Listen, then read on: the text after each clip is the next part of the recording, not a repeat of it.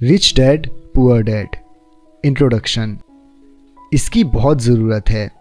क्या स्कूल बच्चों को असली ज़िंदगी के लिए तैयार करता है? मेरे मम्मी डैडी कहते थे, मेहनत से पढ़ो और अच्छे नंबर लाओ, क्योंकि ऐसा करोगे तो एक अच्छी तनख्वाह वाली नौकरी मिल जाएगी। उनके जीवन का लक्ष्य यही था कि मेरी बड़ी बहन और मेरी कॉलेज की शिक्षा पूरी हो जाए। उनका मानना था कि अगर कॉलेज की शिक्षा पूरी हो गई तो हम जिंदगी में ज़्यादा कामयाब हो सकेंगे। जब मैंने 1976 में अपना डिप्लोमा हासिल किया, मैं फ्लोरिडा स्टेट यूनिवर्सिटी में अकाउंटिंग में ऑनर्स के साथ ग्रेजुएट हुई और अपनी कक्षा में काफ़ी ऊंचे स्थान पर रही, तो मेरे मम्मी डैडी का लक्ष्य पूरा हो गया था। यह उनकी ज़िंदगी की सबसे बड़ी उपलब्धि थी। मास्टर प्लान के हिसाब से मुझे एक बिग 8 अकाउंटिंग फर्म में नौकरी भी मिल गई। अब मुझे उम्मीद थी एक लंबे करियर और कम उम्र में रिटायरमेंट की। मेरे पति माइकल भी इसी रास्ते पर चले थे। हम दोनों ही बहुत मेहनती परिवार से आए थे, जो बहुत अमीर नहीं थे। माइकल ने ऑनर्स के साथ ग्रेजुएशन किया था, एक बार नहीं बल्कि 2 बार। पहली बार इंजीनियर के रूप में और फिर लॉ स्कूल से। उन्हें जल्दी ही पेटेंट लॉ विशेषज्ञता रखने वाली वॉशिंगटन डीसी की एक मानी हुई लॉ फर्म में नौकरी मिल गई और इस तरह उनका भविष्य भी सुनहरा लग रहा था। उनके करियर का नक्शा साफ था और यह बात तय थी कि वह भी जल्दी रिटायर हो सकते थे। हालांकि हम दोनों ही अपने करियर में सफल रहे, परंतु हम जो सोचते थे हमारे साथ ठीक वैसा ही नहीं हुआ। हमने कई बार नौकरियां बदली, हालांकि हर बार नौकरी बदलने के कारण सही थे, परंतु हमारे लिए किसी ने भी पेंशन योजना में निवेश नहीं किया। हमारे रिटायरमेंट फंड हमारे खुद के लगाए पैसों से ही बढ़ रहे थे। हमारी शादी बहुत सफल रही है और हमारे 3 बच्चे हैं। उनमें से 2 कॉलेज में हैं और तीसरा अभी हाई स्कूल में गया ही है। हमने अपने बच्चों को सबसे अच्छी शिक्षा दिलाने में बहुत सा पैसा लगाया। 1996 में एक दिन मेरा बेटा स्कूल से घर लौटा। स्कूल से उसका मोह भंग हो गया था। वह पढ़ाई से ऊब चुका था। मैं उन विषयों को पढ़ने में इतना ज़्यादा समय क्यों बर्बाद करूं जो असल ज़िंदगी में मेरे कभी काम नहीं आएंगे, उसने विरोध किया। बिना सोचे विचारे ही मैंने जवाब दिया, क्योंकि अगर तुम्हारे अच्छे नंबर नहीं आए तो तुम कभी कॉलेज नहीं जा पाओगे। चाहे मैं कॉलेज जाऊं या ना जाऊं, उसने जवाब दिया, मैं अमीर बनकर दिखाऊंगा। अगर तुम कॉलेज से ग्रेजुएट नहीं हुए तो तुम्हें कोई अच्छी नौकरी नहीं मिलेगी, मैंने एक माँ की तरह चिंतित और आतंकित होकर कहा। बिना अच्छी नौकरी के तुम किस तरह अमीर बनने के सपने देख सकते हो? मेरे बेटे ने मुस्कुराकर अपने सिर को बोरियत भरे अंदाज में हिलाया। हम यह चर्चा पहले भी कई बार कर चुके थे। उसने अपने सिर को झुकाया और अपनी आंखें घुमाने लगा। मेरी समझदारी भरी सलाह एक बार फिर उसके कानों से भीतर नहीं गई थी। हालांकि वह स्मार्ट और प्रबल इच्छा शक्ति वाला युवक था, परंतु वह नम्र और शालीन भी था। मम्मी, उसने बोलना शुरू किया और भाषण सुनने की बारी अब मेरी थी। समय के साथ चलिए, अपने चारों तरफ देखिए। सबसे अमीर लोग अपनी शिक्षा के कारण इतने अमीर नहीं बने हैं। माइकल जॉर्डन और मैडोना को देखिए। यहाँ तक कि बीच में ही हार्वर्ड छोड़ देने वाले बिल गेट्स ने माइक्रोसॉफ्ट कायम किया। आज वे अमेरिका के सबसे अमीर व्यक्ति हैं और अभी उनकी उम्र भी 30 से 40 साल के बीच ही है। और उस बेसबॉल पिचर के बारे में तो आपने सुना ही होगा, जो हर साल $40 लाख से ज़्यादा कमाता है, जबकि उस पर दिमागी तौर पर कमज़ोर होने का लेबल लगा हुआ है। हम दोनों काफ़ी समय तक चुप रहे। अब मुझे यह समझ में आने लगा था कि मैं अपने बच्चे को वो सलाह दे रही थी जो मेरे माता पिता ने मुझे दी थी। हमारे चारों तरफ की दुनिया बदल रही थी, परंतु हमारी सलाह नहीं बदली थी। अच्छी शिक्षा और अच्छे ग्रेड हासिल करना अब सफलता की गारंटी नहीं रह गए थे और हमारे बच्चों के अलावा यह बात किसी की समझ में नहीं आई थी। मम्मी, उसने आगे कहा, मैं डैडी और आपकी तरह कड़ी मेहनत नहीं करना चाहता। आपको काफ़ी पैसा मिलता है और हम एक शानदार मकान में रहते हैं जिसमें बहुत से कीमती सामान हैं। अगर मैं आपकी सलाह मानूंगा तो मेरा हाल भी आपकी ही तरह होगा। मुझे भी ज़्यादा मेहनत करनी पड़ेगी ताकि मैं ज़्यादा टैक्स भर सकूं और कर्ज में डूब जाऊं। वैसे ही आज की दुनिया में नौकरी की सुरक्षा बची नहीं है। मैं यह जानता हूं कि छोटे और सही आकार की फर्म कैसी होती है। मैं यह भी जानता हूं कि आज के दौर में कॉलेज के स्नातकों को कम तनख्वाह मिलती है, जबकि आपके ज़माने में उन्हें ज़्यादा तनख्वाह मिला करती थी। डॉक्टरों को देखिए, वे अब उतना पैसा नहीं कमाते जितना पहले कभी कमाया करते थे। मैं जानता हूँ कि मैं रिटायरमेंट के लिए सामाजिक सुरक्षा या कंपनी पेंशन पर भरोसा नहीं कर सकता। अपने सवालों के मुझे नए जवाब चाहिए। वह सही था, उसे नए जवाब चाहिए थे और मुझे भी। मेरे माता पिता की सलाह उन लोगों के लिए सही हो सकती थी जो 1945 के पहले पैदा हुए थे, पर यह उन लोगों के लिए विनाशकारी साबित हो सकती थी जिन्होंने तेज़ी से बदल रही दुनिया में जन्म लिया था। अब मैं अपने बच्चों से यह सीधी सी बात नहीं कर सकती थी, स्कूल जाओ, अच्छे ग्रेड हासिल करो और किसी सुरक्षित नौकरी की तलाश करो। मैं जानती थी कि मुझे अपने बच्चों की शिक्षा को सही दिशा देने के लिए नए तरीकों की खोज करनी होगी। एक माँ और एक अकाउंटेंट होने के नाते मैं इस बात से परेशान थी कि स्कूल में बच्चों को धन संबंधी शिक्षा या वित्तीय शिक्षा नहीं दी जाती। हाई स्कूल खत्म होने से पहले ही आज के युवाओं के पास अपना क्रेडिट कार्ड होता है। यह बात अलग है कि उन्होंने कभी धन संबंधी पाठ्यक्रम में भाग नहीं लिया होता है और उन्हें यह भी पता नहीं होता है कि इसे किस तरह निवेश किया जाता है। इस बात का ज्ञान तो दूर की बात है कि क्रेडिट कार्ड पर चक्रवृद्धि ब्याज की गणना किस तरह की जाती है। इसे आसान भाषा में कहें तो उन्हें धन संबंधी शिक्षा नहीं मिलती और यह ज्ञान भी नहीं होता कि पैसा किस तरह काम करता है। इस तरह वे उस दुनिया का सामना करने के लिए कभी तैयार नहीं हो पाते जो उनका इंतज़ार कर रही है। एक ऐसी दुनिया जिसमें बचत से ज़्यादा खर्च को महत्व दिया जाता है। जब मेरा सबसे बड़ा बेटा कॉलेज के शुरुआती दिनों में अपने क्रेडिट कार्ड को लेकर कर्ज में डूब गया तो मैंने उसके क्रेडिट कार्ड को नष्ट करने में उसकी मदद की। साथ ही मैं ऐसी तरकीब भी खोजने लगी जिससे मेरे बच्चों में पैसे की समझ आ सके। पिछले साल एक दिन मेरे पति ने मुझे अपने ऑफिस से फ़ोन किया।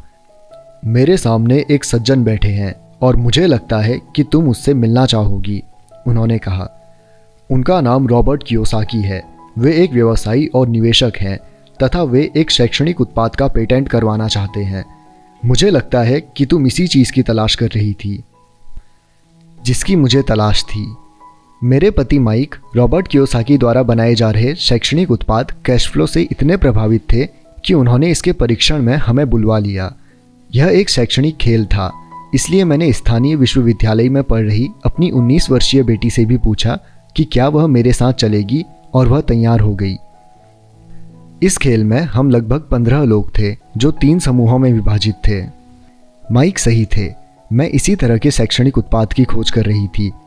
यह किसी रंगीन मोनोपोली बोर्ड की तरह लग रहा था जिसके बीच में एक बड़ा सा चूहा था, परंतु मोनोपोली से यह इस तरह अलग था कि इसमें 2 रास्ते थे, एक अंदर और दूसरा बाहर। खेल का लक्ष्य था अंदर वाले रास्ते से बाहर निकलना, जिसे रॉबर्ट चूहा दौड़ कहते थे, और बाहरी रास्ते पर पहुंचना या तेज रास्ते पर जाना। रॉबर्ट के मुताबिक तेज रास्ता हमें यह बताता है कि असल जिंदगी में अमीर लोग किस तरह पैसे का खेल खेलते हैं। रॉबर्ट ने हमें चूहा दौड़ के बारे में बताया।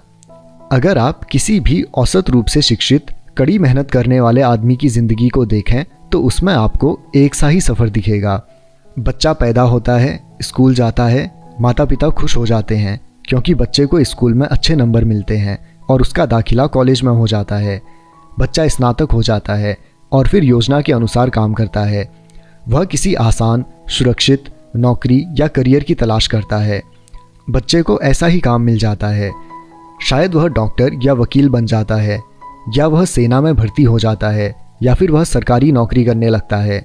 बच्चा पैसा कमाने लगता है, उसके पास थोक में क्रेडिट कार्ड आने लगते हैं, और अगर अब तक उसने खरीदारी करना शुरू नहीं किया है तो अब जमकर खरीदारी शुरू हो जाती है। खर्च करने के लिए पैसे पास में होते हैं तो वह उन जगहों पर जाता है जहां उसकी उम्र के ज़्यादातर नौजवान जाते हैं, लोगों से मिलते हैं, डेटिंग करते हैं और कभी कभार शादी भी कर लेते हैं। अब ज़िंदगी में मज़ा आ जाता है क्योंकि आजकल पुरुष और महिलाएं दोनों नौकरी करते हैं। 2 तनख्वाहें बहुत सुखद लगती हैं। पति पत्नी दोनों को लगता है कि उनकी ज़िंदगी सफल हो गई है। उन्हें अपना भविष्य सुनहरा नज़र आता है। अब वे घर, कार, टेलीविज़न खरीदने का फैसला करते हैं, छुट्टियां मनाने कहीं चले जाते हैं और फिर उनके बच्चे हो जाते हैं। बच्चों के साथ उनके खर्चे भी बढ़ जाते हैं। खुशहाल पति पत्नी सोचते हैं कि ज़्यादा पैसा कमाने के लिए अब उन्हें ज़्यादा मेहनत करनी चाहिए। उनका करियर अब उनके लिए पहले से ज़्यादा मायने रखता है। वे अपने काम में ज़्यादा मेहनत करने लगते हैं ताकि उन्हें प्रमोशन मिल जाए या उनकी तनख्वाह बढ़ जाए। तनख्वाह बढ़ती है पर उसके साथ ही दूसरा बच्चा पैदा हो जाता है। अब उन्हें एक बड़े घर की ज़रूरत महसूस होती है। वे नौकरी में और भी ज़्यादा मेहनत करते हैं, बेहतर कर्मचारी बन जाते हैं और ज़्यादा मन लगाकर काम करने लगते हैं। ज़्यादा विशेषज्ञता हासिल करने के लिए वे एक बार फिर किसी स्कूल में जाते हैं ताकि वे ज़्यादा पैसे कमा सकें। हो सकता है कि वे दूसरा काम भी खोज लें। उनकी आमदनी बढ़ जाती है, परंतु उस आमदनी पर उन्हें इनकम टैक्स भी चुकाना पड़ता है। यही नहीं, उन्होंने जो बड़ा घर खरीदा है उस पर भी टैक्स देना होता है। इसके अलावा उन्हें सामाजिक सुरक्षा का टैक्स तो चुकाना ही है। इसी तरह बहुत से टैक्स चुकाते चुकाते उनकी तनख्वाह झुक जाती है। वे अपनी बढ़ी हुई तनख्वाह लेकर घर आते हैं और हैरान होते हैं कि इतना सारा पैसा आखिर कहाँ चला जाता है। भविष्य के लिए बचत के हिसाब से वे कुछ म्यूचुअल फंड भी खरीद लेते हैं और अपने क्रेडिट कार्ड से घर का किराना खरीदते हैं। उनके बच्चों की उम्र अब 5 या 6 साल हो जाती है। यह चिंता भी उन्हें सताने लगती है कि बच्चों के कॉलेज की शिक्षा के लिए भी बचत ज़रूरी है। इसके साथ ही उन्हें अपने रिटायरमेंट के लिए पैसा बचाने की चिंता भी सताने लगती है।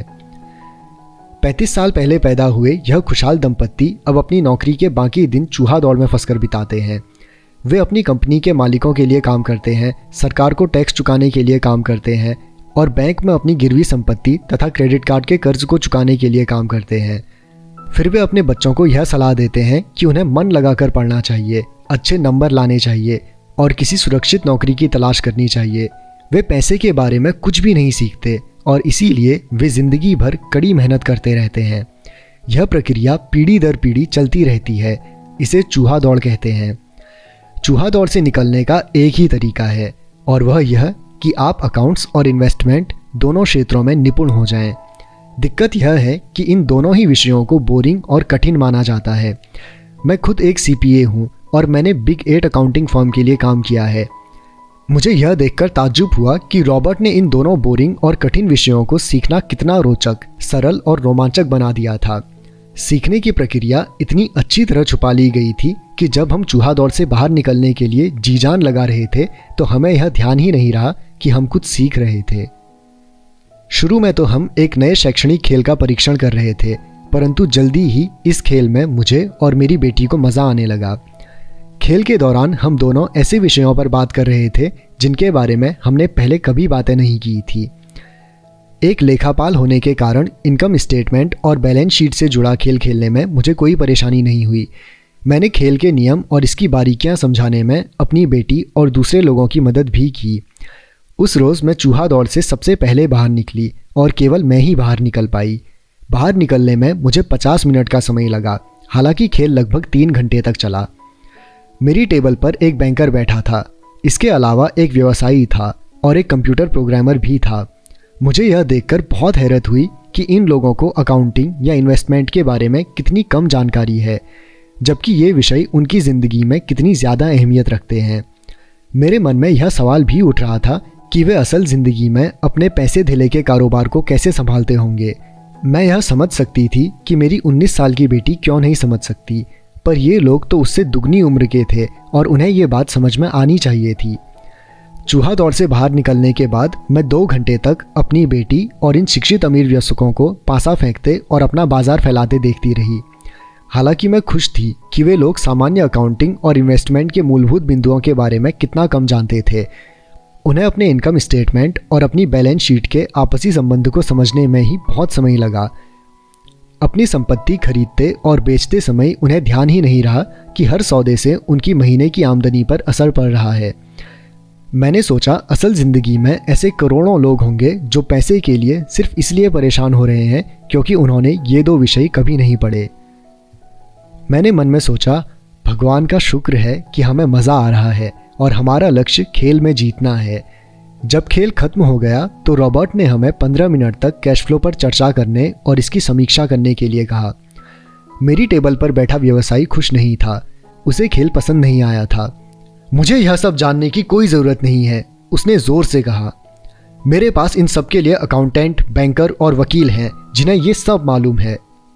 रॉबर्ट का जवाब था, क्या आपने गौर किया है कि ऐसे बहुत से अकाउंटेंट हैं जो अमीर नहीं हैं, और यही हाल बैंकर्स, वकीलों, स्टॉक ब्रोकर्स और रियल एस्टेट ब्रोकर्स का भी है। वे बहुत कुछ जानते हैं और प्रायः वे लोग स्मार्ट होते हैं, परंतु उनमें से ज़्यादातर अमीर नहीं होते। चूँकि हमारे स्कूल में हमें वह सब नहीं सिखाते जो अमीर लोग जानते हैं। इसलिए हम इन लोगों से सलाह लेते हैं। परंतु एक दिन जब आप किसी हाईवे पर कार से जाते हैं, आप ट्रैफिक जाम में फंस जाते हैं। आप बाहर निकलने के लिए छटपटाते हैं। जब आप अपनी दाईं तरफ देखते हैं तो वहाँ आप देखते हैं कि आपका अकाउंटेंट भी उसी ट्रैफिक जाम में फंसा हुआ है। फिर आप अपनी बाईं तरफ देखते हैं और आपको वहाँ अपना बैंकर भी उसी हाल में नज़र आता है। इससे आपको हालात का अंदाज़ा हो जाएगा। कंप्यूटर प्रोग्रामर भी इस खेल से प्रभावित नहीं हुआ था। यह सीखने के लिए मैं सॉफ्टवेयर खरीद सकता हूँ। बैंकर ज़रूर प्रभावित हुआ था। मैंने स्कूल में अकाउंटिंग सीखी थी, परंतु मैं अब तक यह नहीं समझ पाया था कि इसे असल ज़िंदगी में किस तरह काम में लाया जाए। अब मैं समझ गया हूँ। मुझे चूहा दौड़ से बाहर निकलने के लिए खुद को तैयार करने की ज़रूरत है। परंतु मेरी पुत्री के विचार से मैं सबसे ज़्यादा रोमांचित हुई। उसने कहा, मुझे सीखने में बड़ा मज़ा आया। मैंने इस बारे में बहुत कुछ सीखा कि पैसा असली में किस तरह काम करता है और इसका निवेश किस तरह करना चाहिए। फिर उसने आगे कहा, अब मैं जानती हूँ कि मैं अपने काम करने के लिए किस तरह का व्यवसाय चुनूँ, और यह व्यवसाय चुनने का कारण नौकरी की सुरक्षा, उससे मिलने वाला फ़ायदा या तनख्वाह नहीं होंगे।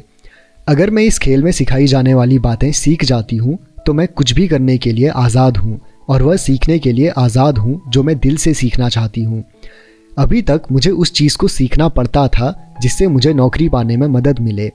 अगर मैं यह खेल सीख जाती हूँ तो मुझे नौकरी की सुरक्षा और सामाजिक सुरक्षा की ज़्यादा चिंता नहीं होगी, जैसी कि मेरी बहुत सी सहेलियों को होती है। खेल खत्म होने के बाद मुझे रॉबर्ट से बात करने के लिए ज़्यादा समय नहीं मिला। हमने उनकी योजना पर आगे बातें करने के लिए बाद में मिलने का फैसला किया। इतना तो मैं जानती थी कि इस खेल के बहाने रॉबर्ट यह चाहते थे कि लोगों में पैसे की बेहतर समझ विकसित हो जाए। यही कारण था कि मैं उनकी योजनाओं के बारे में ज़्यादा जानने के लिए उत्सुक थी। मेरे पति और मैंने रॉबर्ट और उनकी पत्नी के साथ अगले हफ्ते फिडनर मीटिंग रख ली। हालांकि यह हमारा पहला सामाजिक मेलजोल था, फिर भी हमें ऐसा महसूस हो रहा था जैसे हम एक दूसरे को बरसों से जानते हों। हमने पाया कि हम में बहुत सी बातें एक जैसी हैं। हमने बहुत से विषयों पर बातें की, खेलों, नाटकों, रेस्तरां और सामाजिक आर्थिक विषयों पर। हमने बदलती हुई दुनिया के बारे में भी बातें की। हमने इस मुद्दे पर बहुत समय तक विचार किया कि ज़्यादातर अमेरिकी कैसे अपने रिटायरमेंट के लिए बहुत कम पैसा बचा पाते हैं या बिल्कुल भी नहीं बचा पाते। हमने सामाजिक सुरक्षा और मेडिकेयर की लगभग दिवालिया हालत पर भी विचार किया। क्या हमारे बच्चों को 7.5 करोड़ बूढ़े लोगों के रिटायरमेंट के लिए टैक्स चुकाना होगा?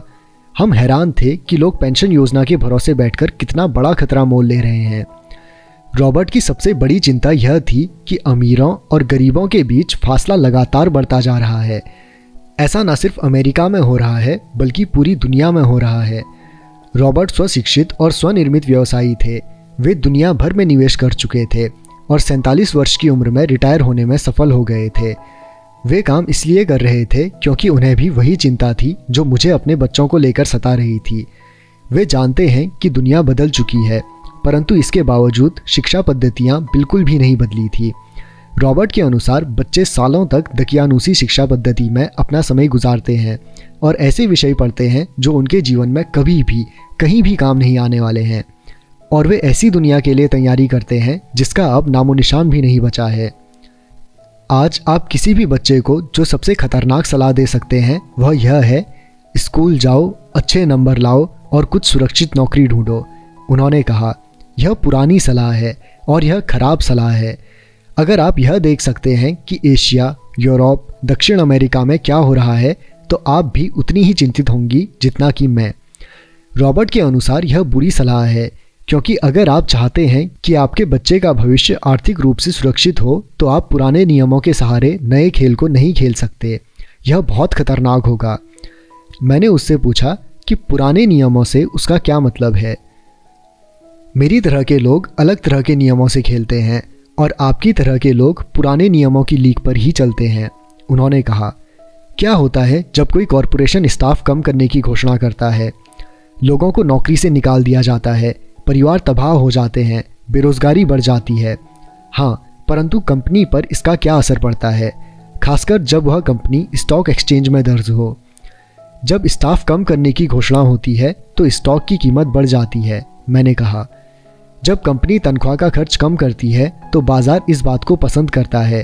ऐसा चाहे स्टाफ कम करके किया जाए या फिर कंप्यूटर के माध्यम से किया जाए।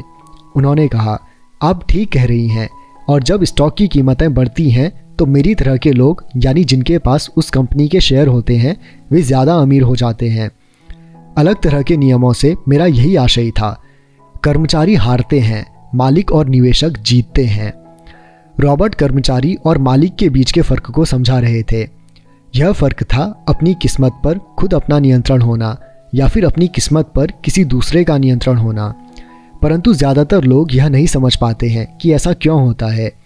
मैंने कहा, उन्हें लगता है कि यह ठीक नहीं है। उसका जवाब था, इसीलिए तो बच्चों से यह कहना मूर्खता है, अच्छी शिक्षा प्राप्त करो। यह सोचना मूर्खता है कि स्कूलों में दी जा रही शिक्षा से बच्चे उस दुनिया का सामना करने के लिए तैयार हो जाएंगे जिसमें वे कॉलेज के बाद पहुंचने वाले हैं। हर बच्चे को ज़्यादा शिक्षा की ज़रूरत है, एक अलग तरह की शिक्षा की, और उन्हें नए नियमों को जानने की भी ज़रूरत है, अलग तरह के नियमों को जानने की। धन के कुछ नियम होते हैं जिनसे अमीर लोग खेलते हैं, और धन के कुछ और नियम होते हैं जिनसे बाकी 95% लोग खेलते हैं, और ये 95% लोग उन नियमों को अपने घर और स्कूल में सीखते हैं। इसीलिए आजकल किसी बच्चे से यह कहना खतरनाक है, मन लगाकर पढ़ो और अच्छी नौकरी खोजो। आज बच्चों को अलग तरह की शिक्षा की ज़रूरत है, और आज की शिक्षा नीति उन्हें मूलभूत बातें नहीं सिखा पा रही है। इस बात से कोई फ़र्क नहीं पड़ता कि क्लासरूम में कितने कंप्यूटर रखे हैं या स्कूल कितना पैसा खर्च कर रहे हैं। जब शिक्षा नीति में वह विषय ही नहीं है तो उसे किस तरह पढ़ाया जा सकता है। अब सवाल यह उठता है कि किस तरह माता पिता अपने बच्चों को वह सिखा सकते हैं जो वे स्कूल में नहीं सीख पाते। आप अपने बच्चों को अकाउंटिंग किस तरह सिखा सकते हैं? क्या इससे वे बोर नहीं हो जाते? और आप उन्हें किस तरह निवेश करना सिखाएंगे जब एक पालक के रूप में आप खुद निवेश के खतरे से डरते हैं? अपने बच्चों को सुरक्षित जीवन के लिए तैयार करने के बजाय मैंने यह बेहतर समझा कि उन्हें रोमांचक जीवन के लिए तैयार किया जाए। तो आप किस तरह किसी बच्चे को धन और उन सब चीज़ों के बारे में सिखा सकते हैं जिन पर हमने अभी विचार किया है? मैंने रॉबर्ट से पूछा।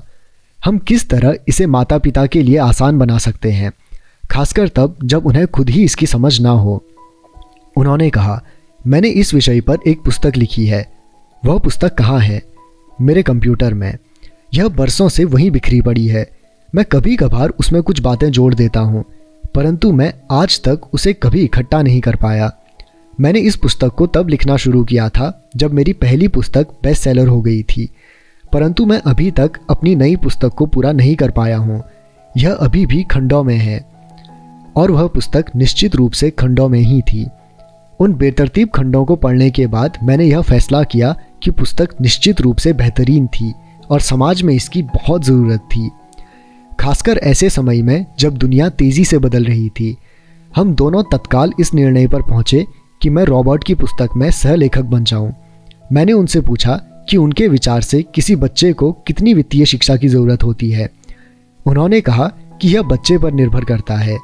अपने बचपन में ही उन्होंने यह जान लिया था कि वे अमीर बनना चाहते थे, और उन्हें एक ऐसे पिता स्वरूप व्यक्ति मिल गए थे जो अमीर थे और जो उनका मार्गदर्शन करने के इच्छुक भी थे। रॉबर्ट का कहना था कि शिक्षा ही सफलता की नींव है। जिस तरह स्कूल में सीखी गई बातें बहुत महत्वपूर्ण होती हैं, उसी तरह धन संबंधी समझ और बोलने की कला भी बहुत महत्वपूर्ण होती है। आगे की कहानी रॉबर्ट के 2 डैडियों के बारे में है, जिनमें से एक अमीर हैं और दूसरे गरीब। इनके ज़रिए रॉबर्ट उन रहस्यों को बताएंगे जो उन्होंने अपने जीवन में सीखे हैं। दोनों डैडियों के बीच का अंतर एक खास बात उजागर करता है। इस पुस्तक को मैंने बढ़ाया है, इसमें कुछ जोड़ा और घटाया है और इसे व्यवस्थित करने का काम किया है। जो अकाउंटेंट इस पुस्तक को पढ़े उनसे मेरा यही अनुरोध है कि वे अपने किताबी ज्ञान को एक तरफ रख दें और अपने दिमाग में रॉबर्ट के सिद्धांतों को घुस जाने दें। हालांकि उनमें से कई सिद्धांत पहली नज़र में गलत लगेंगे, अकाउंट्स के सिद्धांतों की बुनियादी बातों को चुनौती देने लगेंगे, परंतु यह याद रखें कि वे एक महत्वपूर्ण दृष्टि देते हैं कि किस तरह सच्चे निवेशक अपने निवेश के फैसलों का विश्लेषण करते हैं। जब हम अपने बच्चों को स्कूल जाने, मेहनत से पढ़ने और अच्छी नौकरी पाने की सलाह देते हैं तो अक्सर हम ऐसा सांस्कृतिक आदतों के कारण करते हैं। ऐसा करना हमेशा सही चीज़ मानी गई है। जब मैं रॉबर्ट से मिली तो तो उनके विचारों ने शुरू में तो मुझे चौंका दिया। दो डैडियों के साथ पले बड़े रॉबर्ट के सामने दो अलग अलग लक्ष्य होते थे। उनके पढ़े लिखे डैडी उन्हें कॉरपोरेशन में नौकरी करने की सलाह देते थे। उनके अमीर डैडी उन्हें कॉरपोरेशन का मालिक बनने की सलाह देते थे। दोनों ही कामों में शिक्षा की ज़रूरत थी, परंतु पढ़ाई के विषय बिल्कुल अलग अलग थे। पढ़े लिखे डैडी रॉबर्ट को स्मार्ट बनने के लिए प्रोत्साहित करते थे। अमीर डैडी रॉबर्ट को यह जानने के लिए प्रोत्साहित करते थे कि किस तरह स्मार्ट लोगों की सेवाएं ली जाएं। दो डैडियों के होने से कई समस्याएं भी पैदा हुई। रॉबर्ट के असली डैडी हवाई राज्य में शिक्षा प्रमुख थे। जब रॉबर्ट 16 साल के हुए तो उन्हें इस बात की कोई खास चिंता नहीं सता रही थी। अगर तुम्हें अच्छे नंबर नहीं मिलते तो तुम्हें कोई अच्छी नौकरी नहीं मिलेगी। वे पहले से ही जानते थे कि उनके करियर का लक्ष्य था कॉरपोरेशन का मालिक बनना, न कि उसमें नौकरी करना। सच तो यह है कि अगर हाई स्कूल में समझदार और मेहनती परामर्शदाता नहीं मिला होता तो रॉबर्ट कभी कॉलेज भी नहीं गए होते। वे इस बात को मानते हैं। वे दौलत कमाने के लिए बेताब थे, परंतु वे आखिरकार मान ही गए कि कॉलेज की शिक्षा से भी उन्हें फ़ायदा हो सकता है। दरअसल इस पुस्तक में दिए गए विचार शायद बहुत से माता पिताओं को क्रांतिकारी और अतिशयोक्तिपूर्ण लगेंगे। कई लोगों को तो अपने बच्चों को स्कूल में रखने में ही काफ़ी मेहनत करनी पड़ रही है, परंतु बदलते हुए समय को देखते हुए हमें नए और जोखिम भरे विचारों की तरफ ध्यान देने की ज़रूरत है। अपने बच्चों को कर्मचारी बनने की सलाह देने का मतलब यह है कि हम उन्हें ज़िंदगी भर अपनी खून पसीने की कमाई से इनकम टैक्स व और भी न जाने कितने टैक्स चुकाने की सलाह देते हैं, और इसके बाद भी पेंशन की कोई गारंटी नहीं होती।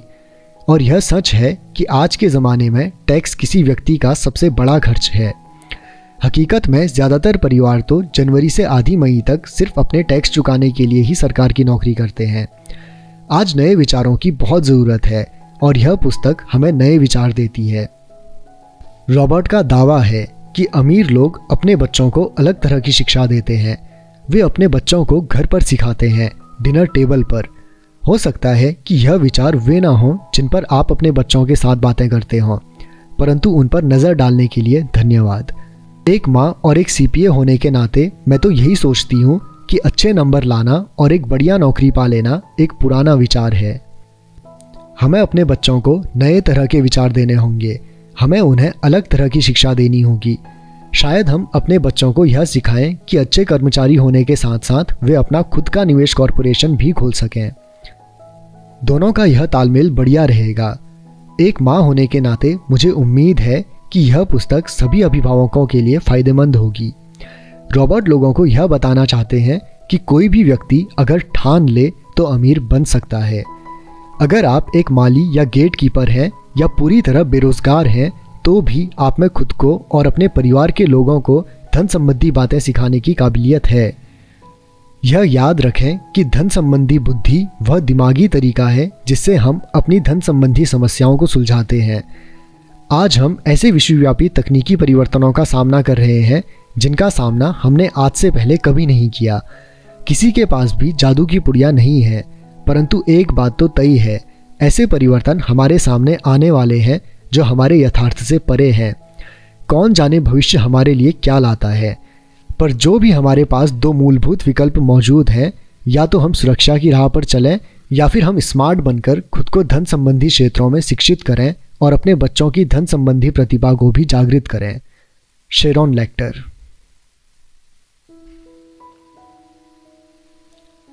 Chapter 1 Rich dad poor Dad. Robert Kiyosaki के अनुसार, मेरे दो डैडी थे, एक अमीर और दूसरे गरीब। एक बहुत पढ़े लिखे थे और समझदार थे। वे पीएचडी थे और उन्होंने अपने 4 साल के अंडर ग्रेजुएट कार्य को 2 साल से भी कम समय में कर लिया था।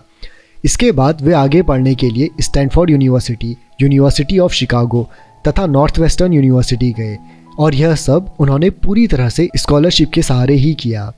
मेरे दूसरे डैडी 8वीं से आगे नहीं पढ़े थे। दोनों ही अपने करियर में सफल थे। दोनों ने ज़िंदगी भर कड़ी मेहनत की थी। दोनों ने ही काफ़ी पैसा कमाया था, परंतु उनमें से एक पूरी ज़िंदगी पैसे के लिए परेशान होता रहा। दूसरा हवाई के सबसे अमीर व्यक्तियों में से एक बन गया। एक के मरने पर उसके परिवार, चर्च और ज़रूरतमंदों को करोड़ों डॉलर की दौलत मिली। दूसरा अपने पीछे कर्ज छोड़कर मरा। मेरे दोनों डैडी इरादे के पक्के, चमत्कारी और प्रभावशाली थे। दोनों ने मुझे सलाह दी, परंतु उनकी सलाह एक सी नहीं थी। दोनों ही शिक्षा पर बहुत जोर देते थे, परंतु उनके द्वारा सुझाए गए पढ़ाई के विषय अलग अलग थे। अगर मेरे पास केवल एक ही डैडी होते तो मैं या तो उनकी सलाह मान लेता या फिर उसे ठुकरा देता। चूंकि सलाह देने वाले दो थे, इसलिए मेरे पास दो विरोधाभासी विचार होते, एक अमीर आदमी का और दूसरा गरीब आदमी का। किसी भी एक विचार को सीधे सीधे मान लेने या ना मानने के बजाय मैं उनकी सलाहों पर काफ़ी सोचा करता था, उनकी तुलना करता था और फिर खुद के लिए फैसला किया करता था। समस्या यही थी कि अमीर डैडी अभी अमीर नहीं थे और गरीब डैडी अभी गरीब नहीं थे। दोनों ही अपने करियर शुरू कर रहे थे और दोनों ही दौलत तथा परिवार के लिए मेहनत करते थे, परंतु पैसे के बारे में दोनों के विचार और नज़रिए एकदम अलग थे। उदाहरण के तौर पर एक डैडी कहते थे पैसे का मोह ही सभी बुराइयों की जड़ है, जबकि दूसरे डैडी कहा करते थे पैसे की कमी ही सभी बुराइयों की जड़ है। जब मैं छोटा था तो मुझे दोनों डैडियों की अलग अलग सलाहों से दिक्कत होती थी। एक अच्छा बच्चा होने के नाते मैं दोनों की बातें सुनना चाहता था। परेशानी यह थी कि दोनों एक सी बातें नहीं कहते थे। उनके विचारों में ज़मीन आसमान का फ़र्क था, खासकर पैसे के मामले में। मैं काफ़ी लंबे समय तक यह सोचा करता कि उनमें से किसने क्या कहा, क्यों कहा और उसका परिणाम क्या होगा। मेरा बहुत सा समय सोच विचार में ही गुजर जाता था। मैं खुद से बार बार इस तरह के सवाल पूछा करता था, उन्होंने ऐसा क्यों कहा? और फिर दूसरे डैडी की कही हुई बातों के बारे में भी इसी तरह के सवाल पूछता। काश मैं यह बोल सकता, हाँ वे बिल्कुल सही हैं, मैं उनकी बातों से पूरी तरह सहमत हूँ, या यह कहकर मैं सीधे उनकी बात ठुकरा सकता, बुड्ढे को यह नहीं पता कि वह क्या कह रहा है। चूँकि दोनों ही मुझे प्यारे थे, इसलिए मुझे खुद के लिए सोचने पर मजबूर होना पड़ा। इस तरह सोचना मेरी आदत बन गई, जो आगे चलकर मेरे लिए बहुत फ़ायदेमंद साबित हुई। अगर मैं एक तरह से ही सोच पाता तो यह मेरे लिए इतना फ़ायदेमंद नहीं होता। धन दौलत का विषय स्कूल में नहीं बल्कि घर पर पढ़ाया जाता है। शायद इसीलिए अमीर लोग और ज़्यादा अमीर हो जाते हैं, जबकि गरीब और ज़्यादा गरीब हो जाते हैं और मध्य वर्ग कर्ज में डूबा रहता है। हम में से ज़्यादातर लोग पैसे के बारे में अपने माता पिता से सीखते हैं। कोई गरीब पिता अपने बच्चे को पैसे के बारे में क्या सिखा सकता है? वह सिर्फ इतना ही कह सकता है, स्कूल जाओ और मेहनत से पढ़ो। हो सकता है वह बच्चा अच्छे नंबरों से कॉलेज की पढ़ाई पूरी कर ले, फिर भी पैसे के मामले में उसकी मानसिकता और उसका सोचने का ढंग एक गरीब आदमी जैसा ही बना रहेगा। यह सब उसने तब सीखा था जब वह छोटा बच्चा था। धन का विषय स्कूलों में नहीं पढ़ाया जाता। स्कूलों में शैक्षणिक और व्यावसायिक निपुणताओं पर जोर दिया जाता है, न कि धन संबंधी निपुणता पर। इससे यह साफ हो जाता है कि जिन स्मार्ट बैंकर्स, डॉक्टर्स और अकाउंटेंट्स के स्कूल में अच्छे नंबर आते हैं, वे जिंदगी भर पैसे के लिए संघर्ष क्यों करते हैं। हमारे देश पर जो भारी कर्ज लदा हुआ है, वह काफ़ी हद तक उन उच्च शिक्षित राजनेताओं और सरकारी अधिकारियों के कारण है जो आर्थिक नीतियां बनाते हैं। और मज़े की बात यह है कि वे धन के बारे में बहुत कम जानते हैं। मैं अक्सर नई सदी में आने वाली समस्याओं के बारे में सोचता हूँ। तब क्या होगा जब हमारे पास ऐसे करोड़ों लोग होंगे जिन्हें आर्थिक और चिकित्साई मदद की ज़रूरत होगी। धन संबंधी मदद के लिए या तो वे अपने परिवारों या फिर सरकार पर निर्भर होंगे। क्या होगा जब मेडिकेयर और सोशल सिक्योरिटी के पास का पैसा खत्म हो जाएगा? किस तरह कोई देश तरक्की कर पाएगा? अगर पैसे के बारे में पढ़ाई की जिम्मेदारी माता पिता के ऊपर छोड़ दी जाएगी, जिनमें से ज़्यादातर गरीब हैं या गरीब होंगे। चूँकि मेरे पास दो प्रभावशाली डैडी थे, इसलिए मैंने दोनों से ही सीखा। मुझे दोनों की सलाह पर सोचना पड़ता था। इस तरह से सोचते सोचते मैंने यह भी जान लिया कि किसी व्यक्ति के विचार उसकी ज़िंदगी पर कितना ज़बरदस्त प्रभाव डाल सकते हैं। उदाहरण के तौर पर एक डैडी को यह कहने की आदत थी, मैं इसे नहीं खरीद सकता। दूसरे डैडी इन शब्दों के इस्तेमाल से चिढ़ते थे और वे जोर देकर कहा करते थे कि मुझे इसके बजाय यह कहना चाहिए, मैं इसे कैसे खरीद सकता हूँ। पहला वाक्य नकारात्मक है और दूसरा प्रश्नवाचक। एक में बात खत्म हो जाती है और दूसरे में आप सोचने के लिए मजबूर हो जाते हैं। मेरे जल्द ही अमीर बनने वाले डैडी ने मुझे समझाया कि जब हम कहते हैं मैं इसे नहीं खरीद सकता, तो हमारा दिमाग काम करना बंद कर देता है। इसके बजाय जब हम यह सवाल पूछते हैं मैं इसे कैसे खरीद सकता हूँ, तो हमारा दिमाग काम करने लगता है। उनका यह मतलब नहीं था कि आप जिस चीज़ पर दिल आ जाए उसे खरीद ही लें। वे लगभग दीवानगी की हद तक अपने दिमाग को कसरत करवाना चाहते थे, क्योंकि उनके ख्याल से दिमाग दुनिया का सबसे ताकतवर कंप्यूटर है। मेरा दिमाग हर रोज़ तेज़ होता जाता है क्योंकि मैं इसकी कसरत करता रहता हूँ। यह जितना तेज़ होता जाता है, मैं इसकी मदद से उतना ही ज़्यादा पैसा कमा सकता हूँ। उनका मानना था कि मैं इसे नहीं खरीद सकता कहना दिमागी आलस की पहचान है। हालांकि दोनों ही डैडी अपने काम में कड़ी मेहनत करते थे, परंतु मैंने देखा कि पैसे के मामले में एक डैडी की आदत यह थी कि वे अपने दिमाग को सुला देते थे और दूसरे डैडी अपने दिमाग को लगातार कसरत करवाते रहते थे। इसका दीर्घकालीन परिणाम यह हुआ कि एक डैडी आर्थिक रूप से बहुत अमीर होते चले गए, जबकि दूसरे डैडी लगातार कमज़ोर होते गए। इसे इस तरह से समझें कि एक व्यक्ति हर रोज़ कसरत करने के लिए जिम जाता है, जबकि दूसरा व्यक्ति अपने सोफे पर बैठकर टीवी देखता रहता है।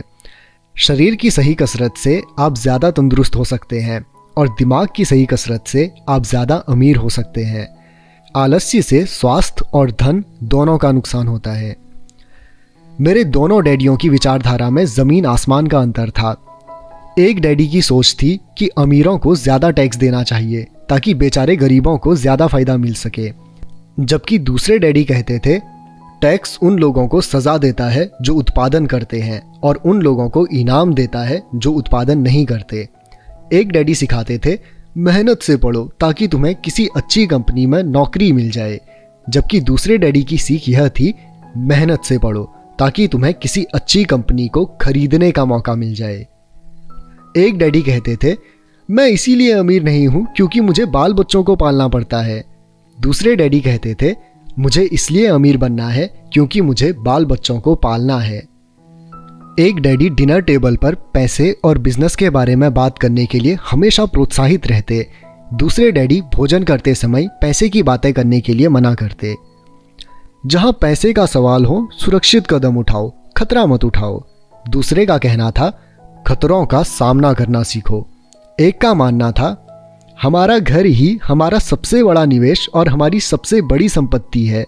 दूसरे का मानना था मेरा घर मेरा दायित्व है और अगर आपका घर आपकी नज़र में आपका सबसे बड़ा निवेश है तो आप गलत हैं। दोनों ही डैडी अपने बिल समय पर चुकाते थे, परंतु उनमें से एक सबसे पहले अपने बिल चुकाता था जबकि दूसरा सबसे आखिर में। एक डैडी का यह मानना था कि कंपनी या सरकार को आपका ध्यान रखना चाहिए और आपकी ज़रूरतों को पूरा करना चाहिए। वे हमेशा तनख्वाह में बढ़ोतरी, रिटायरमेंट योजनाएं, मेडिकल लाभ, बीमारी की छुट्टी, छुट्टियों के दिन और बाकी सुविधाओं के बारे में चिंतित रहते थे। वे अपने 2 चाचाओं से बहुत प्रभावित थे जो सेना में चले गए थे और 20 साल के सक्रिय जीवन के बाद उन्होंने अपने रिटायरमेंट और जीवन भर के आराम का इंतज़ाम कर लिया था।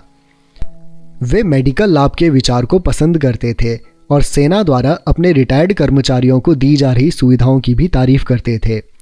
उन्हें विश्वविद्यालय का टेन्योर सिस्टम भी काफ़ी पसंद था। कई बार नौकरी से आजीवन मिल रही सुरक्षा और नौकरी के लाभ नौकरी से ज़्यादा महत्वपूर्ण हो जाते हैं। वे अक्सर यह कहते थे मैंने सरकार के लिए बहुत मेहनत से काम किया है और इसीलिए बदले में मुझे यह लाभ मिलने चाहिए। दूसरे डैडी पूरी तरह से आर्थिक स्वावलंबन में विश्वास रखते थे। वे सुविधाभोगी मानसिकता के विरोधी थे। वे यह मानते थे कि इस तरह की मानसिकता लोगों को कमज़ोर और आर्थिक रूप से ज़रूरतमंद बनाती है। उनका दृढ़ विश्वास था कि आदमी को आर्थिक रूप से सक्षम होना चाहिए। एक डैडी कुछ डॉलर बचाने के लिए परेशान रहे, दूसरे डैडी एक के बाद एक निवेश करते रहे। एक डैडी ने मुझे बताया कि अच्छी नौकरी तलाशने के लिए अच्छा सा बायोडेटा कैसे लिखा जाए। दूसरे ने मुझे यह सिखाया कि कैसे मजबूत व्यावसायिक और वित्तीय योजना लिखी जाए जिससे मैं नौकरियां दे सकूं। 2 प्रभावशाली डैडियों के साथ रहने के कारण मुझे यह विश्लेषण करने का मौका मिला कि उनके विचारों का उनके जीवन पर कितना प्रभाव हो रहा है। मैंने पाया कि दरअसल लोग अपने विचारों से ही अपने जीवन को दिशा देते हैं। उदाहरण के तौर पर मेरे गरीब डैडी हमेशा कहा करते थे मैं कभी अमीर नहीं बन पाऊंगा, और उनकी यह भविष्यवाणी सही साबित हुई। दूसरी तरफ मेरे अमीर डैडी हमेशा खुद को अमीर समझते थे। वे इस तरह की बातें करते थे मैं अमीर हूं और अमीर लोग ऐसा नहीं करते। एक बड़े आर्थिक झटके के बाद जब वे दिवालियेपन की कगार पर थे, तब भी वे खुद को अमीर आदमी ही कहते रहे। वे अपने समर्थन में यह कहते थे, गरीब होने और पैसा ना होने में फ़र्क होता है। पैसा पास में ना होना अस्थायी होता है, जबकि गरीबी स्थायी है। मेरे गरीब डैडी यह भी कहते थे, मेरी पैसे में कोई रुचि नहीं है, या पैसा महत्वपूर्ण नहीं है। मेरे अमीर डैडी हमेशा कहते थे, पैसे में बहुत ताकत है। हो सकता है कि हमारे विचारों की ताकत को कभी भी मापा ना जा सके या फिर उन्हें पूरी तरह से समझा ना जा सके। फिर भी बचपन में ही यह मैं समझ गया था कि हमें अपने विचारों पर ध्यान देना चाहिए और अपनी अभिव्यक्ति पर भी। मैंने देखा कि मेरे गरीब डैडी इसलिए गरीब नहीं थे क्योंकि वे कम कमाते थे, बल्कि इसलिए गरीब थे क्योंकि उनके विचार और काम गरीबों की तरह थे। 2 डैडी होने के कारण बचपन से ही मैं इस बारे में बहुत सावधान हो चला था कि मैं किस तरह की विचारधारा अपनाऊं। मैं किसकी बात मानूं, अपने अमीर डैडी की या अपने गरीब डैडी की। हालांकि दोनों ही शिक्षा और ज्ञान को बहुत महत्वपूर्ण मानते थे, परंतु क्या सीखा जाए इस बारे में दोनों की राय अलग अलग थी। एक चाहते थे कि मैं पढ़ाई में कड़ी मेहनत करूं, डिग्री लूं और पैसे कमाने के लिए अच्छी सी नौकरी ढूंढ लूं। वे चाहते थे कि मैं एक पेशेवर अधिकारी, वकील या अकाउंटेंट बन जाऊं या MBA कर लूं। दूसरे डैडी मुझे प्रोत्साहित करते थे कि मैं अमीर बनने का रहस्य सीख लूं, यह समझ लूं कि पैसा किस तरह काम करता है और यह जान लूं कि इससे अपने लिए कैसे काम लिया जाता है। मैं पैसे के लिए काम नहीं करता, इन शब्दों को वो बार बार दोहराया करते थे। पैसा मेरे लिए काम करता है। 9 वर्ष की उम्र में मैंने यह फैसला किया कि पैसे के बारे में मैं अपने अमीर डैडी की बात सुनूंगा और उनसे सीखूंगा। यह फैसला करने का मतलब था अपने गरीब डैडी की बातों पर ध्यान ना देना। हालांकि उनके पास कॉलेज की बहुत सी डिग्रियां थी जो मेरे अमीर डैडी के पास नहीं थी। रॉबर्ट फ्रॉस्ट का सबक। रॉबर्ट फ्रॉस्ट मेरे पसंदीदा कवि हैं। हालांकि मुझे उनकी बहुत सी कविताएं पसंद हैं, परंतु द रोड नॉट टेकन ने मुझे सबसे ज़्यादा प्रभावित किया है। मैं इसकी शिक्षा का इस्तेमाल हर रोज़ करता हूँ। द रोड नॉट टेकन, वह राह जिसे चुना नहीं गया। कविता। पीले जंगल में 2 राहें बढ़ती थी और अफसोस कि मुझे एक को चुनना था, और मैं अकेला पथिक खड़ा रहा, देर तक यह देखते हुए कि राह कहाँ तक जाती है, झुरमुठों में मुड़ने के पहले। फिर मैंने दूसरी राह चुनी, उतनी ही सुंदर और शायद बेहतर भी, क्योंकि यहाँ घास ज़्यादा थी और कम लोग गुजरे थे। हालांकि लोगों के गुजरने से यहाँ भी उतना ही नुकसान हुआ था, और दोनों ही उस सुबह बराबर थी। पत्तियों पर काले कदम नहीं थे, और मैंने पहली को अगले दिन के लिए रखा। पर यह जानते हुए कि किस तरह रास्ते निकलते हैं, मुझे शक था कि मैं कभी लौटूंगा। मैं आह कहकर यह कहूँगा, आज से सदियों बाद शायद एक जंगल में 2 राहें बढ़ती थी और मैंने कम चली हुई राह को चुना, और इसी बात से सारा फर्क पड़ा। Robert Frost 1916। और इसी बात से सारा फर्क पड़ा। वाह। बहुत समय गुजर चुका है, पर मैं अब भी अक्सर रॉबर्ट फ्रॉस्ट की कविता पर चिंतन करता रहता हूँ। पैसे के बारे में अपने पढ़े लिखे डैडी की सलाह और नज़रिए को न सुनने का मेरा फैसला दुखद था, पर यह एक ऐसा फैसला था जिसने मेरी ज़िंदगी की दिशा तय कर दी। एक बार मैंने यह फैसला कर लिया कि मुझे किसकी बात सुननी है, तो उसके बाद मेरी धन संबंधी शिक्षा शुरू हो गई। मेरे अमीर डैडी ने मुझे 30 साल से भी ज़्यादा समय तक सिखाया, तब तक जब तक कि मेरी उम्र 39 साल नहीं हो गई, और इसके बाद उन्होंने सिखाना बंद कर दिया। उन्होंने यह देख लिया था कि मैं वह सब समझ चुका हूँ जो वे मेरी मोटी बुद्धि में भरने की कोशिश कर रहे थे। पैसा एक तरह की ताकत है, परंतु इससे भी बड़ी ताकत है वित्तीय शिक्षा। पैसा तो आता जाता रहता है, परंतु अगर आप यह जानते हैं कि पैसा किस तरह से काम करता है, तो आप ज़्यादा ताकतवर हो जाते हैं और आप दौलत कमाना शुरू कर सकते हैं। केवल सकारात्मक चिंतन से ही समस्या हल नहीं हो सकती, क्योंकि ज़्यादातर लोग स्कूल में पढ़ते हैं और वहाँ वे कभी यह नहीं सीख पाते कि पैसा किस तरह से काम करता है। इसलिए वे पैसे के लिए काम करने में अपनी सारी ज़िंदगी बर्बाद कर देते हैं। मेरी शिक्षा जब शुरू हुई थी तब मैं केवल 9 साल का था, और इसी कारण मेरे अमीर डैडी ने मुझे जो पाठ पढ़ाए थे वे बहुत आसान थे। और सारी बातों को छोड़कर विचार किया जाए तो उन्होंने मुझे 30 सालों तक कुल 6 महत्वपूर्ण पाठ पढ़ाए। यह पुस्तक उन्हीं 6 पाठों के बारे में है और इसे भी उतना ही आसान बनाने की कोशिश की गई है जितना कि मेरे अमीर डैडी ने इन्हें मेरे लिए आसान बनाया था। यह पाठ आपके लिए जवाब की तरह नहीं लिखे गए हैं, बल्कि मार्गदर्शक की तरह लिखे गए हैं। ऐसे मार्गदर्शक जो ज़्यादा अमीर बनने में आपकी और आपके बच्चों की मदद करेंगे, चाहे बदलती हुई इस अनिश्चित दुनिया में कुछ भी होता रहे। Rich dad poor dad, chapter 2, सबक 1, अमीर लोग पैसे के लिए काम नहीं करते। डैडी, क्या आप मुझे बता सकते हैं कि अमीर कैसे बना जाए? यह सुनते ही मेरे डैडी ने अपना शाम का अखबार नीचे रख दिया। बेटे, तुम अमीर क्यों बनना चाहते हो? क्योंकि आज जिमी की मम्मी अपनी नई कैडिलैक कार में आई और वे लोग पिकनिक पर अपने समुद्र तट वाले घर पर जा रहे थे। जिमी अपने साथ अपने 3 दोस्तों को ले गया, परंतु माइक और मुझे नहीं ले गया। उसने हमसे यह कहा कि वह हमें इसलिए नहीं ले जाएगा क्योंकि हम लोग गरीब के बच्चे थे। उसने ऐसा कहा? डैडी ने अविश्वास से पूछा। हाँ, बिल्कुल ऐसा, मैंने दर्द भरी आवाज में कहा। डैडी ने अपना सिर हिलाया, नाक तक चश्मे को चढ़ाया और फिर अखबार पढ़ने लगे। मैं उनके जवाब का इंतजार करता रहा। यह 1956 की बात है। तब मैं 9 साल का था। किस्मत की बात थी कि मैं उसी पब्लिक स्कूल में जाता था जिसमें अमीर लोगों के बच्चे पढ़ते थे। हम शुगर प्लांटेशन के कस्बे में रहते थे।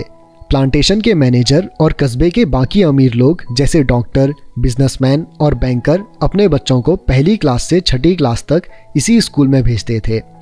6ठी क्लास के बाद बच्चों को प्राइवेट स्कूल में भेजा जाता था। अगर मेरा परिवार सड़क के दूसरे छोर पर रह रहा होता तो मुझे अलग तरह के स्कूल में भेजा जाता जहां मेरे जैसे परिवारों के बच्चे पढ़ते थे। 6ठी क्लास के बाद इन बच्चों की तरह मैंने भी पब्लिक इंटरमीडिएट और हाई स्कूल किया होता, क्योंकि उन्हीं की तरह मेरे लिए भी प्राइवेट स्कूल में जाना संभव नहीं था। मेरे डैडी ने आखिर अखबार को रख दिया। मुझे पता था कि वे क्या सोच रहे थे। उन्होंने धीमे से शुरुआत की। अगर तुम अमीर बनना चाहते हो तो तुम्हें पैसे बनाना सीखना चाहिए। मैंने पूछा, मैं पैसा बनाना किस तरह सीख सकता हूँ? अपने दिमाग के इस्तेमाल से, उन्होंने मुस्कुराते हुए कहा, जिसका असली मतलब यह था, बस मैं तुम्हें इतना ही बता सकता हूँ, या मैं इसका जवाब नहीं जानता, इसलिए मुझे तंग मत करो। एक साझेदारी हुई। अगली सुबह मैंने अपने सबसे अच्छे दोस्त माइक को अपने डैडी की बातें बताई। जहाँ तक मुझे याद है, उस स्कूल में मैं और माइक ही 2 गरीब बच्चे थे। माइक भी मेरी ही तरह था, क्योंकि वह भी किस्मत की वजह से ही उस स्कूल में था।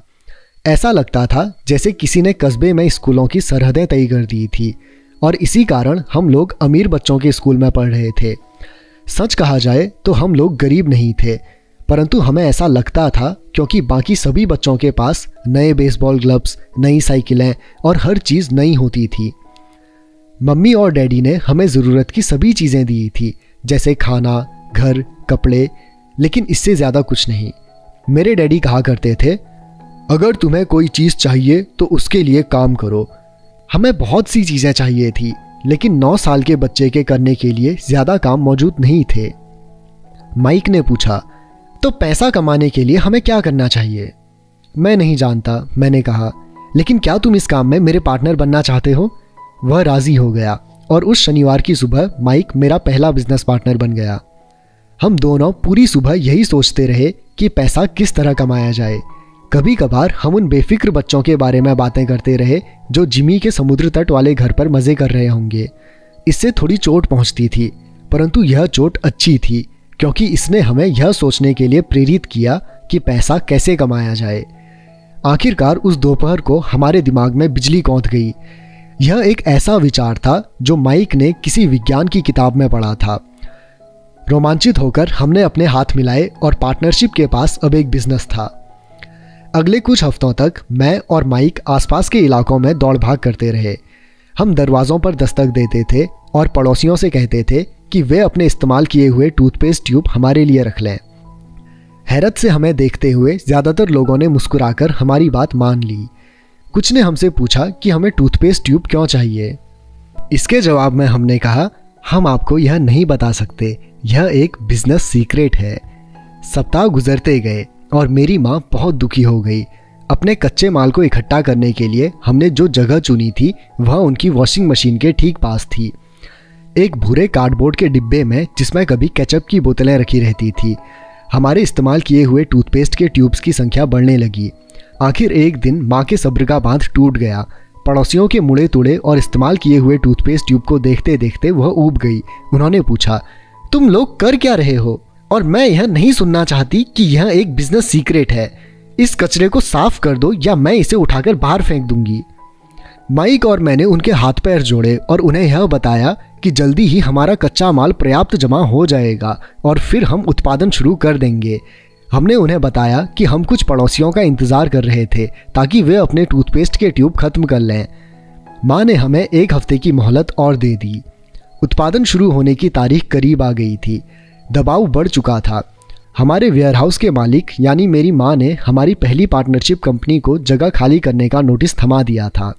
अब माइक का काम यह था कि वह पड़ोसियों को अपने टूथपेस्ट जल्दी खत्म करने के लिए कहे और साथ में यह भी जोड़ दे, दांत के डॉक्टरों का कहना है कि दिन में कई बार ब्रश करना चाहिए।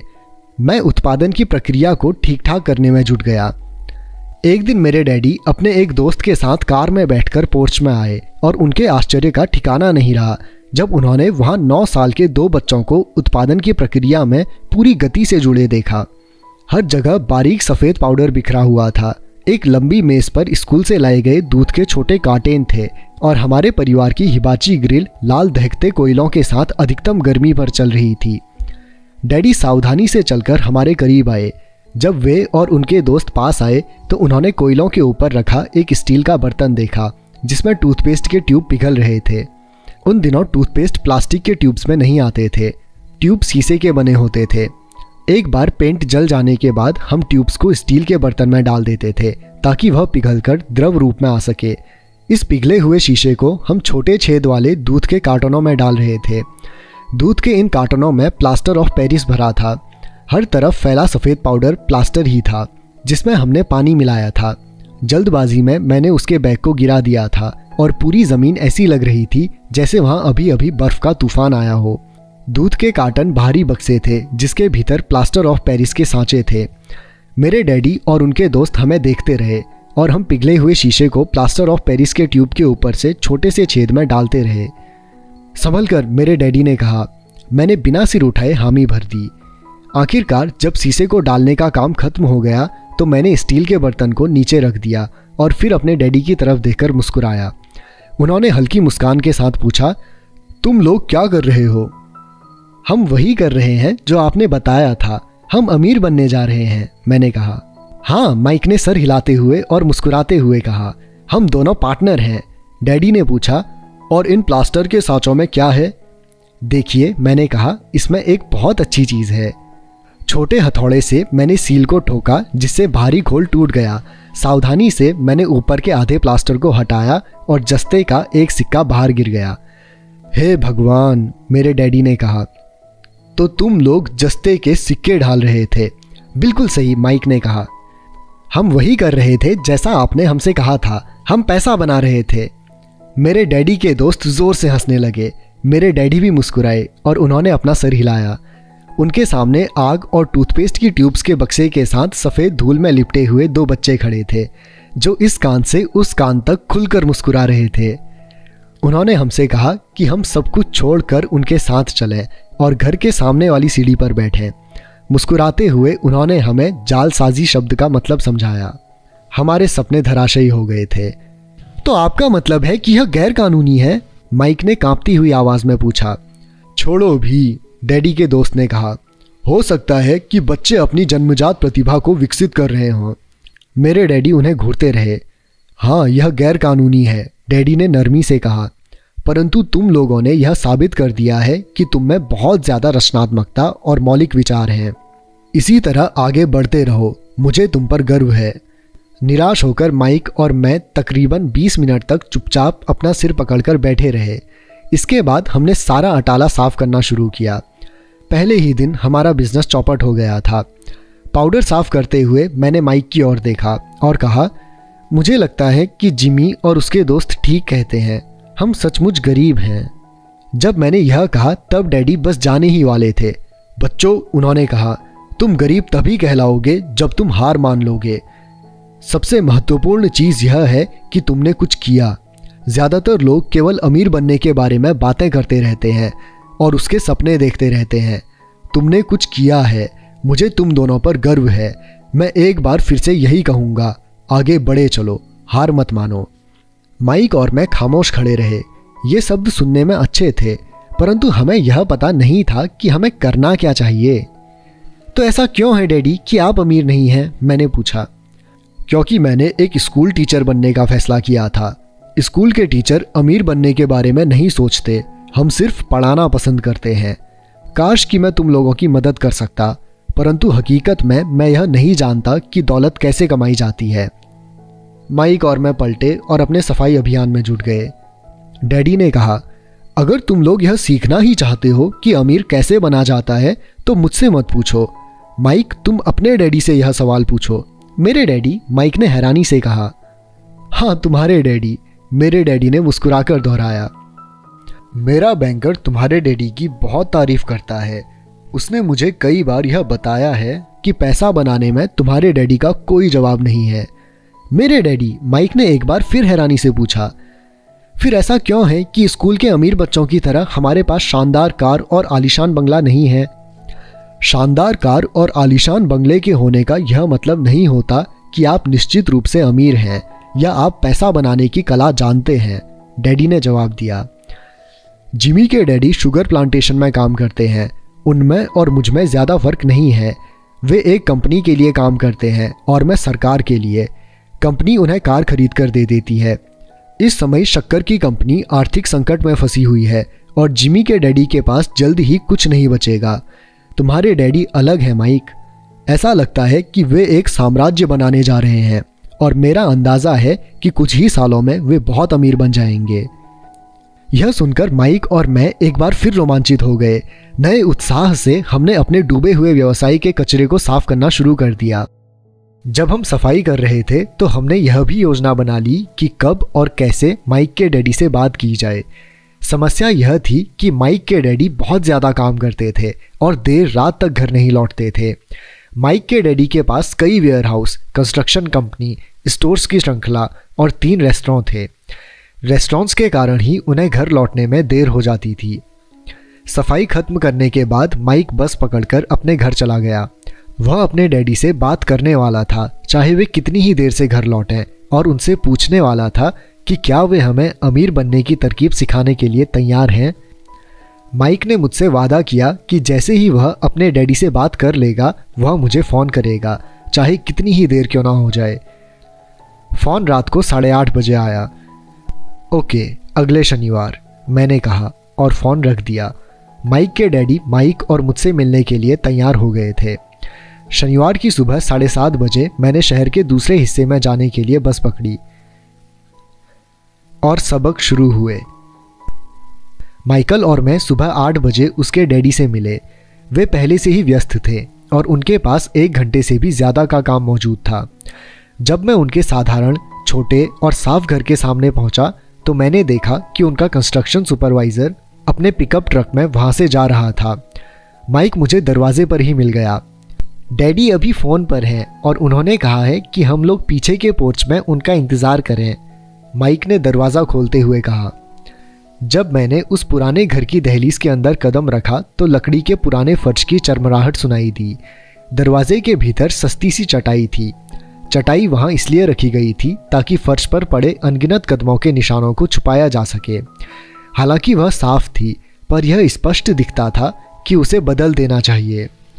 जब मैं संकरे लिविंग रूम में घुसा तो मेरा दम घुटने लगा था।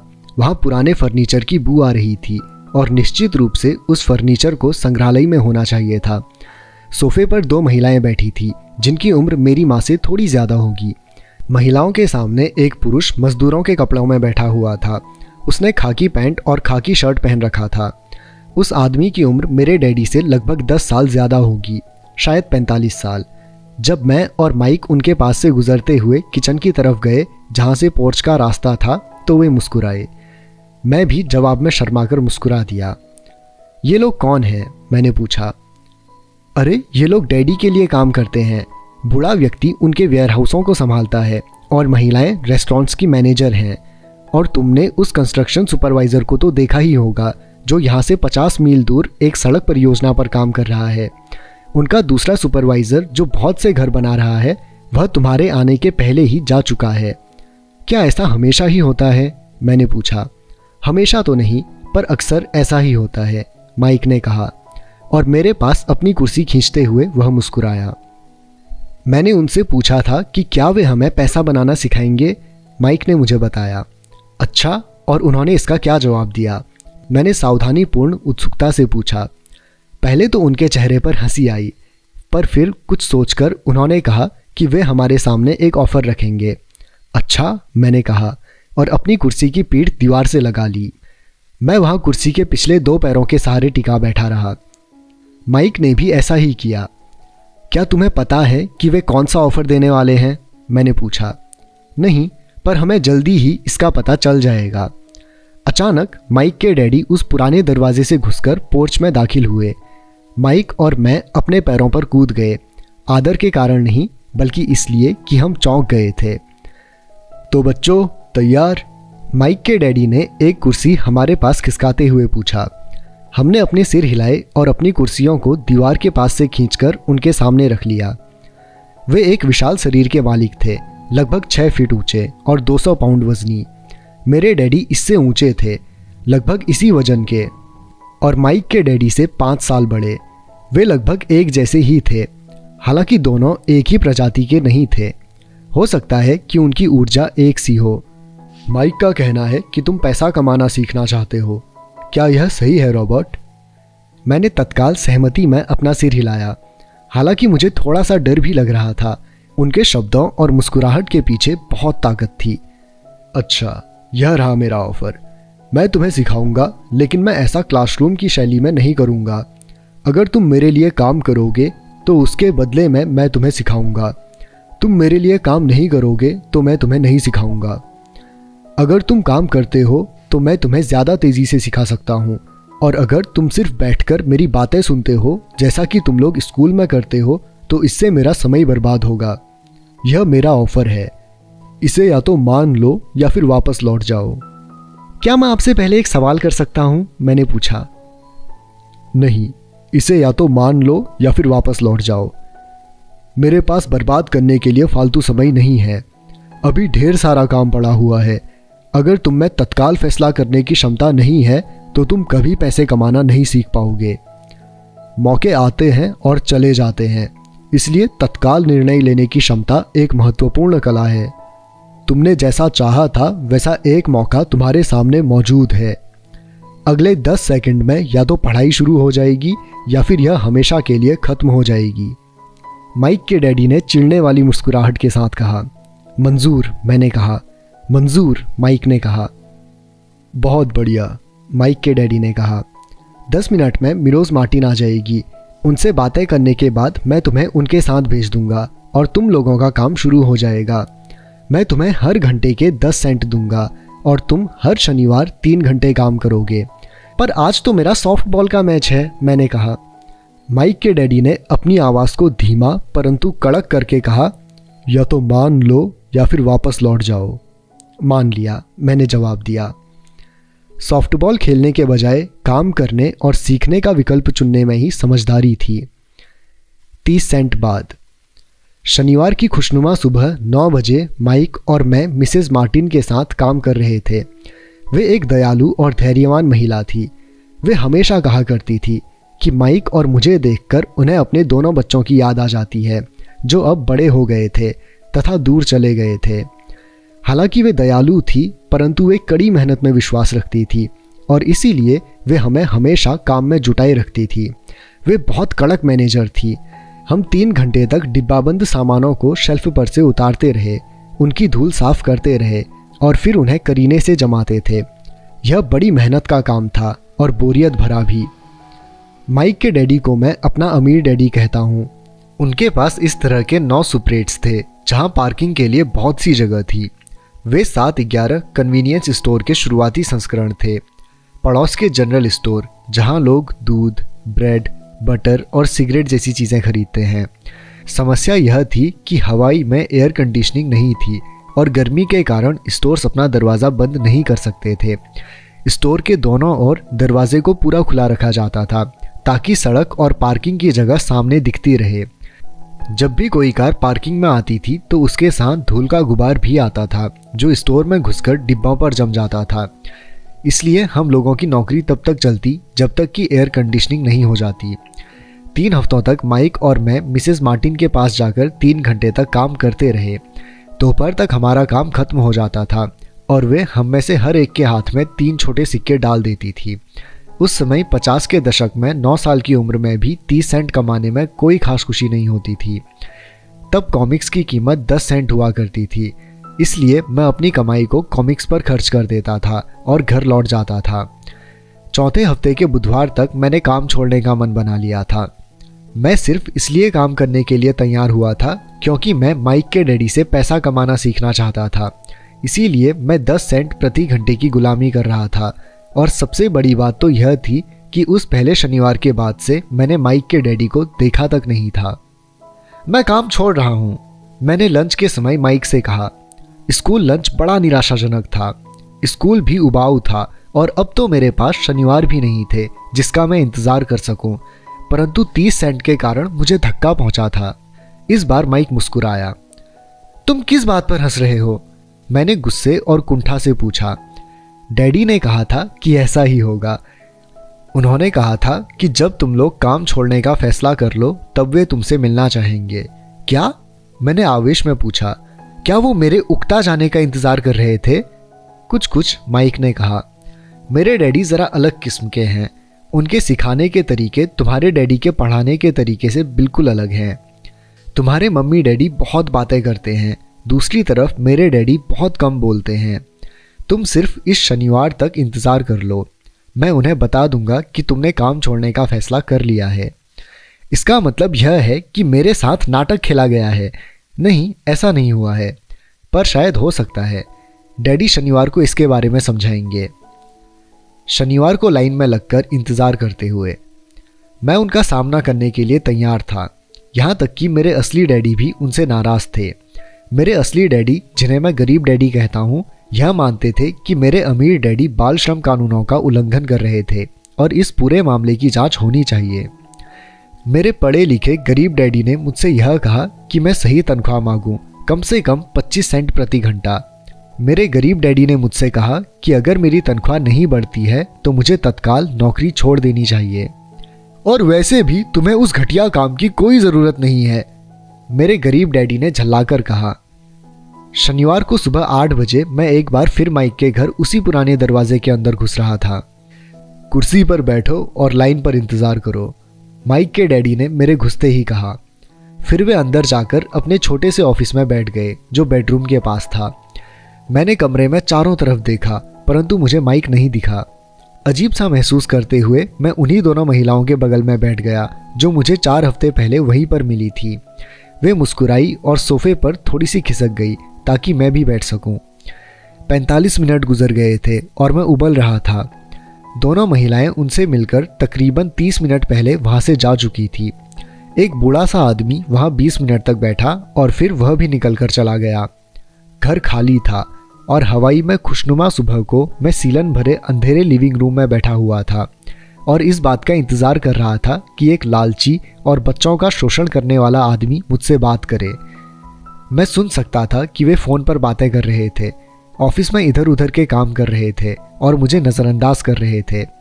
मेरी इच्छा तो हो रही थी कि मैं उस घमंडी आदमी से बिना मिले ही घर लौट जाऊं, पर किसी वजह से मैं रुक गया। आखिर 15 मिनट बाद ठीक 9 बजे अमीर डैडी अपने ऑफिस से बाहर निकले। बिना कुछ कहे उन्होंने हाथ से मुझे इशारा किया कि मैं उनके दड़बेनुमा ऑफिस में आ जाऊं। अमीर डैडी ने अपनी ऑफिस कुर्सी पर बैठते हुए कहा, या तो तुम्हारी तनख्वाह बढ़ाई जाए या तुम काम छोड़ रहे हो, है ना? हाँ, समझौते के मुताबिक आप अपनी शर्त पूरी नहीं कर रहे हैं, मैंने लगभग आंसुओं से भरे स्वर में कहा। 9 साल के बच्चे के लिए एक वयस्क का सामना करना बहुत ज़्यादा डरावना था। आपने कहा था कि अगर मैं आपके लिए काम करूंगा तो आप मुझे पैसा कमाना सिखाएंगे। अपनी तरफ से मैंने आपके लिए काम किया है, मैंने कड़ी मेहनत की है। इस काम के लिए मैंने अपने बेसबॉल गेम की भी कुर्बानी दे दी है और अब आप वादे से मुकर रहे हैं। आपने मुझे कुछ भी नहीं सिखाया है। आप धोखेबाज हैं, आप लालची हैं, आप केवल पैसा कमाना चाहते हैं और अपने कर्मचारियों का बिल्कुल ध्यान नहीं रखते।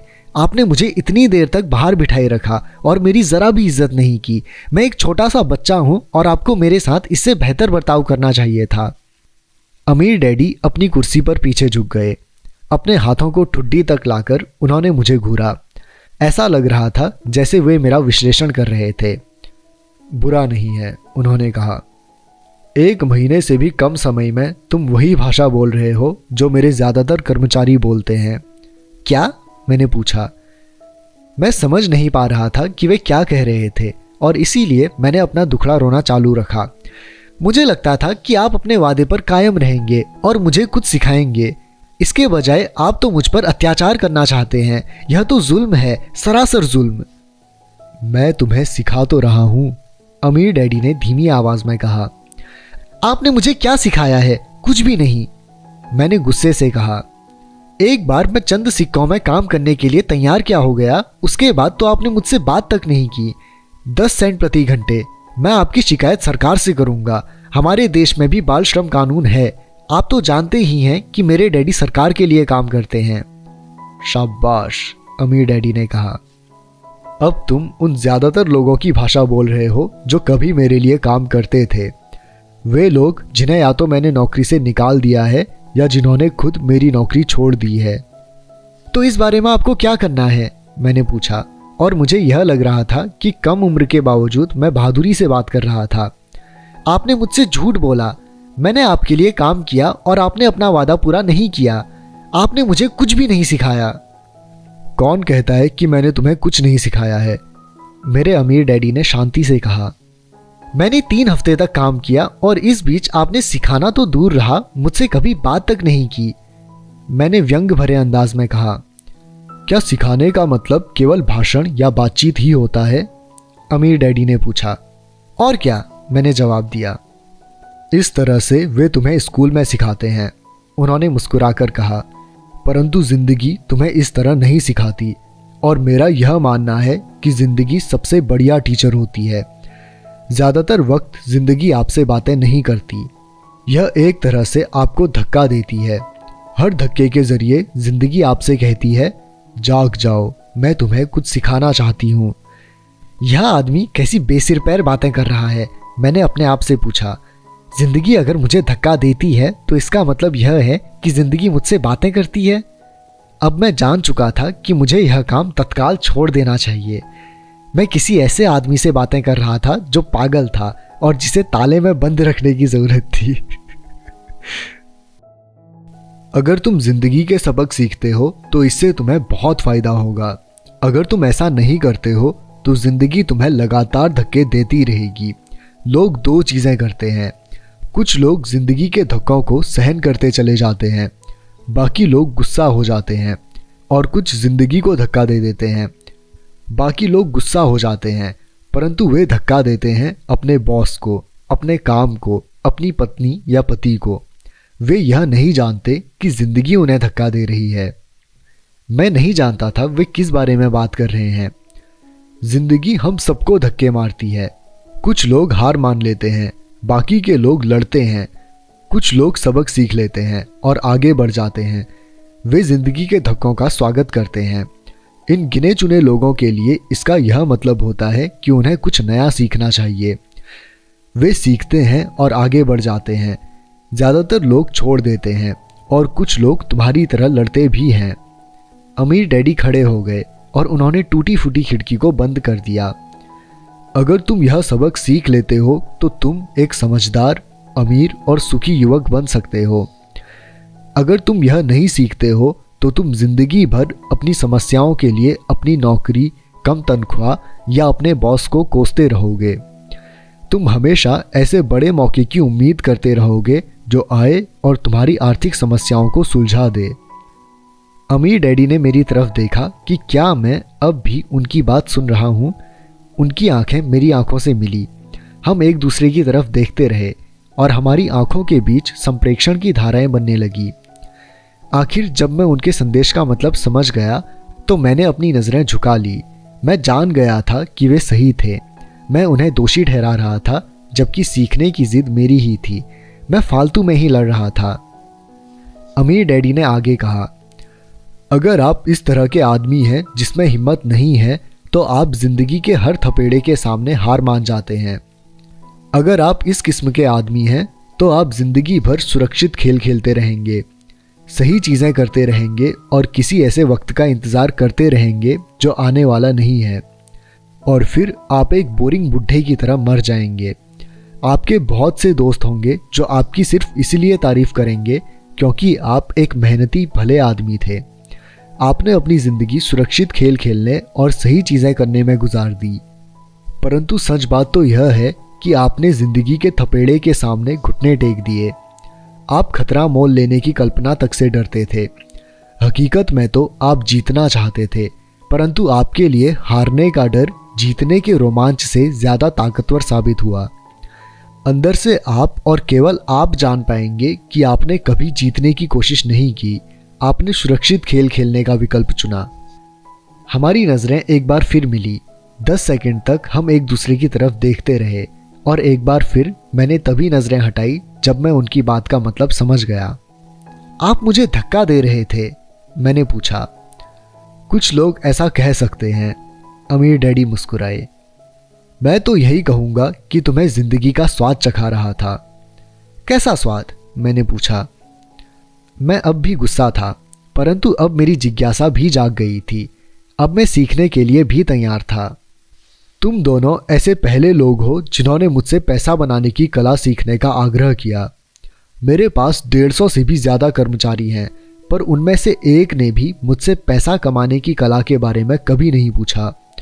वे मुझसे नौकरी मांगते हैं, तनख्वाह मांगते हैं, परंतु पैसा बनाने की कला नहीं सीखना चाहते। तो ज़्यादातर लोग इसी तरह अपनी ज़िंदगी के सबसे बेहतरीन काम पैसे के लिए काम करने में बर्बाद कर देंगे और आखिर तक यह कभी समझ ही नहीं पाएंगे कि दरअसल वे किसके लिए काम कर रहे हैं। मैं पूरा ध्यान लगाकर उनकी बातें सुनता रहा। तो जब माइक ने मुझसे कहा कि तुम पैसा कमाने की कला सीखना चाहते हो, तो मैंने एक ऐसा कोर्स तैयार किया जो असली ज़िंदगी के करीब था। मैं बोलते बोलते थक जाता, परंतु तुम कभी मेरी बात का मतलब नहीं समझ पाते। इसलिए मैंने यह फैसला किया कि तुम्हें ज़िंदगी के थपेड़े का स्वाद चखा दिया जाए, ताकि तुम मेरी बात सुन भी सको और समझ भी सको। इसी कारण मैंने तुम्हें 1 घंटे के 10 सेंट दिए थे। तो 10 सेंट प्रति घंटे काम करने के बाद मैंने क्या सबक सीखा? मैंने पूछा। यही कि आप घटिया हैं और अपने कर्मचारियों का शोषण करते हैं। अमीर डैडी अपनी कुर्सी पर पीछे की तरफ झुकते हुए जोर से हंसने लगे। जब उनकी हंसी बंद हुई तो उन्होंने कहा, अच्छा होगा अगर तुम अपना सोचने का नज़रिया बदल दो। मुझे समस्या मत मानो, मुझे दोष देना छोड़ दो। अगर तुम सोचते हो कि तुम्हारी समस्या मैं हूँ तो तुम्हें मुझे बदलना होगा। इसके बजाय अगर तुम्हें यह लगता है कि तुम्हारी समस्या तुम खुद हो तो तुम खुद को बदल सकते हो, सीख सकते हो और ज़्यादा समझदार बन सकते हो। ज़्यादातर लोग चाहते हैं कि दुनिया का हर आदमी बदल जाए, बस हम खुद ही ना बदलें। मैं तुम्हें यह बता दूं कि किसी दूसरे को बदलने से ज़्यादा आसान है कि तुम खुद को बदल लो। मैं आपकी बात ठीक से समझ नहीं पाया, मैंने कहा। अपनी समस्याओं के लिए मुझे दोष देना छोड़ दो, अमीर डैडी ने अधीरता से कहा। पर आपने मुझे सिर्फ 10 सेंट का ही वेतन दिया। तो तुमने क्या सीखा? अमीर डैडी ने मुस्कुराकर पूछा। यही कि आप घटिया हैं, मैंने शरारत भरी मुस्कान के साथ कहा। अच्छा, तो तुम यह सोचते हो कि समस्या मैं हूँ? अमीर डैडी ने कहा। वो तो आप हैं ही। खैर, इसी तरीके से सोचते रहो और तुम जिंदगी भर कुछ नहीं सीख पाओगे। अगर तुम्हारा नज़रिया यही है कि समस्या मैं हूँ, तो तुम्हारे पास क्या विकल्प रह जाते हैं?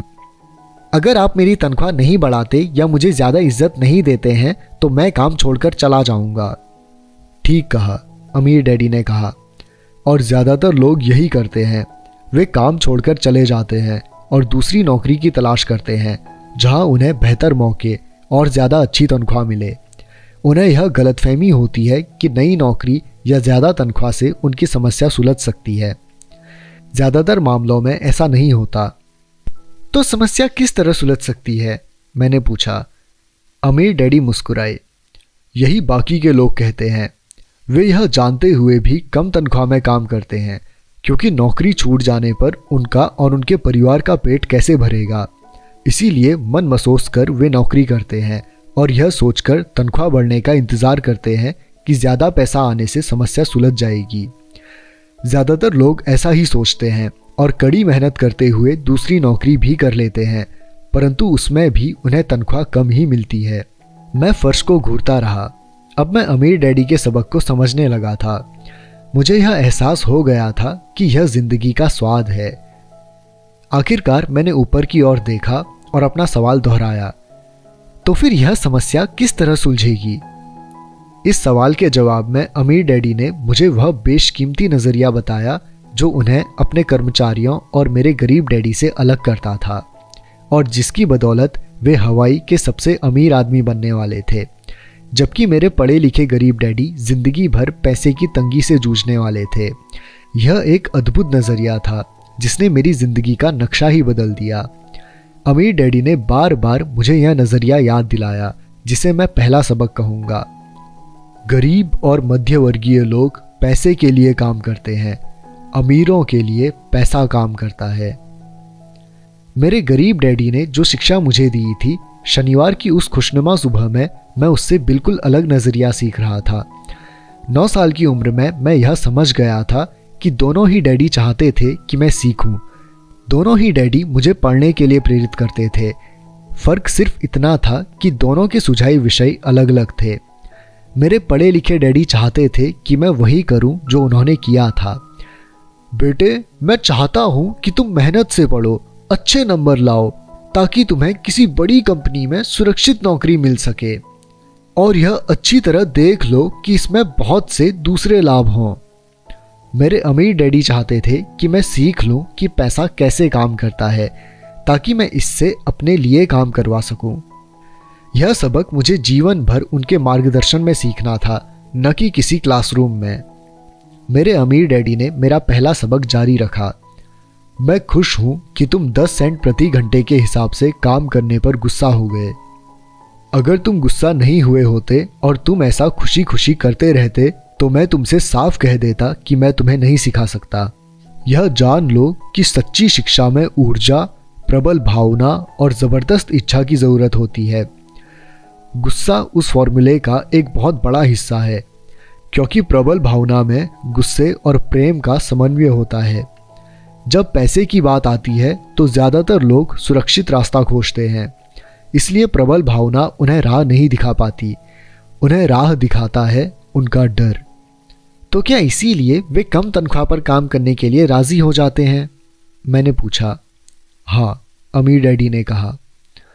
कुछ लोग कहते हैं कि मैं लोगों का शोषण करता हूँ, क्योंकि मैं उन्हें उतनी तनख्वाह नहीं देता जितनी उन्हें अगर प्लांटेशन या सरकार की तरफ से मिलती है।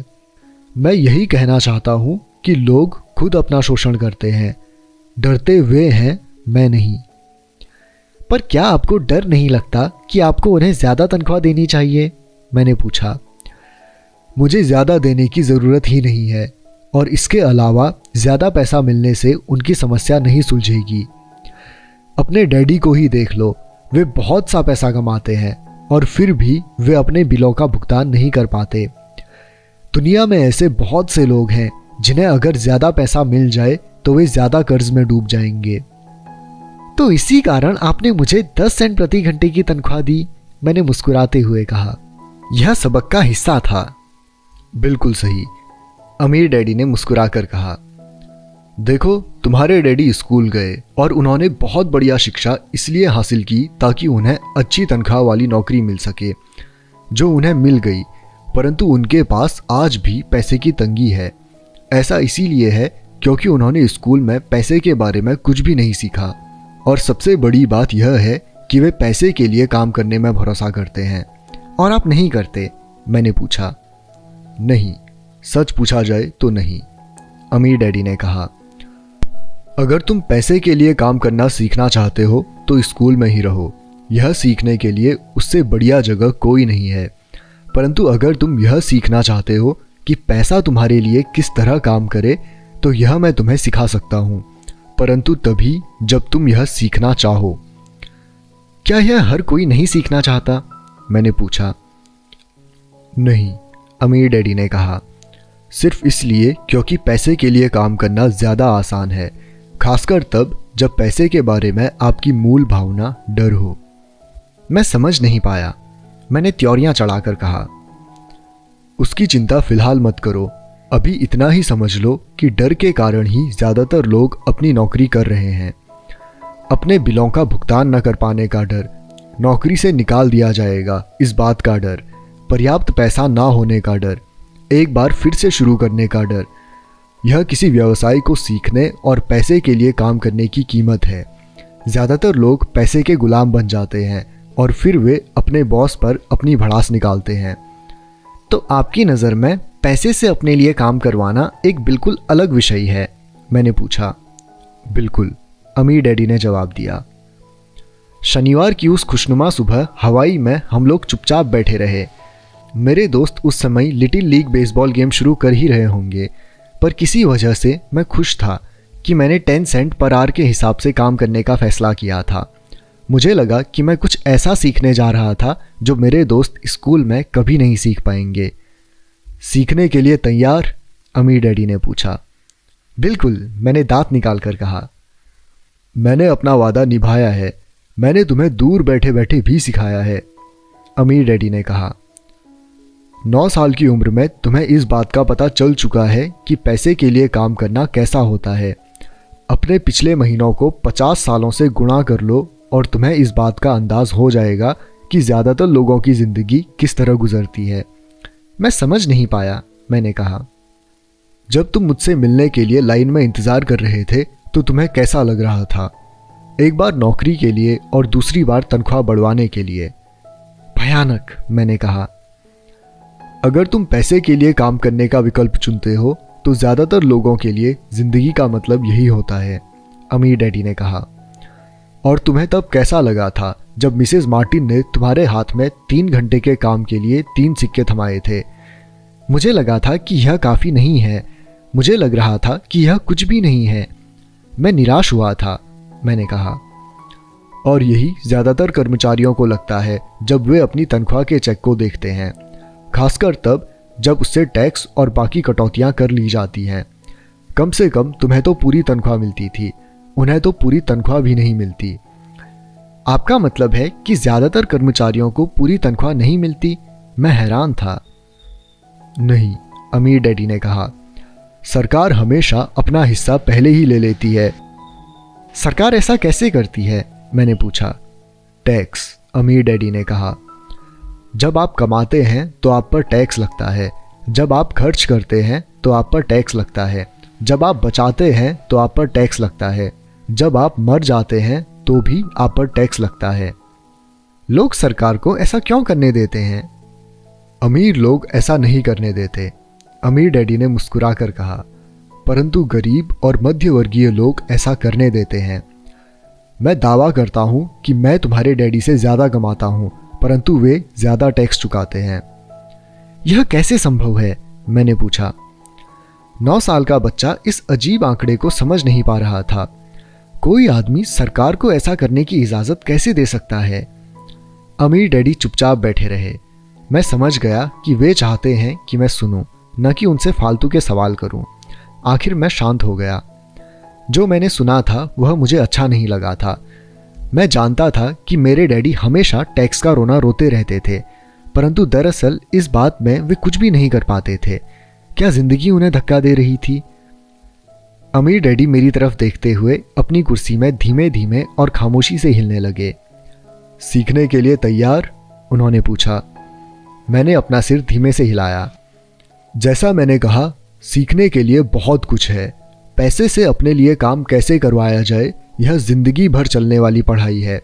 ज़्यादातर लोग 4 साल के लिए कॉलेज जाते हैं और उनकी पढ़ाई पूरी हो जाती है। मैं पहले से ही जानता हूँ कि मेरी धन संबंधी पढ़ाई जीवन भर चलेगी, और इसकी वजह यह है कि मैं जितना ज़्यादा जान लेता हूँ उससे भी ज़्यादा जानने की मेरी जिज्ञासा बढ़ती चली जाती है। ज़्यादातर लोग इस विषय को कभी नहीं पढ़ते। वे नौकरी पर जाते हैं, अपनी तनख्वाह लेते हैं, अपनी चेकबुक को बैलेंस करते हैं और बात खत्म हो जाती है। इसके बाद भी उन्हें अचरज होता है कि उनके जीवन में पैसे की समस्याएं क्यों हैं। फिर वे सोचते हैं कि ज़्यादा पैसों से उनकी समस्या हल हो जाएगी। बहुत कम लोगों को यह एहसास होता है कि असली समस्या धन संबंधी शिक्षा या ज्ञान की है। तो मेरे डैडी को टैक्स की समस्या इसलिए है क्योंकि उनमें पैसे की समझ नहीं है, मैंने विचलित होकर पूछा। देखो, अमीर डैडी ने कहा, पैसे से अपने लिए कैसे काम करवाया जाए, टैक्स तो उस शिक्षा का सिर्फ एक हिस्सा है। आज तो मैं सिर्फ यह देखना चाहता था कि तुम में अब भी पैसे के बारे में सीखने की प्रबल इच्छा बची है या नहीं। ज़्यादातर लोगों में सीखने की प्रबल इच्छा ही नहीं होती। वे स्कूल जाना चाहते हैं, कोई व्यवसाय सीखना चाहते हैं, अपनी नौकरी के मज़े करना चाहते हैं और ढेर सारा पैसा कमाना चाहते हैं। एक दिन वे तब जागते हैं जब उनके सामने पैसे की समस्या आ जाती है और तब वे काम करना बंद नहीं कर सकते। पैसे के लिए काम करने की यही कीमत होती है और उन्हें यह कीमत चुकानी ही पड़ती है। अगर वे पैसे से अपने लिए काम करवाना सीख लेते तो उनके सामने यह समस्या कभी नहीं आती। तो तुम में अब भी सीखने की, जानने की जिज्ञासा है? अमीर डैडी ने पूछा। मैंने हामी में सर हिलाया। अच्छा, अमीर डैडी ने कहा, अब काम पर वापस जाओ और इस बार मैं तुम्हें बिल्कुल तनख्वाह नहीं दूंगा। क्या? मैंने हैरान होकर पूछा। तुमने सही सुना है, तनख्वाह बंद। तुम हर शनिवार 3 घंटे उसी तरह काम करोगे, परंतु इस बार तुम्हें 10 सेंट प्रति घंटे के हिसाब से तनख्वाह नहीं मिलेगी। तुम्ही ने तो कहा है कि तुम पैसे के लिए काम करना नहीं सीखना चाहते, इसीलिए मैं तुम्हें बदले में कुछ भी नहीं दूंगा। मुझे अपने सुने हुए शब्दों पर भरोसा नहीं हो रहा था। मैंने माइक से पहले ही बात कर ली है, वह पहले से ही काम कर रहा है, मुफ्त में डिब्बों की सफाई कर रहा है और उन्हें करीने से जमा रहा है। अब तुम भी जल्दी से जाकर काम में जुट जाओ। यह ठीक नहीं है, मैं चिल्लाया। आपको कुछ ना कुछ तनख्वाह तो देनी चाहिए। तुमने कहा था कि तुम सीखना चाहते हो। अगर तुम इस बात को अभी नहीं सीख पाओगे तो तुम भी उन्हीं 2 महिलाओं और बूढ़े आदमी की तरह बन जाओगे जो मेरे लिविंग रूम में बैठे थे। ये लोग पैसे के लिए काम करते हैं और डरते हैं कि मैं उन्हें नौकरी से निकाल न दूं, या तुम अपने डैडी की तरह बन जाओगे जो पैसा तो बहुत कमाते हैं परंतु गले तक कर्ज में डूबे रहते हैं। शायद उन्हें यह उम्मीद रहती है कि ज़्यादा पैसे से उनकी समस्या सुलझ जाएगी। अगर तुम यही चाहते हो तो मैं एक बार फिर 10 सेंट के अपने पुराने वादे पर लौटने के लिए तैयार हूँ। या तुम वह कर सकते हो जो ज़्यादातर लोग करते हैं, इस बारे में शिकायत करो कि तनख्वाह बहुत कम है और तुम यह नौकरी छोड़कर दूसरी नौकरी की तलाश शुरू कर दो। मेरी समझ में नहीं आ रहा है कि मैं क्या करूं, मैंने पूछा। अमीर डैडी ने अपने सिर पर उंगली रखी। इसका इस्तेमाल करो, उन्होंने कहा। अगर तुम इसका सही इस्तेमाल करोगे तो तुम मुझे जल्द ही इस बात के लिए धन्यवाद दोगे कि मैंने तुम्हें मौका दिया और एक दिन तुम बहुत अमीर आदमी बन जाओगे। मैं वहाँ यह सोचते हुए खड़ा था कि मुझे कितना घटिया विकल्प दिया जा रहा है। मैं यहाँ अपनी तनख्वाह बढ़वाने आया था और अब मुझे मुफ्त में काम करने के लिए कहा जा रहा है। अमीर डैडी ने एक बार फिर अपनी उंगली को सर पर रखा और कहा, इसका इस्तेमाल करो। अब यहाँ से जाओ और अपने काम में जुट जाओ। पहला सबक, अमीर लोग पैसे के लिए काम नहीं करते। मैंने अपने गरीब डैडी को यह नहीं बताया कि अब मैं मुफ्त में काम कर रहा हूँ। उन्हें यह समझ में नहीं आता। मैं उन्हें इसकी वजह ठीक से इसलिए नहीं समझा सकता था क्योंकि मैं खुद भी इसे ठीक से नहीं समझ पाया था। अगले 3 हफ्ते माइक और मैं 3 घंटे तक हर शनिवार को काम करते रहे, मुफ्त में। काम बहुत परेशानी वाला नहीं था और वक्त गुजरने के साथ साथ वह ज़्यादा आसान होता जा रहा था। मुझे अफसोस था तो अपने छूटे हुए बेसबॉल गेम्स और कॉमिक्स का। अब मैं उनका मज़ा नहीं ले सकता था। तीसरे हफ्ते दोपहर में अमीर डैडी आए। हमने उनके ट्रक के पार्किंग में आने की आवाज़ सुनी। वे स्टोर में घुसे और उन्होंने मिसेस मार्टिन को गले लगाकर अभिवादन किया। स्टोर में क्या चल रहा है यह जानने के बाद वे आइसक्रीम फ्रीज़र के पास गए। उसमें से 2 आइसक्रीम निकाली, उनका दाम चुकाया और इसके बाद मेरी और माइक की तरफ इशारा करके कहा, चलो घूमने चलते हैं। हम सड़क के पार गए, कुछ कारों को चकमा दिया और एक बड़े घास के मैदान में टहलने लगे जहाँ कुछ वयस्क संगठन सॉफ्टबॉल खेल रहे थे। दूर की पिकनिक टेबल पर बैठकर उन्होंने माइक और मुझे आइसक्रीम दी। कैसा चल रहा है? बढ़िया, माइक ने कहा। मैंने सहमति में सिर हिलाया। कुछ और सीखा? अमीर डैडी ने पूछा। माइक और मैंने एक दूसरे की तरफ देखा, अपने कंधे उचकाए और अपने सर को ना में एक साथ हिलाया। जिंदगी के सबसे बड़े जाल से बचना। अच्छा यह होगा कि तुम बचपन से ही यह सोचना शुरू कर दो। तुम अब जिंदगी के सबसे बड़े सबक को देख रहे हो। अगर तुम इस सबक को सीख लेते हो तो तुम बहुत ज़्यादा आज़ादी और सुरक्षा भरी जिंदगी का सुख ले सकते हो। अगर तुम यह सबक नहीं सीख पाते तो तुम भी मिसेस मार्टिन और इस पार्क में खेल रहे ज़्यादातर लोगों की तरह ही बन जाओगे। वे बहुत ज़्यादा मेहनत करते हैं परंतु उसके बदले में उन्हें बहुत कम पैसे मिलते हैं। वे नौकरी की सुरक्षा के मोह में फंसे रहते हैं और 45 साल तक काम करते रहने के बाद मिलने वाली थोड़ी सी पेंशन का सपना देखते रहते हैं। अगर इस तरह की ज़िंदगी जीने में तुम्हें सुख मिलता है तो मैं तुम्हारी तनख्वाह बढ़ाकर 25 सेंट प्रति घंटा कर सकता हूँ। परंतु ये लोग अच्छे लोग हैं और मेहनती भी हैं, फिर आप उनका मजाक क्यों उड़ा रहे हैं? मैंने पूछा। अमीर डैडी के चेहरे पर मुस्कान आ गई। मिसेस मार्टिन मेरे लिए माँ जैसी हैं। मैं इतना कठोर नहीं हो सकता कि उनका मजाक उड़ाऊं। यह कठोर लगता ज़रूर है क्योंकि मैं तुम दोनों के सामने स्थिति स्पष्ट करना चाहता हूँ और वह भी आसान शब्दों में। मैं तुम्हारे नज़रिए को बड़ा करना चाहता हूँ ताकि तुम कुछ आगे भी देख सको, दूर तक देख सको। ज़्यादातर लोगों को आगे देखने का फ़ायदा कई बार सिर्फ इसलिए नहीं मिल पाता क्योंकि उनके देखने का दायरा बहुत छोटा होता है। ज़्यादातर लोग जिस जाल में फंसे हुए हैं वे उसे देख ही नहीं पाते। माइक और मैं वहाँ पर सोचते हुए बैठे रहे क्योंकि हम उनकी बातों का मतलब पूरी तरह से नहीं समझ सके थे। उनकी बातें सुनने में कठोर और कड़वी लग रही थी परंतु हम यह भी जानते थे कि वे हमें कुछ सिखाने की काफ़ी कोशिश कर रहे थे। मुस्कुराहट के साथ अमीर डैडी ने कहा, क्या 25 सेंट प्रति घंटे का ऑफर अच्छा नहीं लगा? क्या इससे दिल की धड़कन तेज नहीं हुई? मैंने अपना सिर ना में हिलाया, जबकि असल में ऐसा ही हुआ था। 1 घंटे काम के बदले में 25 सेंट मेरे हिसाब से बहुत बढ़िया सौदा था। अच्छा, मैं तुम्हें 1 घंटे के $1 दूंगा, अमीर डैडी ने शरारत भरी मुस्कान के साथ कहा। अब मेरा दिल तूफान मेल की तरह दौड़ रहा था। मेरा दिमाग चीख चीख कर कह रहा था, इसकी बात मान लो, मान लो। मुझे अपने कानों पर भरोसा नहीं हो रहा था परंतु फिर भी मैं चुप रहा। अच्छा, $2 प्रति घंटा। मुझे ऐसा लगा जैसे मेरे छोटे से 9 साल पुराने दिमाग में किसी ने बम फोड़ दिया हो। 1956 में $2 प्रति घंटे की कमाई मुझे दुनिया का सबसे अमीर बच्चा बना देती। मैं इतना सारा पैसा कमाने की कल्पना भी नहीं कर सकता था। मैं हाँ कहना चाहता था, मैं सौदा पक्का करना चाहता था। मुझे नई साइकिल दिख रही थी, नए बेसबॉल के ग्लव्स दिख रहे थे। मेरे पास कड़क नोट देखकर मेरे दोस्तों की जलन और तारीफ भी मुझे साफ साफ दिख रही थी। सबसे बड़ी बात तो यह थी कि जिमी और उसके अमीर दोस्त मुझे फिर कभी गरीब नहीं कह सकते थे, परंतु किसी वजह से मैं खामोश खड़ा रहा। हो सकता है कि मेरे दिमाग में गर्मी बढ़ जाने से उसका फ्यूज़ उड़ गया हो, परंतु मन ही मन मैं $2 प्रति घंटे का ऑफर मानने के लिए बेताब था। आइसक्रीम पिघल चुकी थी और मेरे हाथ पर बह रही थी। आइसक्रीम की डंडी खाली थी और इसके नीचे वेनिला और चॉकलेट के टुकड़े थे जिसके मज़े चींटियाँ ले रही थी। अमीर डैडी हम दोनों बच्चों को देख रहे थे जो आंखें फाड़ कर और खाली दिमाग से उन्हें घूर रहे थे। उन्हें मालूम था कि वे हमारी परीक्षा ले रहे हैं और वे यह भी जानते थे कि हमारे दिल का एक कोना उस ऑफर को मानने के लिए बेताब हो रहा होगा। वह जानते थे कि हर व्यक्ति की आत्मा का एक हिस्सा कमज़ोर और ज़रूरतमंद होता है जिसे खरीदा जा सकता है, और वे यह भी जानते थे कि हर व्यक्ति की आत्मा का एक हिस्सा मजबूत और दृढ़ निश्चयी होता है जिसे कभी नहीं खरीदा जा सकता। असली सवाल यह था कि इनमें से कौन सा हिस्सा ज़्यादा ताकतवर है। उन्होंने अपनी ज़िंदगी में हज़ारों लोगों की परीक्षा ली थी।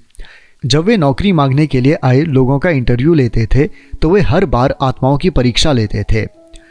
अच्छा, $5 प्रति घंटे। अचानक मेरे अंदर शांति छा गई। कुछ था जो बदल गया था। ऑफर बहुत ही बड़ा था और मूर्खतापूर्ण लग रहा था। 1956 में गिने चुने वयस्कों को $5 पर आवर से ज़्यादा मिलता होगा। लालच खत्म हो गया था और इसकी जगह शांति ने ले ली थी। धीमे से मैं अपनी बाईं तरफ खड़े माइक की तरफ मुड़ा। उसने भी मेरी तरफ देखा। मेरी आत्मा का जो हिस्सा कमज़ोर और ज़रूरतमंद था वह खामोश हो चुका था। मेरा वह हिस्सा जिसे खरीदा नहीं जा सकता था वह आगे आ चुका था। मेरे दिमाग और आत्मा में पैसे को लेकर हुए इस युद्ध में शांति और विश्वास जीत चुके थे। मैं जानता था कि माइक भी उसी बिंदु पर पहुंच चुका होगा।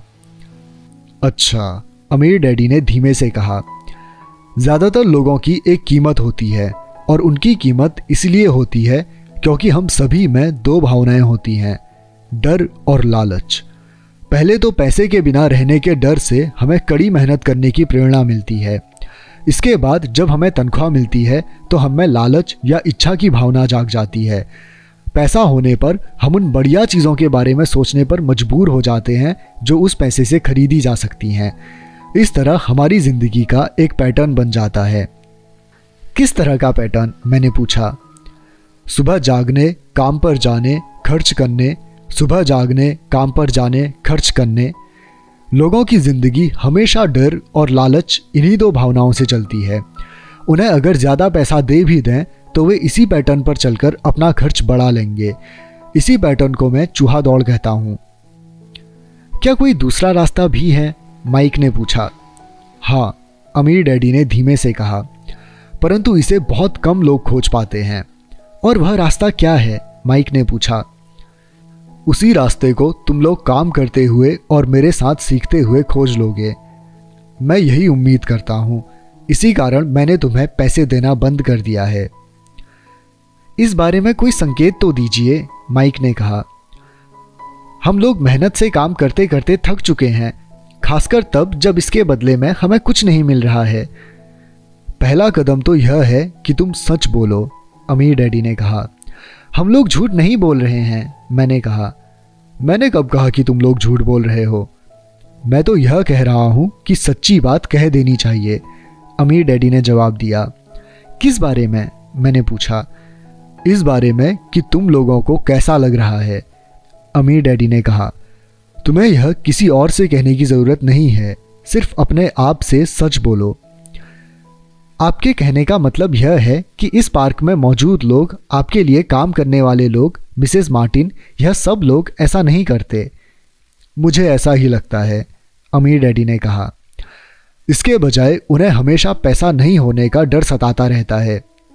उस डर का सामना करने के बजाय, सोचने के बजाय, ये लोग सिर्फ प्रतिक्रिया करते रहते हैं। इस दौरान वे दिल से काम लेते हैं, दिमाग से नहीं। अमीर डैडी ने अपने सिर पर उंगली ठोकते हुए कहा। फिर उनके हाथ में कुछ पैसे आ जाते हैं और उनमें खुशी, इच्छा और लालच की भावनाएं जाग जाती हैं और एक बार फिर वे दिमाग से सोचने के बजाय दिल से काम करने लगते हैं। तो वे दिल से यानी अपनी भावनाओं से सोचते हैं, माइक ने कहा। बिल्कुल ठीक, अमीर डैडी ने कहा। वे इस बारे में सच नहीं बताते कि उन्हें कैसा लग रहा है। वे अपनी भावना से काम करते हैं और दिमाग से सोचने का कष्ट नहीं उठाते। उन्हें डर लगता है, वे नौकरी करने जाते हैं और आशा करते हैं कि ज़्यादा पैसे आने से उनका डर दूर हो जाएगा, परंतु ऐसा नहीं होता है।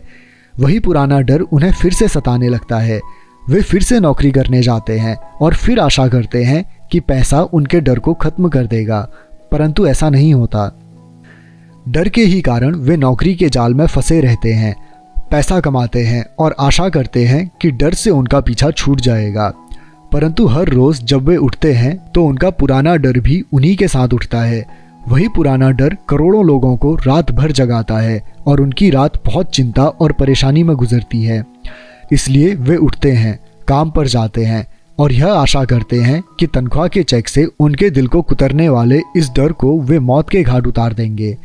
सच बात तो यह है कि पैसा उनकी ज़िंदगी को चला रहा है, परंतु वे इस बारे में कभी सच नहीं बोलते हैं।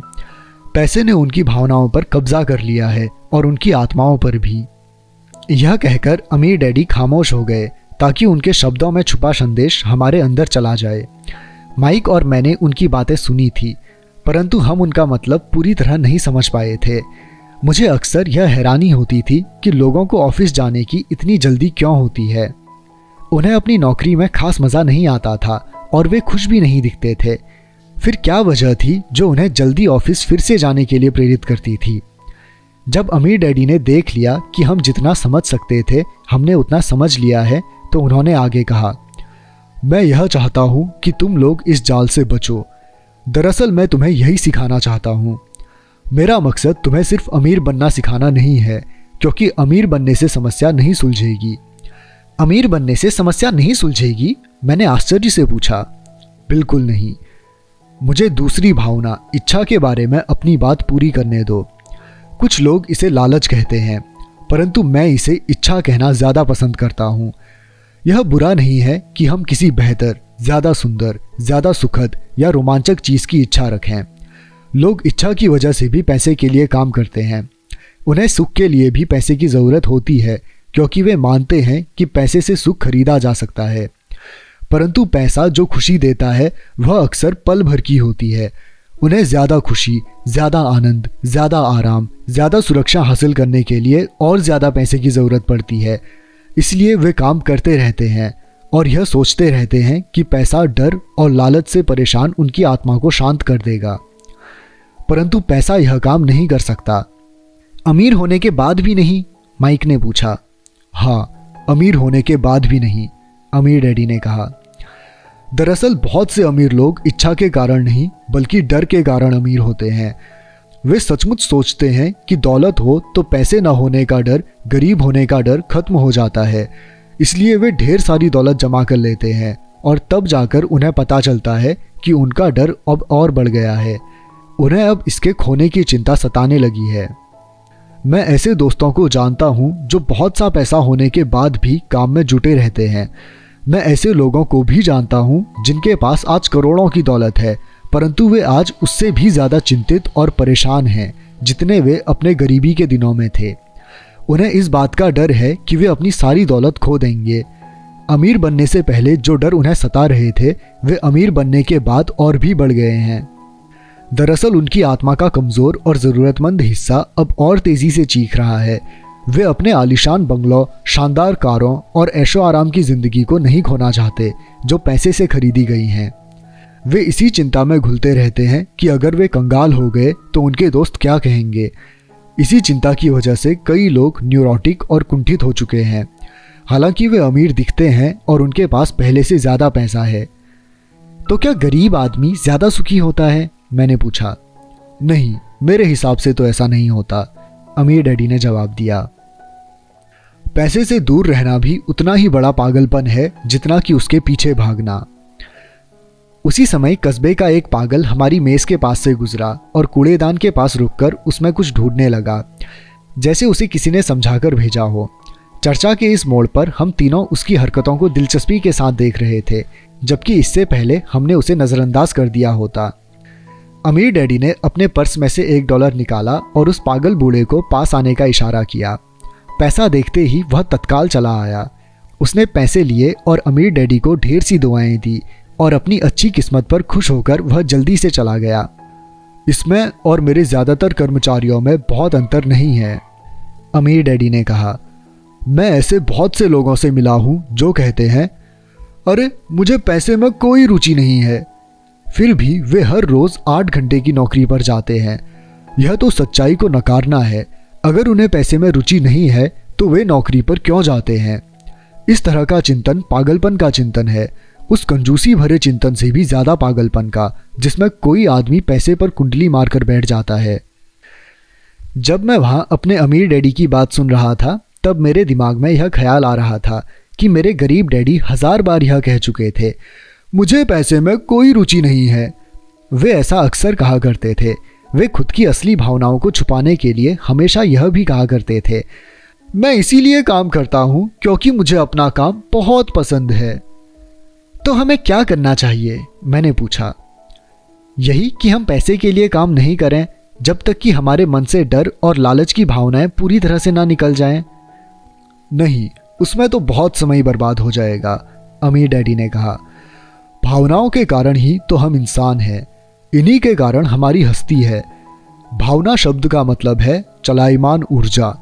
अपनी भावनाओं के बारे में ईमानदार रहो और अपने दिमाग और भावनाओं का इस्तेमाल अपने समर्थन में करो, ना कि अपने विरोध में। आहा, माइक ने कहा। अगर तुम्हें मेरी बात समझ में नहीं आई हो तो इस बारे में चिंता मत करो। आगे आने वाले सालों में तुम्हें इसका मतलब समझ में आ जाएगा। अपनी भावनाओं पर प्रतिक्रिया करने के बजाय उनका विश्लेषण करने की कोशिश करो। ज़्यादातर लोग यह नहीं जानते कि वे अपने दिमाग से सोचने के बजाय अपने दिल की भावनाओं से सोचते हैं। आपकी भावनाएं तो आपकी रहेंगी ही, परंतु आपको अपने दिमाग से सोचना भी आना चाहिए, क्योंकि दिमाग को सोचने के लिए ही बनाया गया है। क्या आप मुझे इसका कोई उदाहरण दे सकते हैं? मैंने पूछा। क्यों नहीं, अमीर डैडी ने जवाब दिया। जब कोई आदमी कहता है मुझे नौकरी खोजने की ज़रूरत है, तो इस बात की बहुत संभावना है कि उसकी भावनाएं फैसला कर रही हैं। इस विचार का असली कारण है पैसा ना होने का डर। परंतु अपनी ज़िंदगी चलाने के लिए लोगों को पैसे की ज़रूरत तो पड़ती ही है, मैंने कहा। बिल्कुल पड़ती है, अमीर डैडी मुस्कुराए। मैं सिर्फ यह कह रहा हूँ कि उनके डर के कारण उनके मन में यह विचार आता है। मैं समझ नहीं पाया, माइक ने कहा। अमीर डैडी ने कहा, अगर आपके मन में पैसे की कमी का डर जाग जाए तो तत्काल नौकरी ढूंढने के लिए दौड़ मत लगाइए, ताकि कुछ रुपयों के सहारे उस डर को मार दिया जाए। इसके बजाय आप खुद से यह सवाल पूछिए, क्या लंबे समय में इस डर का सबसे बढ़िया इलाज नौकरी है? मेरे ख्याल से इसका जवाब नहीं होता है, खासकर जब आप किसी आदमी की पूरी जिंदगी को देखते हैं। नौकरी दीर्घकालीन समस्या का अल्पकालीन समाधान है। परंतु मेरे डैडी हमेशा कहा करते हैं, स्कूल में पढ़ो, अच्छे नंबर लाओ, ताकि तुम्हें एक सुरक्षित और अच्छी नौकरी मिल सके। मैंने हड़बड़ी में ही बोल दिया, हाँ, मैं समझ सकता हूँ कि वे ऐसा क्यों कहते हैं। अमीर डैडी ने मुस्कुराकर कहा, ज़्यादातर लोग ऐसी ही सलाह देते हैं और ज़्यादातर लोगों के लिए यह एक अच्छा विचार होता है, परंतु लोगों की इस सलाह के पीछे भी डर छुपा होता है। आपका यह मतलब है कि मेरे डैडी ऐसा इसीलिए कहते हैं क्योंकि वे डरे हुए हैं? हाँ, अमीर डैडी ने कहा। वे घबराए हुए हैं कि शायद तुम पैसा नहीं कमा पाओगे और समाज में फिट नहीं हो पाओगे। मुझे गलत मत समझना, वे तुम्हें प्यार करते हैं और तुम्हारा भला चाहते हैं, और मैं सोचता हूँ कि उनका डर सही भी है। शिक्षा और नौकरी महत्वपूर्ण है, परंतु इससे डर का इलाज नहीं होगा। वही डर जो उन्हें सुबह उठकर कुछ रुपये कमाने के लिए प्रेरित करता है, उसी डर के कारण वे तुम्हारे स्कूल जाने पर इतना जोर देते हैं। तो आपकी सलाह क्या है? मैंने पूछा। मैं चाहता हूँ कि तुम्हें पैसे की ताकत पर काबू पाना सिखाऊं। पैसे का डर तुम्हारे दिमाग से निकल जाना चाहिए, और यह स्कूल में नहीं सिखाया जाता। अगर तुम इसे नहीं सीखोगे तो तुम पैसे के गुलाम बन जाओगे। अब उनकी बातें मेरी समझ में आ रही थी। वे हमारे विचारों को ज़्यादा व्यापक बनाना चाहते थे। वे चाहते थे कि जो मिसेस मार्टिन नहीं देख सकती थी, उनके कर्मचारी नहीं देख सकते थे, या मेरे डैडी तक नहीं देख सकते थे, वह देखने की योग्यता हम में आ जाए। उन्होंने जो उदाहरण दिए थे वे उस समय कठोर ज़रूर लग रहे थे, लेकिन मैं उन्हें कभी नहीं भूला। मेरा नज़रिया उस दिन बहुत बड़ा हो गया था। अब मैं उस जाल को देख सकता था जो ज़्यादातर लोगों के सामने बिछा होता है। देखो, आखिरकार हम सभी लोग कर्मचारी हैं। हम केवल अलग अलग स्तरों पर काम करते हैं, अमीर डैडी ने कहा। मैं तुम लोगों से बस यही चाहता हूँ कि तुम लोग इस जाल से बचे रहो। डर और लालच, इन दो फंदों से बनने वाले जाल से। इनका इस्तेमाल अपने समर्थन में करो, अपने विरोध में नहीं। मैं तुम लोगों को यही सिखाना चाहता हूँ। मैं तुम लोगों को यह नहीं सिखाना चाहता कि ढेर सारा पैसा कैसे इकट्ठा कर लिया जाए। उससे डर या लालच को नहीं जीता जा सकता। अगर तुम्हें डर और लालच पर काबू पाना नहीं आता तो तुम चाहे जितने भी अमीर बन जाओ, असलियत में तुम एक बड़ी तनख्वाह पाने वाले गुलाम ही रहोगे। तो हम किस तरह इस जाल से बच सकते हैं? मैंने पूछा। गरीबी या पैसे की तंगी का खास कारण डर और अज्ञान होता है, न कि अर्थव्यवस्था या सरकार या अमीर लोग। यह खुद का ओढ़ा हुआ डर या अज्ञान होता है जो लोगों को इस जाल में फंसाए रखता है। इसीलिए तुम बच्चों को स्कूल जाना चाहिए और अपने कॉलेज की पढ़ाई पूरी करनी चाहिए। मैं तुम लोगों को यह ज़रूर सिखाऊंगा कि इस जाल से कैसे बचा जा सकता है। पहेली के टुकड़े अब सामने आ चुके थे। मेरे पढ़े लिखे डैडी के पास बड़ी डिग्रियां थी और एक बढ़िया करियर भी था, परंतु स्कूल ने उन्हें यह कभी नहीं सिखाया कि धन या अपने डर को किस तरह से काबू में रखा जाता है। अब मैं समझ चुका था कि मैं अपने दोनों डैडियों से अलग अलग परंतु महत्वपूर्ण बातें सीख सकता था। तो आप पैसा न होने के डर के बारे में बात कर रहे थे। पैसे की इच्छा किस तरह हमारी सोच पर असर डालती है? माइक ने पूछा। तुम्हें तब कैसा महसूस हुआ था जब मैंने तुम्हारी तनख्वाह बढ़ाने का लालच दिया था? क्या तुमने यह देखा था कि तुम्हारी इच्छाएं किस तरह बढ़ रही थी? हमने अपने सिर हिलाकर हामी भरी, परंतु तुमने अपनी भावनाओं के सामने हार नहीं मानी और इस कारण तुम लोगों ने जल्दबाजी में काम नहीं लिया। इससे तुम्हें सोचने का वक्त मिल गया। यह सबसे महत्वपूर्ण है। हम में हमेशा डर और लालच की भावनाएं रहेंगी। इसी क्षण से तुम लोगों के लिए यह सबसे महत्वपूर्ण है कि तुम इन भावनाओं का इस्तेमाल अपने समर्थन में करो और लंबे समय तक ऐसा करो। अपनी भावनाओं को अपने दिमाग पर हावी मत होने दो और इस तरह अपने विचारों को दूषित मत होने दो। ज़्यादातर लोग डर और लालच का इस्तेमाल खुद के विरोध में करते हैं। यह अज्ञान की शुरुआत होती है। डर और इच्छा की भावनाओं के कारण ही ज़्यादातर लोग तनख्वाह के चेक, तनख्वाह में बढ़ोतरी और नौकरी की सुरक्षा के पीछे भागते भागते अपनी पूरी ज़िंदगी निकाल देते हैं। असल में वे यह सोचते ही नहीं हैं कि भावनाओं के आधार पर बने हुए ये विचार उन्हें किस तरफ ले जा रहे हैं। यह तो वही बात हो गई जिसमें गाड़ी खींचने वाले गधे के सामने उसका मालिक गाजर लटकाए रखता है, जो उसकी नाक के ठीक सामने होती है। गधे का मालिक जहाँ जाना चाहता है वहाँ जाता है, परंतु गधा तो लालच के कारण भाग रहा है। कल गधे के लिए दूसरी गाजर आ जाएगी और गधा उसका पीछा करने लगेगा। आपके कहने का मतलब यह है कि जिस समय मैंने नए बेसबॉल ग्लव्स, कैंडी और खिलौनों के सपने देखना शुरू किया, उस समय मेरी हालत उस गधे की तरह हो गई थी जो गाजर के पीछे भागता है? माइक ने पूछा। हाँ, और उम्र के साथ तुम्हारे खिलौने भी ज़्यादा महंगे होते जाएंगे। अपने दोस्तों पर रौब झाड़ने के लिए एक नई कार, एक नाव और एक आलीशान घर। अमीर डैडी ने मुस्कुराकर कहा। डर आपको दरवाजे के बाहर धक्का देता है, इच्छा आपको अंदर बुलाती है, आपको चट्टानों की तरफ ललचाती है। यही जाल है। तो इसकी काट क्या है? माइक ने पूछा। डर और इच्छा अज्ञान की वजह से बढ़ते हैं। इसलिए अमीर लोगों के पास जितना ज़्यादा पैसा होता है, उनका डर भी उतना ही ज़्यादा बड़ा होता है। धन ही गाजर है, भ्रम है। अगर गधा पूरी तस्वीर देख सकता तो शायद वह गाजर का पीछा करने के अपने फैसले पर दोबारा सोचता। अमीर डैडी ने आगे यह समझाया कि आदमी की ज़िंदगी अज्ञान और ज्ञान के बीच होने वाला संघर्ष है। उन्होंने बताया कि एक बार कोई आदमी खुद के बारे में ज्ञान की खोज करना बंद कर देता है तो उसकी ज़िंदगी में अज्ञान घुस जाता है। यह संघर्ष हर पल होता है। इसलिए हमें यह फैसला करना है, यह सीखना है कि अपने दिमाग को खुला रखा जाए, इसे बंद न कर लिया जाए। देखो, स्कूल बहुत ज़्यादा महत्वपूर्ण है। आप स्कूल इसीलिए जाते हैं ताकि आप वहाँ कोई कला या व्यवसाय सीख सकें और इस तरह से आप समाज में योगदान दे सकें। हर समाज में शिक्षकों, डॉक्टरों, मैकेनिकों, कलाकारों, रसोइयों, व्यावसायिक लोगों, पुलिस अफसरों, दमकल कर्मियों और सिपाहियों की ज़रूरत होती है। स्कूल उन्हें यह सब सिखाते हैं ताकि हमारा समाज विकसित हो सके और हमारी संस्कृति समृद्ध हो सके, अमीर डैडी ने कहा। दुर्भाग्य से कई लोगों के लिए स्कूल शिक्षा का अंत होता है, शुरुआत नहीं। एक लंबी खामोशी छाई रही। अमीर डैडी मुस्कुरा रहे थे। उन दिनों उन्होंने जो कहा था वह मैं पूरी तरह से नहीं समझ पाया था, परंतु ज़्यादातर महान शिक्षकों के शब्द सालों तक हमें सिखाते रहते हैं। उनके शब्द इसी तरह से आज भी मेरे साथ हैं। मैं आज थोड़ा निर्मम हुआ, अमीर डैडी ने कहा। एक वजह से निर्मम हुआ। मैं चाहता था कि तुम लोगों को आज की यह चर्चा हमेशा याद रहे। मैं चाहता हूँ कि तुम लोग मिसेस मार्टिन के बारे में सोचो। मैं चाहता हूँ कि तुम लोग हमेशा उस गधे के बारे में सोचो। इन्हें कभी मत भूलना। अगर तुमने अपनी समझदारी से उन्हें काबू में नहीं किया तो डर और लालच की तुम्हारी दोनों भावनाएं तुम्हें ज़िंदगी भर के सबसे बड़े जाल में फंसा सकती हैं। अपनी ज़िंदगी को डरते डरते गुजारना, अपने सपनों को पूरा न करना निर्ममता है। यह भी निर्ममता है कि पैसे के लिए कड़ी मेहनत की जाए और यह सोचा जाए कि पैसे से खरीदी गई चीज़ें सुख दे सकती हैं। बिल चुकाने के डर से घबराकर आधी रात को जागना जीने का एक भयानक तरीका है।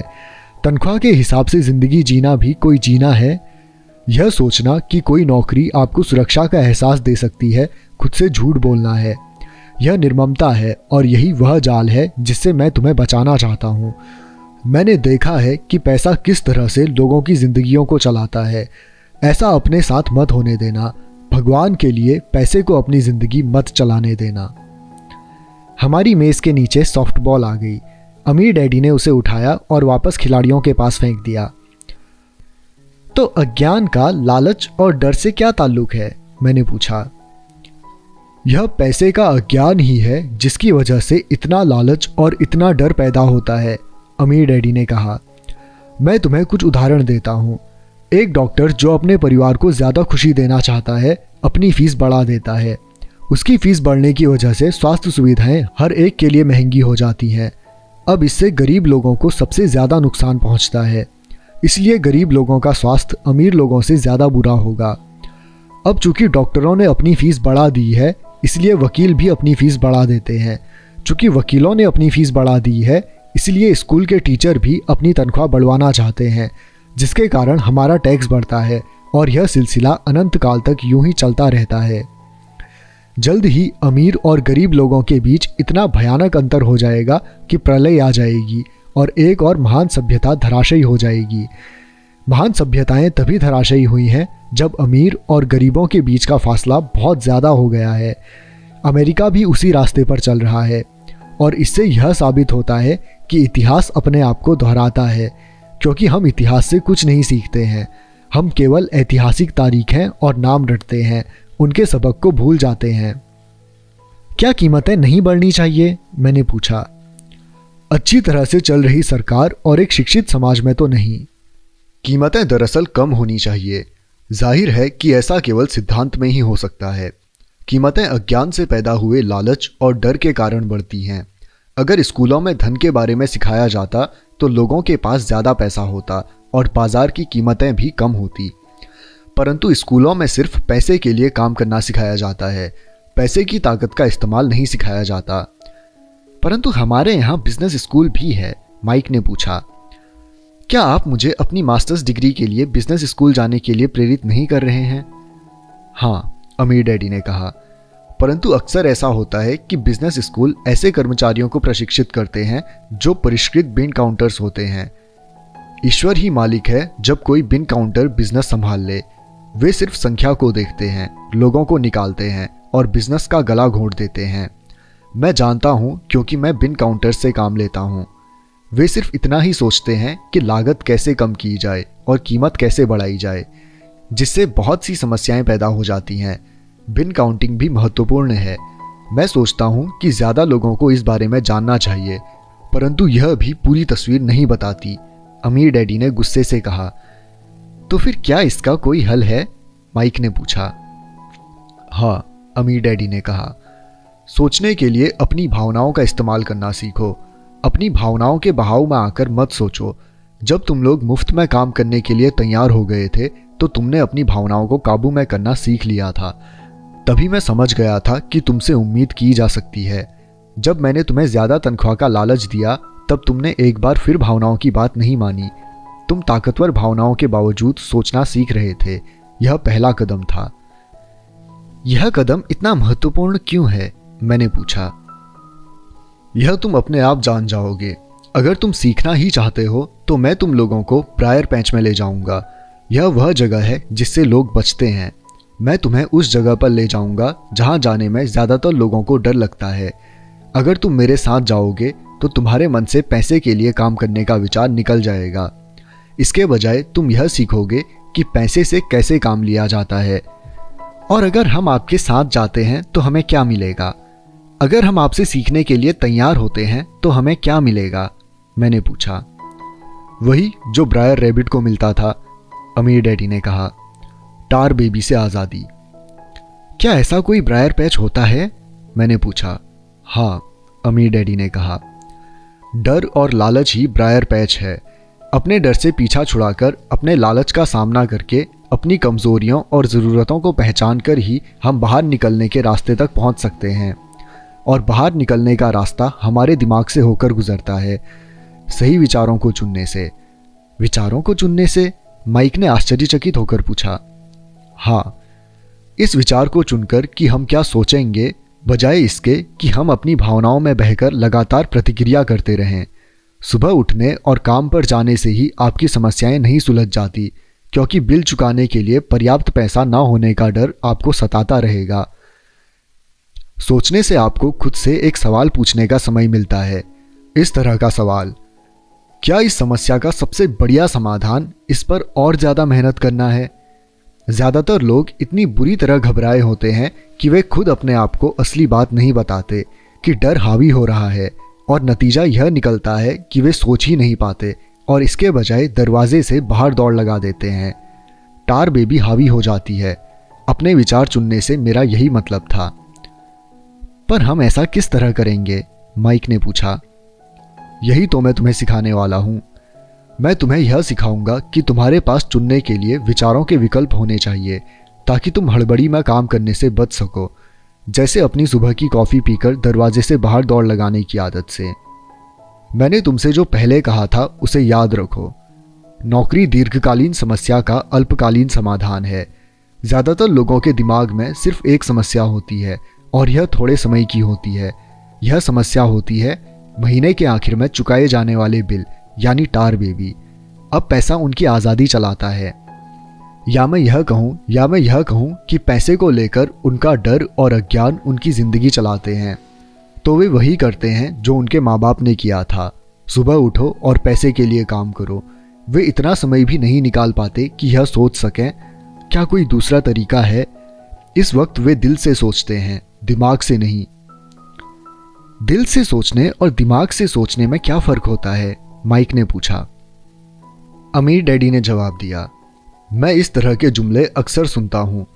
हर आदमी को काम करना पड़ता है, या अमीर लोग शोषक होते हैं, या मैं दूसरी नौकरी ढूंढ लूँगा, मेरी तनख्वाह बढ़नी चाहिए। आप इस तरह मेरा शोषण नहीं कर सकते, या मैं इस नौकरी को इसलिए पसंद करता हूँ क्योंकि यह सुरक्षित है। इसके बजाय हमें यह कहना चाहिए, क्या यहाँ ऐसा कुछ है जो मुझे नहीं मिल रहा है?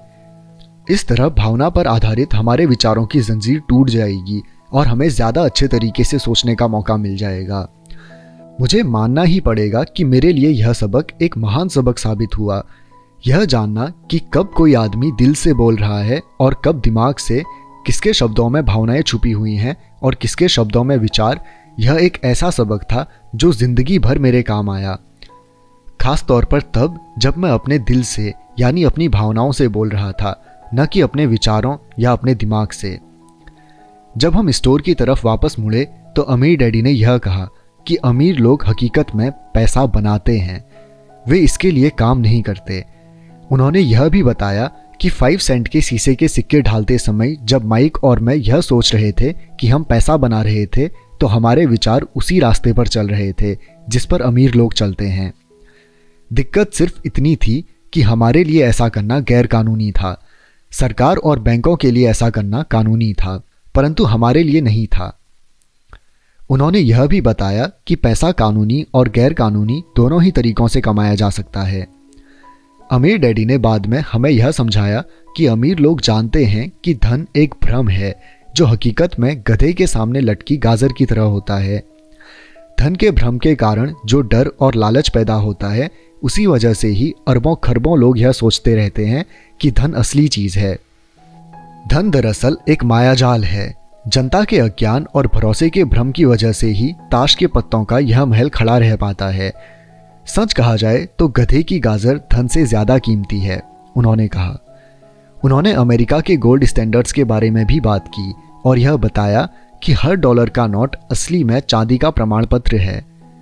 उन्हें इस अफवाह से चिंता हो रही थी कि किसी दिन हम लोग गोल्ड स्टैंडर्ड्स को छोड़ देंगे और हमारे डॉलर चांदी के प्रमाण पत्र नहीं रहेंगे। जब ऐसा होगा बच्चों, तो कयामत आ जाएगी। गरीब, मध्यवर्गीय और नासमझ लोगों की जिंदगी इसलिए बर्बाद हो जाएगी क्योंकि वे यह भरोसा करते रहेंगे कि धन ही असली चीज़ है और वे जिस कंपनी के लिए काम करते हैं वह कंपनी या सरकार उनका ध्यान रखेगी। उनकी बातें उस दिन हमारी समझ में नहीं आ रही थी, परंतु सालों बाद जाकर मुझे यह समझ में आया कि यह बड़े पते की बात थी। वह देखना जो दूसरे नहीं देख पाते। जब वे अपने पिकअप ट्रक में चढ़े तो उन्होंने कहा, काम करते रहो बच्चों, पर जितनी जल्दी तुम तनख्वाह की ज़रूरत को भूल जाओगे तुम्हारी आगे की ज़िंदगी उतनी ही आसान हो जाएगी।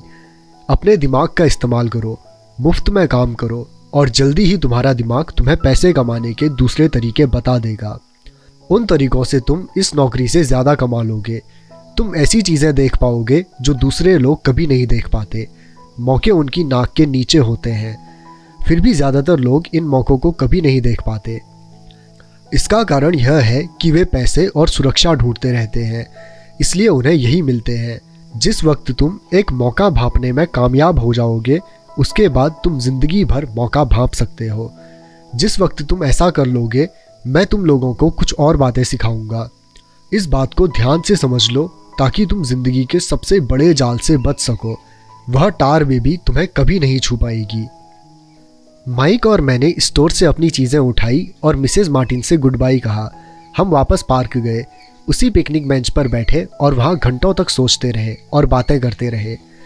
हमने अगला हफ्ता स्कूल में इसी बारे में सोचते और बातें करते हुए बिताया।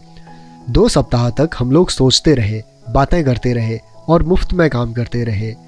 दूसरे शनिवार के आखिर में मैं मिसेज मार्टिन से दोबारा गुड बाय कह रहा था और कॉमिक बुक स्टैंड को ललचाई नज़र से देख रहा था। हर शनिवार 30 सेंट ना मिलने में सबसे दुखद बात यह थी कि मेरे पास कॉमिक्स खरीदने के लिए बिल्कुल भी पैसे नहीं होते थे।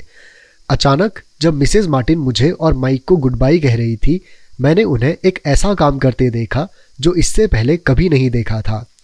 मेरा मतलब है मैंने इसके पहले उन्हें ऐसा करते देखा तो था, पर उस पर ध्यान नहीं दिया था। मिसेज मार्टिन ने कॉमिक्स के पहले पेज को आधा काटा और उसे संभाल कर अपने पास रख लिया। बाकी की पुस्तक को उन्होंने एक बड़े से भूरे कार्डबोर्ड के डिब्बे में डाल दिया। जब मैंने उनसे पूछा कि वे इन कॉमिक्स का क्या करती हैं, तो उन्होंने कहा, मैं उन्हें फेंक देती हूँ। जब वह नई कॉमिक्स लाता है तो मैं ऊपर के आधे कवर को क्रेडिट के लिए कॉमिक बुक डिस्ट्रीब्यूटर को दे देती हूँ। वह 1 घंटे में आने ही वाला है।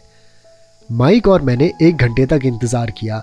जल्दी ही वह डिस्ट्रीब्यूटर आया और मैंने उससे पूछा कि क्या हमें कॉमिक्स मिल सकती हैं। इस पर उसने जवाब दिया, आपको मिल सकती है अगर आप इस स्टोर में काम करते हैं और अगर आप यह वादा करें कि आप उन्हें दोबारा नहीं बेचेंगे। हमारी पार्टनरशिप एक बार फिर कामयाब हो गई थी। माइक की मम्मी ने बेसमेंट में हमें एक खाली कमरा दे दिया जो उनके किसी काम नहीं आता था। हमने उसकी सफाई करके उसमें सैकड़ों कॉमिक्स जमा कर ली। जल्दी ही हमारी कॉमिक्स लाइब्रेरी लोगों के लिए खोल दी गई। माइक की छोटी बहन को पढ़ने का बहुत शौक था, इसीलिए हमने उसे अपना लाइब्रेरियन बना लिया। लाइब्रेरी में आने और कॉमिक्स पढ़ने के लिए वह हर बच्चे से 10 सेंट लेती थी। स्कूल खत्म होने के बाद हर दोपहर 2:30 बजे से 4:30 बजे तक लाइब्रेरी खुली रहती थी। पड़ोस के बहुत से बच्चे इसके ग्राहक बन गए थे और वो जितनी कॉमिक्स पढ़ना चाहते थे 2 घंटे में पढ़ सकते थे। यह उनके लिए एक बहुत बढ़िया सौदा था, क्योंकि एक कॉमिक्स की कीमत 10 सेंट होती है और 2 घंटों में वे 5 या 6 कॉमिक्स पढ़ लेते थे। माइक की बहन लौटते समय बच्चों की तलाशी लेती थी और यह देख लेती थी कि वे अपने कपड़ों में कॉमिक्स छुपाकर तो नहीं ले जा रहे हैं। वह इस बात का रिकॉर्ड भी रखती थी कि हर रोज़ कितने बच्चे आए, उनका नाम क्या था और उनके सुझाव क्या थे। माइक और मुझे 3 महीने तक हर हफ्ते $9.5 का औसत लाभ हुआ। हमने उसकी बहन को हर हफ्ते $1 का भुगतान किया और उसे मुफ्त में कॉमिक्स पढ़ने का फ़ायदा भी दिया। हालांकि वह कॉमिक्स कभी कभार ही पढ़ती थी, क्योंकि वह हमेशा अपनी पढ़ाई में लगी रहती थी। माइक और मैं समझौते के मुताबिक हर शनिवार स्टोर में काम करते रहे। साथ ही हम अलग अलग दुकानों से कॉमिक्स इकट्ठी करते रहे। हमने वादे के मुताबिक कॉमिक्स नहीं बेची। जब कोई कॉमिक्स फट जाती तो हम उसे जला देते थे। हमने इसकी एक शाखा खोलने की भी कोशिश की, लेकिन हमें माइक की बहन की तरह मेहनती और भरोसेमंद लाइब्रेरियन नहीं मिला। बहुत कम उम्र में ही हमने यह जान लिया था कि अच्छे स्टाफ को खोजना कितना मुश्किल होता है। लाइब्रेरी खुलने के 3 महीने बाद हमारी लाइब्रेरी में एक समस्या आ गई। दूसरे मोहल्ले के कुछ गुंडे अंदर घुस आए और उन्होंने झगड़ना शुरू कर दिया। माइक के डैडी ने सुझाव दिया कि हम अपना यह कारोबार बंद कर दें, तो इस तरह हमारा कॉमिक्स का धंधा बंद हो गया और हमने कन्वीनियंस स्टोर पर हर शनिवार काम करना भी बंद कर दिया। फिर भी अमीर डैडी रोमांचित थे, क्योंकि उनके पास ऐसी बहुत सी नई बातें थी जो वे हमें सिखाना चाहते थे। वे खुश थे क्योंकि हमने उनके पहले सबक को इतनी अच्छी तरह सीख लिया था। हमने यह भी सीख लिया था कि पैसे से अपने लिए काम कैसे करवाया जाता है। स्टोर में नौकरी के बदले में पैसा नहीं मिलता था, इसलिए हमें मजबूरन अपनी कल्पना शक्ति पर जोर डालना पड़ा ताकि हम पैसा कमाने का कोई दूसरा तरीका ढूंढ सकें। कॉमिक्स लाइब्रेरी हमारा अपना व्यवसाय था। हमारा धन हमारे काबू में था और हम किसी मालिक के मोहताज नहीं थे। इसमें सबसे अच्छी बात यह थी कि हमारे व्यवसाय से हमें तब भी पैसा मिलता था जब हम वहाँ स्वयं मौजूद नहीं होते थे। उस समय हम पैसे के लिए काम नहीं करते थे, बल्कि हमारा पैसा हमारे लिए काम करता था। ज़्यादा तनख्वाह देने के बजाय अमीर डैडी ने हमें इतनी बढ़िया नसीहत दे दी थी। Rich dad poor dad, chapter 3, lesson number 2, पैसे की समझ क्यों सिखाई जानी चाहिए। 1990 में मेरे सबसे अच्छे दोस्त माइक ने अपने डैडी का लंबा चौड़ा कारोबार संभाल लिया है और उसे अपने डैडी से ज़्यादा कामयाबी मिल रही है। हम एक दूसरे से साल में 1-2 बार गोल्फ कोर्स पर मिलते हैं। वह और उसकी पत्नी इतने ज़्यादा अमीर हैं कि आप इसकी कल्पना भी नहीं कर सकते। अमीर डैडी का साम्राज्य बहुत सुरक्षित हाथों में है और अब माइक अपने बेटे को उसी तरह सिखा रहा है जिस तरह से उसके डैडी ने हमें सिखाया था। 1994 में मैं 47 साल की उम्र में रिटायर हो गया और मेरी पत्नी किम उस वक्त 37 साल की थी। रिटायरमेंट का मतलब यह नहीं कि हम काम नहीं करते या आगे काम नहीं करेंगे। इसका मतलब यह है कि जब तक कोई चमत्कार ही ना हो जाए तब तक हम काम करने या ना करने के लिए आज़ाद हैं।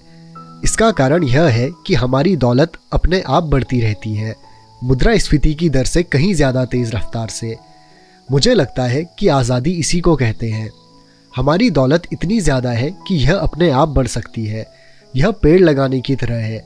आप सालों तक इसे पानी देते हैं और एक दिन इसे आपकी ज़रूरत नहीं रह जाती। इसकी जड़ें ज़मीन में काफ़ी गहराई तक पहुंच जाती हैं। इसके बाद पेड़ आपके सुख के लिए छाया और फल देता है। माइक ने साम्राज्य चलाने का विकल्प चुना और मैंने रिटायर होने का। जब भी मैं लोगों से बात करता हूँ तो वे अक्सर मुझसे सलाह मांगते हैं कि उन्हें क्या करना चाहिए, शुरुआत कहाँ से और कैसे की जाए। आपकी नज़र में कौन सी पुस्तक अच्छी रहेगी? हम अपने बच्चों को यह कैसे सिखाएं? सबसे अमीर बिजनेसमैन। 1923 में हमारे सबसे महान नेता और सबसे अमीर बिजनेसमैन शिकागो में एजवाटर बीच पर इकट्ठे हुए। ये लोग बहुत मशहूर थे। चार्ल्स श्वाब सबसे बड़ी स्टील कंपनी के मुखिया थे। सैमुअल इंसुल दुनिया की सबसे बड़ी यूटिलिटी के अध्यक्ष थे। हार्वर्ड हॉब्सन सबसे बड़ी गैस कंपनी के मुखिया थे। आइवर क्रूजर दुनिया की सबसे बड़ी कंपनियों में से एक इंटरनेशनल मैच कंपनी के अध्यक्ष थे। Leon Fraser Bank of International Settlements के अध्यक्ष थे। Richard Whitney New York Stock Exchange के मुखिया थे। आर्थर कॉटन और जेसी लिवरमोर सबसे बड़े 2 स्टॉक स्पेक्यूलेटर्स थे और एल्बर्ट फॉल प्रेसिडेंट हार्डिंग के कैबिनेट में मंत्री थे। 25 साल बाद इनमें से 9 लोगों का अंत इस तरह हुआ।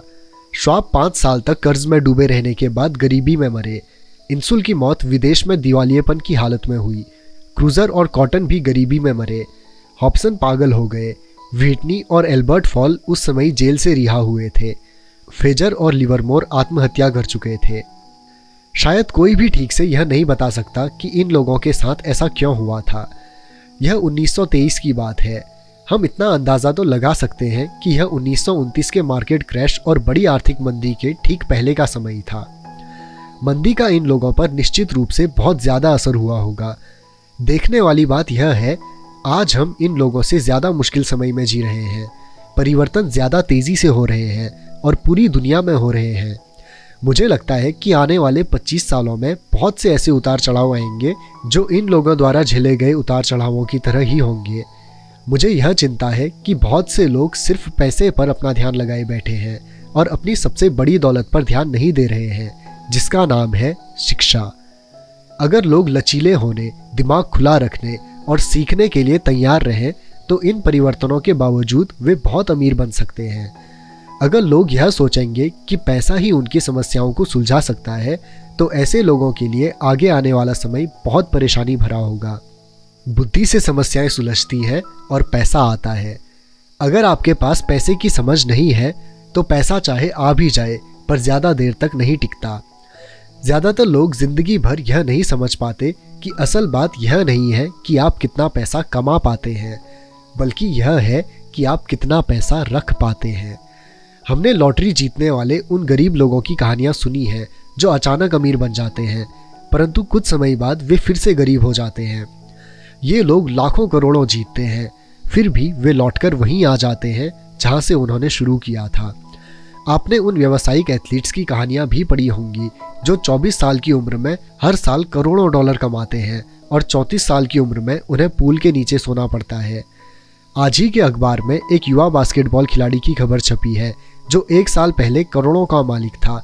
आज वह शिकायत करता फिर रहा है कि उसके दोस्तों, वकीलों और अकाउंटेंट्स ने उसके पैसे हड़प लिए और इसी वजह से आज उसे बहुत कम मजदूरी पर कार धोने का काम करना पड़ रहा है। वह सिर्फ 29 साल का है। उसे कार धोने के काम से भी निकाल दिया गया। इसकी वजह यह थी कि उसने कार साफ करते समय अपनी चैंपियनशिप रिंग उतारने से मना कर दिया और इसीलिए उसकी खबर अखबार में छप गई। वह अपने निकाले जाने का विरोध कर रहा है और कहता है कि यह भेदभाव है। अंगूठी ही तो उसकी महान जिंदगी की इकलौती निशानी है। उसका कहना है कि अगर आप उसकी अंगूठी उतरवा लेंगे तो उसके पास जिंदा रहने का कोई सहारा नहीं बचेगा और वह मर जाएगा। 1997 में मैं ऐसे बहुत से लोगों को जानता हूँ जो नए नए करोड़पति बन रहे हैं। एक बार फिर यह 1920 के उछाल वाले दशक की याद दिला देता है।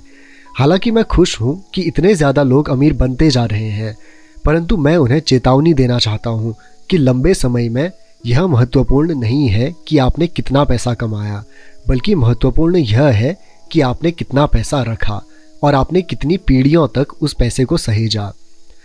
जब लोग मुझसे पूछते हैं हम किस तरह शुरू करें या मुझे बताइए कि जल्दी से अमीर कैसे बना जा सकता है, तो वे मेरे जवाब से बहुत निराश होते हैं।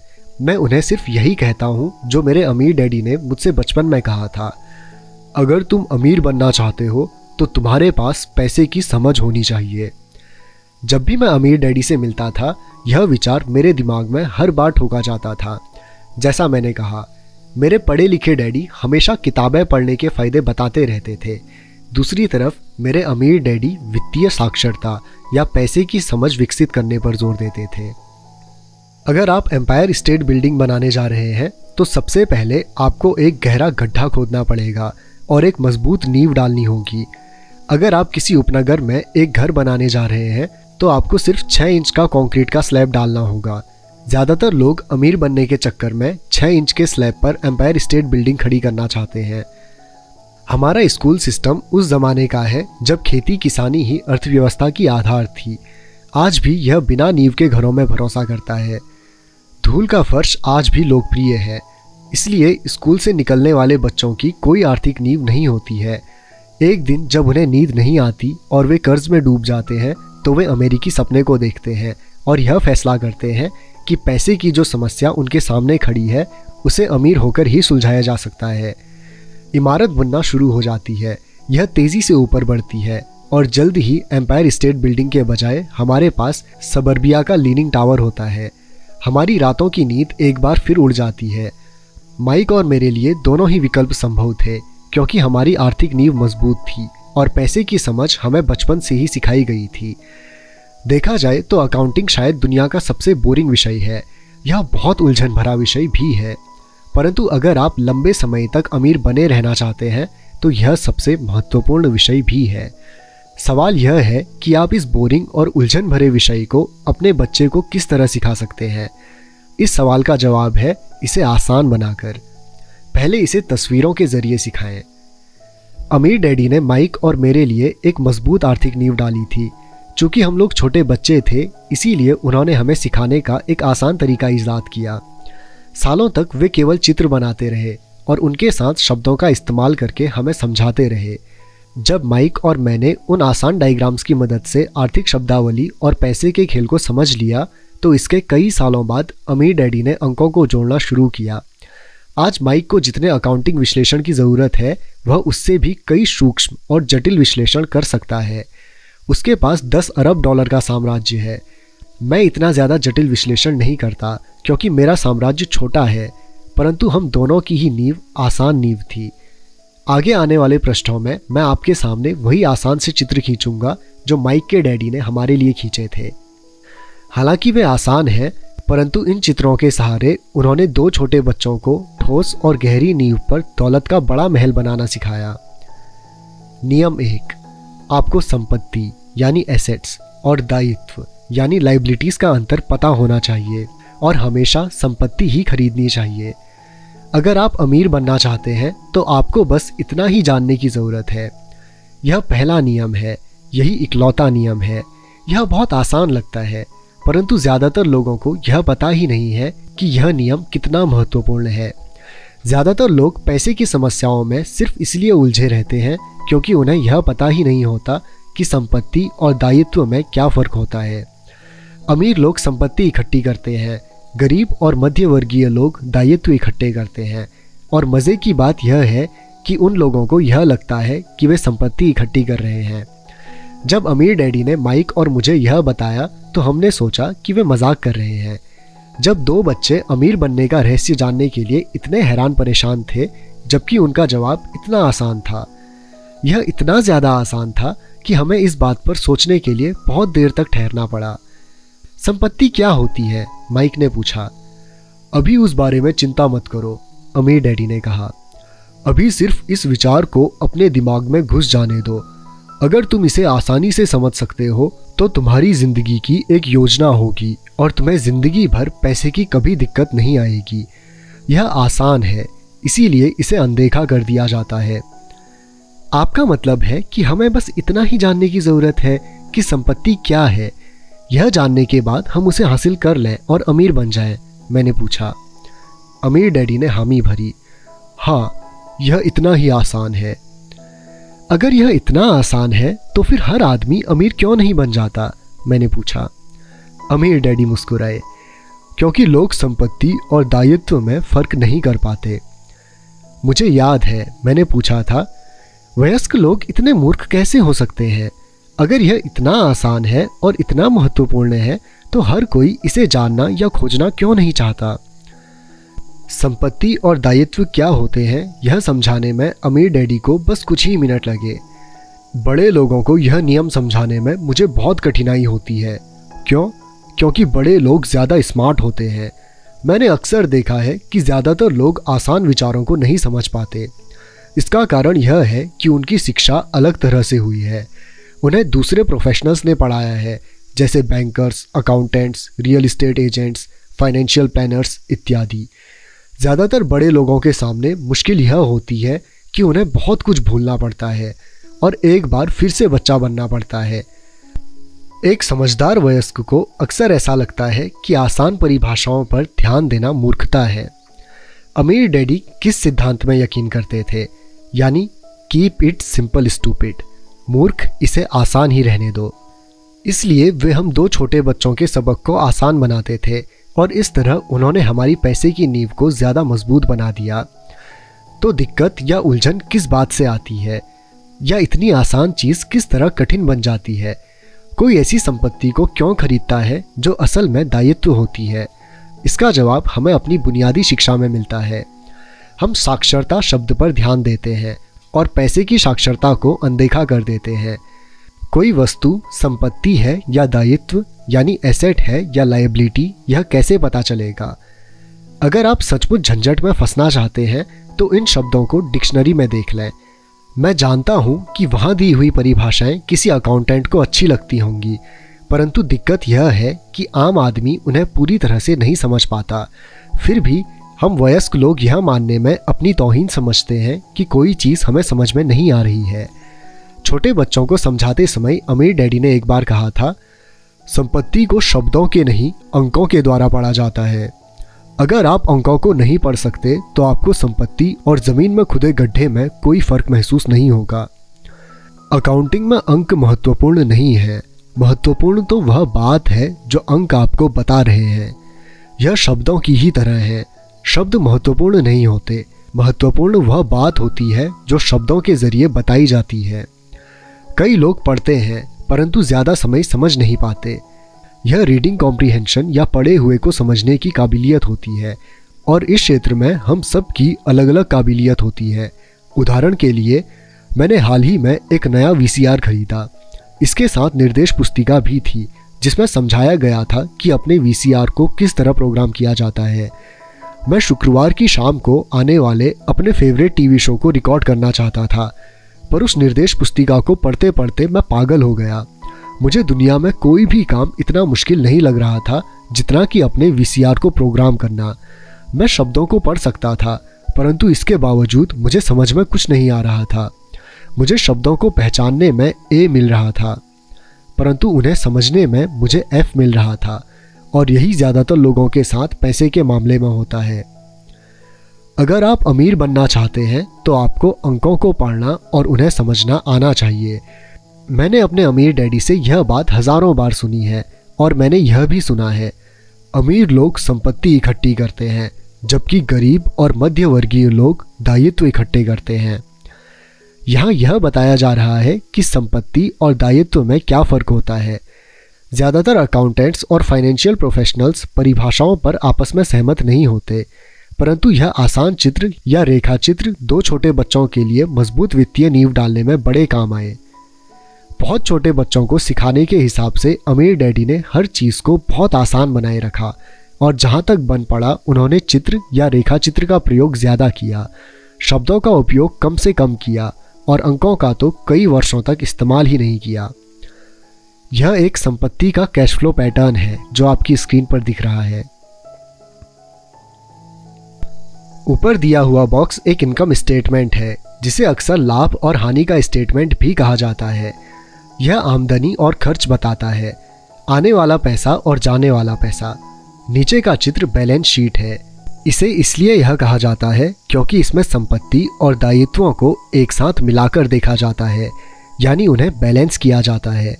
कुछ लोग जिनमें पैसे की समझ नहीं होती, इनकम स्टेटमेंट और बैलेंस शीट के बीच के संबंध को नहीं जानते।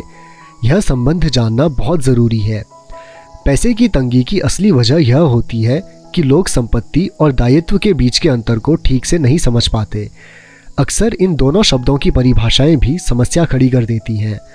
अगर आपको दुविधा में पढ़ना अच्छा लगता है तो आप शब्दकोश उठाकर उसमें संपत्ति और दायित्व शब्दों का मतलब देख लें। अब इन परिभाषाओं का मतलब अकाउंटेंट को तो अच्छी तरह समझ में आ सकता है, परंतु आम आदमी के लिए यह वैसी ही बात हो गई जैसे परिभाषा का मतलब मैंडेरिन जैसी किसी विदेशी भाषा में लिख दिया गया हो। आप परिभाषा में लिखे हुए शब्दों को तो पढ़ सकते हैं, परंतु उन्हें अच्छी तरह समझना कठिन है। इसीलिए जैसा मैंने पहले कहा था, मेरे अमीर डैडी ने हमेशा दोनों छोटे बच्चों को यह आसान परिभाषा सिखाई। संपत्ति वह होती है जो आपकी जेब में पैसा डालती है। अच्छी, आसान और उपयोग में आने वाली परिभाषा। यह एक दायित्व का कैश फ्लो पैटर्न है जो आपकी स्क्रीन पर दिख रहा है। अब चूंकि संपत्ति और दायित्व को चित्रों से समझा दिया गया है, इसलिए शब्दों में दी गई परिभाषाओं को समझना ज़्यादा आसान होगा। संपत्ति वह चीज़ है जो मेरी जेब में पैसे डालती है। दायित्व वह चीज़ है जो मेरी जेब से पैसे निकालती है। वास्तव में आपको इतना ही जानने की ज़रूरत है। अगर आप अमीर बनना चाहते हैं तो आप ज़िंदगी भर संपत्ति खरीदते रहिए। अगर आप गरीब या मध्यवर्गीय आदमी बनना चाहते हैं तो आप दायित्व खरीदते रहिए। इनके बीच के फ़र्क को ना जानने से ज़्यादातर लोग जीवन भर पैसे की तंगी से परेशान रहते हैं। पैसों के लिए आदमी इसलिए परेशान होता रहता है क्योंकि वह ना तो शब्दों को समझ पाता है, ना ही अंकों को। जिन लोगों के सामने पैसे की मुश्किलें आ रही हैं, उन्हें यह समझ लेना चाहिए कि शब्दों या अंकों में ऐसा कुछ है जिसे वे पढ़ नहीं पा रहे हैं। कोई चीज़ ठीक से उनकी समझ में नहीं आ रही है। अमीर लोग इसलिए अमीर होते हैं क्योंकि इस मामले में वे पैसे की तंगी से परेशान लोगों से ज़्यादा समझदार होते हैं। तो अगर आप अमीर बनना चाहते हैं और अपनी दौलत को बनाए रखना चाहते हैं तो पैसे की साक्षरता और समझदारी महत्वपूर्ण है, शब्दों में भी और अंकों में भी। चित्रों में जो तीर लगे हैं वे पैसे के बहाव यानी कैश फ्लो को बताते हैं। ध्यान रखिए, सिर्फ अंकों से पूरी बात समझ में नहीं आती और सिर्फ शब्दों से भी पूरी बात समझ में नहीं आती है। महत्व तो पूरी कहानी का होता है। किसी वित्तीय रिपोर्ट में अंक को पढ़ना प्लॉट या कहानी ढूंढने की तरह ही है। पैसा कहाँ जा रहा है, इस बात की कहानी। 80% परिवारों की पैसे की कहानी यह होती है कि वे अमीर बनने के लिए कड़ी मेहनत करते जाते हैं। इसका कारण यह नहीं है कि वे पैसा नहीं कमाते। असली कारण यह है कि वे जिंदगी भर संपत्ति की जगह दायित्व खरीदते रहते हैं। उदाहरण के तौर पर यह एक गरीब आदमी या घर पर रहने वाले नौजवान का कैश फ्लो पैटर्न है। यह मध्यवर्गीय आदमी का कैश फ्लो पैटर्न है। और आखिर में यह एक अमीर आदमी का कैश फ्लो पैटर्न है। जैसा कि आप देख सकते हैं, ये सभी चित्र बहुत ज़्यादा सरल बना दिए गए हैं। हम में से हर एक को जिंदा रहने के लिए खर्च करना पड़ता है। हम सभी को रोटी, कपड़े और मकान की ज़रूरत होती है। चित्र यह बताते हैं कि गरीब, मध्यवर्गीय और अमीर आदमी की ज़िंदगियों में पैसा किस तरह आता जाता है। कैश फ्लो पूरी कहानी बता देता है। इस कहानी में यह बताया जाता है कि वह आदमी अपने पैसे का किस तरह इस्तेमाल करता है। एक बार पैसा हाथ में आ जाने के बाद वह उस पैसे का क्या करता है। मैंने अपनी कहानी अमेरिका के सबसे अमीर व्यक्तियों से इसलिए शुरू की ताकि मैं यह बता सकूं कि इतने सारे लोगों की सोच में कहाँ गलती होती है। गलती यह होती है कि वे यह मानते हैं कि पैसे से सारी समस्याएं सुलझ जाती हैं। इसीलिए जब लोग मुझसे फटाफट अमीर बनने के नुस्खे पूछते हैं तो मैं कांप जाता हूँ। मैं अक्सर सुनता हूँ, मैं कर्ज में हूँ इसीलिए मुझे और ज़्यादा पैसे कमाने चाहिए। परंतु यह देखने में आया है कि ज़्यादा पैसे से समस्या नहीं सुलझती। सच कहा जाए तो इससे समस्या और ज़्यादा बढ़ सकती है। पैसा हमारी इंसानी कमज़ोरियों को अक्सर ज़्यादा उभार देता है। पैसा अक्सर हमारे ऐसे पहलू पर रोशनी डालता है जिसके बारे में हम अनजान रहते हैं। इसीलिए अगर किसी आदमी को अचानक बहुत सी दौलत मिल जाए, जैसे पैतृक संपत्ति, तनख्वाह में भारी बढ़ोतरी या उसकी लॉटरी लग जाए, तो पैसा मिलने के कुछ समय बाद वह अपने पुराने हाल में पहुंच जाता है और कई बार तो उससे भी बुरे हाल में। पैसा आपके दिमाग में चल रहे कैश फ्लो पैटर्न को उजागर करता है। अगर यह पैटर्न ऐसा है कि अपनी पूरी कमाई खर्च करनी है, तो इस बात की बहुत संभावना है कि आपकी आमदनी बढ़ेगी तो आपका खर्च अपने आप बढ़ जाएगा। इसीलिए यह कहावत सही है, मूर्ख और उसके पैसे से शानदार पार्टी होती है। मैंने यह कई बार कहा है कि हम स्कूल इसलिए जाते हैं ताकि हम शैक्षणिक और व्यावसायिक काबिलियत को हासिल कर सकें। निश्चित रूप से यह दोनों बहुत ही महत्वपूर्ण है। हमारी व्यावसायिक काबिलियत के कारण ही हम पैसा बनाना सीखते हैं। 1960 के दशक में जब मैं हाई स्कूल में था, यह माना जाता था कि अगर कोई पढ़ने लिखने में अच्छा है तो वह होनहार विद्यार्थी आगे जाकर डॉक्टर बनेगा। अक्सर उस बच्चे से यह नहीं पूछा जाता था कि क्या वह डॉक्टर बनना चाहेगा, यह मान लिया जाता था। इसका कारण यह था कि इस धंधे में सबसे ज़्यादा पैसा नज़र आता था। आज डॉक्टरों के सामने पैसे के बहुत से संकट हैं जो भगवान ना करे किसी और के सामने हों। बीमा कंपनियां इस व्यवसाय पर काबू किए हैं, सरकार भी दखल दे रही है और अदालतों में मुआवजे के केस दायर हो रहे हैं इत्यादि। आज बच्चे बास्केटबॉल स्टार बनना चाहते हैं, टाइगर वुड्स की तरह गोल्फर बनना चाहते हैं, कंप्यूटर विशेषज्ञ बनना चाहते हैं, movie star, rock star, beauty queen या वॉल स्ट्रीट पर ट्रेडर बनना चाहते हैं। इसीलिए क्योंकि अब दौलत, शोहरत और इज्जत इन्हीं जगहों पर है।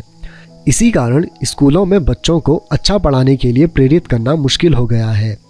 वे जानते हैं कि व्यावसायिक सफलता का शैक्षणिक सफलता से कोई सीधा संबंध नहीं है, जैसा कभी हुआ करता था। चूंकि विद्यार्थियों में स्कूल छोड़ते समय पैसे की कोई समझ नहीं होती है, इसीलिए करोड़ों पढ़े लिखे लोग अपने कारोबार में तो सफल हो जाते हैं, परंतु बाद में वे पैसे की तंगी से जूझते रहते हैं। वे और ज़्यादा मेहनत करते हैं परंतु अपनी समस्याओं से जीत नहीं पाते। उनकी शिक्षा में कमी यह नहीं है कि उन्हें पैसा कमाना नहीं सिखाया गया, बल्कि यह है कि उन्हें पैसा खर्च करने का तरीका नहीं सिखाया गया। पैसा बनाने के बाद उसका किस तरह इस्तेमाल किया जाए और उसे किस तरह संभाला जाए, इसे पैसे की समझ कहते हैं। पैसा एक बार कमाने के बाद उसका क्या किया जाए, इसे अपने पास कितने लंबे समय तक रोका जाए और अपने पैसे से कड़ी मेहनत कैसे करवाई जाए। ज़्यादातर लोग यह नहीं बता पाते कि उनकी पैसे की तंगी का कारण क्या है। ऐसा इसलिए होता है क्योंकि उनमें कैश फ्लो की समझ नहीं होती। कोई आदमी बहुत पढ़ा लिखा हो सकता है, अपने कारोबार में सफल हो सकता है, परंतु हो सकता है कि उसमें पैसे की बिल्कुल भी समझ ना हो। ऐसे लोग अक्सर ज़रूरत से ज़्यादा कड़ी मेहनत करते हैं क्योंकि उन्होंने कड़ी मेहनत करना तो सीखा है, परंतु पैसे से अपने लिए कड़ी मेहनत करवाना नहीं सीखा। यह कहानी बताती है कि पैसे का सुख भरा सपना किस तरह दुख भरे सपने में बदल जाता है। कड़ी मेहनत करने वाले लोगों की फिल्मी कहानी एक घिसे पीटे ढर्रे पर चलती है। हाल में शादीशुदा, खुश, बहुत पढ़े लिखे पति पत्नी साथ साथ किराए के मकान में रहने लगते हैं। जल्दी ही उन्हें यह लगने लगता है कि वे पैसा बचा रहे हैं, क्योंकि दो लोगों के साथ साथ रहने का खर्च भी लगभग उतना ही होता है जितना कि अकेले आदमी का। समस्या यह है कि जिस अपार्टमेंट में वे रहते हैं वह छोटा है। वे अपने सपनों का घर खरीदने के लिए पैसे बचाने लगते हैं ताकि वे बच्चे पैदा कर सकें। अब उनके पास 2 तनख्वाहें होती हैं और वे अपने करियर पर ज़्यादा ध्यान देने लगते हैं। उनकी आमदनी बढ़ने लगती है। जैसे जैसे उनकी आमदनी बढ़ने लगती है, उनके खर्च भी बढ़ने लगते हैं। ज़्यादातर लोगों के लिए पहले नंबर का खर्च होता है टैक्स। कई लोग सोचते हैं इनकम टैक्स, परंतु ज़्यादातर लोगों के लिए सबसे बड़ा टैक्स होता है सोशल सिक्योरिटी टैक्स। कर्मचारी को ऐसा लगता है कि social security tax mediocre tax को मिलाकर कुल टैक्स लगभग 7.5% के करीब होता है, परंतु हकीकत में यह 15% होता है, क्योंकि आपके बॉस को भी सोशल सिक्योरिटी की उतनी ही रकम मिलानी पड़ती है। मुद्दे की बात यह है कि यह वह पैसा है जो आपका बॉस आपको नहीं दे सकता। इससे भी बड़ी बात यह है कि आपको अपने वेतन में से कटे सोशल सिक्योरिटी टैक्स की रकम पर इनकम टैक्स भी देना होता है, और यह ऐसी आमदनी होती है जो आपके हाथ में नहीं आई है, बल्कि सीधे ही सोशल सिक्योरिटी में चली गई है। फिर दायित्व बढ़ने लगते हैं। इसे समझाने का सबसे अच्छा तरीका यह है कि हम वापस युवा पति पत्नी की कहानी की तरफ चलें। उनकी आमदनी बढ़ने के कारण वे फैसला करते हैं कि अब वे किराए के मकान में नहीं रहेंगे, बल्कि अपने सपनों का घर खरीद लेंगे। जब वे अपने घर में पहुंच जाते हैं तो उनके घर पर एक नए टैक्स का बोझ आ जाता है, जिसे प्रॉपर्टी टैक्स कहते हैं। फिर वो लोग एक नई कार खरीदते हैं, नया फर्नीचर और नया सामान खरीदते हैं ताकि उनका घर आलीशान लगे। अचानक वे अपने सपने से जागते हैं और देखते हैं कि उनके दायित्व का कॉलम बढ़ गया है। वे कर्ज में हैं और उन्हें बहुत से मॉर्टगेज ऋण और क्रेडिट कार्ड ऋण चुकाने हैं। अब वे चूहा दौड़ में फंस चुके हैं। एक बच्चा पैदा हो जाता है। वे और कड़ी मेहनत करते हैं। प्रक्रिया फिर दोहराई जाती है। ज़्यादा पैसा आता है और उस पर ज़्यादा टैक्स लगता है, जिसे ब्रैकेट क्रीप भी कहा जाता है। तभी उनके पास डाक में एक और क्रेडिट कार्ड आ जाता है। वे उसका इस्तेमाल करते हैं। वह ख़त्म हो जाता है। तभी एक लोन कंपनी का आदमी आकर उन्हें बताता है कि उनकी सबसे बड़ी संपत्ति, उनके घर की कीमत बढ़ गई है। कंपनी उन्हें एक बिल कंसोलिडेशन लोन देने का ऑफ़र करती है, क्योंकि उनकी क्रेडिट बहुत अच्छी है।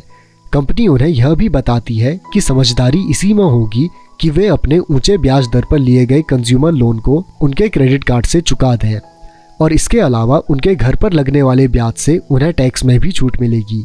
वे ऐसा ही करते हैं और ज़्यादा ब्याज दर वाले क्रेडिट कार्ड का भुगतान कर देते हैं। इसके बाद वे राहत की सांस लेते हैं। उन्होंने क्रेडिट कार्ड का हिसाब साफ कर दिया है।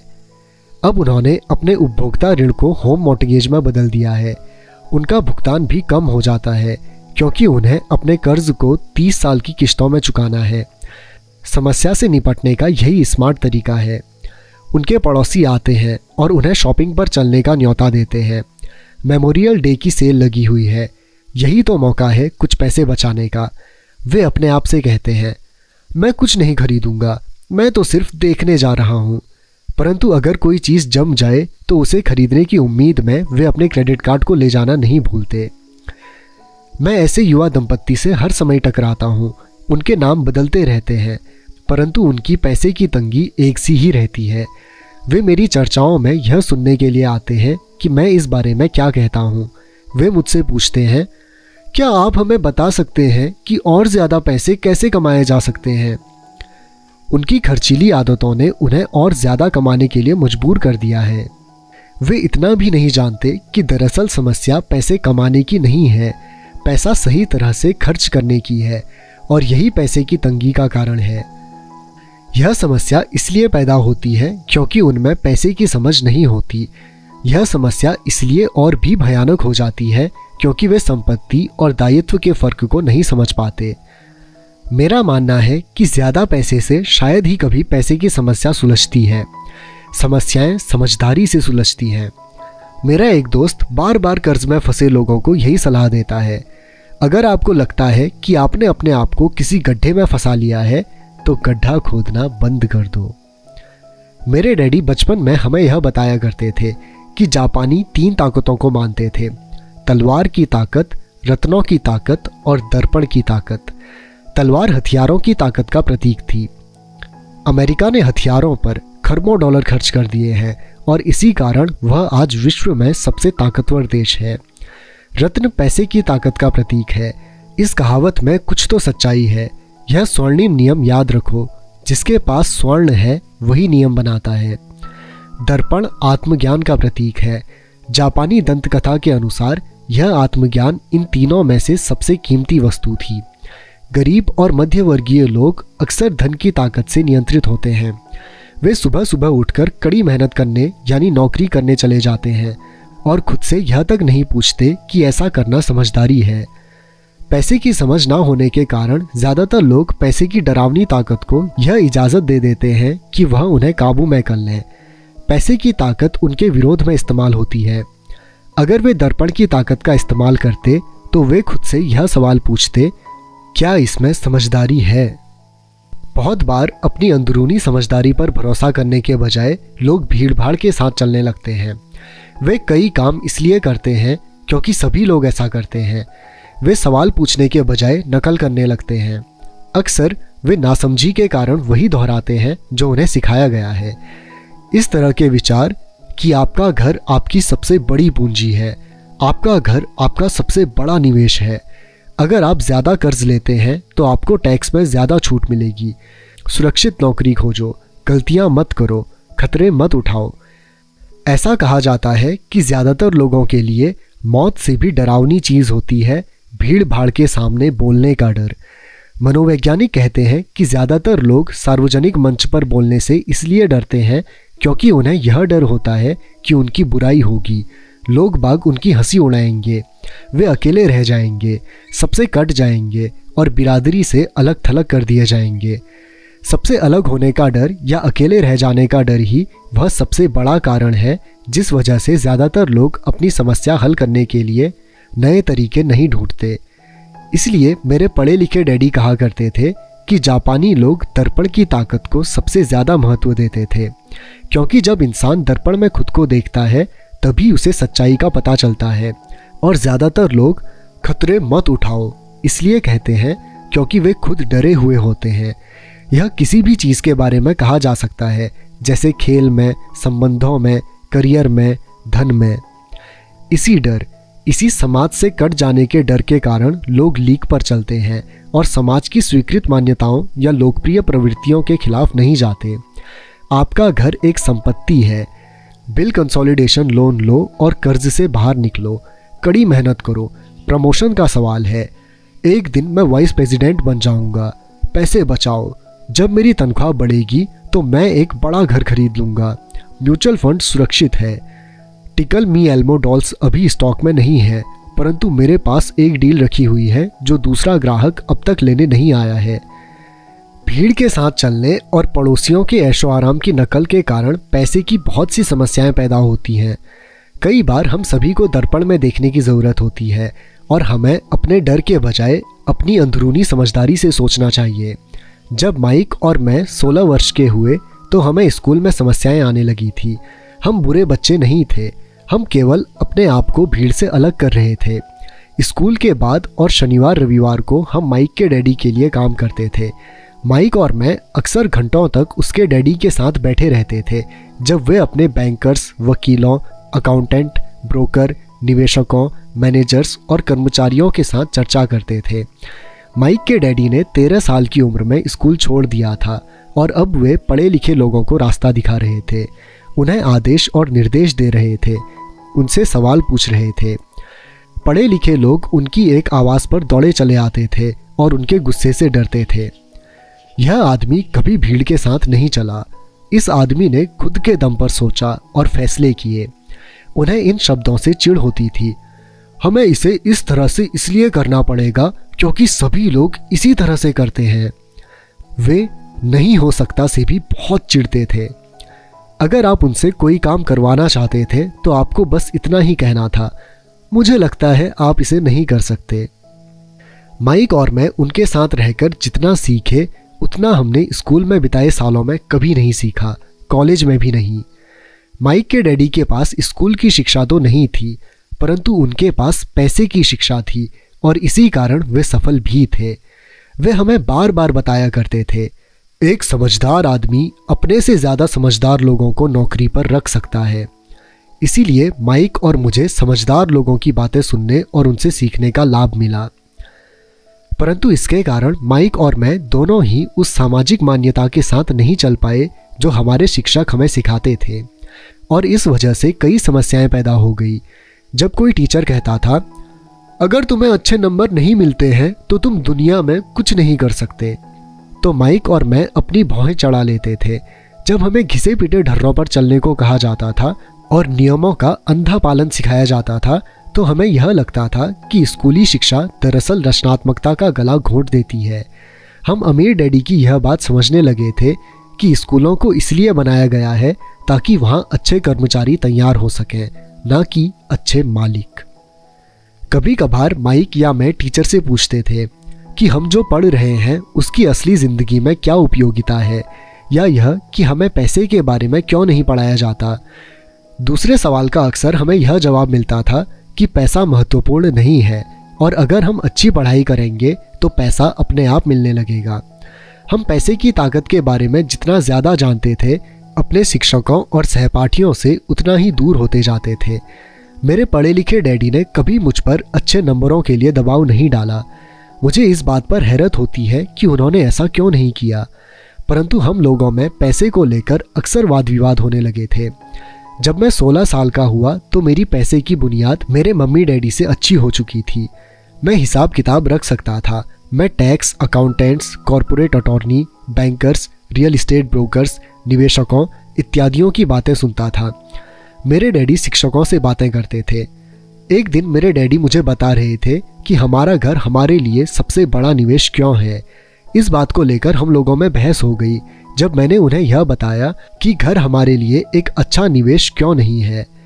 आगे आने वाले चित्र से यह साफ हो जाता है कि अपने अपने घरों को लेकर मेरे अमीर डैडी और मेरे गरीब डैडी के विचारों में कितना अंतर था। एक डैडी के हिसाब से उनका घर एक संपत्ति थी, जबकि दूसरे डैडी के हिसाब से यह एक दायित्व था। अमीर डैडी का चित्र, गरीब डैडी का चित्र। मुझे याद है कि मैंने नीचे वाला चित्र खींचकर अपने डैडी को कैश फ्लो की दिशा समझाने की कोशिश की थी। मैंने उन्हें यह भी बताया था कि घर के साथ साथ उससे जुड़े कुछ दिगर खर्च भी बढ़ जाते हैं। एक ज़्यादा बड़े घर का मतलब था और ज़्यादा खर्च, और इसका मतलब यह था कि कैश फ्लो खर्च के कॉलम से होकर गुजरता रहता था। आज भी लोग बाग मुझसे इस बात पर बहस करते हैं कि उनका घर संपत्ति क्यों नहीं होता। मैं जानता हूँ कि बहुत से लोगों के लिए खुद का घर उनका सबसे बड़ा सपना होता है और इसीलिए वे इसे अपना सबसे बड़ा निवेश मानते हैं। अपने घर के मालिक होने से ज़्यादा अच्छा कुछ भी नहीं है। मैं इस लोकप्रिय मान्यता को देखने का एक और नज़रिया सुझाना चाहता हूँ। अगर मैं और मेरी पत्नी एक ज़्यादा बड़ा और आलीशान मकान खरीदने की बात सोचते हैं तो हम जानते हैं कि यह एक संपत्ति नहीं होगी बल्कि एक दायित्व होगा, क्योंकि इससे हमारी जेब से पैसा निकल जाएगा। तो यह रहा मेरा तर्क। हालांकि ज़्यादातर लोग मुझसे सहमत नहीं होंगे, क्योंकि घर एक भावनात्मक चीज़ होती है और जब पैसे का सवाल आता है तो भावनाएं पैसे की समझ को हरा देती हैं। मुझे व्यक्तिगत अनुभव से पता है कि पैसा हर फैसले को भावनात्मक बना देता है। पहला तर्क, जब घर की बात आती है तो मैं यह बताना चाहता हूँ कि ज़्यादातर लोग उस घर की कीमत चुकाने के लिए ज़िंदगी भर काम करते हैं जिसके वे कभी पूरी तरह मालिक नहीं होते। दूसरे शब्दों में, ज़्यादातर लोग एक घर खरीदने के कुछ सालों बाद दूसरा घर खरीद लेते हैं और हर बार पहले मकान के लिए जो कर्ज वे लेते हैं उस पर उनके पास हर बार फिर से 30 साल का नया कर्ज हो जाता है। दूसरा, हालांकि लोगों को मॉर्टगेज पेमेंट पर ब्याज के लिए टैक्स में छूट मिलती है, परंतु वे अपने दिगर खर्चों के लिए टैक्स के बाद मिलने वाले डॉलरों का उपयोग करते हैं, अपनी मॉर्टगेज पूरी तरह चुकाने के बाद भी। तीसरा, प्रॉपर्टी टैक्स। मेरी पत्नी के मम्मी डैडी को धक्का लगा जब उनके घर का प्रॉपर्टी टैक्स $1000 प्रति माह तक पहुंच गया। यह तब हुआ जब वे रिटायर हो चुके थे और इस बढ़ोतरी से उनका रिटायरमेंट के बाद का बजट गड़बड़ा गया और उन्हें मजबूरन मकान बदलना पड़ा। चौथा, घर की कीमत हमेशा नहीं बढ़ती। मेरे कुछ दोस्त हैं जिन्होंने अपने घर के लिए कर्ज लिया था। उन्हें $10 लाख से भी ज़्यादा का कर्ज चुकाना है, पर आज उस घर की कीमत $7 लाख से ज़्यादा नहीं है। पांचवा, सबसे बड़े नुकसान अवसर गंवाने की वजह से होते हैं। अगर आपका सारा पैसा मकान में फंसा रहता है तो आपको ज़्यादा कड़ी मेहनत करनी पड़ती है ताकि आपका खर्च चलता रहे। इस दौरान आपके संपत्ति वाले कॉलम में कोई बढ़ोतरी नहीं होती है। अगर एक युवा पति पत्नी शुरुआत में ही अपना पैसा संपत्ति वाले कॉलम में लगाएं तो उनके आगे के साल आराम से गुजरेंगे, खासकर उस समय जब वे अपने बच्चों को कॉलेज में भेजेंगे। इस दौरान उनकी संपत्ति भी बढ़ जाएगी और उनके खर्च भी आराम से चलते रहेंगे। अक्सर ऐसा होता है कि आपका घर आपके बढ़ते हुए खर्च के भुगतान के लिए होम इक्विटी लोन का साधन बन जाता है। संक्षेप में, अपना घर खरीदने का फैसला बहुत खर्चीला पड़ता है। इसके बजाय बेहतर यह होगा कि जल्दी ही इन्वेस्टमेंट पोर्टफोलियो बना लिया जाए। किसी आदमी पर इसका असर कम से कम 3 तरह से पड़ता है। पहला, समय की बर्बादी, क्योंकि इस दौरान दूसरे संपत्तियों का मूल्य बढ़ गया होता है। दूसरा, अतिरिक्त पूंजी की बर्बादी, जिसे दोबारा निवेश किया जा सकता है, जबकि घर खरीदने के बाद आपको घर से सीधे जुड़े बहुत से खर्च उठाने पड़ते हैं। तीसरा, शिक्षा की बर्बादी। अक्सर ऐसा होता है कि लोग यह मानते हैं कि उनके संपत्ति वाले कॉलम में उनका घर, बचत और रिटायरमेंट प्लान आते हैं।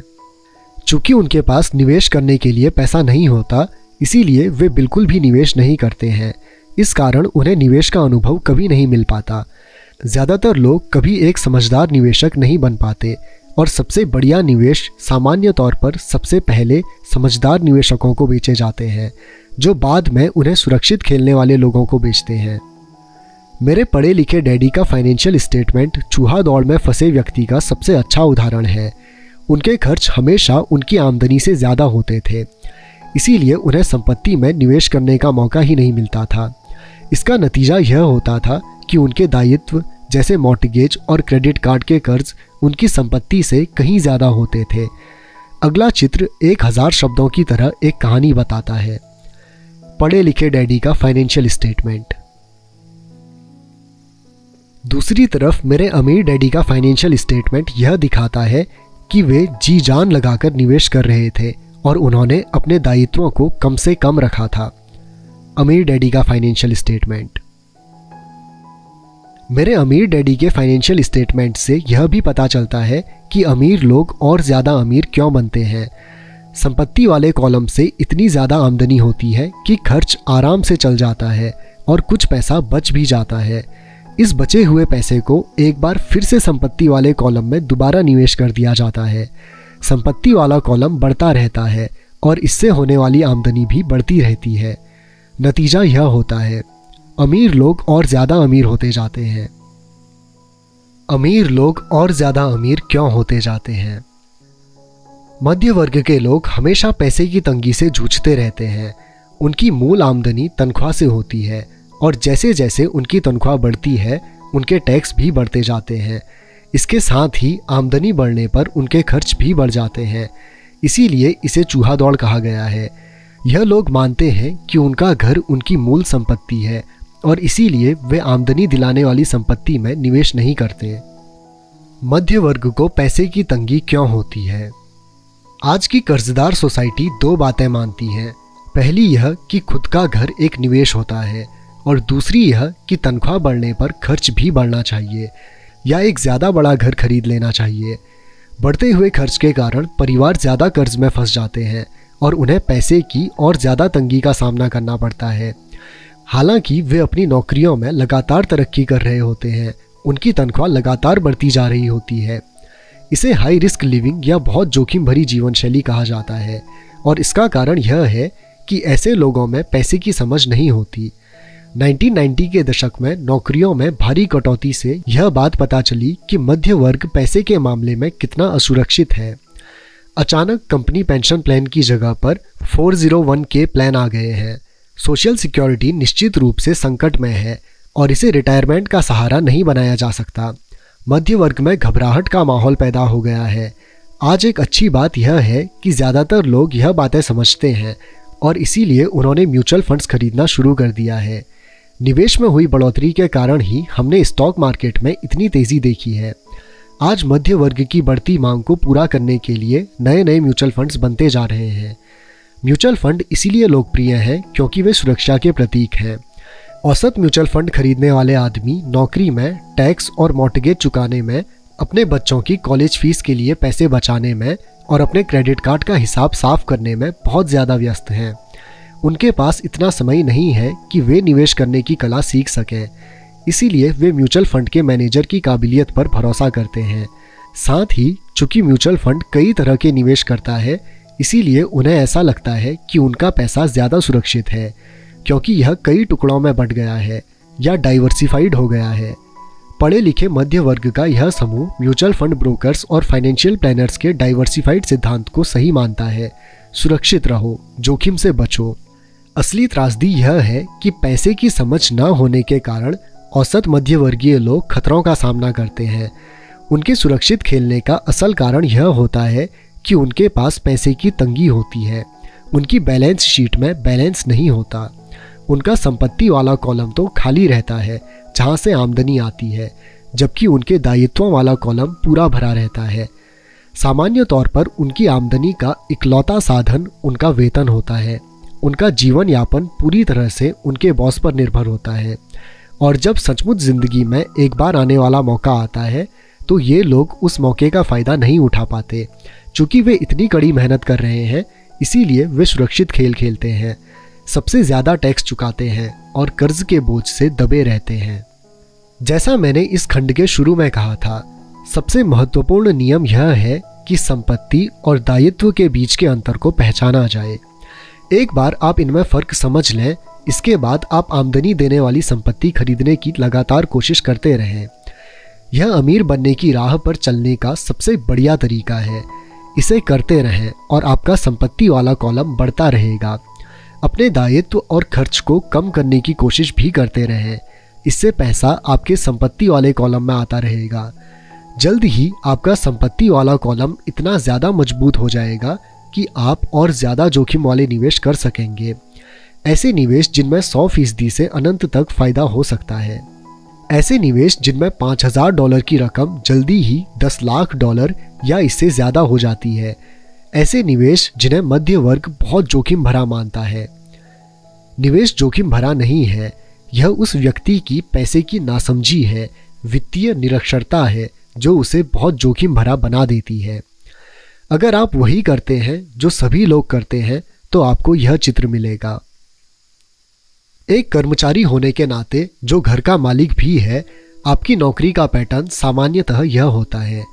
पहला, आप किसी के लिए काम करते हैं।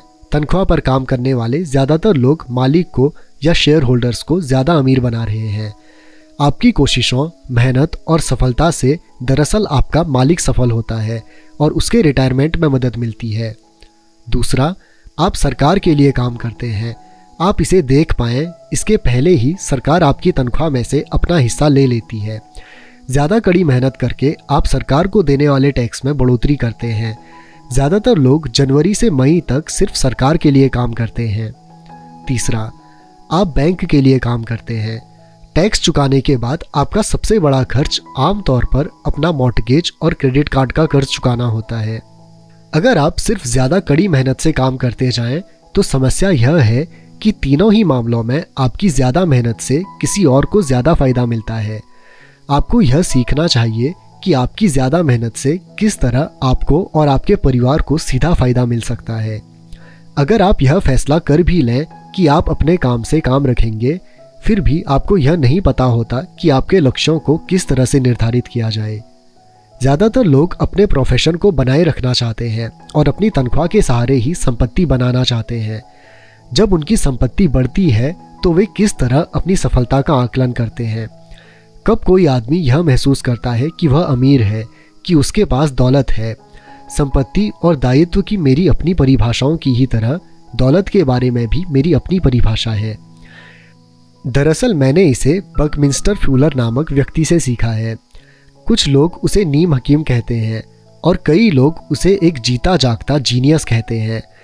सालों पहले सभी वस्तुविद इसलिए हैरान हो गए थे क्योंकि 1961 में उसने जियोडिसेक डोम के पेटेंट के लिए आवेदन किया था और उस आवेदन में फुलर ने दौलत के बारे में कुछ भी नहीं कहा था।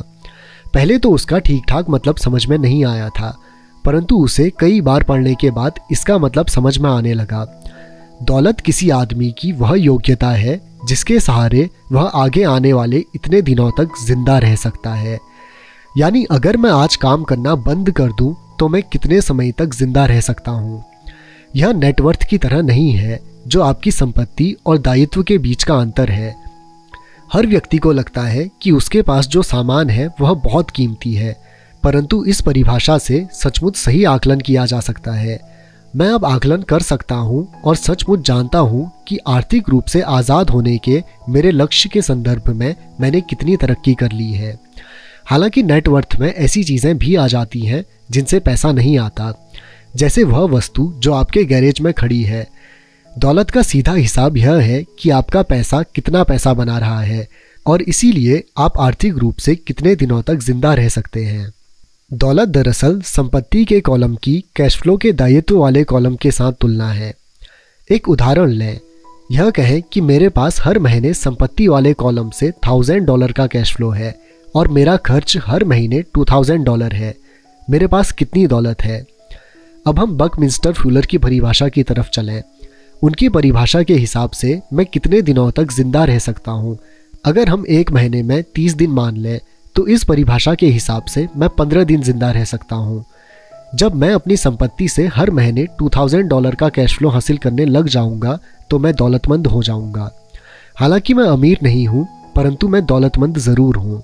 हर महीने मेरी संपत्ति से मुझे जो आमदनी मिलती है वह मेरे महीने भर के खर्च के लिए काफ़ी होती है। अगर मैं अपने खर्च को बढ़ाना चाहता हूँ तो मुझे इसके पहले अपनी संपत्ति से आने वाले कैश फ्लो को बढ़ाना होगा। यह ध्यान रखें कि इस बिंदु पर मैं अपनी तनख्वाह पर बिल्कुल भी निर्भर नहीं हूँ। मैंने संपत्ति वाले कॉलम को भरने में जीतोड़ कोशिश की थी और मैं इसमें सफल भी हुआ था, जिसके कारण मैं आर्थिक रूप से आज़ाद हो गया हूँ। अगर मैं आज अपनी नौकरी छोड़ भी दूं तो भी मेरी संपत्तियों से इतना कैश फ्लो आता रहेगा कि मेरा खर्च आसानी से चलता रहेगा। मेरा अगला लक्ष्य यह होगा कि मेरी संपत्तियों से आने वाले अतिरिक्त कैश फ्लो को फिर से संपत्ति वाले कॉलम में निवेश कर दिया जाए। मेरे संपत्ति वाले कॉलम में जितना ज़्यादा पैसा जाता है, मेरा संपत्ति वाला कॉलम उतना ही बढ़ता रहता है। मेरा संपत्ति वाला कॉलम जितना ज़्यादा बढ़ता है, वहाँ से उतना ही ज़्यादा कैश फ्लो आता है और जब तक मैं अपने खर्च को आने वाले कैश फ्लो से कम रखता हूँ, तब तक मैं ज़्यादा अमीर बनता रहूँगा। और ध्यान देने वाली बात यह है कि मेरी आमदनी शारीरिक मेहनत से नहीं बल्कि दूसरे ज़रियों से हो रही है। जब तक पुनर्निवेश की यह प्रक्रिया चलती रहती है, मैं अमीर बनने की राह पर तेज़ी से चलता रहूँगा। अमीरी की असली परिभाषा देखने वाले की निगाह में होती है। आप कभी अत्यधिक अमीर नहीं हो सकते। इस आसान सबक को याद रखें। अमीर संपत्ति खरीदते हैं, गरीब केवल खर्च करते हैं, मध्यवर्गीय दायित्व खरीदता है, परंतु यह सोचता है कि वह संपत्ति खरीद रहा है। तो किस तरह मैंने अपने काम से काम रखा? इस सवाल का जवाब क्या है? मैकडोनाल्ड के मालिक की बात सुने। Rich dad poor dad, chapter 4, lesson number 3, अपने काम से काम रखो। 1974 में मैकडोनाल्ड के मालिक रे क्रॉक से आग्रह किया गया कि वे ऑस्टिन में टेक्सास यूनिवर्सिटी में MBA की कक्षा में व्याख्यान दें। मेरा एक करीबी दोस्त कीथ कनिंघम वहाँ MBA कर रहा था। बहुत अच्छी और प्रेरणादायी चर्चा के बाद कक्षा खत्म हो गई और विद्यार्थियों ने रे से पूछा कि क्या वे बियर के लिए उनके फेवरेट बार में चलेंगे। रे तैयार हो गए। जब सब लोगों के हाथ में बियर आ गई तब रे ने पूछा, मेरा असली बिजनेस क्या है? कीथ ने कहा।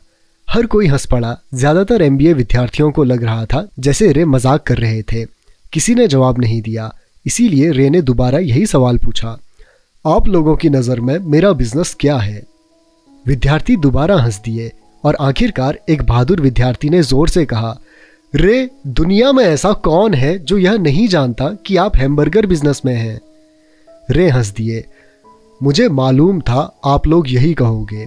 वे एक पल के लिए रुके और इसके बाद उन्होंने कहा, लेडीज़ एंड जेंटलमैन, मैं हैमबर्गर बिजनेस में नहीं हूँ, मेरा असली बिजनेस रियल इस्टेट है। कीथ ने कहा कि रे ने अपने नज़रिए को समझाने के लिए काफ़ी समय लिया। अपने बिजनेस प्लान में रे जानते थे कि बिजनेस का मूल लक्ष्य हैमबर्गर फ्रेंचाइजी बेचना था, परंतु वे कभी भी हर फ्रेंचाइजी की लोकेशन को नहीं भूले। वे जानते थे कि रियल इस्टेट और इसकी लोकेशन हर फ्रेंचाइजी की सफलता में सबसे महत्वपूर्ण तत्व है। मूलतः वह आदमी जो फ्रेंचाइजी खरीद रहा था और रे क्रॉक के संगठन की फ्रेंचाइजी चेन का सदस्य बनता था, वह भी उस जमीन के लिए पैसे दे रहा था और उसे खरीद रहा था। आज मैकडोनाल्ड दुनिया में रियल इस्टेट का सबसे बड़ा अकेला मालिक है, जिसके पास कैथोलिक चर्च से भी ज्यादा रियल इस्टेट है। आज मैकडोनाल्ड के पास अमेरिका और दुनिया के दूसरे देशों में सबसे कीमती चौराहे और नुक्कड़ हैं। कीथ ने कहा कि यह उसकी जिंदगी का बहुत बड़ा सबक था। आज कीथ के पास कार धोने का बिजनेस है, परंतु उसका असली बिजनेस है कार धोने के गराज के नीचे का रियल इस्टेट। पिछले अध्याय के अंत में हमने यह बताया था कि ज़्यादातर लोग दूसरों के लिए काम करते हैं, बस अपने लिए काम नहीं करते। वे पहले तो कंपनी के मालिकों के लिए काम करते हैं, फिर टैक्स के कारण सरकार के लिए काम करते हैं और आखिरकार बैंक के लिए काम करते हैं, जो उनके मॉर्टगेज का मालिक होता है। जब हम छोटे थे तो हमारे आसपास मैकडोनाल्ड का कोई फ्रेंचाइजी आउटलेट नहीं था, परंतु मेरे अमीर डैडी ने माइक और मुझे वही सबक सिखा दिया था जो टेक्सास यूनिवर्सिटी में रे क्रॉक ने सिखाया था। यह अमीरों का रहस्य नंबर 3 है। रहस्य है अपने काम से काम रखो। लोगों की जिंदगी में पैसे की तंगी इसलिए आती है क्योंकि वे अपनी सारी जिंदगी दूसरों के लिए काम करते रहते हैं। कई लोगों के पास तो जिंदगी भर काम करने के बाद भी अपने लिए कुछ नहीं बच पाता। एक बार फिर एक चित्र 1000 शब्दों के बराबर है। यहाँ एक इनकम स्टेटमेंट और बैलेंस शीट का चित्र दिया गया है, जो रे क्रॉक की सलाह का सबसे अच्छा उदाहरण है। हमारी वर्तमान शिक्षा पद्धति आज के युवाओं में एकेडमिक कुशलताएं विकसित कर उन्हें अच्छी नौकरियां दिलाने के लिए तैयार करती है। उनकी जिंदगी उनकी तनख्वाह के चारों तरफ घूमती है, या जैसा पहले बताया जा चुका है, उनकी आमदनी वाले कॉलम के चारों तरफ। और ज़्यादा एकेडमिक कुशलताओं को विकसित करने के बाद वे अपनी व्यावसायिक योग्यताओं को बढ़ाने के लिए और ऊंची शिक्षा हासिल करते हैं। वे इंजीनियर, वैज्ञानिक, रसोइये, पुलिस अफसर, कलाकार, लेखक इत्यादि बनने के लिए पढ़ाई करते हैं। उनकी व्यावसायिक योग्यताएं उन्हें काम करने और पैसा कमाने का मौका देती हैं, परंतु ध्यान रहे वे पैसे के लिए काम करते हैं। आपके प्रोफेशन और आपके बिजनेस में बहुत बड़ा अंतर है। मैं अक्सर लोगों से पूछता हूँ, आपका बिजनेस क्या है? और वे कहते हैं, मैं एक बैंकर हूँ। फिर मैं उनसे पूछता हूँ कि क्या वे बैंक के मालिक हैं? और सामान्यतः उनका जवाब होता है, नहीं, मैं वहाँ काम करता हूँ। इस तरह उन्होंने अपने प्रोफेशन और अपने बिजनेस को एक ही समझ लिया है। उनका प्रोफेशन एक बैंकर का हो सकता है, परंतु उनका अपना बिजनेस कुछ भी नहीं है। रे क्रॉक अपने प्रोफेशन और अपने बिजनेस के बीच के अंतर को बहुत अच्छी तरह जानते थे। उनका प्रोफेशन हमेशा वही था, वे एक सेल्समैन थे। एक समय वे मिल्कशेक के लिए मिक्सर बेचते थे और कुछ ही समय बाद वे हैमबर्गर फ्रेंचाइजी बेचने लगे। हालांकि उनका प्रोफेशन हैमबर्गर फ्रेंचाइजी बेचने का था, परंतु उनका बिजनेस आय दिलाने वाले रियल एस्टेट को इकट्ठा करना था। स्कूल के साथ एक समस्या यह है कि आप जो विषय पढ़ते हैं आप वही बन जाते हैं। उदाहरण के लिए, अगर आप कुकिंग का अध्ययन करते हैं तो आप शेफ बन जाते हैं। आप कानून का अध्ययन करते हैं तो आप वकील बन जाते हैं, और अगर आप ऑटो मैकेनिक्स का अध्ययन करते हैं तो आप मैकेनिक बन जाते हैं। जो पढ़ा जाए वही बन जाने में गलती यहाँ होती है कि लोग अपने काम से काम रखना भूल जाते हैं। वे अपना सारा जीवन दूसरे के काम पर ध्यान देने में लगा देते हैं और इस तरह उसको अमीर बनाते हैं। आर्थिक रूप से सुरक्षित बनने के लिए किसी भी आदमी को अपने काम से काम रखने की ज़रूरत है। आपका बिजनेस आपके संपत्ति वाले कॉलम के चारों तरफ घूमता है, जो आपकी आमदनी वाले कॉलम के विपरीत होता है। जैसा पहले बताया जा चुका है, नंबर 1 नियम यह जानना है कि संपत्ति और दायित्व के बीच अंतर होता है, इसीलिए हमें संपत्ति ही खरीदनी चाहिए। अमीर लोग अपने संपत्ति वाले कॉलम पर ध्यान देते हैं, जबकि बाकी सभी लोग अपने इनकम स्टेटमेंट पर ध्यान देते हैं। इसीलिए हमें यह बहुत सुनने में आता है, मुझे ज़्यादा तनख्वाह की ज़रूरत है, काश कि मुझे प्रमोशन मिल जाए, मैं एक बार फिर स्कूल जाकर कुछ और प्रशिक्षण लेने वाला हूँ ताकि मैं बेहतर नौकरी पा सकूँ, मैं ओवरटाइम करने वाला हूँ, शायद मुझे कोई पार्ट टाइम काम मिल जाए, मैं 2 सप्ताह में नौकरी छोड़ रहा हूँ, मुझे एक नई नौकरी मिल गई है जिसमें तनख्वाह ज़्यादा है। कई समूहों में ये समझदारी के विचार हैं, परंतु अगर आप रे क्रॉक की बात समझ लेते हैं तो ऐसा करके आप अपने काम से काम नहीं रख रहे हैं। ये सभी विचार अपना पूरा ध्यान आमदनी वाले कॉलम पर केंद्रित किए हुए हैं, और अगर अतिरिक्त धन का उपयोग आमदनी बढ़ाने वाली संपत्तियों को खरीदने में किया जाता है तभी वह आदमी आर्थिक रूप से सुरक्षित हो सकता है। गरीब और मध्य वर्ग के ज़्यादातर लोग आर्थिक रूप से पुरातनपंथी होते हैं, यानी कि उनका कोई आर्थिक आधार नहीं होता। वे अपने नौकरियों से चिपके रहते हैं। वे खेल को सुरक्षित तरीके से खेलते हैं। जब कंपनियों का आकार छोटा होने लगा तो लाखों करोड़ों लोगों को पता चला कि जिसे वे अपनी सबसे बड़ी संपत्ति मानते थे, यानी कि उनका घर, वह उन्हें जिंदा मार रहा है। उनका घर नामक संपत्ति हर माह उनकी जेब से पैसे निकलवा रही थी। उनकी कार, उनकी दूसरी संपत्ति भी उन्हें जिंदा मार रही थी।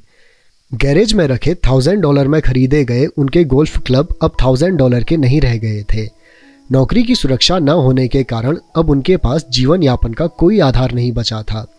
उनके विचार में जो संपत्तियां थी वे पैसे के संकट के समय में उनकी कुछ भी मदद नहीं कर सकती थी। मैं यह मानकर चल रहा हूं कि हम में से ज़्यादातर ने मकान खरीदने या कार खरीदने के लिए बैंकर से लोन के लिए आवेदन फॉर्म भरा है। नेटवर्थ खंड पर नज़र डालना हमेशा रोचक रहता है। यह रोचक इसलिए होता है क्योंकि इसमें हम जान पाते हैं कि बैंकिंग और अकाउंटिंग में किन चीज़ों को संपत्तियां माना जाता है। मैं हर बार चौंक जाता हूं जब मैं किसी को यह कहते हुए सुनता हूं कि उनकी नेटवर्थ $10 लाख है या $1 लाख है या ऐसा ही कोई आंकड़ा।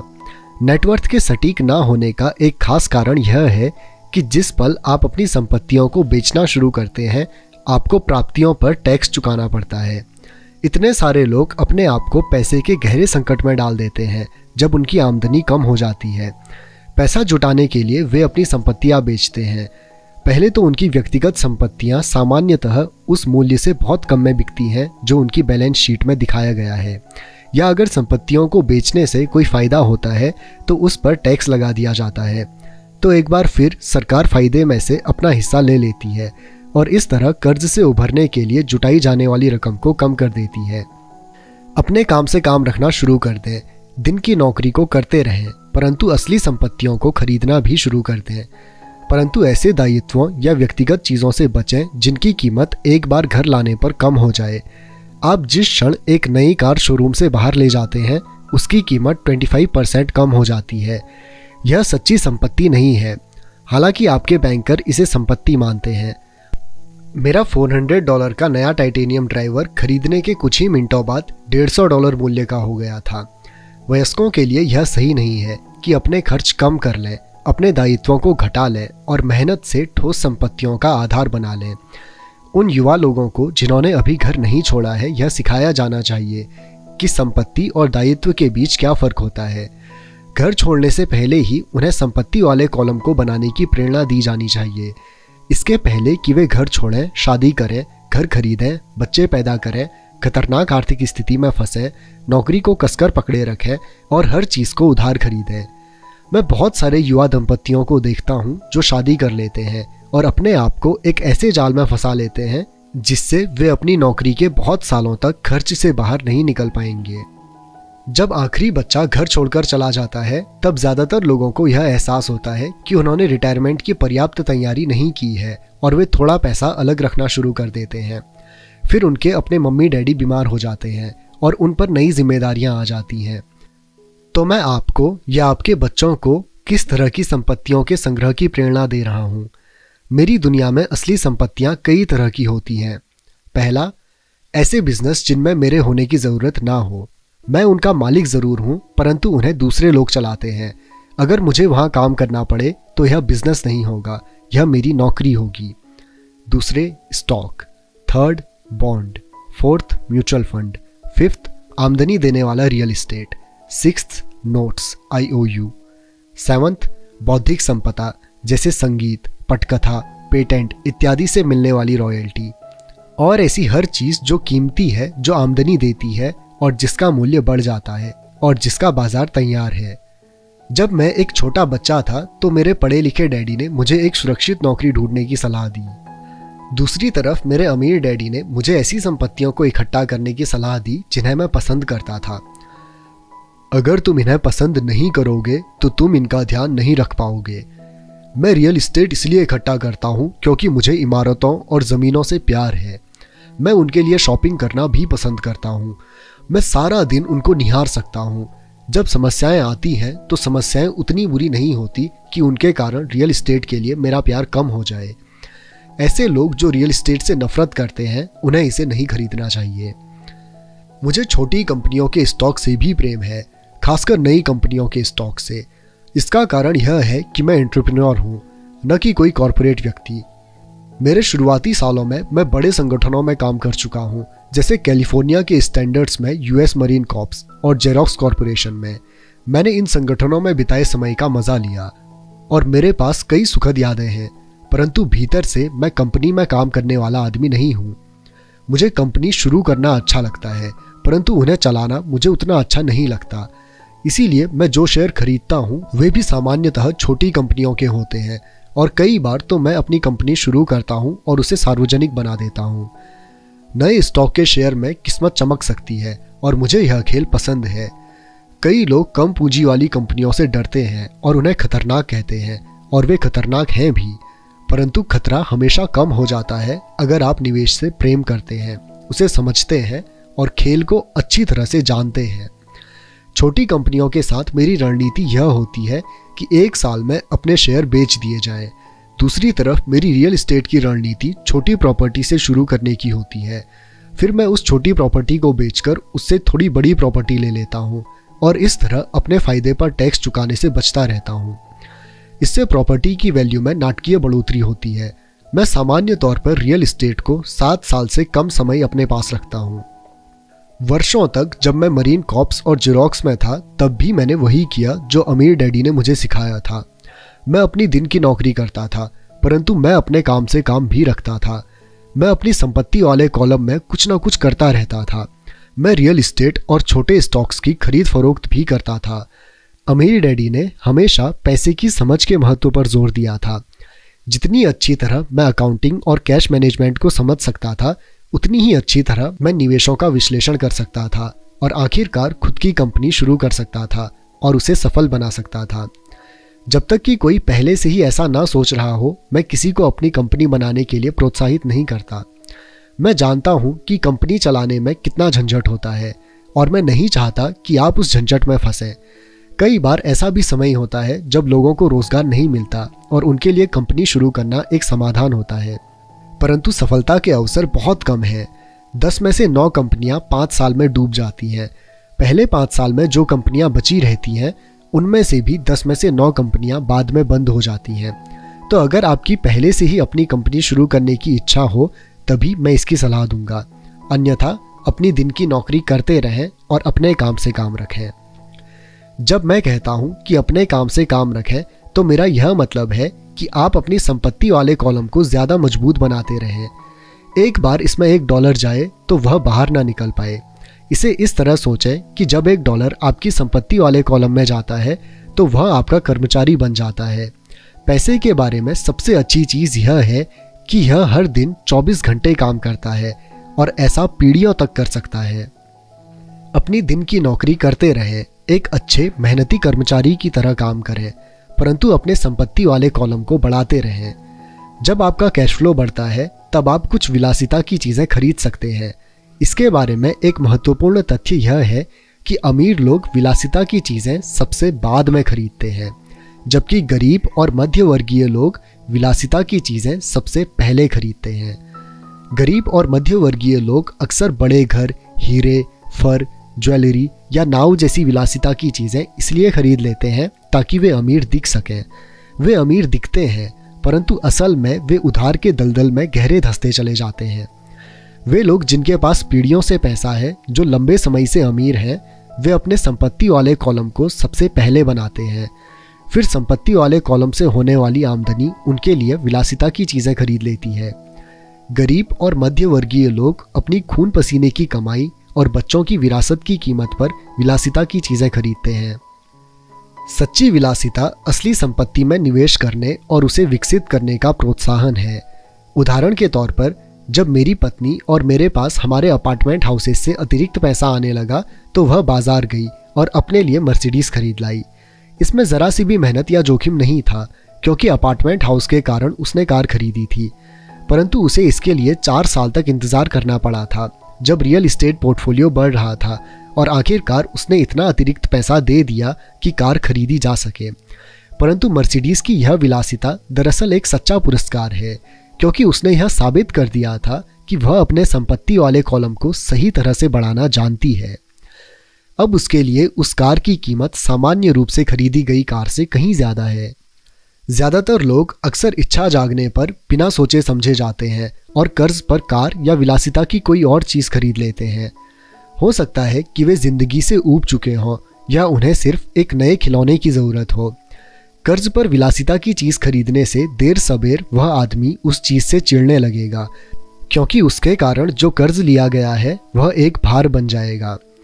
एक बार आप अपने बिजनेस को बनाने, उसमें निवेश करने का समय निकाल लेते हैं तो फिर आप उसमें जादू की छड़ी घुमा सकते हैं, जो अमीरों का सबसे बड़ा रहस्य है। यह रहस्य अमीरों को भीड़ में सबसे आगे रखता है। अपने काम से काम रखने का इनाम जो आपको उस राह पर चलने के लिए मिलता है जिस पर अमीर लोग चलते हैं। Rich dad poor dad, chapter 5, lesson number 4, tax का इतिहास और कॉरपोरेशन की ताकत। मुझे याद है हमें स्कूलों में रॉबिन हुड और उसके सुखी गिरोह की कहानी बताई गई थी। मेरे स्कूल टीचर का मानना था कि यह केविन कोन्स्कर की तरह एक रोमांटिक हीरो की अद्भुत कहानी है, जो अमीरों को लूटता था और गरीबों में बांट देता था। मेरे अमीर डैडी की नज़र में रॉबिन हुड हीरो नहीं था, वे उसे बदमाश मानते थे। रॉबिन हुड को गुजरे हुए तो लंबा समय गुजर चुका है, परंतु उसके अनुयायी आज भी जिंदा हैं। कितनी बार मैंने लोगों को यह कहते सुना है, इसके लिए अमीर लोग पैसे क्यों नहीं देते, या अमीरों को और ज्यादा टैक्स देना चाहिए और उसे गरीबों में बांट देना चाहिए। रॉबिन हुड का यह विचार कि अमीरों से लेकर गरीबों में बांट दिया जाए, गरीब और मध्य वर्ग के लोगों के लिए सर्वाधिक कष्ट का कारण है। इसी रॉबिन हुड आदर्श के कारण मध्य वर्ग पर टैक्स का इतना भारी बोझ डला हुआ है। सच्चाई तो यह है कि अमीरों पर टैक्स लगता ही नहीं है। गरीबों की भलाई के लिए जो पैसा लगता है वह मध्य वर्ग से आता है, खासकर शिक्षित और ऊंची आमदनी वाले मध्य वर्ग से। टैक्स के बारे में पूरी तरह से समझने के लिए हमें इसकी ऐतिहासिक पृष्ठभूमि को समझने की ज़रूरत है। हमें टैक्स के इतिहास को जानने की ज़रूरत है। हालांकि मेरे पढ़े लिखे डैडी शिक्षा के इतिहास पर कमाल का ज्ञान रखते थे, परंतु मेरे अमीर डैडी टैक्स के इतिहास के विशेषज्ञ थे। अमीर डैडी ने माइक और मुझे यह समझाया कि इंग्लैंड और अमेरिका में पहले कोई टैक्स नहीं लगते थे। कभी कभार युद्ध का खर्च जुटाने के लिए कुछ समय के लिए टैक्स जरूर लगा करते थे। राजा या राष्ट्रपति मुंह से कह भर देता है और हर आदमी उसकी कही बात मानकर अपना सहयोग दे देता था। ब्रिटेन में 1799 से 1816 के बीच नेपोलियन से युद्ध के समय टैक्स लगाया गया, और अमेरिका में 1861 से 1865 के बीच हुए सिविल वॉर के खर्च को जुटाने के लिए टैक्स लगाया गया था। 1874 में इंग्लैंड ने इनकम टैक्स को अपने नागरिकों पर स्थायी रूप से लागू कर दिया। 1913 में संविधान के 16वें संशोधन के साथ अमेरिका में भी आयकर स्थायी रूप से लागू हो गया। एक समय था जब अमेरिकी लोग टैक्स विरोधी हुआ करते थे। चाय पर बहुत ज़्यादा टैक्स लगने के कारण ही बॉस्टन हार्बर पर प्रसिद्ध टी पार्टी की घटना हुई थी, जिससे क्रांतिकारी युद्ध को ताकत मिली थी। इंग्लैंड और अमेरिका दोनों को ही नियमित इनकम टैक्स के विचार को जनता के गले उतारने में लगभग 50 साल का समय लगा। इन ऐतिहासिक तिथियों से हमें यह पता नहीं चल पाता कि दोनों ही मामलों में टैक्स शुरू में केवल अमीरों पर लगाए गए थे। अमीर डैडी चाहते थे कि माइक और मैं इस बात को कभी नहीं भूलें। उन्होंने स्पष्ट किया कि टैक्स का विचार लोकप्रिय बना और उसे ज़्यादातर लोगों ने सिर्फ इसीलिए माना क्योंकि उन्हें यह बताया गया कि टैक्स अमीरों को सजा देने का और मध्य वर्ग तथा गरीबों को मदद देने का साधन है। इसी कारण जनता ने टैक्स कानून के समर्थन में वोट दिए और वह वैधानिक बन गया। हालांकि इसका मकसद अमीरों को दंड देना है, परंतु दरअसल यह उन्हीं लोगों को दंड देता है जिन्होंने इसका समर्थन किया था। एक बार सरकार ने पैसे का स्वाद चख लिया तो उसकी भूख बढ़ती गई, अमीर डैडी ने कहा। तुम्हारे डैडी और मैं पूरी तरह विरोध में हैं। वह एक सरकारी ब्यूरोक्रेट है और मैं एक पूंजीपति हूँ। हमें विपरीत व्यवहार के कारण पैसे मिलते हैं और हमारी सफलता अलग अलग मानदंडों पर तोली जाती है। उन्हें पैसा खर्च करने और लोगों को काम देने के लिए पैसे दिए जाते हैं। वे जितना ज़्यादा खर्च करते हैं और जितने ज़्यादा लोगों को काम पर रखते हैं, उनका संगठन उतना ही बड़ा होता जाता है। सरकार में जितना बड़ा उनका संगठन होता है, उतना ही ज़्यादा सम्मान उन्हें दिया जाता है। दूसरी तरफ मेरे संगठन में मैं जितने कम लोगों को रखूं और जितना कम पैसा खर्च करूं, मेरे निवेशक उतना ही ज़्यादा सम्मान करते हैं। इसीलिए मैं सरकारी आदमियों को पसंद नहीं करता हूं। उनके लक्ष्य बिजनेस के ज़्यादातर लोगों से हटकर होते हैं। जैसे जैसे सरकार के कर्मचारी बढ़ते हैं, उन्हें तनख्वाह देने के लिए उतने ही ज़्यादा टैक्स की ज़रूरत होती है। मेरे पढ़े लिखे डैडी इस बात में भरोसा करते थे कि सरकार को लोगों की मदद करनी चाहिए। वे जॉन एफ कैनेडी से प्रेम करते थे और खासकर पीस कॉर्प्स के विचार से। वे इस विचार को इतना ज़्यादा चाहते थे कि वे और मेरी माँ दोनों ही पीस कॉर्प्स के लिए काम करते थे और मलेशिया, थाईलैंड और फिलीपींस जाने वाले स्वयंसेवकों को प्रशिक्षित करते थे। वे हमेशा अतिरिक्त अनुदानों और बजट में बढ़ोतरी की कोशिश करते थे ताकि वे ज़्यादा लोगों को भर्ती कर सकें। ऐसा वे शिक्षा विभाग की अपनी नौकरी में भी करते थे और पीस कॉर्प्स में भी। यह उनका काम था। जब मैं 10 साल का था, तब मैं अपने अमीर डैडी से यह सुनता आया हूँ कि सरकारी कर्मचारी आलसी चोरों का गिरोह है, और मेरे गरीब डैडी से मैं यह सुनता हूँ कि अमीर लोग लालची और बदमाश होते हैं जिनसे सरकार को ज़्यादा टैक्स लेना चाहिए। दोनों ही विचारों के पक्ष में तर्क दिए जा सकते हैं। मेरे लिए यह बहुत मुश्किल था, क्योंकि एक तरफ तो मैं शहर के सबसे बड़े उद्योगपतियों में से एक के लिए काम करता था और दूसरी तरफ मैं घर आता था तो वहाँ मेरे डैडी होते थे, जो एक नामी सरकारी नेता थे। यह तय करना आसान नहीं था कि कौन सही बोल रहा है और किसकी बात पर मुझे भरोसा करना चाहिए। परंतु जब आप टैक्स के इतिहास का अध्ययन करते हैं तो एक दिलचस्प पहलू सामने आता है। जैसा मैंने कहा कि टैक्स का लागू होना सिर्फ इसलिए संभव हो सका क्योंकि जनता रॉबिनहुड के अर्थशास्त्रीय सिद्धांत में भरोसा करती थी, जिसमें अमीरों से लेकर बाकी सब में बांट दिया जाता है। समस्या यह थी कि सरकार की पैसे की भूख इतनी बढ़ गई कि जल्दी ही मध्य वर्ग पर भी टैक्स लगने की नौबत आ गई और वहां से धीरे धीरे टैक्स का बोझ नीचे की तरफ आता गया। दूसरी तरफ अमीरों ने इसे एक मौके की तरह देखा। वे उन्हीं नियमों से नहीं खेलते जिनसे जनता खेलती है। जैसा मैंने बताया, अमीर पहले ही कॉरपोरेशन के बारे में जानते थे, जो पानी के जहाज़ों के दिनों में लोकप्रिय हुए थे। अमीरों ने हर समुद्री यात्रा की संपत्ति के जोखिम को सीमित करने के लिए कॉरपोरेशन का उपयोग किया। अमीर लोग हर समुद्री यात्रा के लिए पैसा जुटाने के लिए कॉरपोरेशन में अपना पैसा डालते थे। फिर यह कॉरपोरेशन न्यू वर्ल्ड में खजाने की खोज के लिए नाविकों को भर्ती करता था। अगर जहाज़ डूब जाता था तो नाविकों की जान जाती थी, परंतु अमीर लोगों को सिर्फ इतना ही नुकसान होता था कि उनका वह पैसा डूब जाता था जो उन्होंने उस समुद्री यात्रा के लिए दिया था। आगे आने वाला चित्र दर्शाता है कि किस तरह कॉर्पोरेट स्ट्रक्चर आपके इनकम स्टेटमेंट और बैलेंस शीट के बाहर बैठता है। अमीर लोग किस तरह खेल को खेलते हैं। कॉरपोरेशन के कानूनी ढांचे की ताकत के ज्ञान से अमीरों को गरीबों और मध्य वर्ग की तुलना में बहुत ज़्यादा फायदा मिलता है। मुझे 2 डैडियों ने शिक्षा दी थी, जिनमें से एक समाजवादी थे और दूसरे पूंजीपति। मुझे जल्द ही यह महसूस हुआ कि पूंजीपति में पैसे की ज़्यादा समझ है। मुझे ऐसा लगा कि पैसे की नासमझी के कारण समाजवादी आखिरकार खुद को ही सज़ा देते हैं।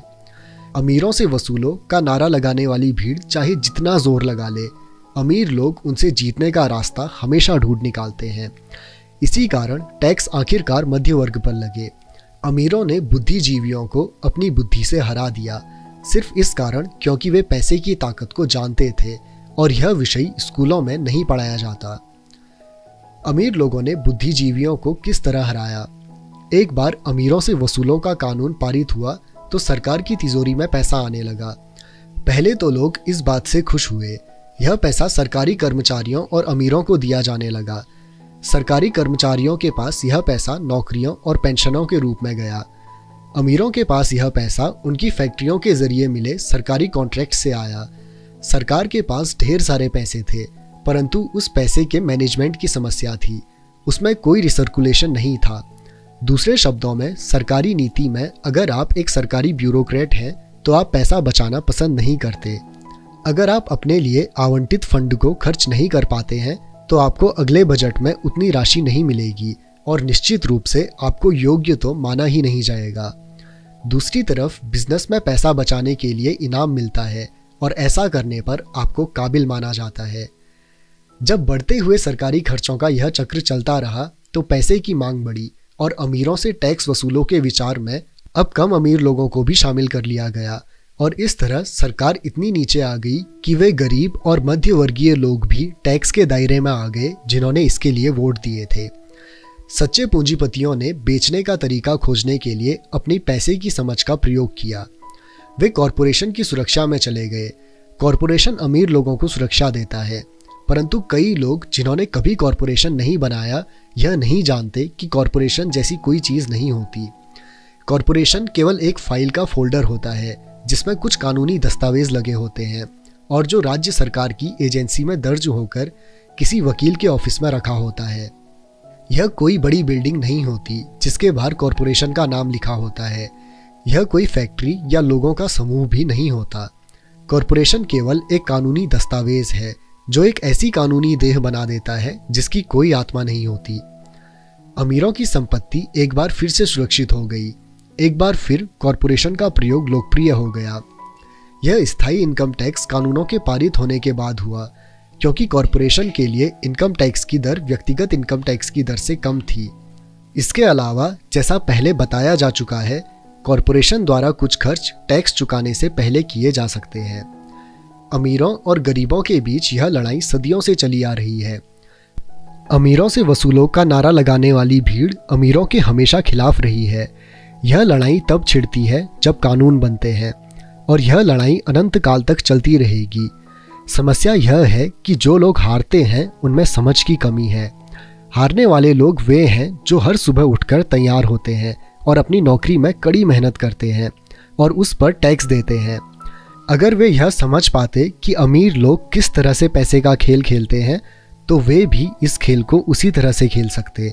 फिर वे भी पैसे से आज़ाद हो सकते हैं और अमीर बन सकते हैं। इसीलिए मैं हर बार सिहर जाता हूँ जब भी मैं किसी को अपने बच्चे को यह सलाह देते सुनता हूँ कि स्कूल जाओ ताकि सुरक्षित नौकरी मिल सके। जिस कर्मचारी में पैसे की समझ नहीं है वह बच नहीं सकता, चाहे उसकी नौकरी कितनी भी सुरक्षित क्यों ना हो। औसत अमेरिकी व्यक्ति आज सरकार के लिए 5 से 6 महीनों तक काम करता है ताकि वह टैक्स चुकाने के लिए पैसा जमा कर सके। मेरे विचार में यह समय बहुत ज़्यादा है। आप जितनी ज़्यादा मेहनत करते हैं आपको सरकार को उतना ही ज़्यादा टैक्स देना पड़ता है। इसीलिए मेरा मानना है कि अमीरों से वसूलों का नारा उन्हीं लोगों पर भारी पड़ गया है जिन्होंने इसके लिए वोट दिया था। हर बार लोग अमीरों को सज़ा देने की कोशिश करते हैं। अमीर लोग चुपचाप उसका पालन नहीं करते हैं, बल्कि वे पलटकर वार करते हैं। उनके पास पैसा, ताकत और इरादा होता है जिनके दम पर वे चीज़ों को बदल सकते हैं। वे चुपचाप बैठकर स्वेच्छा से ज़्यादा टैक्स नहीं चुकाते। वे ऐसे तरीके खोजते हैं जिनसे उन पर टैक्स का कम से कम बोझ पड़े। इसके लिए वे चतुर और स्मार्ट वकीलों तथा अकाउंटेंट्स की सेवाएं लेते हैं और राजनेताओं को मानते हैं कि वे कानून बदलें या कानूनी बचाव के रास्ते बनाएं। उनके पास परिवर्तन करवाने के लिए ज़रूरी संसाधन होते हैं। अमेरिका का टैक्स कानून भी टैक्स बचाने के लिए कई रास्ते प्रदान करता है। इनमें से ज़्यादातर रास्ते हर एक के लिए खुले हैं, परंतु इनका फ़ायदा सामान्य तौर पर अमीर लोग ही उठाते हैं, क्योंकि वे इनकी खोज करते हैं और ऐसा इसीलिए होता है क्योंकि वे अपने काम से काम रखते हैं। उदाहरण के तौर पर लोकप्रिय शब्द 1031 इंटरनल रेवेन्यू कोड का अनुच्छेद 1031 का संक्षिप्त रूप है, जिससे रियल एस्टेट बेचने वाले को टैक्स चुकाने में देरी करने का मौका मिलता है। अगर वह ज़्यादा महंगे रियल एस्टेट को खरीदता है और सौदेबाजी में फ़ायदा नहीं लेता। रियल एस्टेट एक ऐसी पूंजी निवेश है जो इतना बड़ा टैक्स लाभ देता है। जब तक आप कम कीमत की प्रॉपर्टी बेचकर ऊंची कीमतों में बड़ी प्रॉपर्टी खरीदते रहते हैं तो आपको तब तक टैक्स नहीं देना पड़ता जब तक कि आप उसे नकद ही ना रखना चाहें। जो लोग कानून द्वारा दी गई इन टैक्स की छूटों का लाभ नहीं उठाते वे अपने संपत्ति वाले कॉलम को बनाने का एक बड़ा मौका खो देते हैं। गरीबों और मध्य वर्ग के पास उतने संसाधन नहीं होते। वे चुपचाप बैठे रहते हैं और सरकार की सुइयों को अपनी बाह पर लगने देते हैं और ब्लड डोनेशन की इजाज़त दे देते हैं। आज मैं ज़्यादा टैक्स चुकाने वाले या कम छूट लेने वाले लोगों की संख्या से लगातार स्तब्ध होता रहता हूँ, और वे ऐसा सिर्फ इसीलिए करते हैं क्योंकि वे सरकार से डरते हैं। और मैं जानता हूँ कि सरकारी टैक्स एजेंट कितना डरावना होता है। मेरे कुछ दोस्त हैं जिनके बिजनेस बंद हो गए हैं और इसके लिए सरकार दोषी थी। मुझे यह सब पता है, परंतु जनवरी से लेकर मई के पहले पखवाड़े तक सरकार के लिए काम करना एक बहुत बड़ी कीमत है जो हम टैक्स के डर के कारण चुकाते हैं। मेरे गरीब डैडी ने कभी पलटकर वार नहीं किया। मेरे अमीर डैडी ने भी ऐसा नहीं किया। उन्होंने केवल खेल को चतुरता से खेला और उन्होंने ऐसा कॉरपोरेशन के माध्यम से किया, जो अमीरों का सबसे बड़ा रहस्य है। अमीर डैडी से मेरा पहला सीखा गया सबक आपको याद होगा। मैं 9 साल का बच्चा था और मुझे उनसे बात करने के लिए बहुत समय तक इंतज़ार करना पड़ा था। मैं अक्सर उनके ऑफिस में बैठकर उनका इंतज़ार करता था। वे जानबूझकर मुझे नज़रअंदाज करते थे। वे चाहते थे कि मैं उनकी ताकत को पहचानूं और एक दिन खुद भी इतना ही ताकतवर बनना चाहूं। जितने भी समय तक मैंने उनके मार्गदर्शन में पढ़ा और सीखा, उन्होंने मुझे हमेशा याद दिलाया कि ज्ञान ही ताकत है और पैसे के साथ जो बड़ी ताकत आती है उसे बनाए रखने के लिए और उसे कई गुना करने के लिए सही ज्ञान की ज़रूरत होती है। उस ज्ञान के बिना संसार आपको इधर उधर धक्के मारते रहता है। अमीर डैडी हमेशा माइक और मुझे यह याद दिलाया करते थे कि सबसे ज़्यादा डरावना व्यक्ति बॉस या सुपरवाइज़र नहीं होता, बल्कि टैक्समैन होता है। अगर आप उसे मौका देते हैं तो टैक्समैन हमेशा आपसे ज़्यादा वसूल करेगा। पैसा मेरे लिए काम करे, मैं पैसे के लिए काम ना करूं। मेरा यह पहला सबक दरअसल ताकत के बारे में है। अगर आप पैसे के लिए काम करते हैं तो आप ताकत को अपने बॉस के हाथ में दे देते हैं।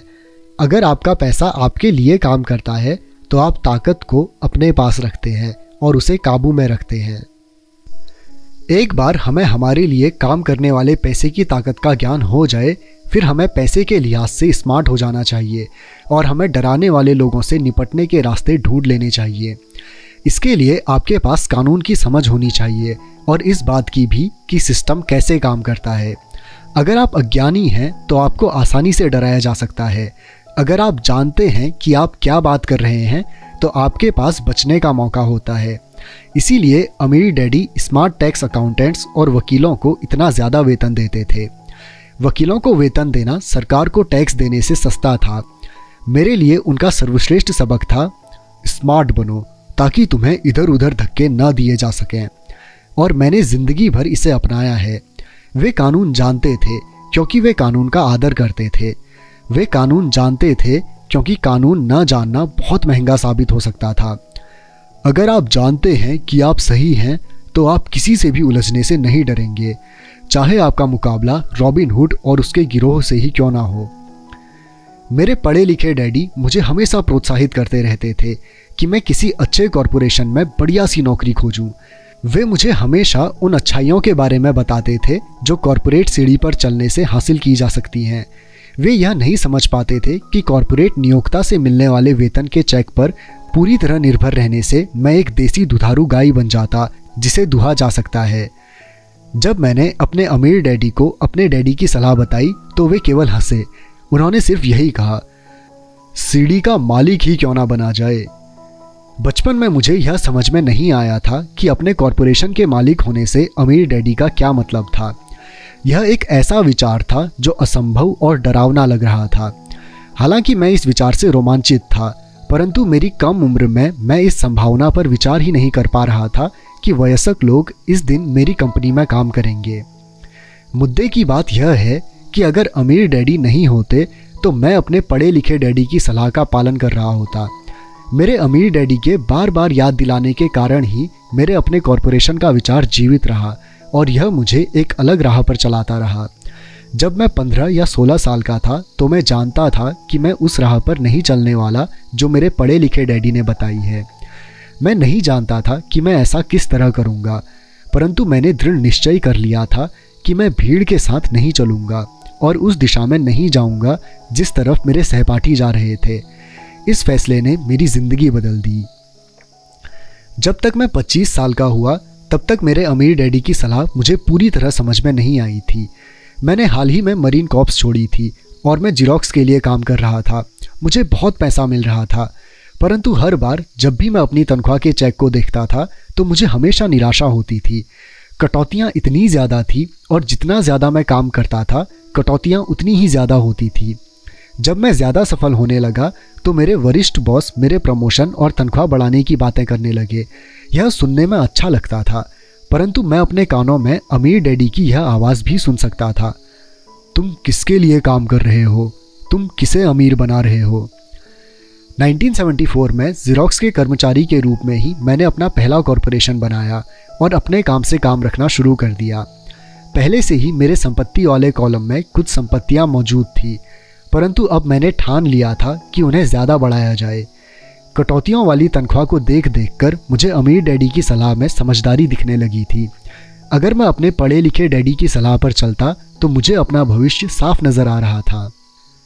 कई नियोक्ता यह अनुभव करते हैं कि अगर कर्मचारी अपने काम से काम रखे तो यह उनके बिजनेस के लिए बहुत बुरा होता है।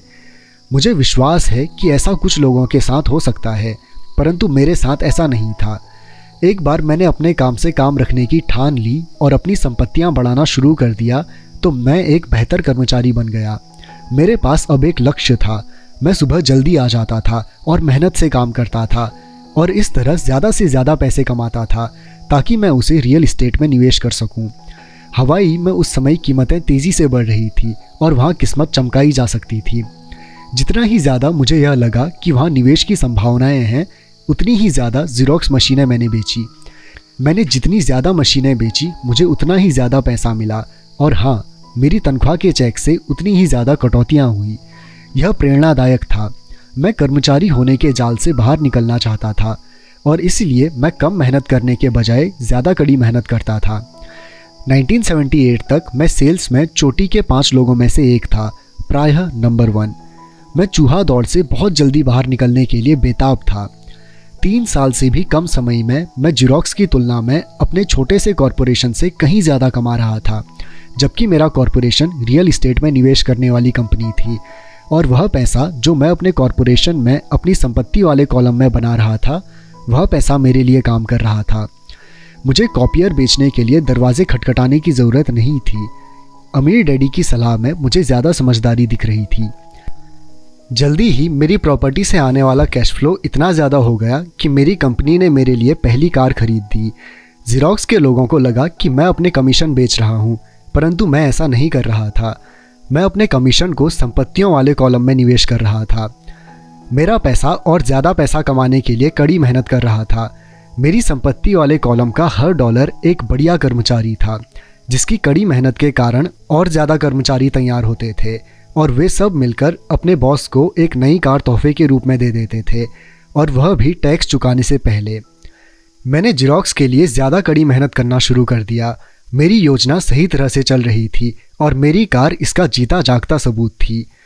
अपने अमीर डैडी से सीखे गए सबक के कारण मैं उस चूहा दौड़ के मिथक से बाहर निकलने में सफल हो सका था और कम उम्र में ही एक नियोक्ता बन गया था। यह पैसे की समझ से ही संभव हुआ था। इस वित्तीय ज्ञान के बिना, जिसे मैं फाइनेंशियल IQ कहूँगा, आर्थिक स्वतंत्रता की मेरी राह में बहुत ज़्यादा मुश्किलें आई होती। अब मैं फाइनेंशियल सेमिनारों में दूसरों को इस आशा के साथ सिखाता हूँ ताकि मैं उनके साथ अपना ज्ञान बांट सकूँ। जब भी मैं लेक्चर देता हूँ तो मैं लोगों को यह याद दिलाता हूँ कि फाइनेंशियल IQ विशेषज्ञता के 4 बड़े क्षेत्रों से आने वाले ज्ञान से बनता है। नंबर 1 है अकाउंटिंग, जिसे मैं फाइनेंशियल साक्षरता कहता हूँ। अगर आप साम्राज्य बनाना चाहते हैं तो यह बहुत महत्वपूर्ण दक्षता है।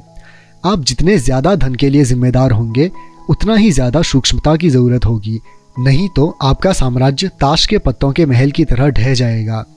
यह बाएं मस्तिष्क का पहलू है जिसमें वर्णन या सूक्ष्मता ज़रूरी है। फाइनेंशियल साक्षरता वह योग्यता है जिसके सहारे फाइनेंशियल स्टेटमेंट्स को पढ़ा और समझा जा सकता है। इस योग्यता से आप किसी भी व्यवसाय की कमजोरियों और मजबूतियों को पहचान सकते हैं। नंबर 2 है निवेश, जिसे मैं पैसे से पैसे बनाने का विज्ञान कहता हूँ। इसमें तकनीकों, रणनीतियों और फॉर्मूलों की ज़रूरत होती है। यह मस्तिष्क का दायां पहलू है, यानी रचनात्मक पहलू।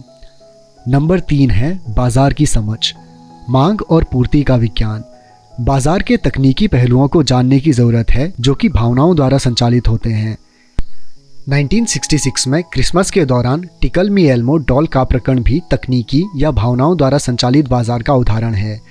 बाजार का दूसरा तत्व निवेश की मूलभूत या आर्थिक समझ है। क्या किसी निवेश में समझदारी है या वर्तमान बाजार की परिस्थितियों के हिसाब से ऐसा करना नासमझी है। कई लोग यह सोचते हैं कि बाजार को समझना या निवेश की अवधारणाएं बच्चों को समझ में नहीं आएंगी क्योंकि ये जटिल होती हैं। वे यह नहीं देख पाते कि बच्चे इन विषयों को अनुभूति से समझ लेते हैं। जो लोग एल्मो डॉल से परिचित नहीं होंगे उनके लिए यह एक सिसम स्ट्रीट कैरेक्टर थी जिसे क्रिसमस के पहले बच्चों में खूब प्रचारित किया गया था। लगभग सभी बच्चे इसे खरीदना चाहते थे और अपनी क्रिसमस की सूची में उन्होंने इसे सबसे ऊपर रखा था। परंतु क्रिसमस के लिए इसका विज्ञापन करने के बाद जब यह बाजार से गायब हो गई तो कई लोग यह सोचने लगे कि कहीं कंपनी ने जानबूझकर तो इसे बाजार से गायब नहीं कर दिया है। इसकी मांग बहुत ज़्यादा थी और पूर्ति बहुत कम, इसलिए बाजार में भगदड़ और हड़बड़ी का माहौल बन गया। स्टोर्स में जब खरीदने के लिए कोई डॉल नहीं बची तो दुकानदारों और दूसरे खिलौनों बनाने वालों ने इसमें मुनाफा कमाने का मौका देखा।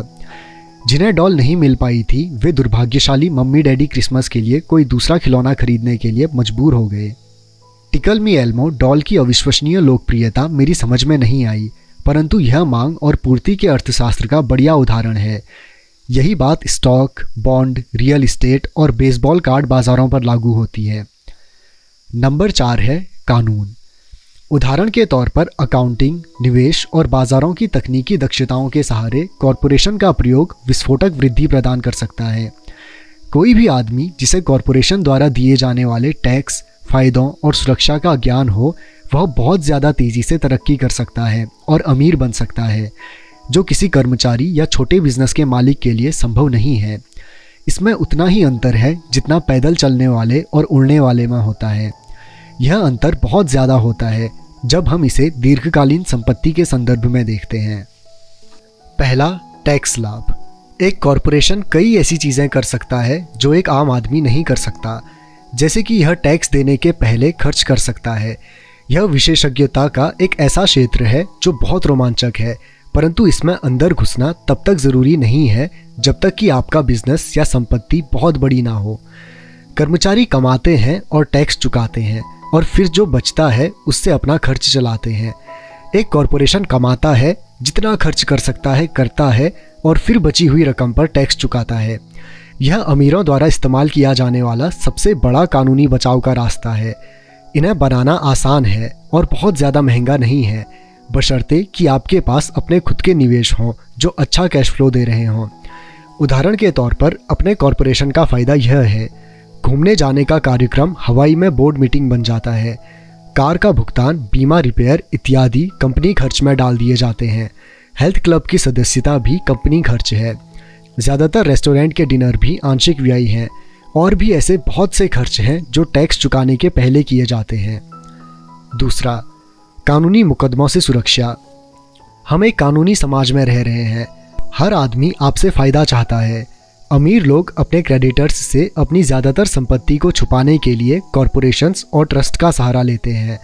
जब भी कोई किसी अमीर आदमी पर दावा ठोकता है तो उसे यह पता चलता है कि वह कानूनी कवच से घिरा हुआ है और दरअसल उस अमीर आदमी के पास कोई संपत्ति है ही नहीं। वे हर चीज़ पर नियंत्रण रखते हैं, परंतु वे किसी चीज़ के मालिक नहीं होते। गरीब और मध्यवर्गीय लोग हर चीज़ के स्वामी होने की कोशिश करते हैं और इसीलिए जब उन पर दावा ठोका जाता है तो वे सरकार या अपने साथी नागरिकों के हाथों से अपनी संपत्ति खो बैठते हैं। उन्होंने रॉबिनहुड की कहानी से यह सीखा है कि अमीरों से वसूलो, गरीबों में बांट दो। इस पुस्तक का लक्ष्य यह नहीं है कि कॉरपोरेशन बनाने का तरीका बताया जाए, परंतु मैं कहूँगा कि अगर आपके पास किसी तरह की वैध संपत्तियाँ हों तो आप जितनी जल्दी हो सके कॉरपोरेशन द्वारा दिए जाने वाले फ़ायदों और सुरक्षा के बारे में ज़्यादा जान लें।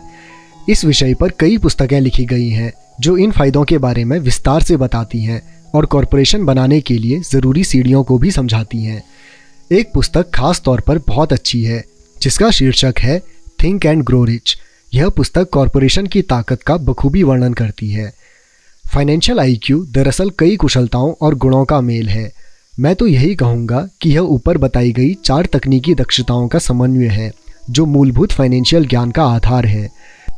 अगर आप बहुत ज़्यादा पैसा कमाना चाहते हैं तो इन दक्षताओं के समन्वय से आपका फाइनेंशियल ज्ञान बहुत ज़्यादा बढ़ जाएगा। संक्षेप में, कॉरपोरेशन के मालिक अमीर लोग पहले कमाते हैं, फिर खर्च करते हैं, फिर टैक्स चुकाते हैं। और कॉरपोरेशन के लिए काम करने वाले कर्मचारी कमाते हैं, टैक्स चुकाते हैं, फिर खर्च करते हैं। आपकी संपूर्ण फाइनेंशियल रणनीति के लिए हम आपकी संपत्तियों के चारों तरफ कॉरपोरेशन का कवच लपेटने की बहुत ज़्यादा सलाह देते हैं। Rich dad poor dad. सबक 5। अमीर लोग पैसे का आविष्कार करते हैं। पिछली रात मैंने लिखना बंद किया और अलेक्जेंडर ग्राहम बेल के जीवन पर आधारित एक टीवी कार्यक्रम देखा। बेल ने टेलीफोन का पेटेंट करवाया था और उनकी नई खोज की बहुत मांग थी।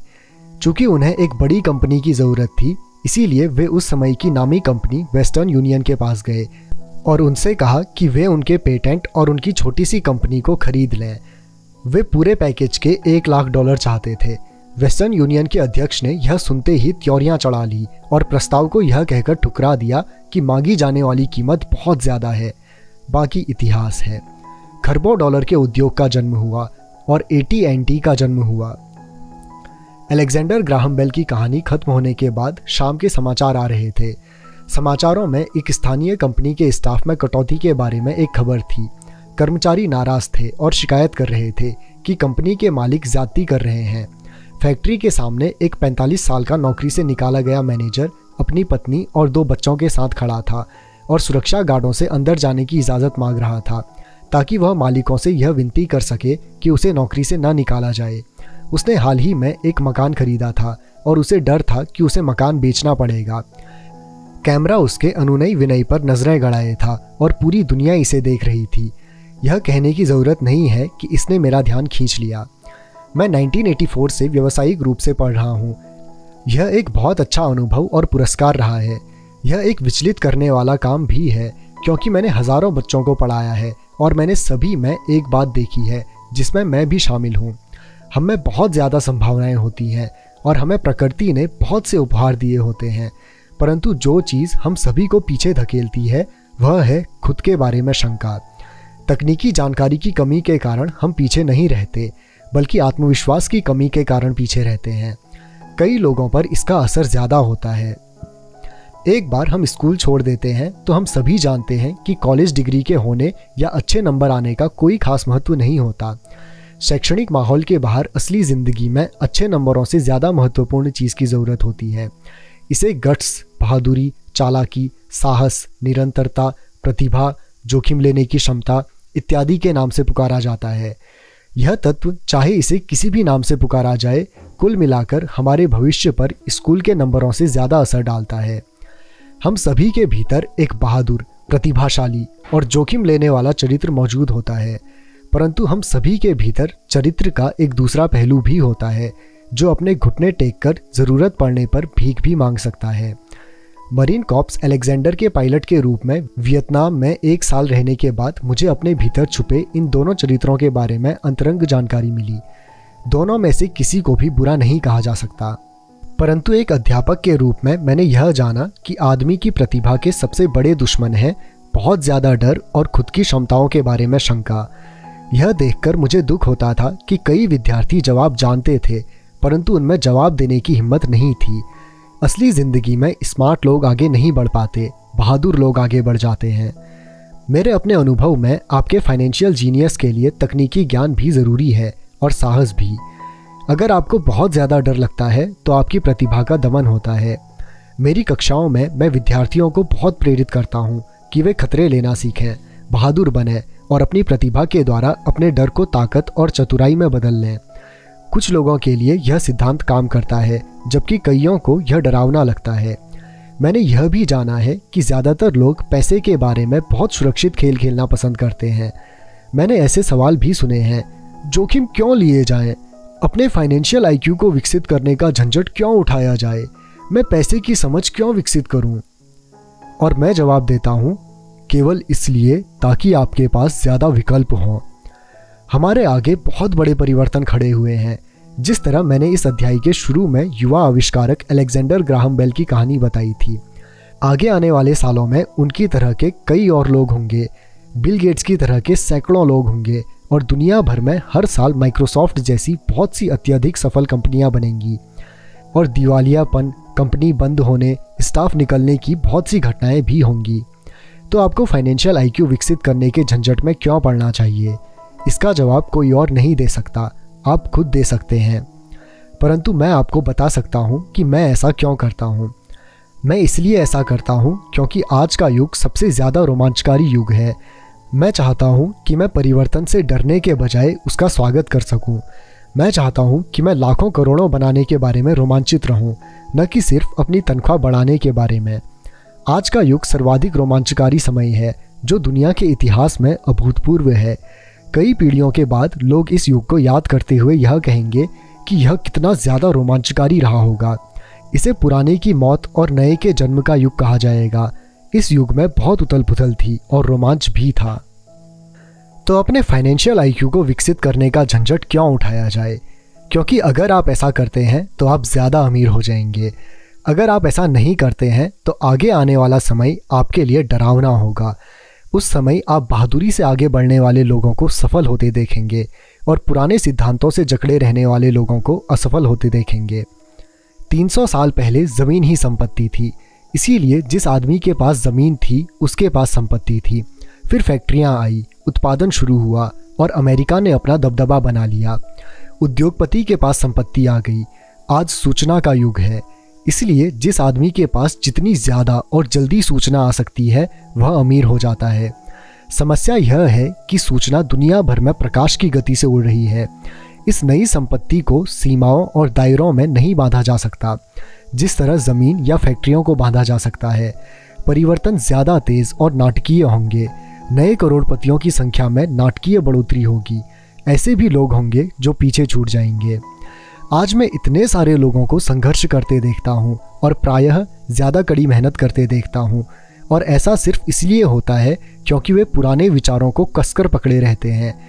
वे चाहते हैं कि चीज़ें उनके हिसाब से हों। वे परिवर्तन का विरोध करते हैं। मैं ऐसे लोगों को जानता हूँ जिनकी नौकरी छूट गई है, घर बिक गया है, और वे इसके लिए टेक्नोलॉजी या अर्थव्यवस्था या अपने बॉस को दोष देते हैं। दुर्भाग्य से उन्हें यह महसूस ही नहीं होता कि वे भी समस्या का कारण हो सकते हैं। पुराने विचार उनके सबसे बड़े विरोधी बन जाते हैं, और ऐसा इसलिए होता है क्योंकि वे यह नहीं जान पाते कि जो विचार पुराने ज़माने में संपत्ति था वह आज इसलिए नहीं है क्योंकि ज़माना आगे बढ़ चुका है। एक दोपहर मैं अपने द्वारा इजाद किए गए बोर्ड गेम कैश फ्लो से शिक्षा दे रहा था। मेरा एक दोस्त किसी को अपने साथ लेकर आया था ताकि वह भी सीख सके। दोस्त की दोस्त का हाल ही में तलाक हुआ था। तलाक के मुकदमे में उसके हाथ बुरी तरह जल गए थे और वह अब कुछ जवाब ढूंढ रही थी। उसके मित्र को लगा था कि शायद इस खेल से उसे कुछ सीखने को मिलेगा। इस खेल को इस तरह से बनाया गया है ताकि लोग यह सीख सकें कि पैसा किस तरह काम करता है। खेलने के दौरान वे इनकम स्टेटमेंट और बैलेंस शीट के आपसी संबंध के बारे में सीखते हैं। वे सीखते हैं कि किस तरह दोनों के बीच कैश का फ्लो होता है और किस तरह पैसे की राह में आपको अपनी संपत्ति वाले कॉलम से निकलने वाली मासिक कैश फ्लो को बढ़ाना होता है ताकि यह आपके मासिक खर्च से ज़्यादा हो जाए। एक बार आप इसे हासिल कर लेते हैं तो आप चूहा दौड़ से बाहर निकल जाते हैं और तेज़ राह पर चल पड़ते हैं। जैसा मैंने कहा है, कुछ लोग इस खेल से नफरत करते हैं, कुछ इससे प्रेम करते हैं और कुछ इसका मतलब ही नहीं समझ पाते। इस महिला ने कुछ सीखने का बहुमूल्य अवसर खो दिया। शुरुआती राउंड में उसने एक डूडैड कार्ड खींचा जिस पर एक नाव बनी हुई थी। पहले तो वह खुश हो गई, अरे मेरे पास तो एक नाव है। फिर जब उसके मित्र ने यह बताया कि किस तरह आंकड़े उसके इनकम स्टेटमेंट और बैलेंस शीट पर काम करते हैं तो वह कुंठित हो गई, क्योंकि उसे गणित जरा भी पसंद नहीं था। बाकी के खिलाड़ियों ने शांतिपूर्वक इंतज़ार किया जब उसका दोस्त इनकम स्टेटमेंट, बैलेंस शीट और मासिक कैश फ्लो के बारे में उसे समझाता रहा। अचानक जब उसने यह जान लिया कि आंकड़े किस तरह काम करते हैं तो उसे यह जानकर झटका लगा कि उसकी नाव उसे जिंदा खा रही है। बाद में वह डाउनसाइज हो गई और उसे एक बच्चा भी हो गया।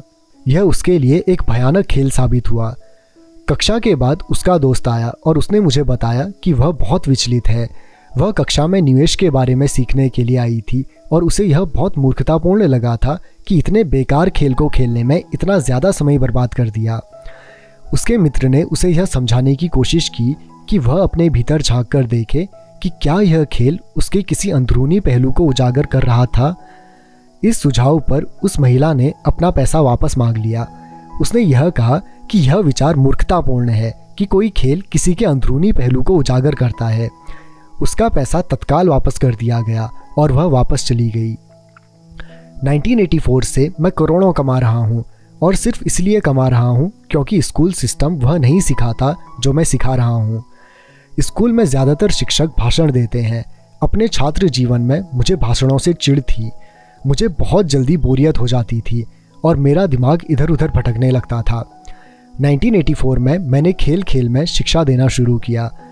मैंने वयस्क विद्यार्थियों को प्रोत्साहित किया कि वे इन खेलों को ज्ञान बढ़ाने के इस पहलू से देखें कि वे क्या जानते हैं और उन्हें क्या सीखना चाहिए।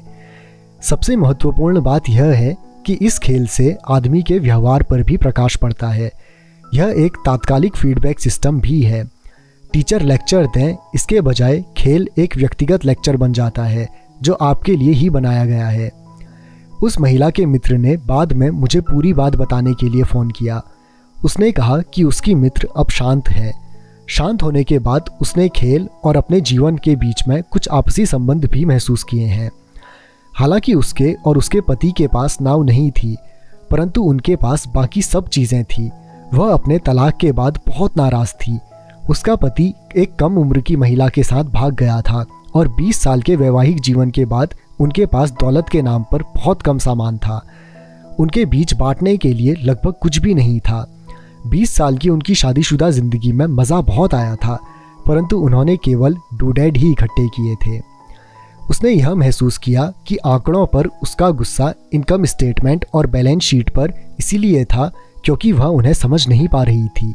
उसका यह मानना था कि पैसे धेले का हिसाब किताब रखना पुरुष का काम है। वह घर संभालती थी और उसका पति पैसों को संभालता था।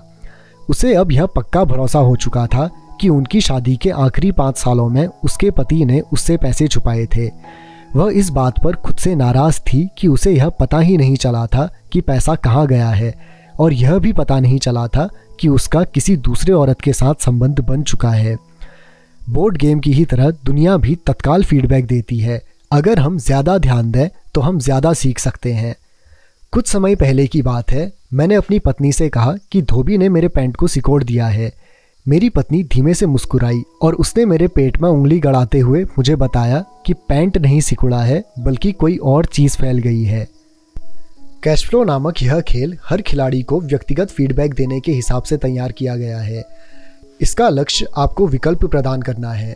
अगर आप नाव वाला कार्ड निकालते हैं और यह आपको कर्ज में डाल देता है तो सवाल यह उठता है, अब आप क्या कर सकते हैं? आपके पास कितने फाइनेंशियल विकल्प मौजूद हैं? यही खेल का लक्ष्य है, खिलाड़ियों को सोचना सिखाना ताकि वे नए और बहुत से फाइनेंशियल विकल्प बना सकें। मैंने 1000 से ज़्यादा लोगों को यह खेल खेलते देखा है। वे लोग जो इस खेल की चूहा दौड़ से सबसे जल्दी निकल जाते हैं, उन्हें अंकों की समझ होती है और उनके पास रचनात्मक फाइनेंशियल दिमाग होता है। वे बहुत से फाइनेंशियल विकल्पों को देख सकते हैं। जिन लोगों को सबसे ज़्यादा समय लगता है वे ऐसे लोग होते हैं जिन्हें अंकों की समझ नहीं होती है और जिन्हें प्रायः निवेश की ताकत का एहसास नहीं होता। अमीर लोग प्रायः रचनात्मक होते हैं और सोच समझकर खतरे उठाते हैं। कैश फ्लो खेलने वाले कई ऐसे भी लोग होते हैं जो इस खेल में बहुत सा पैसा तो कमा लेते हैं, परंतु उन्हें यह नहीं पता होता कि वे इस पैसे का क्या करें। उनमें से ज़्यादातर असली ज़िंदगी में भी आर्थिक रूप से सफल नहीं होते। हर कोई उनसे आगे निकल जाता है, इस तथ्य के बावजूद कि उनके पास पैसा होता है, और यही असली ज़िंदगी में भी होता है। ऐसे बहुत से लोग हैं जिनके पास बहुत सा पैसा होता है और फिर भी वे आर्थिक रूप से आगे नहीं बढ़ पाते। अपने विकल्पों को सीमित कर लेना पुराने विचारों से चिपके रहने की ही तरह है। हाई स्कूल के समय का मेरा एक दोस्त अभी 3 नौकरियां कर रहा है। 20 साल पहले वह मेरे सभी सहपाठियों में सबसे अमीर हुआ करता था। जब स्थानीय शुगर प्लांट बंद हुआ तो वह जिस कंपनी के लिए काम करता था वह भी बंद हो गई। उसके दिमाग में केवल एक विकल्प था और वह पुराना विकल्प था, कड़ी मेहनत करो। समस्या यह थी कि उसे कोई बराबरी की नौकरी नहीं मिल पाई जो पुरानी कंपनी में उसकी वरिष्ठता को माने। इसका परिणाम यह हुआ कि वह अब भी जो काम कर रहा है वे उसकी योग्यता के बहुत नीचे के काम हैं और इसीलिए उसकी तनख्वाह कम है। उसे जिंदा रहने के लिए जितना पैसा चाहिए उतना कमाने के लिए उसे 3 नौकरियां करनी पड़ रही हैं। मैंने कैश फ्लो खेलने वाले लोगों को यह शिकायत करते सुना है कि सही मौका देने वाले कार्ड उनके पास नहीं आ रहे हैं, इसीलिए वे जहाँ के तहाँ बैठे रहते हैं। मैं ऐसे लोगों को जानता हूँ जो असली ज़िंदगी में भी ऐसा ही करते हैं। वे बैठकर सही मौके के आने का इंतज़ार करते रहते हैं। मैंने लोगों को सही मौके वाले कार्ड का इंतज़ार करते देखा है और फिर उनके पास पर्याप्त पैसा नहीं होता। फिर वे शिकायत करते हैं कि अगर उनके पास ज़्यादा पैसा होता तो वे चूहा दौड़ से बाहर निकल सकते थे, इसलिए वे वहीं बैठे रहते हैं। मैं असली ज़िंदगी में भी ऐसे लोगों को जानता हूँ जो यही करते हैं। वे महान अवसर देखते हैं परंतु उनके पास पैसा नहीं होता, और मैं देखता हूँ कि लोग एक महान अवसर वाले कार्ड को खींचते हैं, उसे ज़ोर से पढ़ते हैं और उन्हें यह पता ही नहीं होता कि यह एक महान अवसर है। उनके पास पैसा भी होता है, समय भी सही होता है, कार्ड भी होता है, परंतु वे अवसर को नहीं देख पाते। वे यह देखने में असफल हो जाते हैं कि चूहा दौड़ से बच निकलने के लिए यह किस तरह उनकी फाइनेंशियल योजना में फिट होता है। और मेरी राय में इस तरह के लोग दूसरे सभी तरह के लोगों से ज़्यादा संख्या में होते हैं। ज़्यादातर लोगों को ज़िंदगी में एक बार मिलने वाला सुनहरा अवसर उनके सामने पड़ा हुआ मिलता है, परंतु वे उसे नहीं देख पाते। 1 साल बाद उन्हें उसका पता चलता है, जब बाकी सभी लोग अमीर बन जाते हैं। फाइनेंशियल बुद्धि का मतलब है ज़्यादा विकल्प होना। अगर अवसर आपके सामने नहीं आ रहे हैं तो आप अपनी आर्थिक स्थिति सुधारने के लिए क्या कर सकते हैं। अगर कोई अवसर आपकी गोद में आ रहा है और आपके पास पैसा नहीं है और बैंक वाले आपको उधार नहीं दे रहे हैं, तो आप उस अवसर से कैसे लाभ उठा सकते हैं। अगर आपका अनुमान गलत है और अगर आप जिसकी उम्मीद करते हैं वह नहीं होता है, तो आप किस तरह एक नींबू को लाखों में बदल सकते हैं। यह फाइनेंशियल बुद्धि है। क्या होता है, इससे हमारा ज़्यादा सरोकार नहीं है, बल्कि आप एक नींबू को लाखों में बदलने के लिए कितने अलग अलग तरह के आर्थिक समाधान खोज सकते हैं। इसका मतलब है कि आप अपने पैसे की समस्याओं को सुलझाने में कितने रचनात्मक हैं। ज़्यादातर लोग केवल एक समाधान जानते हैं, कड़ी मेहनत करो, बचत करो और उधार लो। तो आपको अपनी फाइनेंशियल बुद्धि क्यों बढ़ानी चाहिए? क्योंकि आप उस तरह के इंसान होना चाहते हैं जो अपनी किस्मत खुद बनाता हो।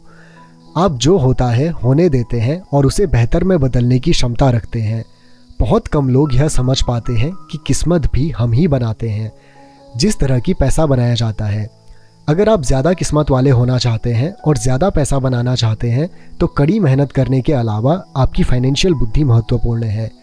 अगर आप उस तरह के आदमी हैं जो सही चीज़ होने का इंतज़ार करता है, तो शायद आपको बहुत लंबे समय तक इंतज़ार करना पड़े। यह तो उसी तरह की बात हो गई कि आप गैरेज से गाड़ी निकालने के पहले यह सुनिश्चित करना चाहें कि अगले 5 मील तक की सभी स्ट्रीट लाइट्स हरी हों। जब हम छोटे थे तो अमीर डैडी माइक और मुझे लगातार यह बताते थे, पैसा असली नहीं है। अमीर डैडी हमें बार बार यह याद दिला रहे थे कि जब हमने प्लास्टर ऑफ पेरिस से सिक्के ढाले थे तो हम पैसे के रहस्य के सबसे करीब आ गए थे, क्योंकि हम पैसा बना रहे थे। गरीब और मध्य वर्ग पैसे के लिए काम करते हैं, उनका कहना था। अमीर लोग पैसे बनाते हैं।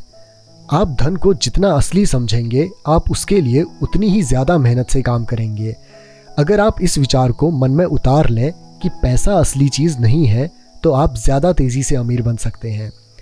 अगर पैसा असली चीज़ नहीं है तो फिर यह क्या है? माइक और मैं उनसे यह सवाल पूछते थे।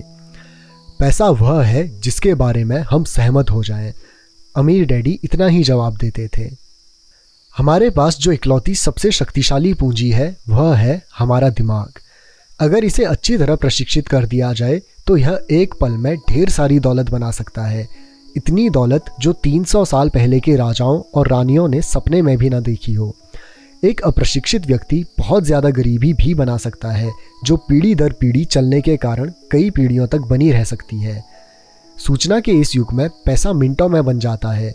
कुछ लोग तो ज़ीरो से शुरू करके अविश्वसनीय रूप से अमीर हो जाते हैं और इसके लिए वे केवल कुछ विचारों और अनुबंधों का सहारा लेते हैं। आपको यह बात वे लोग आसानी से बता सकते हैं जो स्टॉक मार्केट में ट्रेडिंग करते हैं या दूसरे निवेश करते हैं, क्योंकि वहाँ ऐसा अवसर होता रहता है। कुछ नहीं से तत्काल करोड़ों बनाए जा सकते हैं, और कुछ नहीं से मेरा मतलब है कि बिना पैसे के लेन देन के। यह अनुबंध के द्वारा किया जाता है। ट्रेडिंग पिट में हाथ के एक संकेत से टोरंटो के ग्राहक के आदेश पर लिस्बन के ट्रेडर की स्क्रीन पर बत्ती जलती है और शेयर पल भर में टोरंटो पहुंच जाते हैं। 1 मिनट बाद शेयर बेचने का आदेश दिया जाता है और वे पल भर में बिक जाते हैं। इस पूरे मामले में धन का लेन देन नहीं हुआ था, अनुबंधों का हुआ था। तो अपनी फाइनेंशियल प्रतिभा क्यों विकसित करें? इसका जवाब केवल आप ही दे सकते हैं। मैं आपको बता सकता हूँ कि मैं क्यों इसे विकसित कर रहा हूँ। मैं ऐसा इसीलिए करता हूँ क्योंकि मैं तेज़ी से धन कमाना चाहता हूँ। इसलिए नहीं कि मुझे इसकी ज़रूरत है, बल्कि इसलिए क्योंकि मैं ऐसा करना चाहता हूँ। यह सीखने की एक दिलचस्प प्रक्रिया है। मैं अपना फाइनेंशियल IQ इसलिए विकसित करता हूँ क्योंकि मैं दुनिया के सबसे रोमांचकारी और सबसे बड़े खेल में भाग लेना चाहता हूँ और अपने छोटे से तरीके से मैं मानवता के अभूतपूर्व विकास का हिस्सा होना चाहता हूँ। एक ऐसे युग का जहाँ इंसान विशुद्ध रूप से केवल अपने दिमाग से काम करते हैं, शरीर से नहीं। इसके अलावा यहाँ ज़्यादा रोमांच है, यहाँ पैसा है, यहाँ डर है, यहाँ आनंद है। इसलिए मैं अपनी फाइनेंशियल बुद्धि में निवेश करता हूँ और अपनी सबसे शक्तिशाली संपत्ति को विकसित करता हूँ। मैं बहादुरी से आगे बढ़ने वाले लोगों के साथ होना चाहता हूँ। मैं पीछे रह जाने वाले लोगों के साथ नहीं होना चाहता हूँ। मैं पैसा बनाने का एक आसान उदाहरण देना चाहता हूँ। 1990 के दशक की शुरुआत में फिनिक्स की अर्थव्यवस्था बहुत बुरी थी। मैं good morning America TV serial देख रहा था जब एक फाइनेंशियल प्लानर आया और उसने निराशावादी भविष्यवाणियां करना शुरू कर दिया। उसकी सलाह थी, पैसे बचाओ, हर महीने $100 बचाएं और 40 सालों में आप भी करोड़पति हो जाएंगे। खैर, हर महीने निश्चित रकम बचाना भी एक अच्छा विचार है। यह एक विकल्प है, एक ऐसा विकल्प जिसे बहुत से लोग मान लेंगे। समस्या यह है कि ऐसा करने से आदमी यह नहीं जान पाता कि उसके आसपास क्या हो रहा है। वे अपने पैसे में ज़्यादा महत्वपूर्ण बढ़ोतरी के बड़े मौक़ों का फ़ायदा नहीं उठा पाते। दुनिया उनके पास से गुजरकर आगे बढ़ जाती है। जैसा मैंने कहा, अर्थव्यवस्था उस समय बहुत बुरे हाल में थी। निवेशकों के लिए यह एक आदर्श बाजार स्थिति थी। मेरा काफ़ी पैसा उस समय स्टॉक मार्केट और अपार्टमेंट हाउसेस में फंसा हुआ था। मेरे पास नकद पैसा नहीं था। चूँकि हर कोई बेच रहा था, इसलिए मैं खरीद रहा था। मैं पैसे बचा नहीं रहा था, मैं निवेश कर रहा था। मेरी पत्नी और मेरे पास $10 लाख से ज़्यादा नकद थे जो तेज़ी से बढ़ते हुए बाजार में काम कर रहे थे। निवेश करने के लिए यह सबसे बढ़िया मौका था। अर्थव्यवस्था भयावह थी। मैं बहुत छोटे छोटे निवेशों का तो वर्णन नहीं कर सकता, परंतु कई बड़ी बातें ज़रूर बताना चाहूँगा। वे घर जिनकी कीमत कभी $1 लाख होती थी, अब $75,000 के हो गए थे। परंतु स्थानीय रियल एस्टेट ऑफिस में खरीदारी करने के बजाय मैंने दिवालिया वकील के ऑफिस या अदालत की सीढ़ियों पर खरीदारी करना शुरू कर दिया। इन जगहों पर $75,000 का घर $20,000 या इससे भी कम में खरीदा जा सकता था। मैंने अपने मित्र से $2,000 का लोन ले लिया। 90 दिनों के इस लोन पर ब्याज $200 था। मैंने वकील के कैशियर को चेक दे दिया। जब अनुबंध की कार्यवाही चल रही थी, तब मैंने अखबार में विज्ञापन दिया कि $75,000 का घर केवल $60,000 में बिकाऊ है और किसी डाउन पेमेंट की ज़रूरत नहीं है। मेरा फ़ोन तत्काल व्यस्त हो गया और लगातार बजने लगा। संभावित खरीदारों को छांटा गया और एक बार मकान कानूनी रूप से मेरे नाम हो गया तो सभी संभावित खरीदारों को घर देखने की इजाज़त दी गई। अत्यंत रोमांचकारी घटनाक्रम के बीच घर कुछ ही मिनटों में बिक गया। मैंने $2,500 की प्रोसेसिंग फ़ी मांगी जो उन्होंने खुशी खुशी दे दी और इसके बाद कानूनी नामांतरण की कार्यवाही शुरू हो गई। मैंने अपने मित्र को $2,000 के कर्ज में $200 ब्याज मिलाकर उसे दे दिए। वह खुश था, घर खरीदने वाला खुश था, वकील भी खुश था और मैं भी खुश था। मैंने $20,000 में खरीदे गए घर को $60,000 में बेच दिया। मेरे पास खरीदार का शपथ पत्र था जिसने मेरे संपत्ति वाले कॉलम में $40,000 जमा कर दिए थे। इस पूरी कार्यवाही में कुल 5 घंटे लगे। तो अब जबकि आप में पैसे की समझ आ चुकी है और आप अंक पढ़ सकते हैं, मैं आपको दिखाऊंगा कि यह किस तरह पैसे का आविष्कार करने का उदाहरण है। संपत्ति वाले कॉलम में $40,000 बनते हैं। बिना टैक्स चुकाए पैसे का आविष्कार कैसे किया जाता है। आप अपनी स्क्रीन पर देख सकते हैं कि कैसे रॉबर्ट ने 10% ब्याज पर अपने $4,000 पर ईयर के कैश फ्लो को सुनिश्चित कर लिया।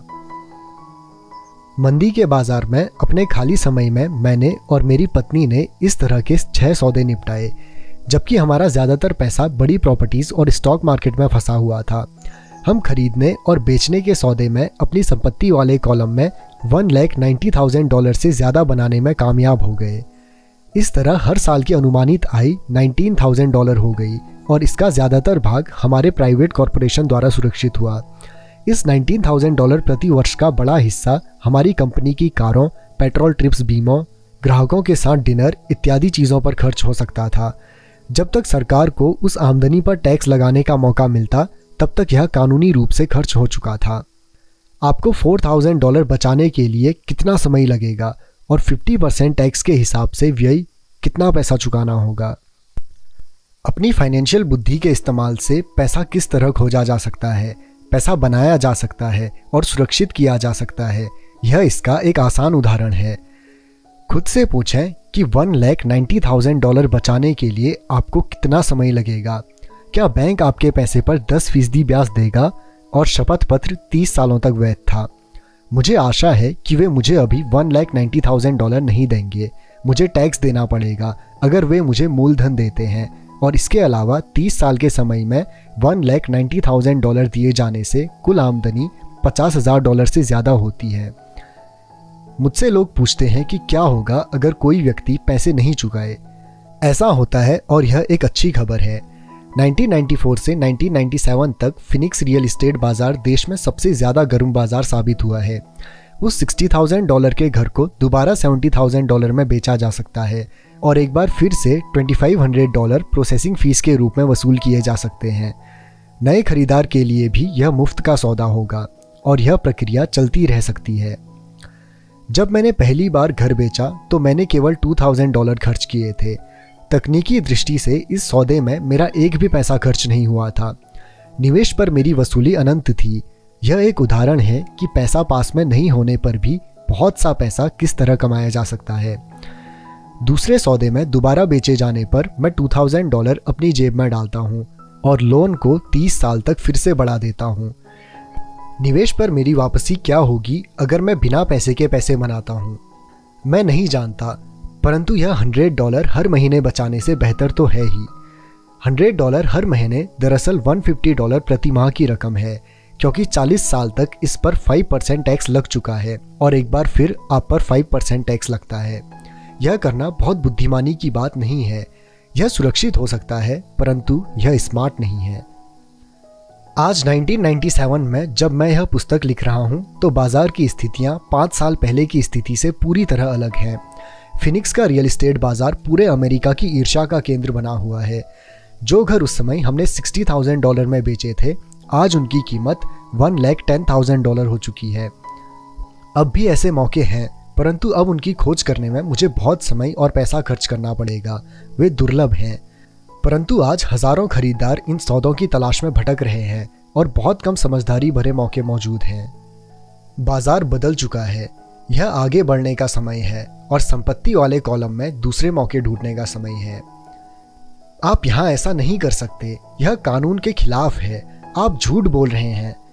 मैं इस तरह की प्रतिक्रियाओं को ज़्यादा सुनता हूँ और क्या आप मुझे ऐसा करने का तरीका बता सकते हैं, यह आग्रह कम सुनता हूँ। गणित आसान है, आपको इसमें बीजगणित या कैलकुलेटर की ज़रूरत नहीं है। मैं ज़्यादा इसलिए नहीं लिखता क्योंकि एस्क्रो कंपनी कानूनी सौदों को संभालती है और भुगतान की सेवा को भी। मुझे छत ठीक करवाने या टॉयलेट ठीक करने की झंझट भी नहीं उठानी पड़ती, क्योंकि यह काम घर के मालिक का है, यह उनका घर है। कभी कभार कोई पैसा नहीं चुकाता और यह भी अच्छा होता है, क्योंकि उसमें विलंब शुल्क मिलता है, या वे घर छोड़कर चले जाते हैं और प्रॉपर्टी एक बार फिर से बेच दी जाती है। कोर्ट सिस्टम यह सब संभाल लेता है और हो सकता है यह आपके इलाके में काम ना करे।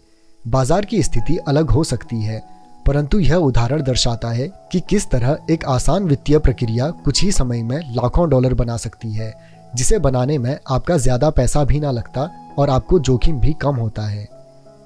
यह अनुबंध से बनाए जाने वाले पैसे का उदाहरण है। जिसके पास भी हाई स्कूल तक की शिक्षा है वह ऐसा कर सकता है, परंतु ज़्यादातर लोग ऐसा नहीं करते। ज़्यादातर लोग मेहनत करो और पैसे बचाओ की पुरानी सलाह सुनते हैं। लगभग 30 घंटे की मेहनत के बाद लगभग $1,90,000 संपत्ति वाले कॉलम में आ गए और इसके लिए टैक्स भी नहीं देना पड़ा। इनमें से कौन सी सलाह आपको ज़्यादा कठिन लगती है? पहली, कड़ी मेहनत करो, 50% की दर से टैक्स चुकाओ और फिर जो रकम बचती है उसमें से बचत करो। आपकी बचत पर आपको 5% ब्याज मिलता है, जिस पर एक बार फिर टैक्स लगता है। या दूसरी, पैसे की समझ विकसित करने का समय निकालो और अपने दिमाग और संपत्ति वाले कॉलम की ताकत का इस्तेमाल करो। इसमें वह समय भी जोड़ लें जो आपको विकल्प नंबर 1 के प्रयोग द्वारा $1,90,000 बचाने में लगता है, क्योंकि समय आपकी सबसे बड़ी संपत्ति है। अब आप समझ सकते हैं कि मैं क्यों चुपचाप अपना सिर हिलाता हूँ जब मैं लोगों को यह कहते सुनता हूँ, मेरा बच्चा स्कूल में अच्छी पढ़ाई कर रहा है और उसे अच्छी शिक्षा मिल रही है। यह अच्छी हो सकती है, परंतु क्या यह पर्याप्त है? मैं जानता हूं कि उपर्युक्त निवेश तकनीक एक छोटी तकनीक है। इसे यह बताने के लिए लिखा गया है कि किस तरह एक छोटी सी रकम बड़ी रकम में बदल सकती है। एक बार फिर मेरी सफलता यह बताती है कि मजबूत वित्तीय नींव कितनी महत्वपूर्ण होती है, जो मजबूत वित्तीय शिक्षा से शुरू होती है। मैंने इसे पहले कहा है और यह इतना महत्वपूर्ण है कि मैं इसे बार बार फिर दोहराना चाहता हूँ। वित्तीय बुद्धि 4 मुख्य तकनीकी दक्षताओं से मिलकर बनती है। पहली, वित्तीय साक्षरता, अंकों को पढ़ने की योग्यता। दूसरी, निवेश की रणनीति, धन द्वारा धन बनाने का विज्ञान। तीसरा, बाजार, मांग और पूर्ति। अलेक्जेंडर ग्राहम बेल ने बाजार को वह दिया जो उसे चाहिए था। यही बिल गेट्स ने भी किया। यह मौका भी बाजार ने दिया था कि $20,000 में कोई मकान खरीदकर उसे $60,000 में बेच दिया जाए, जबकि उसकी असली कीमत $75,000 थी। कोई खरीद रहा था, कोई बेच रहा था। चौथा, कानून, अकाउंटिंग, कॉरपोरेट, स्टेट और नेशनल कानूनों और नीतियों के बारे में जागरूकता। मैं नियमों के भीतर रहकर खेलने की सलाह देता हूँ। अगर आप पैसे का आविष्कार करना चाहते हैं तो आप में यह मूलभूत आधारशिला होनी चाहिए या इन दक्षताओं का समन्वय होना चाहिए। चाहे आप ऐसा छोटे घर, बड़े अपार्टमेंट, कंपनियां, स्टॉक, बॉन्ड, म्यूचुअल फंड, बहुमूल्य धातुएं, बेसबॉल कार्ड खरीद कर करें या इसी किस्म का कोई दूसरा काम करें। 1996 तक रियल एस्टेट मार्केट सुर्खियों में था और हर कोई इसमें जा रहा था। स्टॉक मार्केट में भी बूम हो रहा था और हर कोई उसमें जा रहा था। अमेरिका की अर्थव्यवस्था अपने पैरों पर खड़ी हो रही थी। मैंने 1996 में बेचना शुरू कर दिया था और अब मैं पेरू, नॉर्वे, मलेशिया और फिलीपींस की यात्रा कर रहा था। निवेश बदल गए थे। जहाँ तक खरीदारी का सवाल था, अब हम रियल एस्टेट बाजार से बाहर थे। अब मैं अपनी संपत्ति वाले कॉलम के भीतर आंकड़ों को बढ़ते देखता हूँ और शायद इस साल के आखिर में बेचना शुरू कर दूंगा। यह कांग्रेस द्वारा पारित किए जाने वाले कानूनी परिवर्तनों पर निर्भर करता है। मैं आशा करता हूं कि 6 छोटे घरों के सौदे को बेच दूंगा और $40,000 के नोट को धन में बदल दूंगा। मुझे अपने अकाउंटेंट को बुलाकर उसे कहना पड़ेगा कि वह इतनी रकम के लिए तैयार हो जाए और इसे टैक्स से बचाने के तरीके खोजे। मैं सिर्फ आपको इतनी सी बात बताना चाहता हूं कि निवेश आते जाते रहते हैं, मार्केट घटता बढ़ता रहता है, अर्थव्यवस्थाएं सुधरती बिगड़ती रहती हैं, दुनिया आपको हर दिन जिंदगी के अनूठे अवसर देती रहती है। आपकी जिंदगी के हर दिन, परंतु प्रायः हम उन्हें देख नहीं पाते हैं, लेकिन वे वहाँ होते हैं। और दुनिया जितनी ज़्यादा बदलती है और टेक्नोलॉजी जितनी ज़्यादा बदलती है, आपके और आपके परिवार के लिए स्थायी आर्थिक सुरक्षा के लिए उतने ही ज़्यादा मौके होते हैं। तो अपनी फाइनेंशियल बुद्धि को विकसित करने का झंझट क्यों उठाया जाए? एक बार फिर मैं यही कहूँगा कि आप ही इसका जवाब दे सकते हैं। मैं जानता हूँ कि मैं क्यों इसे सीखता और विकसित करता हूँ। मैं ऐसा इसलिए करता हूँ क्योंकि मुझे पता है कि परिवर्तन हो रहे हैं और होने वाले हैं।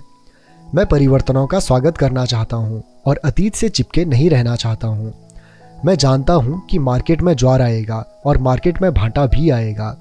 मैं लगातार अपनी फाइनेंशियल बुद्धि को विकसित करना चाहता हूँ क्योंकि मार्केट में हर परिवर्तन पर कुछ लोग अपनी नौकरियों के लिए अपने घुटने टेक कर भीख मांगेंगे।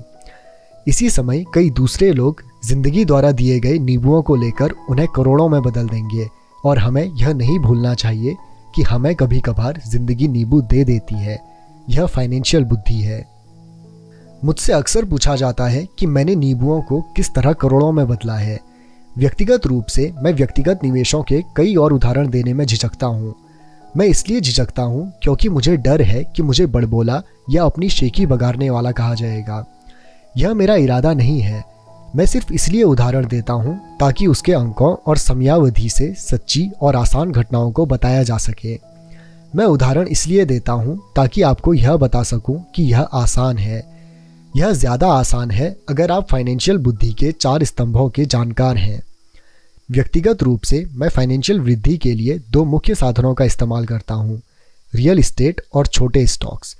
मैं रियल इस्टेट को अपनी नींव की तरह इस्तेमाल करता हूँ। हर दिन मेरी प्रॉपर्टीज़ कैश फ्लो प्रदान करती हैं और उनका मूल्य बढ़ता जाता है। छोटी पूंजी के स्टॉक्स को तेज़ बढ़ोतरी के लिए इस्तेमाल किया जाता है। मैं अपने द्वारा की गई हर चीज़ की अनुशंसा नहीं करता। उदाहरण केवल उदाहरण ही है। अगर अवसर बहुत जटिल है और मैं निवेश को नहीं समझ पाता हूँ तो मैं निवेश नहीं करता। पैसे के बारे में निर्णय लेने में हमें केवल साधारण गणित और कॉमन सेंस की ज़रूरत होती है। उदाहरणों का प्रयोग निम्न 5 कारणों से किया जाता है। पहला, लोगों को ज़्यादा सीखने के लिए प्रेरित करने के लिए। दूसरा, लोगों को यह बताने के लिए कि अगर नींव मजबूत है तो पैसे का महल बनाना आसान है। तीसरा, यह बताने के लिए कि कोई भी ढेर सारा पैसा बना सकता है। चौथा, यह दिखाने के लिए कि आपके लक्ष्यों को हासिल करने के करोड़ों तरीके हैं। पांचवा, यह बताने के लिए कि यह कोई रॉकेट विज्ञान नहीं है। 1989 में मैं ओरेगन के पोर्टलैंड में एक खूबसूरत जगह पर जॉगिंग किया करता था। यह एक उपनगर था जहाँ छोटे छोटे घर बने हुए थे। वे छोटे और सुंदर थे। हर कहीं मुझे बिकाऊ है के बोर्ड दिखते थे। टिम्बर मार्केट का बुरा हाल था। स्टॉक मार्केट में क्रैश हुआ था और अर्थव्यवस्था में मंदी थी। एक सड़क पर मैंने एक बिकाऊ है का बोर्ड देखा जो वहाँ काफ़ी लंबे समय से लगा हुआ था। यह पुराना दिख रहा था। एक दिन इसके पास से जॉगिंग करते समय मेरी मुलाकात इसके मालिक से हो गई जो परेशान दिख रहा था। मैंने पूछा, आपने अपने घर की क्या कीमत लगाई है? मालिक घूमा और कमज़ोर मुस्कुराहट के साथ कहा, आप कीमत लगा लें, यह 1 साल से ज़्यादा समय से बिकाऊ है और अब तक कोई इसे देखने तक नहीं आया है।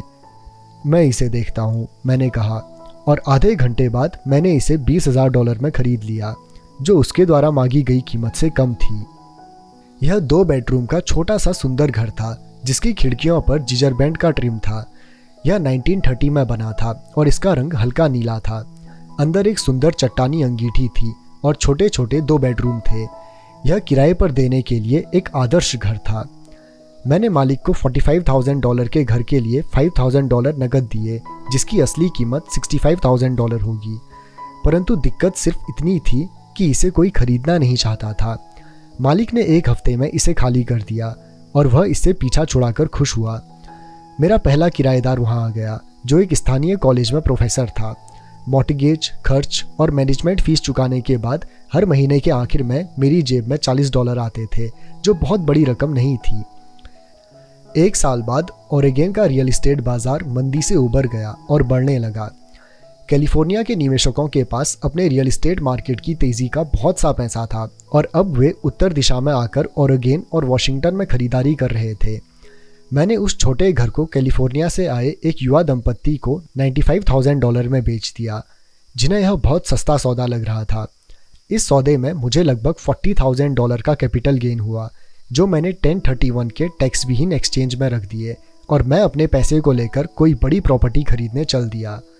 1 महीने में मुझे बवीर्टन, ओरेगन और इटेल प्लांट के पास एक 12 यूनिट का अपार्टमेंट मिल गया। उसके मालिक जर्मनी में रहते थे और उन्हें इसकी कीमत का अंदाज़ा ही नहीं था और एक बार फिर से वे इससे पीछा छुड़ाना चाहते थे।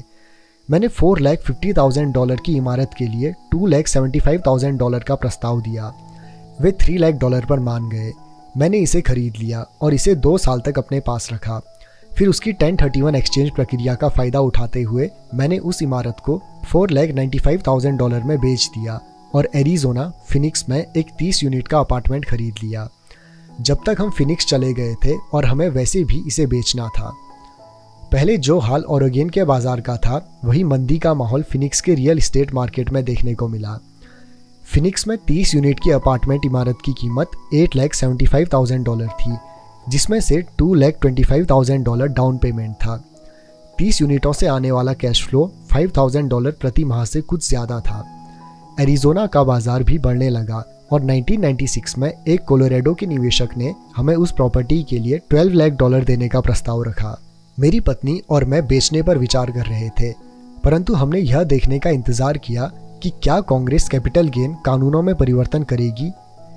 अगर वह परिवर्तन करती है तो प्रॉपर्टी की कीमत 15 से 20% तक बढ़ जाएगी। इसके अलावा हर महीने $5,000 मिलते रहना अच्छा लगता है। इस उदाहरण में मुद्दे की बात यह है कि किस तरह एक छोटी सी रकम एक बड़ी रकम में बदली जा सकती है। एक बार फिर मैं यह कहना चाहता हूँ कि इसके लिए फाइनेंशियल स्टेटमेंट्स, निवेश की रणनीति, बाजार की समझ और कानूनों की जानकारी होना ज़रूरी है। अगर लोग इन विषयों के बारे में जानकारी नहीं रखते हैं तो स्पष्ट रूप से वे स्टैंडर्ड सलाह का पालन करेंगे जो कहती है कि सुरक्षित खेल खेलना चाहिए और सुरक्षित निवेशों में पैसा लगाना चाहिए। सुरक्षित निवेशों के साथ समस्या यह है कि वे अक्सर बहुत कम मुनाफा देते हैं।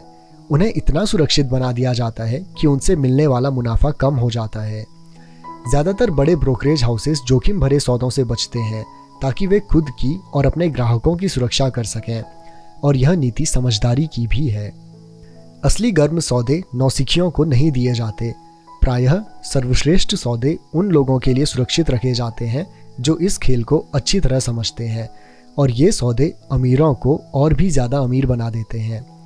वैसे भी इस तरह के जोखिम भरे सौदे नौसिखियों के सामने रखना तकनीकी रूप से गैरकानूनी माना जाता है, परंतु ऐसा भी कभी कभार होता है। मैं जितना ज़्यादा परिष्कृत होता जाता हूँ उतने ही अवसर मुझे मिलते जाते हैं। ज़िंदगी में फाइनेंशियल बुद्धि विकसित करने का एक और फ़ायदा यह होता है कि इससे आपके सामने ज़्यादा अवसर आते हैं, और आपकी फाइनेंशियल बुद्धि जितनी ज़्यादा बढ़ती जाती है आपके लिए यह बताना आसान होता जाता है कि कोई सौदा अच्छा है या बुरा। आपकी बुद्धि तत्काल एक बुरे सौदे को पहचान सकती है या एक बुरे सौदे को अच्छे सौदे में बदल सकती है। मैं जितना ज़्यादा सीखता हूँ, और सीखने के लिए अभी भी बहुत कुछ बाकी है, मैं उतना ही ज़्यादा पैसा सिर्फ इसलिए कमाता हूँ क्योंकि समय के साथ साथ मेरा अनुभव और बुद्धि बढ़ती जाती है। मेरे कुछ दोस्त अब भी सुरक्षित खेल खेल रहे हैं और अपने प्रोफेशन में कड़ी मेहनत कर रहे हैं, परंतु उनकी फाइनेंशियल बुद्धि विकसित नहीं हो पाई है, जिसे विकसित होने में बहुत समय लगता है। मेरी कुल जमा फिलॉसफी है अपने संपत्ति वाले कॉलम में बीज बोना। यह मेरा फॉर्मूला है। मैं छोटे पैमाने पर शुरू करता हूँ और बीज बोता हूँ। कुछ बीज उग जाते हैं और कुछ नहीं उगते। हमारे रियल एस्टेट कॉरपोरेशन में हमारे पास करोड़ों डॉलर की प्रॉपर्टी है। यह हमारा अपना REIT है, यानी रियल एस्टेट इन्वेस्टमेंट ट्रस्ट है। अब मैं आपको यह पते की बात बताना चाहता हूँ कि इन करोड़ों में से कई प्रॉपर्टीज़ तो $5,000 से $10,000 के निवेश से शुरू हुई थी। नकद पैसे से खरीदी गई यह प्रॉपर्टीज़ खुशकिस्मती से तेज़ी से बढ़ते बाजार में ज़्यादा कीमत की हो गई थी, और टैक्स से मुक्त रहते हुए इन्हें खरीदा और बेचा गया था, और ऐसा कई सालों तक किया गया था। हमारा एक स्टॉक पोर्टफोलियो भी है जिसे मैं और मेरी पत्नी हमारा पर्सनल म्यूचुअल फंड कहते हैं। हमारे कुछ दोस्त हमारे जैसे निवेशकों के साथ ही बिजनेस करते हैं जिनके पास हर महीने निवेश करने के लिए कुछ अतिरिक्त धन होता है। हम ज़्यादा जोखिम वाली प्राइवेट कंपनियों के शेयर खरीदते हैं जो अमेरिका या कनाडा में स्टॉक एक्सचेंज पर सार्वजनिक होने जा रही हैं। कितनी तेज़ी से धन बढ़ता है इसका उदाहरण इस तरह देखें। हमने कंपनी के सार्वजनिक होने से पहले 25 सेंट प्रति शेयर की दर पर 1 लाख शेयर खरीदे। 6 महीने बाद जब कंपनी शेयर बाजार में दर्ज हो गई तो उसके शेयर का भाव $2 प्रति शेयर हो गया। अगर कंपनी का प्रबंधन अच्छा है तो कीमतें बढ़ती रहेंगी और स्टॉक $20 प्रति शेयर या इससे भी ज़्यादा होगा। ऐसे भी कई वर्ष रहे हैं जब हमारे $25,000 1 साल से भी कम समय में $10 लाख बन गए हैं। यह जुआ नहीं है अगर आप जानते हैं कि आप क्या कर रहे हैं। यह जुआ है अगर आप सौदे में अपना पैसा फेंक रहे हैं और भगवान से सफल होने की दुआ कर रहे हैं। आपको अपने तकनीकी ज्ञान, बुद्धि और खेल के प्रति प्रेम की ज़रूरत होगी ताकि जोखिम कम से कम रहे। वैसे जोखिम तो होता ही है, यह फाइनेंशियल बुद्धि होती है जिससे आपकी सफलता के अवसर बढ़ जाते हैं। इसी कारण जो चीज़ एक आदमी के लिए जोखिम भरी होती है वह दूसरे आदमी के लिए उतनी जोखिम भरी नहीं होती। यही वह मूल कारण है जिसकी वजह से मैं लोगों को लगातार प्रेरित करता हूँ कि वे स्टॉक, रियल एस्टेट या दूसरे बाज़ारों में निवेश करने के बजाय फाइनेंशियल बुद्धि में निवेश करें। आप जितने ज़्यादा स्मार्ट होंगे आपके सफल होने के अवसर उतने ही ज़्यादा होंगे। मैं व्यक्तिगत रूप से जिन स्टॉक्स में निवेश करता हूँ उनमें बहुत ज़्यादा जोखिम होता है और इसीलिए मैं उनकी अनुशंसा नहीं करता हूँ। मैं इस खेल को 1979 से खेल रहा हूँ और मैंने इसमें काफ़ी अनुभव हासिल कर लिया है। परंतु अगर आप दोबारा पढ़ेंगे कि इस तरह के निवेश ज़्यादातर लोगों के लिए जोखिम भरे क्यों होते हैं तो आप अपनी ज़िंदगी को अलग तरह से निर्धारित कर सकेंगे, जिससे $25,000 से 1 साल में $10 लाख बनाना आपके लिए कम जोखिम भरा होगा। जैसा पहले ही कहा जा चुका है, मैंने जो लिखा है मैं आपको वैसा करने की सलाह नहीं देता हूँ। मैं सिर्फ आपको यह समझाना चाहता हूँ कि यह आसान है और संभव है। बात इतनी सी है कि औसत आदमी के लिए $1,00,000 से ज़्यादा की प्रतिवर्ष आय अच्छी आय होती है और इसे हासिल करने में ज़्यादा मेहनत भी नहीं लगती। बाज़ार कैसा है और आप कितने स्मार्ट हैं, इस बात पर निर्भर करता है कि आप 5 से 10 साल में ऐसा क्या कर सकते हैं। अगर आप अपने खर्च को कम रख सकते हैं तो $1,00,000 की अतिरिक्त आय आपको सुखद लगेगी, चाहे आप काम कर रहे हों या नहीं। आप चाहे तो काम कर सकते हैं या चाहे तो काम छोड़ भी सकते हैं और सरकारी टैक्स सिस्टम को अपने विरोध के बजाय अपने समर्थन में प्रयुक्त कर सकते हैं। मेरा व्यक्तिगत आधार रियल इस्टेट है। मैं रियल इस्टेट से प्रेम करता हूँ क्योंकि यह स्थायी और धीमी गति से चलने वाली होती है। मैं ठोस आधार को पसंद करता हूँ। कैश फ्लो भी आमतौर पर स्थायी ही होता है और अगर इसे अच्छी तरह मैनेज किया जाए तो इसकी कीमत बढ़ने की भी अच्छी संभावना होती है। रियल इस्टेट की ठोस आधारशिला होने के कारण मैं जोखिम भरे स्टॉक्स खरीदने का खतरा मोल ले सकता हूँ। अगर मुझे स्टॉक मार्केट में खासा मुनाफा होता है तो मैं मुनाफे पर कैपिटल गेन्स टैक्स देता हूँ और बची हुई रकम को रियल इस्टेट में लगा देता हूँ ताकि मेरी संपत्ति की नींव और ज़्यादा मजबूत हो जाए। रियल इस्टेट पर एक और बात, मैं दुनिया भर में घूमा हूँ और मैंने हर जगह निवेश करना सिखाया है। हर शहर में मुझे यह सुनने में आया है कि रियल इस्टेट को सस्ते में नहीं खरीदा जा सकता। यह मेरा अनुभव नहीं है। न्यूयॉर्क या टोक्यो में या शहर से थोड़ा सा दूर ऐसे शानदार मौके हैं जिन्हें ज़्यादातर लोग नज़रअंदाज कर देते हैं।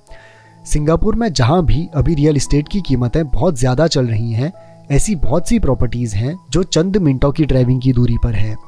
इसलिए जब भी मैं किसी को यह कहते सुनता हूँ आप यहाँ ऐसा नहीं कर सकते, तो मैं उन्हें यह याद दिलाता हूँ कि शायद आपको यह कहना चाहिए, मैं नहीं जानता कि यहाँ यह कैसे किया जा सकता है। महान अवसरों को आपकी आंखें नहीं देख सकती, उन्हें आपके दिमाग से देखा जा सकता है। ज़्यादातर लोग सिर्फ इसीलिए अमीर नहीं बन पाते क्योंकि उन्हें यह जानने के लिए फाइनेंशियल प्रशिक्षण ही नहीं मिला होता कि वे अपने सामने पड़े हुए अवसरों को देख सकें और उन्हें पहचान सकें। मुझसे अक्सर पूछा जाता है, मैं शुरुआत कैसे करूं? पिछले अध्याय में मैंने आर्थिक स्वतंत्रता की राह पर चलने वाले 10 कदमों का उल्लेख किया है, परंतु यह हमेशा याद रखें कि आपको मज़ा आना चाहिए। यह केवल एक खेल है। कई बार आप जीत जाते हैं और कई बार आपको अनुभव मिलता है, परंतु हमेशा आनंद लें। ज़्यादातर लोग कभी नहीं जीत पाते क्योंकि उन्हें हार का डर लगा रहता है। इसीलिए मुझे स्कूल मूर्खतापूर्ण लगता है। स्कूल में हम सीखते हैं कि गलतियां बुरी बात होती हैं और गलतियां करने के लिए हमें सज़ा भी दी जाती है, परंतु अगर हम इंसानों की सीखने की प्रक्रिया पर नज़र डालें तो हम पाएंगे कि इंसान गलतियां करके ही सीखते हैं। हम गिर गिर कर ही चलना सीख पाते हैं। हम कभी नहीं गिरें तो हम कभी भी चल नहीं पाएंगे। यह मोटरसाइकिल चलाने के बारे में भी सही है। मेरे घुटनों पर अब भी चोट के निशान हैं, परंतु आज मैं बिना सोचे मोटरसाइकिल चला सकता हूँ। यही अमीर बनने के बारे में भी सही है। दुर्भाग्य से ज़्यादातर लोगों के अमीर न बन पाने का मुख्य कारण यह है कि वे हारने से डरते हैं। जीतने वाले हारने से नहीं डरते हैं, परंतु हारने वाले डरते हैं। सफलता की प्रक्रिया का एक भाग असफलता भी है। जो लोग असफलता से बचते हैं, सफलता उनसे बचती है। मैं पैसे कमाने को टेनिस के खेल की तरह मानता हूँ। मैं मेहनत से खेलता हूँ, गलतियाँ करता हूँ, गलतियाँ सुधारता हूँ और ज़्यादा गलतियाँ करता हूँ, सुधारता हूँ और इस तरह से मेरा खेल सुधरता जाता है। अगर मैं खेल में हार जाता हूँ तो मैं नेट के पास जाकर अपने विरोधी से हाथ मिलाता हूँ, मुस्कुराता हूँ और कहता हूँ अगले शनिवार को मिलेंगे। निवेशक 2 तरह के होते हैं। पहले और सबसे आम तरह के निवेशक वे लोग होते हैं जो एक पैकेज में निवेश करते हैं। वे रिटेल आउटलेट में फ़ोन करते हैं, जैसे एक रियल एस्टेट कंपनी या स्टॉक ब्रोकर या फाइनेंशियल प्लानर को, और फिर वे कुछ खरीदते हैं। यह एक म्यूचुअल फंड, REIT स्टॉक या बॉन्ड हो सकता है। यह निवेश का एक अच्छा, साफ सुथरा और आसान तरीका है। यह उसी तरह की खरीदारी हो गई जैसे कोई ग्राहक कंप्यूटर स्टोर में जाकर शेल्फ पर रखे कंप्यूटर को खरीद ले। दूसरी तरफ के निवेशक वे होते हैं जो निवेशों को बनाते हैं। इस तरह के निवेशक आमतौर पर सौदे को असेंबल करते हैं, जिस तरह कंप्यूटर इंजीनियर कंप्यूटर के पुर्जों को असेंबल करते हैं। मैं यह तो नहीं जानता कि कंप्यूटर के पुर्जों को किस तरह असेंबल किया जाता है, परंतु मैं यह जानता हूँ कि आर्थिक अवसरों के पुर्जे को किस तरह असेंबल किया जा सकता है, या मैं ऐसे लोगों को जानता हूँ जो ऐसा कर सकते हैं। दूसरे किस्म का निवेशक ही प्रोफेशनल निवेशक होता है। कई बार तो पुर्जों को इकट्ठा करने में सालों लग जाते हैं और कई बार वे कभी इकट्ठे नहीं हो पाते। मेरे अमीर डैडी ने मुझे दूसरे किस्म का निवेशक बनने के लिए प्रोत्साहित किया। यह सीखना महत्वपूर्ण है कि पुर्जों को किस तरह असेंबल किया जाए, क्योंकि यहीं पर भारी जीत का मौका होता है और अगर किस्मत आपके साथ ना हो तो यहीं पर भारी नुकसान का खतरा होता है। अगर आप दूसरे किस्म के निवेशक बनना चाहते हैं तो आपको मुख्य रूप से 3 मुख्य दक्षताएं विकसित करने की ज़रूरत है। फाइनेंशियल बुद्धि के अलावा इन दक्षताओं की ज़रूरत होती है। पहला, किस तरह ऐसे मौके को खोजें जो दूसरे को दिखाई नहीं देता। दूसरे लोग अपनी आंखों से उस मौके को नहीं देख पाएंगे, पर आप अपने दिमाग से उस मौके को देख सकते हैं। उदाहरण के लिए, मेरे एक दोस्त ने एक पुराना सा घर खरीदा जो दिखने में बुरा सा था। हर एक को हैरत थी कि उसने इसे क्यों खरीदा, परंतु दूसरे जो नहीं देख पाए और जो उसने देख लिया था वह यह था कि उस घर के साथ 4 खाली ज़मीन के टुकड़े भी थे। उसने यह कंपनी जाकर पता कर लिया था। घर खरीदने के बाद उसने उसे तोड़ दिया और उन 5 प्लॉटों को बिल्डर को बेच दिया। इस सारे सौदे में उसे अपने मूल निवेश के 3 गुना रकम मिली। उसने 2 महीने के काम में $75,000 कमाए। यह बहुत ज़्यादा रकम तो नहीं है, परंतु यह न्यूनतम वेतन से तो ज़्यादा ही है और यह तकनीकी रूप से कठिन भी नहीं है। दूसरा, पैसा किस तरह जुटाया जाए।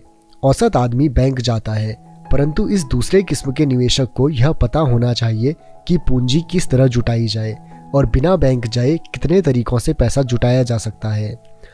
मैंने यह सीखा कि बिना बैंक की मदद लिए घर कैसे खरीदे जा सकते हैं। घर खरीदना महत्वपूर्ण नहीं है, परंतु पैसा इकट्ठा करना बहुमूल्य कला है। अक्सर मैं लोगों को यह कहते सुनता हूँ, बैंक मुझे कर्ज नहीं दे रही है, या मेरे पास इसे खरीदने के लिए पैसे नहीं हैं। अगर आप दूसरे किस्म के निवेशक बनना चाहते हैं तो आपको यह सीखने की ज़रूरत है, क्योंकि इसी कारण ज़्यादातर लोगों की योजनाएं ठप हो जाती हैं। दूसरे शब्दों में, ज़्यादातर लोग सिर्फ इसलिए सौदे नहीं कर पाते क्योंकि उनके पास पैसा नहीं होता। अगर आप इस बाधा को पार कर सकते हैं तो आप ऐसे लोगों से मीलों आगे होंगे जिन्होंने इन दक्षताओं को नहीं सीखा। ऐसे कई मौके आए हैं जब मैंने घर या स्टॉक या अपार्टमेंट बिल्डिंग को खरीदा है, जबकि मेरी बैंक में एक भी पाई नहीं थी। मैंने एक अपार्टमेंट हाउस को 12 लाख में खरीदा। इसके लिए एक अनुबंध किया जो खरीदार और बेचने वाले के बीच में लिखित अनुबंध था। फिर मैंने $1 लाख एक डिपॉजिट इकट्ठा किया, जिससे मुझे बाकी पैसे को जुटाने के लिए 90 दिन की मोहलत मिल गई। मैंने ऐसा क्यों किया? क्योंकि मैं जानता था कि इसकी असली कीमत $20 लाख थी। मैंने इस पैसे को कभी नहीं जुटाया। इसके बजाय जिस आदमी ने मुझे $1 लाख दिए थे, उसने मुझे $50,000 दिए ताकि वह मेरी जगह पर आ जाए, और इस तरह वह मेरी जगह पर आ गया और मैं उस निवेश से बाहर निकल गया। और इस काम में मेरे कुल जमा 3 दिन लगे। एक बार फिर मैं यह कहना चाहता हूँ कि आप क्या खरीदते हैं यह महत्वपूर्ण नहीं है। महत्वपूर्ण यह है कि आप कितना जानते हैं। निवेश करना खरीदना नहीं है, यह एक ज्ञान है। तीसरा, किस तरह स्मार्ट लोगों को संगठित किया जाए। ऐसे लोग समझदार होते हैं जो या तो अपने से ज़्यादा समझदार लोगों के साथ काम करते हैं या उन्हें काम पर रखते हैं। जब भी आपको सलाह की ज़रूरत हो तो यह सुनिश्चित कर लें कि आपका सलाहकार समझदार हो। सीखने के लिए बहुत कुछ है, परंतु इसके पुरस्कार भी बहुत कीमती हो सकते हैं। अगर आप इन दक्षताओं को नहीं सीखना चाहते हैं तो आपको पहली किस्म का निवेशक बनने की सलाह दी जाती है। आप जो जानते हैं वही आपकी सबसे बड़ी पूंजी है। आप जो नहीं जानते वही आपका सबसे बड़ा जोखिम है। जोखिम तो हमेशा रहता है, इसीलिए इससे बचने के बजाय इसे मैनेज करना सीखें। Rich dad poor dad, chapter 7, lesson number 6। सीखने के लिए काम करें, पैसे के लिए काम ना करें। 1995 में मैंने सिंगापुर के एक अखबार में इंटरव्यू दिया। युवा महिला रिपोर्टर समय पर आ गई और इंटरव्यू तत्काल शुरू हो गया। हम एक आलीशान होटल की लॉबी में कॉफ़ी की चुस्कियां लगा रहे थे और मेरी सिंगापुर यात्रा के उद्देश्य पर चर्चा कर रहे थे। मैं प्लेटफॉर्म पर जिग जिगलर के साथ बैठने वाला था। वे प्रेरणा पर चर्चा करने वाले थे और मैं अमीरों के रहस्य पर बोलने वाला था। एक दिन मैं भी आपकी तरह बेस्ट सेलिंग लेखक बनना चाहती हूँ, उस महिला ने कहा। मैंने उसके कई लेख पढ़े थे और मैं उनसे प्रभावित हुआ था। उसकी लेखन शैली दमदार और स्पष्ट थी। उसके लेखों में पाठकों की रुचि जगाने की क्षमता थी। आपकी शैली बहुत बढ़िया है, मैंने जवाब में कहा। कौन सी चीज़ आपको अपने सपनों को हकीकत में बदलने से रोक रही है? मेरा काम कहीं का कहीं जाता है, उसने शांतिपूर्वक कहा। हर आदमी कहता है कि मेरे उपन्यास बढ़िया हैं, परंतु कुछ नहीं होता। इसलिए मैं अखबार के लिए काम कर रही हूँ। कम से कम इससे मेरा खर्च तो चल जाता है। क्या आप इस बारे में कोई सुझाव देना चाहेंगे? हाँ बिल्कुल, मैंने उत्साह से कहा। सिंगापुर में मेरा एक दोस्त है, वह एक स्कूल चलाता है जहाँ लोगों को बिक्री संबंधी प्रशिक्षण दिया जाता है। वह सिंगापुर में कई चोटी के कॉरपोरेशन के लिए सेल्स ट्रेनिंग कोर्स चलाता है और मैं समझता हूँ कि उसके कोर्स में शामिल होने से आपका करियर बहुत ज़्यादा विकसित हो जाएगा। उसका शरीर शक्त हो गया। आप यह कहना चाहते हैं कि बिक्री सीखने के लिए मुझे स्कूल जाना पड़ेगा? मैंने सहमति में सिर हिलाया। आप सचमुच ऐसा कह रहे हैं या मजाक कर रहे हैं? एक बार फिर मैंने सहमति में सिर हिलाया। इसमें गलत ही क्या है? मैं अब अपने शब्द वापस लेना चाहता था। उसे मेरी किसी बात से बुरा लग गया था और अब मैं सोच रहा था कि कितना अच्छा होता अगर मैंने उसे कुछ भी सुझाव नहीं दिया होता। उसकी मदद करने की कोशिश में अब मैं खुद के सुझाव की रक्षा करता नजर आ रहा था। मेरे पास अंग्रेजी साहित्य में मास्टर्स डिग्री है। मैं सेल्समैन बनना सीखने के लिए स्कूल क्यों जाऊं? मैं एक प्रोफेशनल हूं। मैं एक प्रोफेशन में प्रशिक्षित होने के लिए स्कूल गई थी ताकि मुझे सेल्समैन ना बनना पड़े। मैं सेल्समैनों से नफरत करती हूँ। उन्हें केवल पैसा चाहिए होता है। तो आप मुझे बताएं कि मैं सेल्स का अध्ययन क्यों करूं? अब वह अपना ब्रीफकेस ताकत के साथ बंद कर रही थी। इंटरव्यू खत्म हो गया था। कॉफ़ी टेबल पर मेरी एक बेस्ट सेलिंग पुस्तक रखी हुई थी। मैंने उसे उठाया और उस महिला के द्वारा लिखे गए नोट्स को भी अपने दूसरे हाथ में रखा। क्या आप इसे देख सकती हैं? मैंने उसके नोट्स की तरफ इशारा किया। उसने अपने नोट्स पर नज़र डाली। क्या? उसने उलझन में कहा। एक बार फिर मैंने उसके नोट्स की तरफ जानबूझकर इशारा किया। उसके पैड पर उसने लिखा था Robert Kiyosaki best selling author. यहाँ पर बेस्ट सेलिंग लेखक लिखा हुआ है, न कि बेस्ट राइटिंग लेखक। उसकी आंखें तत्काल फैल गई। मैं बहुत बुरा लेखक हूँ, आप बहुत बढ़िया लेखिका हैं। मैं सेल्स स्कूल गया हूँ, आपके पास मास्टर्स डिग्री है। दोनों को इकट्ठा कर लें और आप एक बेस्ट सेलिंग लेखिका और बेस्ट राइटिंग लेखिका बन सकती हैं। उसकी आंखों में गुस्सा था। मैं कभी इतने नीचे नहीं गिरूंगी कि बिक्री सीखने के लिए प्रशिक्षण लूं। आप जैसे लोगों को तो लिखना ही नहीं चाहिए। मैं एक प्रोफेशनल लेखिका हूं और आप एक सेल्समैन हैं। यह सही नहीं है।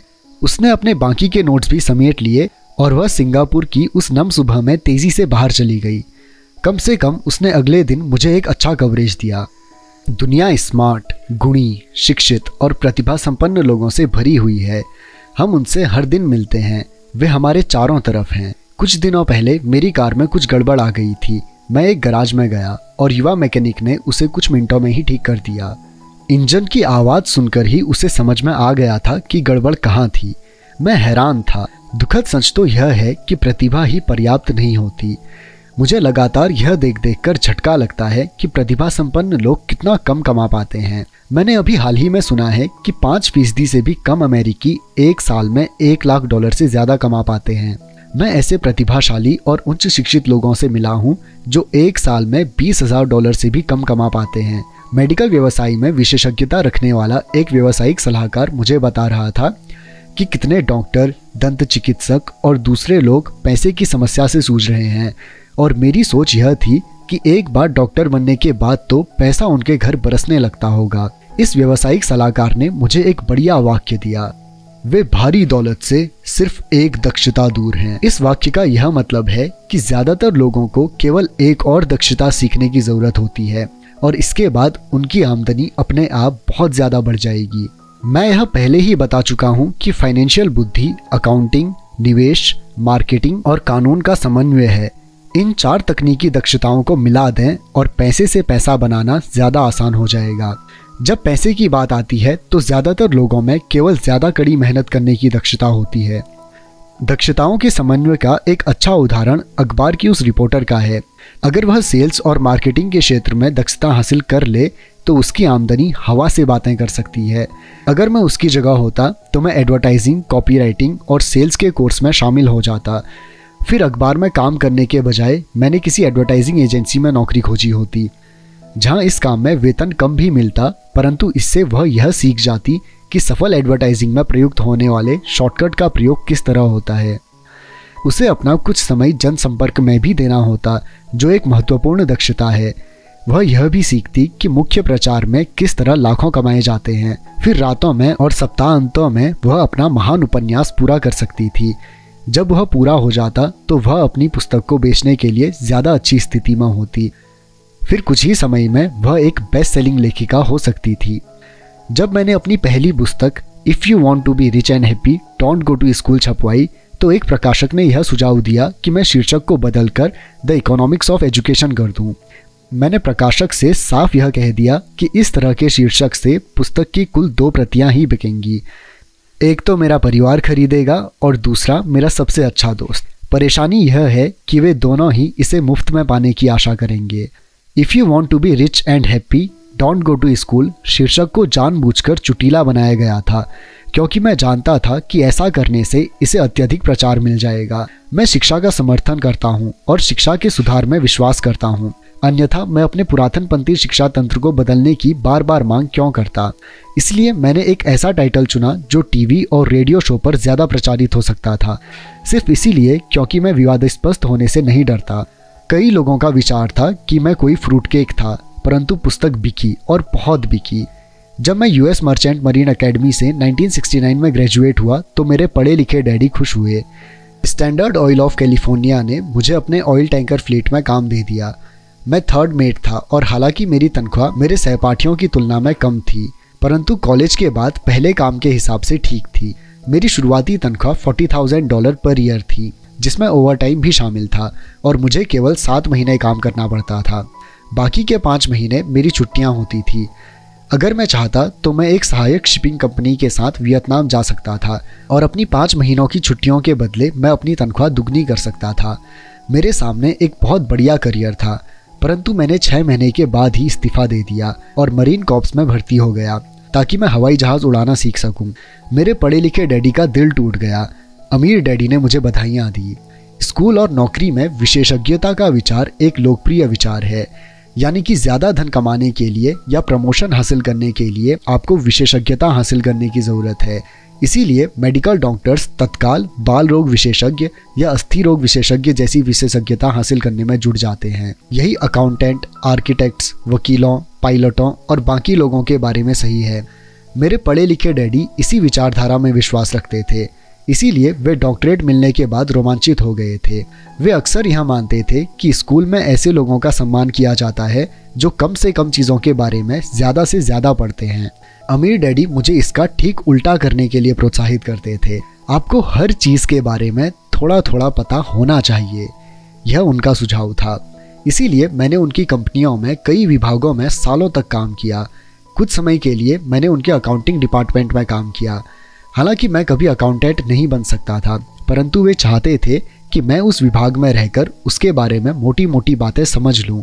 अमीर डैडी जानते थे कि मैं वहाँ की शब्दावली को पकड़ लूँगा और यह भी समझ लूँगा कि क्या महत्वपूर्ण होता है और क्या नहीं। मैं एक बस बॉय और कंस्ट्रक्शन वर्कर के रूप में भी काम कर चुका था और सेल्स, रिजर्वेशन और मार्केटिंग में भी। वे मुझे और माइक को सीढ़ी दर सीढ़ी सिखा रहे थे। इसीलिए वे चाहते थे कि हम लोग उनके बैंकर्स, वकीलों, अकाउंटेंट्स और ब्रोकर्स के साथ बैठकों में भाग लें। वे चाहते थे कि हम लोग उनके साम्राज्य के हर पहलू के बारे में थोड़ी बहुत जानकारी रखें। जब मैंने स्टैंडर्ड ऑयल की अच्छी तनख्वाह वाली नौकरी छोड़ी तो मेरे पढ़े लिखे डैडी ने मुझसे दिल खोलकर बातें की। उन्हें कुछ समझ में नहीं आ रहा था। वे मेरे निर्णय के पीछे के कारण को नहीं समझ पा रहे थे, क्योंकि जिस नौकरी से मैंने इस्तीफा दिया था उसमें तनख्वाह अच्छी थी, फायदे बहुत थे, खाली समय भी बहुत था और प्रमोशन के अच्छे अवसर थे। जब एक शाम को उन्होंने मुझसे पूछा, तुमने नौकरी क्यों छोड़ दी, तो मैं लाख कोशिश करने के बाद भी उन्हें इसका कारण नहीं समझा सका। मेरे तर्क उनके तर्क के दायरे में फिट नहीं हो पा रहे थे। समस्या यह थी कि मेरा तर्क मेरे अमीर डैडी का तर्क था। मेरे पढ़े लिखे डैडी के लिए नौकरी की सुरक्षा ही सब कुछ थी, मेरे अमीर डैडी के लिए सीखना ही सब कुछ था। पढ़े लिखे डैडी का विचार था कि मैं शिप का ऑफिसर बनने की शिक्षा ग्रहण करने स्कूल गया था। अमीर डैडी जानते थे कि मैं अंतर्राष्ट्रीय व्यापार के अध्ययन के लिए स्कूल गया था, तो एक विद्यार्थी की तरह मैं सुदूर पूर्व और साउथ पैसिफिक जाने वाले जहाज़ों पर, बड़े फ्रूटर्स पर, ऑयल टैंकरों और यात्री जहाज़ों पर काम करता रहा। अमीर डैडी इस बात पर जोर देते थे कि मैं यूरोप की तरफ जाने वाले जहाज़ों के बजाय प्रशांत महासागर पर अपना ध्यान केंद्रित करूं, क्योंकि भविष्य के देश एशिया में हैं, यूरोप में नहीं। जबकि मेरे ज़्यादातर सहपाठी, जिनमें माइक भी शामिल था, अपने घरों पर पार्टी और मौज मस्ती करते थे, तब मैं Japan, Taiwan, Thailand, Singapore, Hong Kong, Vietnam, Korea, Tahiti, Samoa और फिलीपींस में व्यवसाय, लोगों, बिजनेस की शैलियों और संस्कृतियों का अध्ययन करता था। मैं भी पार्टी कर रहा होता था, परंतु अपने घर पर नहीं। मेरा ज्ञान बहुत तेज़ी से बढ़ रहा था। पढ़े लिखे डैडी कभी नहीं समझ सके कि मैंने यह नौकरी क्यों छोड़ दी और इसके बाद मरीन कॉर्प्स में क्यों शामिल हुआ। मैंने उन्हें बता दिया था कि मैं जहाज़ उड़ाना सीखना चाहता हूँ, परंतु मैं वास्तव में ट्रूप का नेता बनना सीखना चाहता था। अमीर डैडी ने मुझे बता रखा था कि कंपनी चलाने का सबसे कठिन काम था लोगों से काम लेना। उन्होंने 3 साल तक सेना में काम किया था। मेरे पढ़े लिखे डैडी ने कभी ऐसा नहीं किया था। अमीर डैडी ने मुझे बताया कि खतरनाक परिस्थितियों में किस तरह लोगों का नेतृत्व किया जाए। तुम्हें जो अगली चीज़ सीखनी चाहिए वह है नेतृत्व, उन्होंने कहा। अगर आप एक अच्छे नेता नहीं हैं तो आप पर पीछे से भी गोली चलाई जा सकती है, जैसा बिजनेस में किया जाता है। 1973 में वियतनाम से लौटने पर मैंने कमीशन से इस्तीफा दे दिया। हालांकि मैं हवाई जहाज़ उड़ाना पसंद करता था, मैं जिरोक्स कंपनी में काम करने लगा। मैंने इसमें एक वजह से नौकरी की थी और नौकरी के फ़ायदे वह वजह नहीं थी। मैं एक शर्मीला आदमी था और बिक्री का विचार मुझे दुनिया का सबसे डरावना विषय लगता था। जिरोक्स अमेरिका में सेल्स ट्रेनिंग प्रोग्राम में बहुत बढ़िया कंपनी मानी जाती थी। अमीर डैडी को मुझ पर गर्व था, मेरे पढ़े लिखे डैडी को मुझ पर शर्म आती थी। एक बुद्धिजीवी होने के नाते वे सोचते थे कि सेल्समैन उनके नीचे के स्तर के होते हैं। मैंने जिरोक्स में 4 साल तक काम किया, जब तक कि मुझे दरवाजे खटखटाने और अस्वीकार कर दिए जाने के डर से मुक्ति नहीं मिल गई। एक बार मैं विक्रय में चोटी के 5 लोगों में लगातार आने लगा तो मैंने एक बार फिर इस्तीफा दे दिया और आगे बढ़ गया। एक बार फिर मैंने एक अच्छी खासी कंपनी के साथ अपना बढ़िया करियर छोड़ दिया। 1977 में मैंने अपनी पहली कंपनी खोली। अमीर डैडी ने मुझे और माइक को कंपनियां चलाने का प्रशिक्षण दिया हुआ था, तो अब मुझे उन्हें स्थापित करना ही सीखना था। मेरा पहला उत्पाद था नाइलॉन और वेलक्रो का वॉलेट, जो फॉर ईस्ट में बनता था और समुद्री जहाज से न्यूयॉर्क में एक वेयरहाउस तक आता था। मेरी औपचारिक शिक्षा पूरी हो चुकी थी और अब मेरे पंखों की मजबूती की परीक्षा का समय आ गया था। अगर अब मैं असफल होता तो मैं दिवालिया हो गया होता। अमीर डैडी का मानना था कि 30 साल के पहले दिवालिया होना सबसे अच्छा होता है, आपके पास संभलने का मौका होता है, उनकी सलाह थी। मेरे 30वें जन्मदिन की शाम को मेरा पहला शिपमेंट कोरिया से न्यूयॉर्क के लिए रवाना हुआ। आज मैं अंतर्राष्ट्रीय स्तर पर बिजनेस करता हूँ और जैसा मेरे अमीर डैडी मुझे प्रोत्साहित किया करते थे, मैं विकासशील देशों पर ध्यान केंद्रित करता हूँ। आज मेरी निवेश कंपनी दक्षिण अमेरिका, एशिया, नॉर्वे और रूस में निवेश करती है। एक कहावत है, जॉब एक संक्षिप्त रूप है जस्ट ओवर ब्रोक का, और दुर्भाग्य से यह करोड़ों लोगों के लिए सही साबित होता है।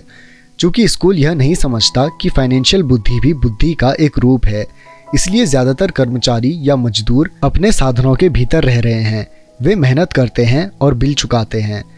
एक और डरावनी मैनेजमेंट थ्योरी है, काम करने वाले इसलिए कड़ी मेहनत करते हैं ताकि उन्हें नौकरी से ना निकाल दिया जाए, और मालिक उन्हें केवल इतना वेतन देते हैं ताकि वे काम छोड़कर ना चले जाएं। और अगर आप ज़्यादातर कंपनियों की तनख्वाहें को देखें तो आप पाएंगे कि इस बात में थोड़ी बहुत सच्चाई तो है। इसका कुल परिणाम यह होता है कि ज़्यादातर कर्मचारी आगे नहीं बढ़ पाते। वे वही करते हैं जो उन्हें सिखाया जाता है। सुरक्षित नौकरी खोज लो। ज़्यादातर काम करने वाले कम समय के पुरस्कारों जैसे वेतन और दूसरे फायदों के लिए काम करते हैं, परंतु दीर्घकालीन दृष्टि से यह उनके लिए घाटे का सौदा साबित होता है। इसके बजाय मैं युवा लोगों को यही सलाह दूंगा कि नौकरी खोजते समय वे इस बात पर कम ध्यान दें कि वे कितना कमा रहे हैं और इस बात पर ज़्यादा ध्यान दें कि वे कितना सीख रहे हैं।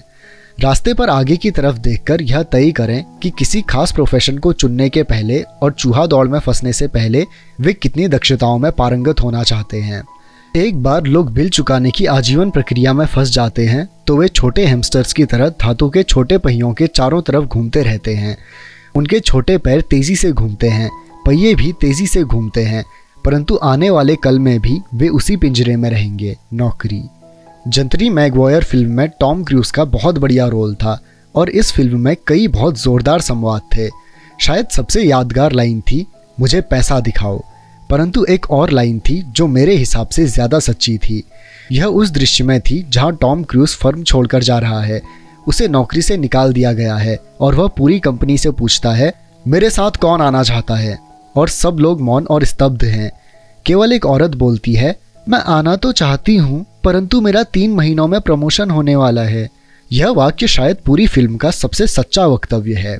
यह उस तरह का वक्तव्य है जो बिल चुकाने के लिए मेहनत करने वाले लोग हमेशा इस्तेमाल करते हैं। मैं जानता हूँ कि मेरे पढ़े लिखे डैडी हर साल तनख्वाह बढ़ने की आशा लगाए रखते हैं और हर साल उन्हें निराशा होती थी। इसीलिए वे फिर से स्कूल जाकर और ज़्यादा योग्यताएं हासिल करते थे ताकि उन्हें एक और वेतन वृद्धि मिल सके, परंतु एक बार फिर उन्हें निराशा ही हाथ लगती थी। मैं अक्सर लोगों से यह सवाल पूछता हूँ, रोज़मर्रा की यह गतिविधि आपको कहाँ ले जा रही है?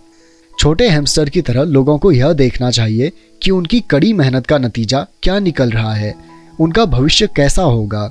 Serial Brickfield the American Association of Retired People के भूतपूर्व एग्जीक्यूटिव डायरेक्टर का कहना है, प्राइवेट पेंशन की हालत बहुत खराब है। पहली बात तो यह कि आज काम करने वालों में से 50% को कोई भी पेंशन नहीं मिलेगी। इसी बात से चिंता होनी चाहिए। और बाकी बचे 50% में से भी 75 से 80% लोग को नाम मात्र की पेंशन मिलेगी, जो $55 या $150 या $300 प्रति माह होगी। अपनी पुस्तक द रिटायरमेंट मिथ में क्रेग स्कारपोल लिखते हैं, मैं एक बड़ी राष्ट्रीय पेंशन सलाहकार फर्म के मुख्यालय में गया और मैं मैनेजिंग डायरेक्टर से मिला, जिनकी विशेषज्ञता बढ़िया रिटायरमेंट योजनाएं तैयार करने में थी। जब मैंने उनसे पूछा कि छोटे ऑफिसों में काम करने वाले लोगों को पेंशन से कितनी आमदनी की उम्मीद करनी चाहिए, तो उन्होंने विश्वास भरी मुस्कुराहट के साथ कहा, सिल्वर बुलेट। सिल्वर बुलेट का क्या मतलब होता है? मैंने पूछा। उसने अपने कंधे उकचाए। अगर बुजुर्गों को लगता है कि बुढ़ापे में उनके पास जिंदा रहने के लिए पर्याप्त धन नहीं है, तो वे अपने आप को गोली मार सकते हैं। कॉर्पल इसके बाद पुराने रिटायरमेंट प्लान और ज्यादा खतरनाक नए 401 के प्लान में अंतर को स्पष्ट करते हैं। ज्यादातर काम करने वालों के लिए यह कोई सुखद तस्वीर नहीं है, और यह तो हुई रिटायरमेंट की बात। जब इस तस्वीर में मेडिकल फीस और दीर्घकालीन नर्सिंग होम सुविधा को जोड़ा जाता है तो तस्वीर डरावनी हो जाती है। उनकी 1995 की पुस्तक में वे बताते हैं कि नर्सिंग होम की फीस $30,000 प्रति वर्ष से $125,000 प्रति वर्ष है। वे अपने इलाके के साफ सुथरे परंतु साधारण नर्सिंग होम में गए और उन्होंने 1995 में कीमत को $88,000 पाया। आज भी समाजवादी चिकित्सा वाले देशों में कई ऐसे अस्पतालों में कई कड़े फैसले लेने होते हैं, जैसे कौन जिएगा और कौन मरेगा। वे यह फैसले विशुद्ध रूप से इस आधार पर लेते हैं कि उनके पास कितना पैसा है और मरीज कितने वृद्ध हैं। अगर मरीज वृद्ध है तो वे अक्सर मेडिकल केयर को अपेक्षाकृत युवा व्यक्ति को दे देते हैं। बूढ़ा गरीब मरीज लाइन में सबसे पीछे खड़ा रहता है। तो जिस तरह अमीर लोग बेहतर शिक्षा हासिल कर सकते हैं, उसी तरह अमीर लोग अपने आप को जिंदा भी रख सकते हैं, जबकि जिनके पास दौलत नहीं है वे मर जाएंगे। तो मैं हैरान हो जाता हूँ कि क्या कर्मचारी भविष्य में देख पा रहे हैं, या उनकी भविष्य दृष्टि केवल उनकी अगली तनख्वाह तक ही जाती है और वे अपने आप से कभी दूरगामी भविष्य के बारे में सवाल ही नहीं करते। जब मैं ज़्यादा पैसा कमाने की इच्छा रखने वाले वयस्कों के सामने बोलता हूँ तो मैं हमेशा एक ही चीज़ की सलाह देता हूँ। मैं यह सुझाव देता हूँ कि वे अपने जीवन के बारे में एक लंबा दृष्टिकोण रखें, केवल पैसे और सुरक्षा के लिए काम करने के बजाय, जो हालांकि महत्वपूर्ण है। मैं सुझाव देता हूँ कि वे एक और काम करने लगें जो उन्हें एक और दक्षता सिखा सके। अगर वे सेल्स तकनीकें सीखना चाहते हैं तो अक्सर मैं उनसे किसी नेटवर्क मार्केटिंग कंपनी में शामिल हो जाने के लिए कहता हूँ, जिसे मल्टी लेवल मार्केटिंग भी कहा जाता है। इनमें से कुछ कंपनियों के प्रशिक्षण कार्यक्रम बहुत बढ़िया होते हैं, जो लोगों के मन से झिझक और असफलता का डर निकाल देते हैं, जो लोगों के असफल होने का मुख्य कारण होते हैं। लंबे समय में शिक्षा धन से ज्यादा मूल्यवान है। जब मैं यह सुझाव देता हूँ तो अक्सर लोगों की प्रतिक्रिया होती है, पर इसमें बहुत झंझट है, या मैं केवल वही करना चाहता हूँ जिसमें मेरी रुचि है। इसमें बहुत झंझट है के जवाब में मैं पूछता हूँ, तो आप जिंदगी भर सिर्फ इसीलिए काम करते रहेंगे ताकि आपकी आय में 50% आप सरकार को दे दें। दूसरे वक्तव्य, मैं केवल वही करना चाहता हूँ जिसमें मेरी रुचि है के जवाब में मैं कहता हूँ, मैं जिम जाने में बिल्कुल रुचि नहीं रखता हूँ, परंतु मैं वहाँ इसीलिए जाता हूँ ताकि मैं ज़्यादा फिट हो सकूँ और ज़्यादा समय तक जिंदा रह सकूँ। दुर्भाग्य से उस पुरानी कहावत में कुछ सच्चाई है। आप एक बूढ़े कुत्ते को नई चालबाजी नहीं सिखा सकते। जब तक कोई आदमी बदलने के लिए तैयार ना हो, उसे बदलना बहुत कठिन होता है।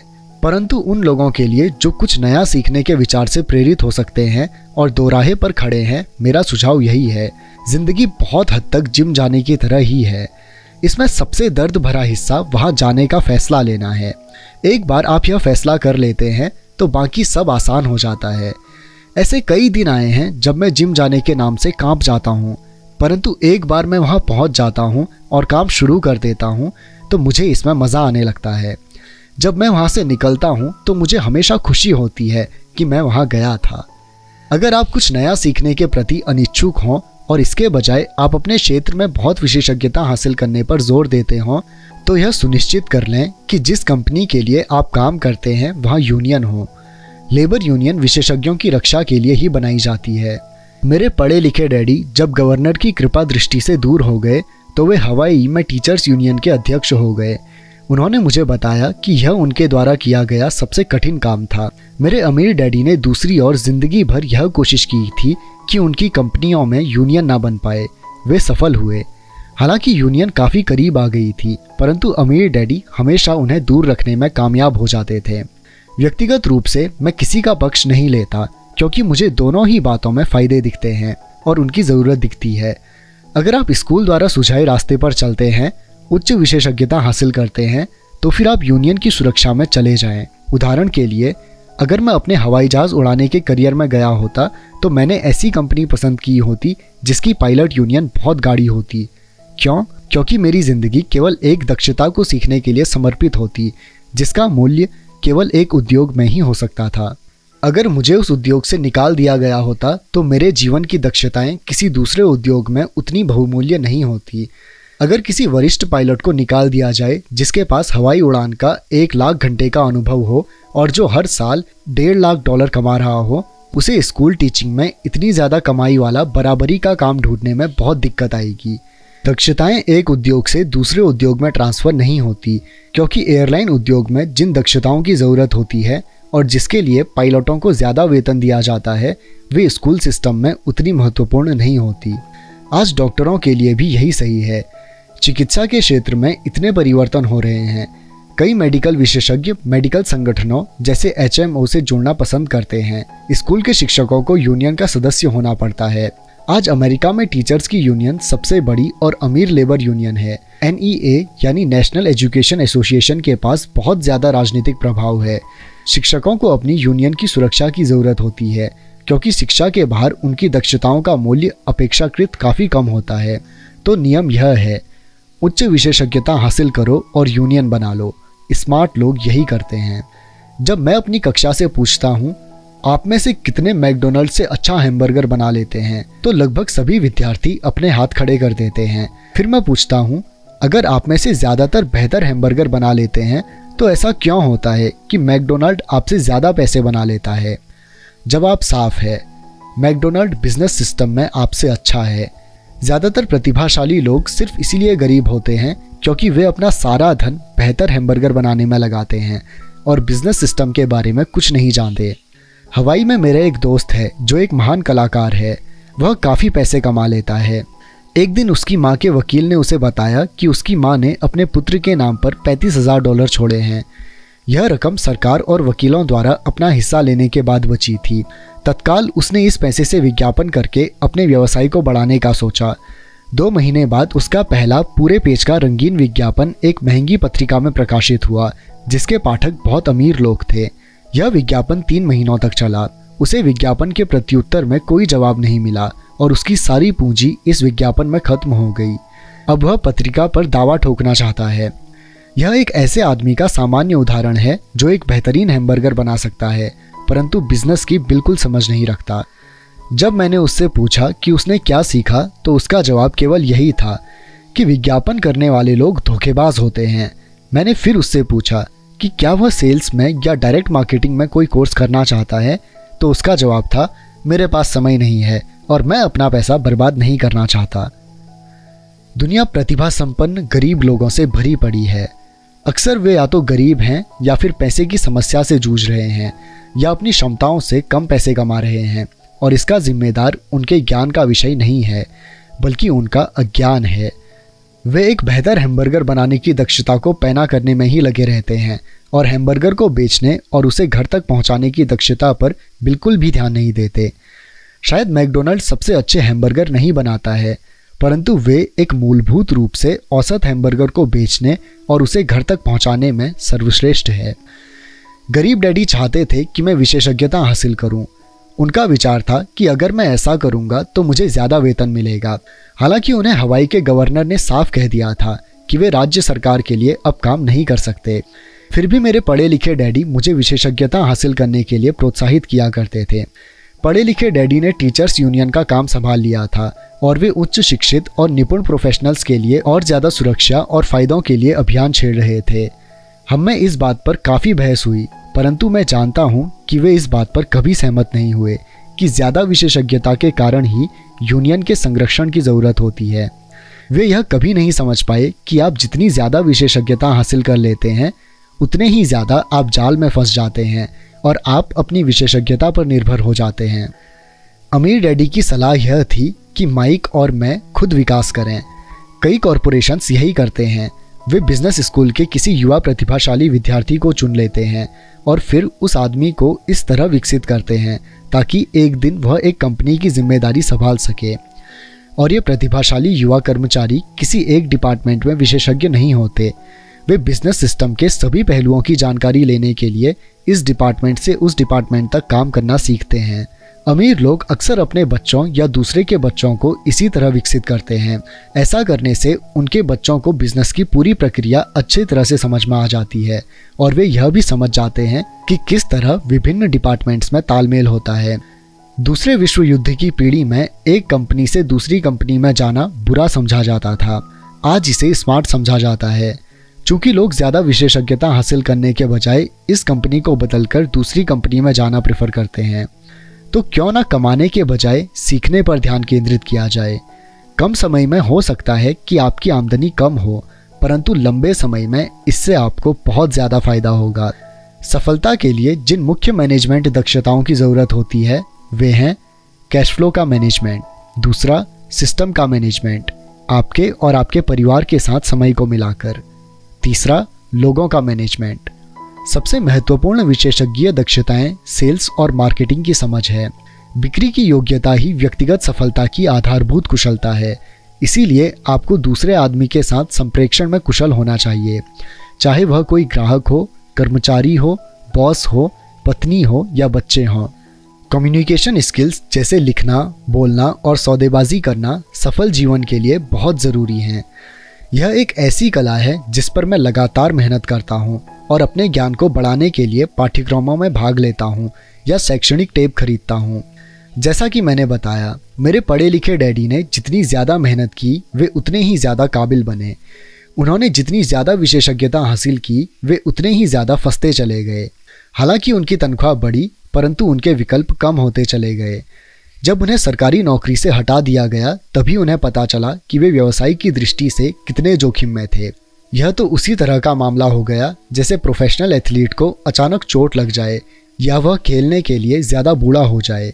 उनकी ऊंची तनख्वाह वाली स्थिति चली जाती है और वे अपनी सीमित दक्षताओं के सहारे जीवन यापन करते हैं। मैं सोचता हूँ कि इसीलिए मेरे पढ़े लिखे डैडी बाद में यूनियनों के इतने समर्थक बन गए थे। उन्होंने यह महसूस कर लिया था कि यूनियन ने उन्हें कितना ज़्यादा फ़ायदा दिलाया होता। अमीर डैडी माइक और मुझे सभी चीज़ों के बारे में थोड़ी थोड़ी जानकारी रखने के लिए प्रोत्साहित करते थे। वे हमें ऐसे लोगों के साथ काम करने के लिए प्रोत्साहित करते थे जो हमसे ज़्यादा स्मार्ट थे और वे हमसे यह भी चाहते थे कि हम स्मार्ट लोगों से एक टीम के रूप में काम करवाएं। आज इसे व्यावसायिक विशेषताओं का समन्वय कहा जाएगा। आज मैं भूतपूर्व स्कूल टीचर से मिलता हूँ जो हर साल लाखों डॉलर कमा रहे हैं। वे इतना ज़्यादा इसीलिए कमा रहे हैं क्योंकि उनके पास अपने क्षेत्र की विशेषज्ञ दक्षताओं के अलावा भी दक्षताएं हैं। वे सिखा भी सकते हैं और बेच भी सकते हैं और मार्केटिंग भी कर सकते हैं। बिक्री और मार्केटिंग की दक्षताएं ज़्यादातर लोगों को इसलिए कठिन लगती हैं क्योंकि इसमें नकारे जाने या अस्वीकार किए जाने का डर होता है। आप संप्रेषण, सौदेबाजी और अपने नकारे जाने के डर का सामना करने में जितने बेहतर होंगे, आपके लिए ज़िंदगी उतनी ही आसान होगी। जो बेस्ट सेलिंग लेखिका बनना चाहती थी, मैं हर किसी को वही सलाह देना चाहूँगा। तकनीकी रूप से विशेषज्ञता हासिल करने के कुछ मजबूत पहलू होते हैं और कुछ कमज़ोर पहलू होते हैं। मेरे कुछ दोस्त हैं जो जीनियस हैं, परंतु वे दूसरे लोगों के साथ प्रभावी ढंग से बात नहीं कर पाते और परिणाम स्वरूप उनकी आमदनी बहुत कम है। मैं उन्हें सलाह देता हूँ कि वे 1 साल तक बिक्री की कला सीख लें, चाहे वे कुछ भी ना कमाएं, परंतु उनकी कम्युनिकेशन स्किल्स सुधर जाएंगी और यह अनमोल है। अच्छे सीखने वाले, बेचने वाले और मार्केटिंग करने वाले व्यक्ति होने के अलावा हमें अच्छे शिक्षक और अच्छे विद्यार्थी होने की भी ज़रूरत है। दरअसल अमीर होने के लिए आप में लेने के साथ ही देने की काबिलियत भी होनी चाहिए। आर्थिक या प्रोफेशनल संघर्ष के मामले में देने और लेने में बहुत कमी देखी गई है। मैं ऐसे कई लोगों को जानता हूँ जो सिर्फ इसलिए गरीब हैं क्योंकि वे ना तो अच्छे विद्यार्थी हैं और ना ही अच्छे शिक्षक हैं। मेरे दोनों डैडी उदार थे। दोनों ने पहले देने के सिद्धांत का पालन किया था। शिक्षा देना उनके लिए देने का एक प्रकार था। जितना ज़्यादा उन्होंने दिया उतना ही उन्हें मिला। पैसे देने के मामले में ज़रूर उन दोनों में अंतर था। मेरे अमीर डैडी ने बहुत सा पैसा दान किया। उन्होंने अपने चर्च को दान किया, समाज सेवी संस्थाओं को दान किया और अपने फाउंडेशन को दान किया। वे जानते थे कि पैसा हासिल करने के लिए पैसा देना होता है। पैसा देना ज़्यादातर अमीर परिवारों का रहस्य है। इसीलिए रॉकफेलर फाउंडेशन और फोर्ड फाउंडेशन जैसे संगठन काम कर रहे हैं। ये संगठन उनकी संपत्ति को लेते हैं, उसे बढ़ाते हैं और लगातार देते रहते हैं। मेरे पढ़े लिखे डैडी हमेशा कहा करते थे, जब मेरे पास अतिरिक्त पैसा होगा मैं उसे दान दे दूंगा। समस्या यह थी कि उनके पास कभी अतिरिक्त पैसा नहीं आया, इसीलिए वे ज़्यादा पैसा कमाने के लिए ज़्यादा मेहनत करते रहे और पैसे के सबसे महत्वपूर्ण नियम को भूल गए, दो और आपको मिल जाएगा। इसके बजाय वे यह यकीन करते रहे, लो और फिर दो। निष्कर्ष में मैं यही कहना चाहता हूँ कि मुझ पर दोनों ही डंडियों का छाप है। मेरा एक हिस्सा कट्टर पूंजीपति का है जो पैसे से पैसा कमाने के खेल से प्रेम करता है। मेरा दूसरा हिस्सा एक सामाजिक रूप से जिम्मेदार शिक्षक का है जो गरीबों और अमीरों के बीच बढ़ती आर्थिक खाई से बहुत ज़्यादा चिंतित है। मैं इस बढ़ती हुई खाई के लिए मूल रूप से दकियानूसी शिक्षा तंत्र को जिम्मेदार मानता हूँ। Rich dad poor dad, chapter 8, बाधाओं को पार करना। एक बार लोग अध्ययन कर लें और उनमें पैसे की समझ आ भी जाए तो भी आर्थिक आज़ादी हासिल करने के लिए उन्हें कई बाधाओं और अवरोधों का सामना करना पड़ सकता है।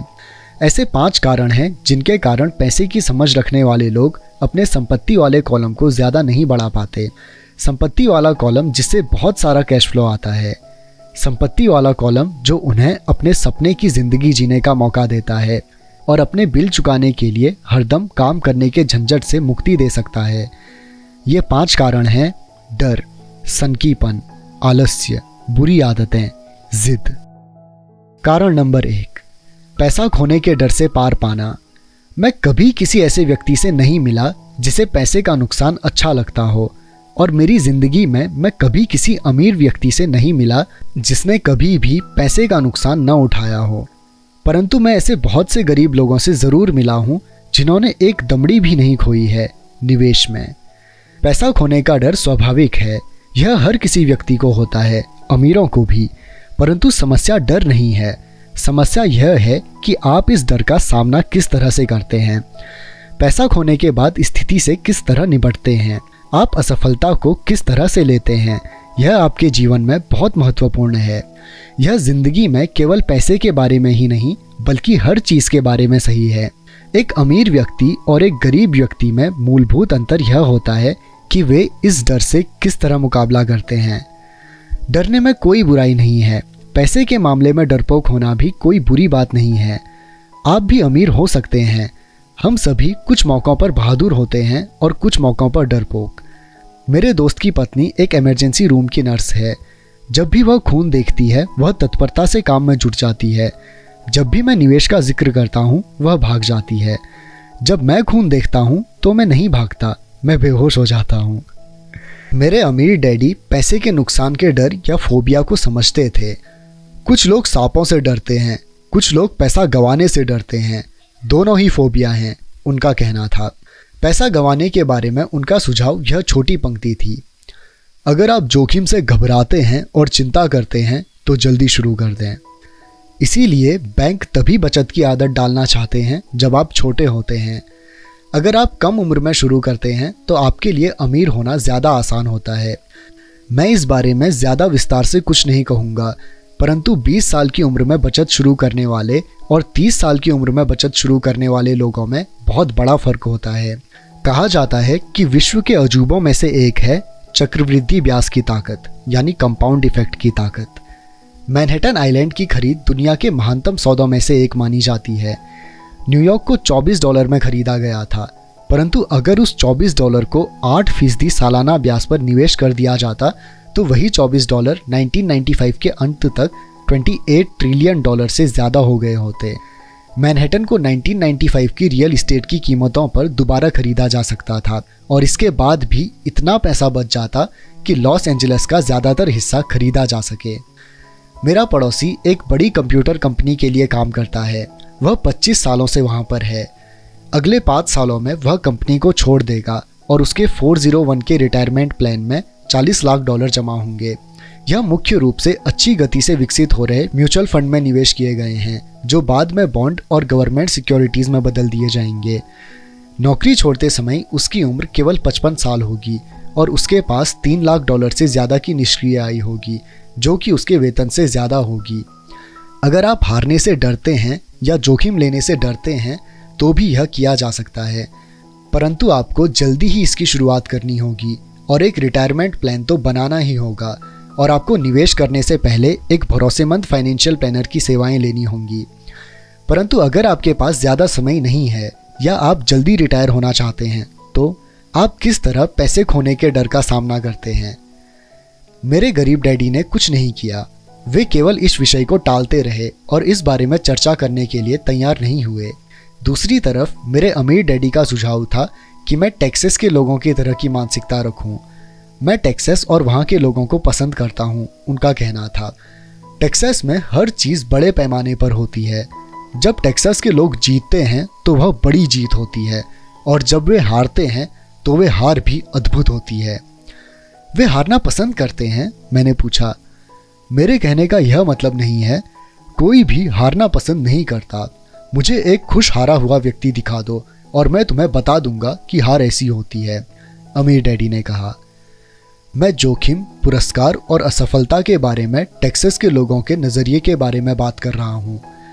वे ज़िंदगी के बारे में इसी तरह से सोचते हैं। वे बड़े स्तर पर जीते हैं। वे यहाँ के ज़्यादातर लोगों की तरह नहीं जीते हैं, जो पैसे के मामले में बिल्कुल कॉकरोच की तरह होते हैं। जब कोई उन पर रोशनी डालता है तो कॉकरोच घबरा जाते हैं। जब किराने वाला उनकी चिल्लर में से चवन्नी कम कर देता है तो वे शोर मचाने लगते हैं, अमीर डैडी समझाते रहे। मुझे टेक्सास का नज़रिया सबसे ज़्यादा पसंद है। जब वे जीतते हैं तो उन्हें खुद पर गर्व होता है और जब वे हारते हैं तो वे शेखी बघाड़ते हैं।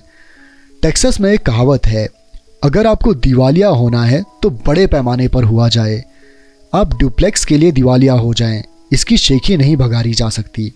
यहाँ पर ज़्यादातर लोग हारने से इतना डरते हैं कि उनके लिए दिवालिया होने के लिए डुप्लेक्स भी नहीं होता।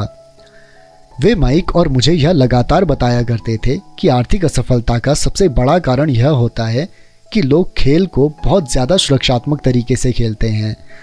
लोग हारने से इतना ज़्यादा डरते हैं कि वे हार जाते हैं, ये उनके शब्द थे।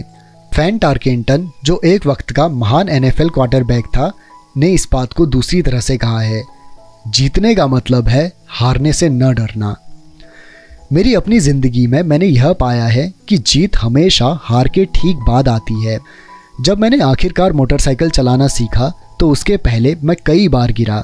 मैं आज तक किसी गोल्फर से नहीं मिला हूँ जिसने कोई गोल्फ बॉल न घुमा दी हो।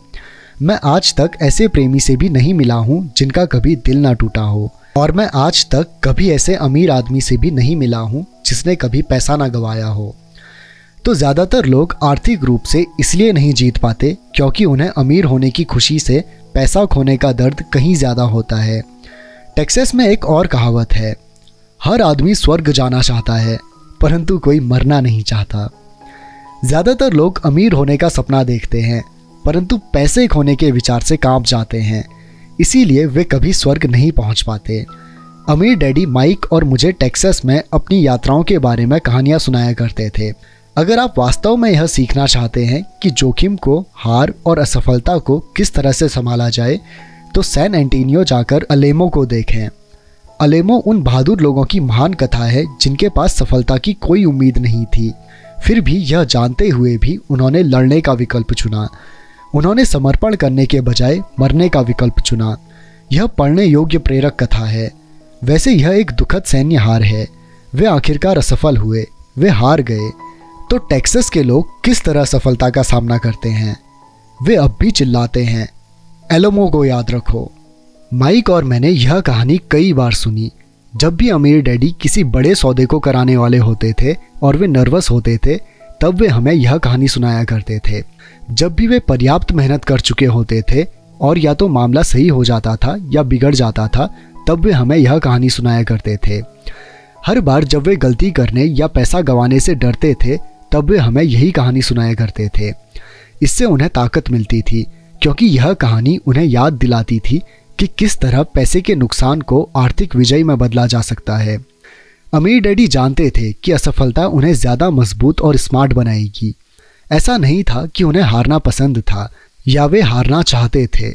वे केवल इतना जानते थे कि वे कौन थे और वे किस तरह हार का सामना करेंगे। वे नुकसान उठा लेंगे और फिर उसे जीत में बदल लेंगे। यही उन्हें एक विजेता बनाता था और दूसरों को पराजित। इससे उन्हें जोखिम उठाने के लिए सीमा लांघने का साहस मिलता था, जबकि बाकी लोग उस सीमा के पार नहीं जा पाते थे। इसीलिए मैं टेक्सास के लोगों को इतना पसंद करता हूँ। उन्होंने एक बड़ी असफलता को लिया और उसे एक पर्यटन स्थल के रूप में बदल लिया, जिससे करोड़ों की आमदनी हो रही है। परंतु उनके सबसे अर्थपूर्ण शब्द शायद ये हैं, टेक्सास के लोग अपनी असफलताओं को दफनाते नहीं हैं, वे उनसे प्रेरणा लेते हैं। वे अपनी असफलताओं को लेकर उन्हें नारों में बदल लेते हैं। असफलता टेक्सास के लोगों को जीतने के लिए प्रेरित करती है, परंतु यह फॉर्मूला केवल टेक्सास के लोगों का ही फॉर्मूला नहीं है, यह सभी जीतने वालों का फॉर्मूला है। जैसा मैंने कहा, मोटरसाइकिल से बार बार गिरना गाड़ी चलाना सीखने की प्रक्रिया का हिस्सा था। मुझे याद है कि गिरने के बाद मुझ में गाड़ी चलाना सीखने के लिए ज़्यादा दृढ़ निश्चय आ गया था। मेरा दृढ़ निश्चय गिरने से कम नहीं हुआ था। मैंने यह भी कहा है कि मैं कभी किसी ऐसे गोल्फर से नहीं मिला जिसकी बॉल कभी गलत नहीं गई हो।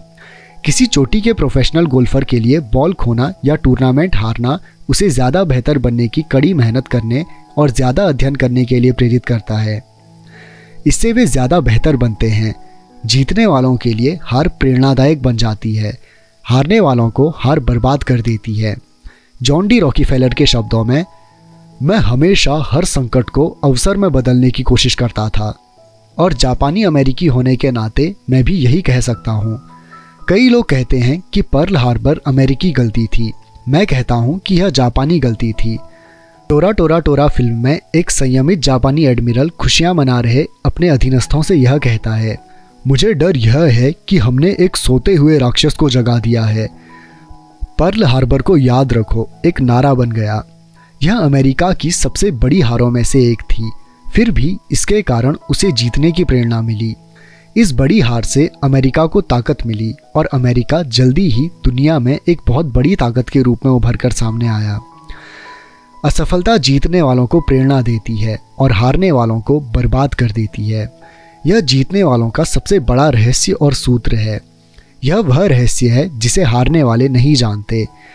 जीतने वालों का महानतम रहस्य यह है कि असफलता जीतने की प्रेरणा देती है, इसीलिए उन्हें हार से डर नहीं लगता। मैं फ्रैंक टार्केंटन के शब्दों को एक बार फिर से दोहराना चाहता हूँ, जीतने का मतलब है हार से न डरना।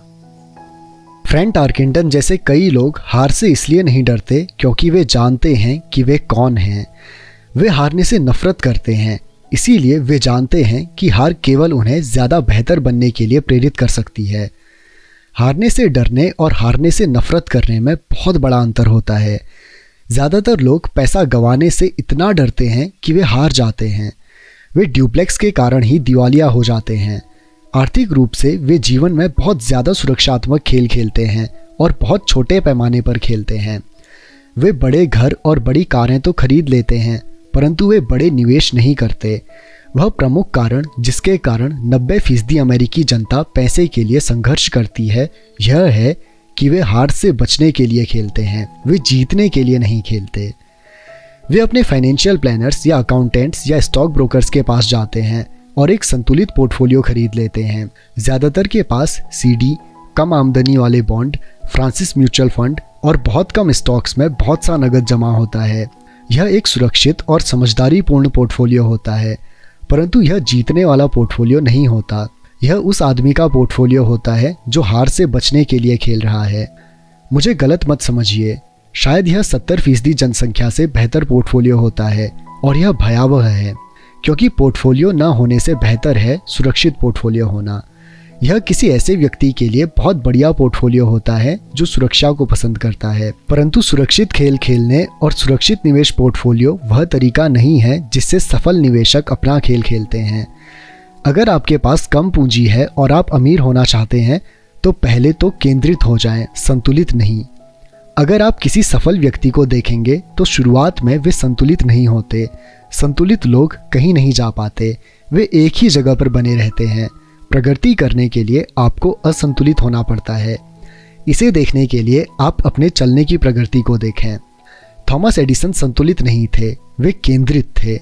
बिल गेट्स संतुलित नहीं थे, वे केंद्रित थे। डोनाल्ड ट्रंप केंद्रित थे। जॉर्ज सोरोन्स केंद्रित थे। जॉर्ज पैटन ने अपने टैंकों को फैलाया नहीं, उन्होंने उन्हें केंद्रित किया और जर्मन पंक्ति के कमज़ोर ठिकानों को उड़ा डाला।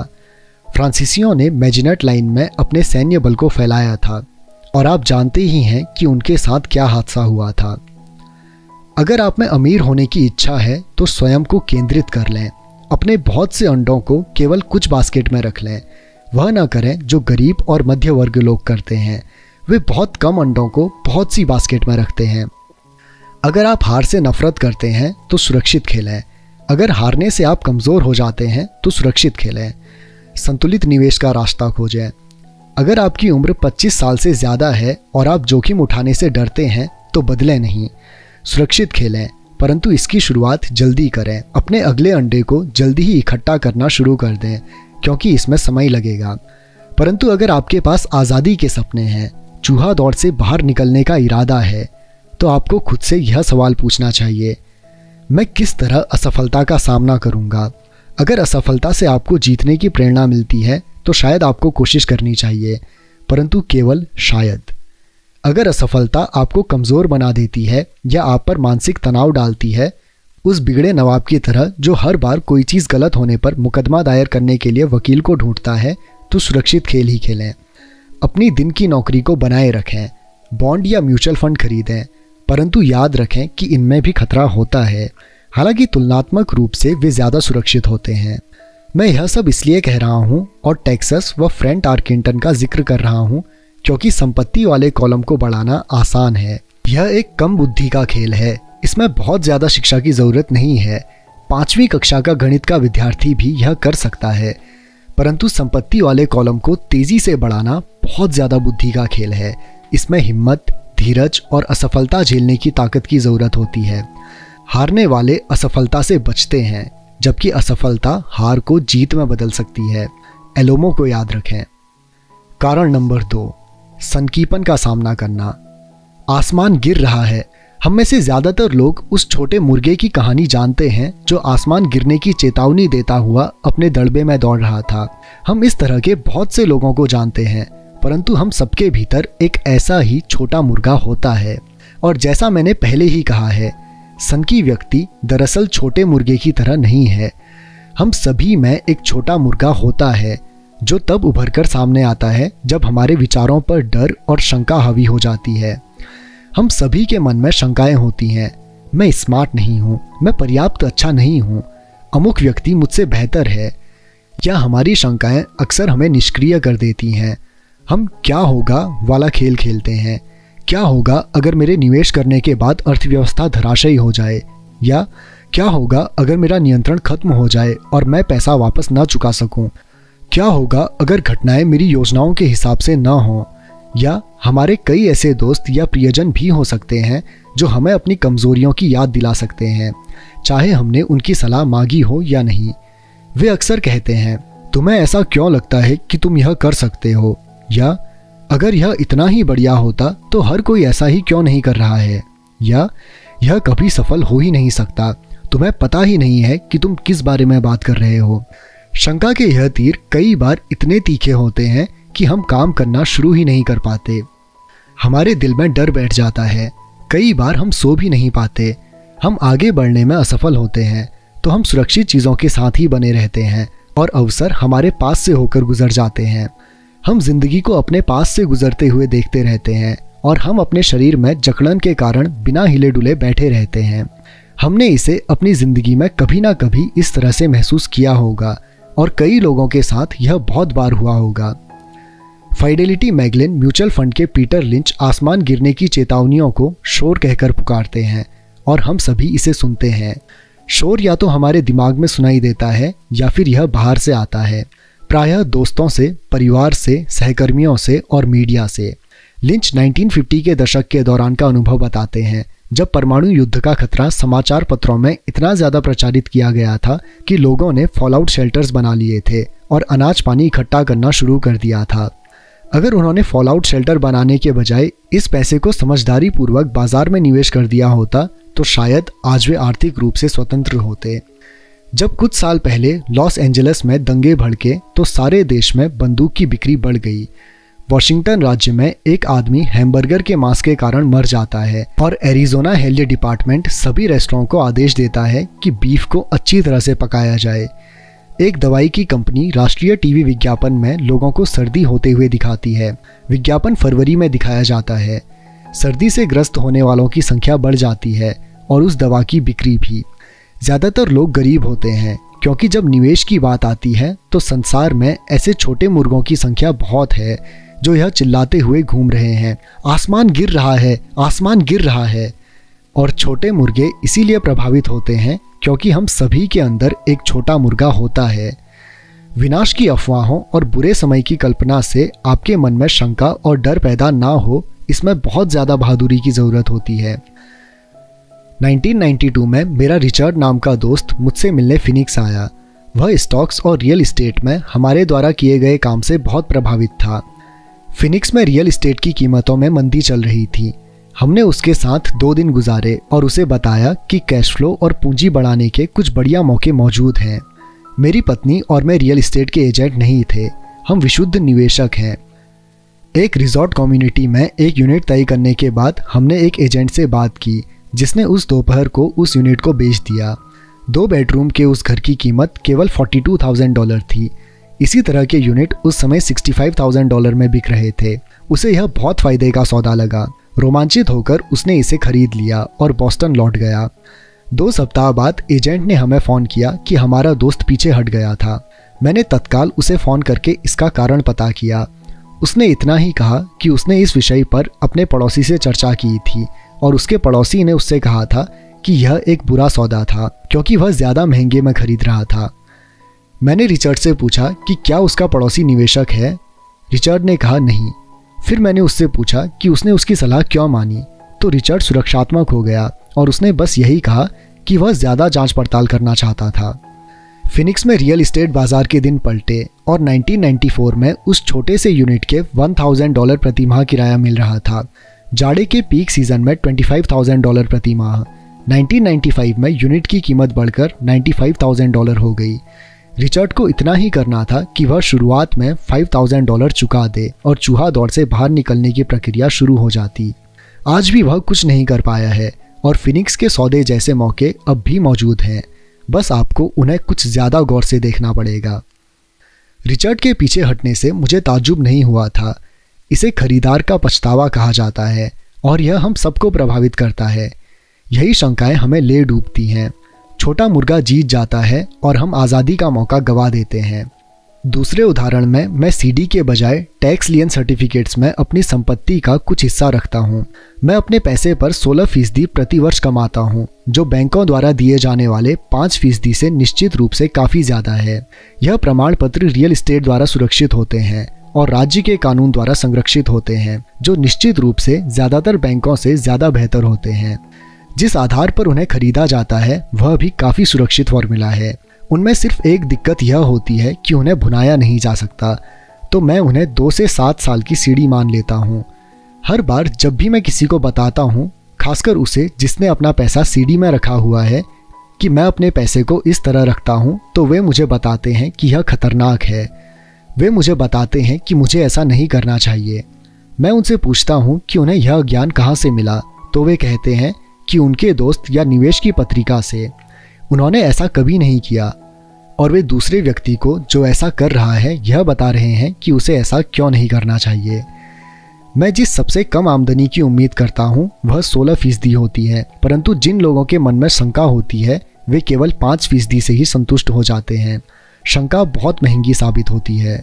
मेरा मानना है कि यही संदेह और सनकीपन ज़्यादातर लोगों को गरीब बनाए रखता है और उनसे सुरक्षित खेल खिलवाता है। असली दुनिया इंतज़ार कर रही है कि आप अमीर बने। केवल आपके संदेह ही आपको गरीब बनाए हुए हैं। जैसा मैंने कहा, चूहा दौड़ से बाहर निकलना तकनीकी रूप से आसान है। इसमें ज़्यादा शिक्षा की ज़रूरत नहीं होती, परंतु इन संदेहों के कारण ज़्यादातर लोग इससे बाहर नहीं निकल पाते। शंकालु लोग कभी नहीं जीत पाते, अमीर डैडी का कहना था। शंका और डर के कारण व्यक्ति संदेहवादी बन जाता है। शंकालु व्यक्ति आलोचना करते हैं, जबकि जीतने वाले लोग विश्लेषण करते हैं। यह उनकी एक और पसंदीदा कहावत थी। अमीर डैडी ने यह स्पष्ट किया कि आलोचना से दिमाग बंध जाता है, जबकि विश्लेषण से आंखें खुल जाती हैं।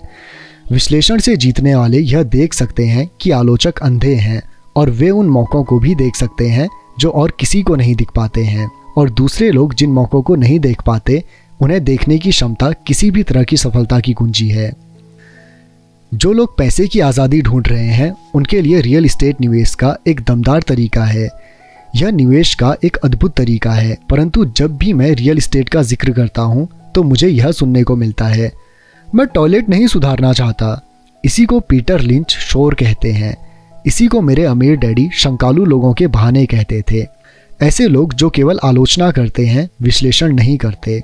ऐसे लोग जिनके दिमाग पर उनकी शंकाओं और डरों का पर्दा पड़ जाता है, वे अपनी आंखें नहीं खोलते। तो जब कोई कहता है मैं टॉयलेट नहीं सुधारना चाहता, तो मैं जवाब देता हूँ, आपको ऐसा क्यों लगता है कि मैं यह करना चाहता हूँ? वे यह कह रहे हैं कि जो उन्हें चाहिए टॉयलेट उससे ज़्यादा महत्वपूर्ण है। मैं चूहा दौड़ से बाहर निकलने की आज़ादी के बारे में बात कर रहा हूँ और उनका पूरा ध्यान टॉयलेट पर लगा रहता है। इसी तरह के विचार ज़्यादातर लोगों को गरीब बनाए रखते हैं। वे विश्लेषण करने के बजाय आलोचना करते रहते हैं। मैं नहीं करना चाहता शब्द आपकी सफलता की कुंजी को अपने अंदर समाये रहते हैं, अमीर डैडी का कहना था। चूँकि मैं भी टॉयलेट ठीक करने में ज़्यादा रुचि नहीं रखता, इसीलिए मैं एक प्रॉपर्टी मैनेजर की तलाश कर लेता हूँ जो टॉयलेट ठीक करने का ध्यान रखता है।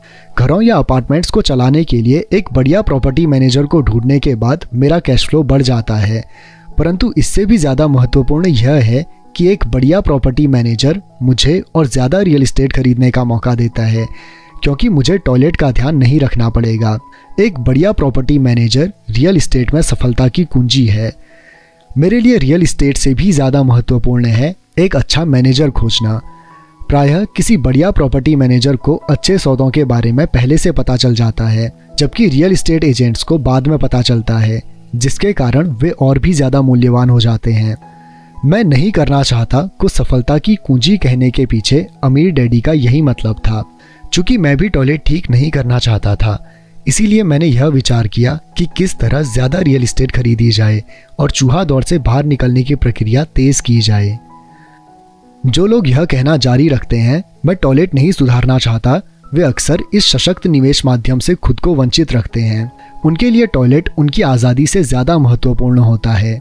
स्टॉक मार्केट में मैं अक्सर लोगों को यह कहते हुए सुनता हूँ, मैं अपना पैसा नहीं गंवाना चाहता। उन्हें ऐसा क्यों लगता है कि मैं या कोई और व्यक्ति पैसा गंवाना पसंद करता है?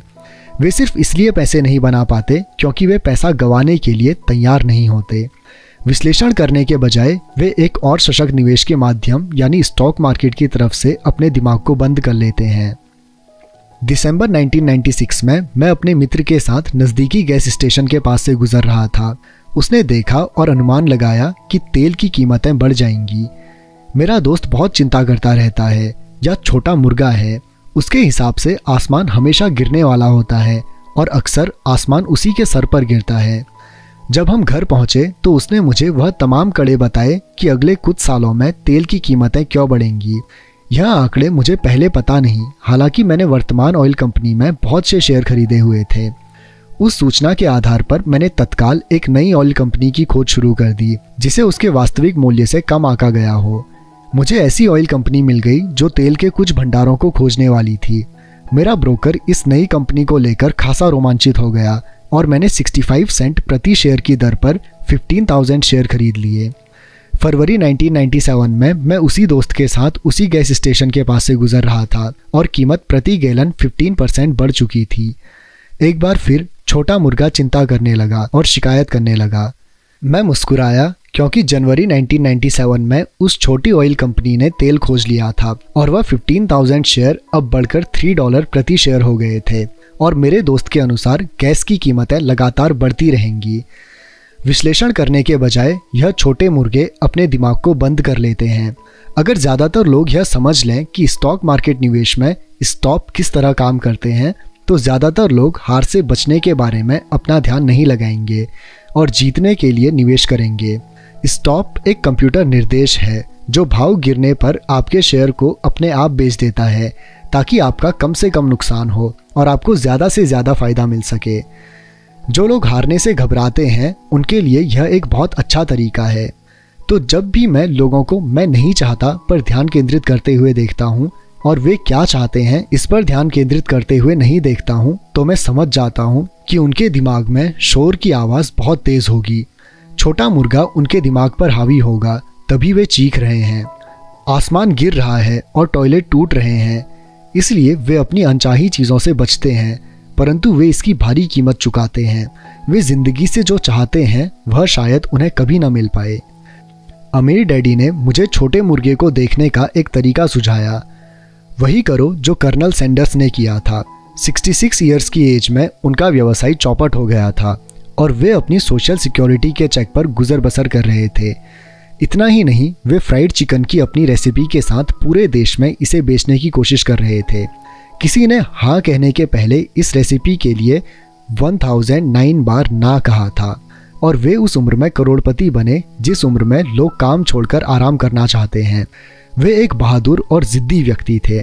अमीर डैडी हॉर्लैंड सैंडर्स के बारे में कहा करते थे, जब भी आप शंका में हों और थोड़े डरे हुए हों तो वही करें जो कर्नल सैंडर्स ने अपने छोटे मुर्गे के साथ किया था, उसे फ्राई कर लें। कारण नंबर 3, आलस्य। व्यस्त लोग अक्सर बहुत आलसी होते हैं। हम सभी ने उस व्यवसायी की कहानियाँ पढ़ी हैं जो पैसे कमाने के लिए कड़ी मेहनत करता है। वह अपनी पत्नी और बच्चों की सुख सुविधा के लिए काफ़ी मेहनत करता है। वह ऑफिस में बहुत देर तक काम करता है और सप्ताह अंत में भी ऑफिस के काम को घर पर ले आता है। एक दिन वह जब घर लौटता है तो उसे घर सूना मिलता है। उसकी पत्नी अपने बच्चों के साथ घर छोड़कर चली जाती है। उसे पता था कि उसके और उसकी पत्नी के बीच में मतभेद है, परंतु उस रिश्ते को ज़्यादा मजबूत बनाने के बजाय वह काम में ही व्यस्त बना रहा। निराश होकर वह अपने काम के प्रति लापरवाह हो जाता है और उसके काम पर इतना ज़्यादा असर पड़ता है कि उसकी नौकरी चली जाती है। आज मैं बहुधा ऐसे लोगों से मिलता हूँ जो इतने व्यस्त हैं कि उन्हें अपनी संपत्ति की परवाह करने की भी फिक्र नहीं है, और ऐसे भी लोग हैं जो इतने ज़्यादा व्यस्त हैं कि उन्हें अपने स्वास्थ्य की परवाह ही नहीं है। दोनों का कारण एक ही है, वे व्यस्त हैं और वे व्यस्त बने रहना चाहते हैं क्योंकि वे किसी चीज़ का सामना नहीं करना चाहते। उन्हें यह बताने की ज़रूरत नहीं है, अंदर से वे खुद जानते हैं। वास्तव में अगर आप उन्हें याद दिलाएं तो वे गुस्सा हो जाते हैं या चिढ़ जाते हैं। अगर वे नौकरी में या बच्चों के साथ व्यस्त नहीं हैं तो वे टीवी देखने, मछली पकड़ने, गोल्फ खेलने या शॉपिंग करने में व्यस्त होते हैं, परंतु अंदर से वे जानते हैं कि वे किसी महत्वपूर्ण चीज़ का सामना करने से कतरा रहे हैं। यह आलस का सबसे आम रूप है। यहाँ आलस का मतलब है व्यस्त बने रहना। तो आलस का इलाज क्या है? जवाब है थोड़ा सा लालच। हम में से ज़्यादातर लोगों का लालन पालन इस तरह से किया गया है कि हम लालच या इच्छा को बुरा समझते हैं। मेरी माँ कहा करती थी, लालची लोग बुरे होते हैं, परंतु हम में से हर एक अच्छी चीज़ें, नई चीज़ें, रोमांचक चीज़ें हासिल करना चाहता है। तो उस इच्छा की भावनाओं को काबू में रखने के लिए प्रायः माँ बाप इच्छा को अपराध बोध से जोड़ देते हैं। तुम हमेशा अपने बारे में ही सोचते हो, क्या तुम्हें नहीं मालूम कि तुम्हारे भाई बहन भी हैं? यह मेरी माँ की फेवरेट कहावत थी। या तुम क्या खरीदना चाहते हो? मेरे डैडी की फेवरेट कहावत थी। तुम ऐसा सोचते हो कि जैसे हमारे पास बहुत पैसा है। क्या तुम सोचते हो कि पैसा पेड़ पर लगता है? हम अमीर नहीं हैं, तुम तो जानते ही हो। मुझ पर शब्दों का तो उतना असर नहीं पड़ा, परंतु उन शब्दों में जो गुस्सा और अपराध बोध का सम्मिश्रण था उसका मुझ पर बहुत ज़्यादा असर हुआ। या इसके विपरीत अपराध बोध का जाल यह था, मैं तुम्हारे लिए यह खरीद कर अपने जीवन का बलिदान दे रहा हूँ। मैं तुम्हारे लिए यह इसलिए खरीद रहा हूँ क्योंकि जब मैं छोटा था तो मेरे माँ बाप मुझे यह खरीद कर नहीं दे पाए थे। मेरा एक पड़ोसी है जो पूरी तरह दिवालिया है, परंतु वह अपनी कार को अपने गराज में पार्क नहीं कर सकता। गराज में उसके बच्चों के खिलौने भरे पड़े हैं। उन बिगड़े हुए बच्चों को मुंहमांगी चीज़ मिल जाती है। उस पड़ोसी के शब्द हैं, मैं नहीं चाहता कि उन्हें किसी चीज़ की कमी हो। उसने उनके कॉलेज के लिए या अपने रिटायरमेंट के लिए कुछ भी अलग से बचाकर नहीं रखा है, परंतु उसके बच्चों को हर खिलौना मिल जाता है। उसे डॉक में एक नया क्रेडिट कार्ड मिला और वह अपने बच्चों को घुमाने के लिए लॉस वेगस ले गया। मैं यह अपने बच्चों के लिए कर रहा हूँ, यह उसके महान बलिदान के शब्द थे। अमीर डैडी इस वाक्य से चिढ़ते थे, मैं इसे नहीं खरीद सकता। मेरे असली घर में मुझे यही वाक्य अक्सर सुनने को मिल जाता था। इसके बजाय अमीर डैडी चाहते थे कि उनके बच्चे यह कहें, मैं किस तरह इसे खरीद सकता हूँ। उनका तर्क था कि मैं इसे नहीं खरीद सकता। इस वाक्य से आप अपने दिमाग का दरवाज़ा बंद कर लेते हैं। इसे अब और ज़्यादा सोचने की ज़रूरत नहीं होती। मैं इसे किस तरह खरीद सकता हूँ वाक्य से आपके दिमाग के दरवाजे खुल जाते हैं। इससे यह सोचने पर मजबूर होता है और जवाब ढूंढता है। परंतु सबसे महत्वपूर्ण बात तो यह है कि मैं इसे नहीं खरीद सकता, यह वाक्य झूठा होता है और इंसान की आत्मा यह बात जानती है। इंसान की आत्मा बहुत ताकतवर होती है, उनका कहना था। यह जानती है कि यह कुछ भी कर सकती है। जब एक आलसी दिमाग कहता है कि मैं इसे नहीं खरीद सकता, तो आपके भीतर एक युद्ध छिड़ जाता है। आपकी आत्मा गुस्सा हो जाती है और आपके आलसी दिमाग को अपने झूठ पर अड़े रहना पड़ता है। आत्मा चीखती है, चलो भी हम जिम जाकर कसरत करते हैं, और आलसी दिमाग कहता है, परंतु मैं थका हुआ हूँ, आज मैंने सचमुच बहुत काम किया है। या इंसान की आत्मा कहती है, मैं गरीबी से थक गई हूँ, चलो इस दलदल से निकलते हैं और अमीर बनते हैं। इस पर आलसी दिमाग कहता है, अमीर लोग लालची होते हैं, इसके अलावा इसमें झंझट और तकलीफ बहुत है, यह सुरक्षित नहीं है, मेरा पैसा डूब सकता है, वैसे भी मैं बहुत मेहनत कर रहा हूँ, मेरे पास पहले से ही बहुत काम है, देखो आज रात को ही मुझे कितना काम करना पड़ेगा, मेरा बॉस कह रहा था कि यह काम सुबह तक पूरा हो जाना चाहिए। मैं इसे नहीं खरीद सकता, यह वाक्य दुख से भरा है। इससे लाचारी की भावना आती है, जिससे निराशा और इसके बाद अवसाद पैदा हो जाता है। इसके लिए एक और शब्द है, उदासीनता। मैं इसे किस तरह खरीद सकता हूँ वाक्य से संभावनाओं, रोमांच और सपनों की दुनिया खुल जाती है। इसलिए मेरे अमीर डैडी इस बात से ज़्यादा चिंतित नहीं होते थे कि आप क्या खरीदना चाहते हैं, परंतु वे यह जानते थे कि मैं किस तरह खरीद सकता हूँ वाक्य से एक ज़्यादा मजबूत दिमाग और एक ज़्यादा प्रगतिशील आत्मा का निर्माण होता है। इसलिए उन्होंने माइक या मुझे शायद ही कभी कुछ दिया हो। इसके बजाय वे हमसे कहते थे, तुम इसे किस तरह खरीद सकते हो। और यह हमारे कॉलेज के बारे में भी सही था, जिसे हमने अपने खर्चे से पूरा किया। वे हमें लक्ष्य को हासिल करना नहीं सिखा रहे थे, वे तो हमें लक्ष्य को हासिल करने की प्रक्रिया का ज्ञान दे रहे थे। मेरी समझ से आज समस्या यह है कि करोड़ों लोग अपने लालच को लेकर अपराध बोध से ग्रस्त हैं। यह उनके बचपन से बुढ़ापे तक चलता है।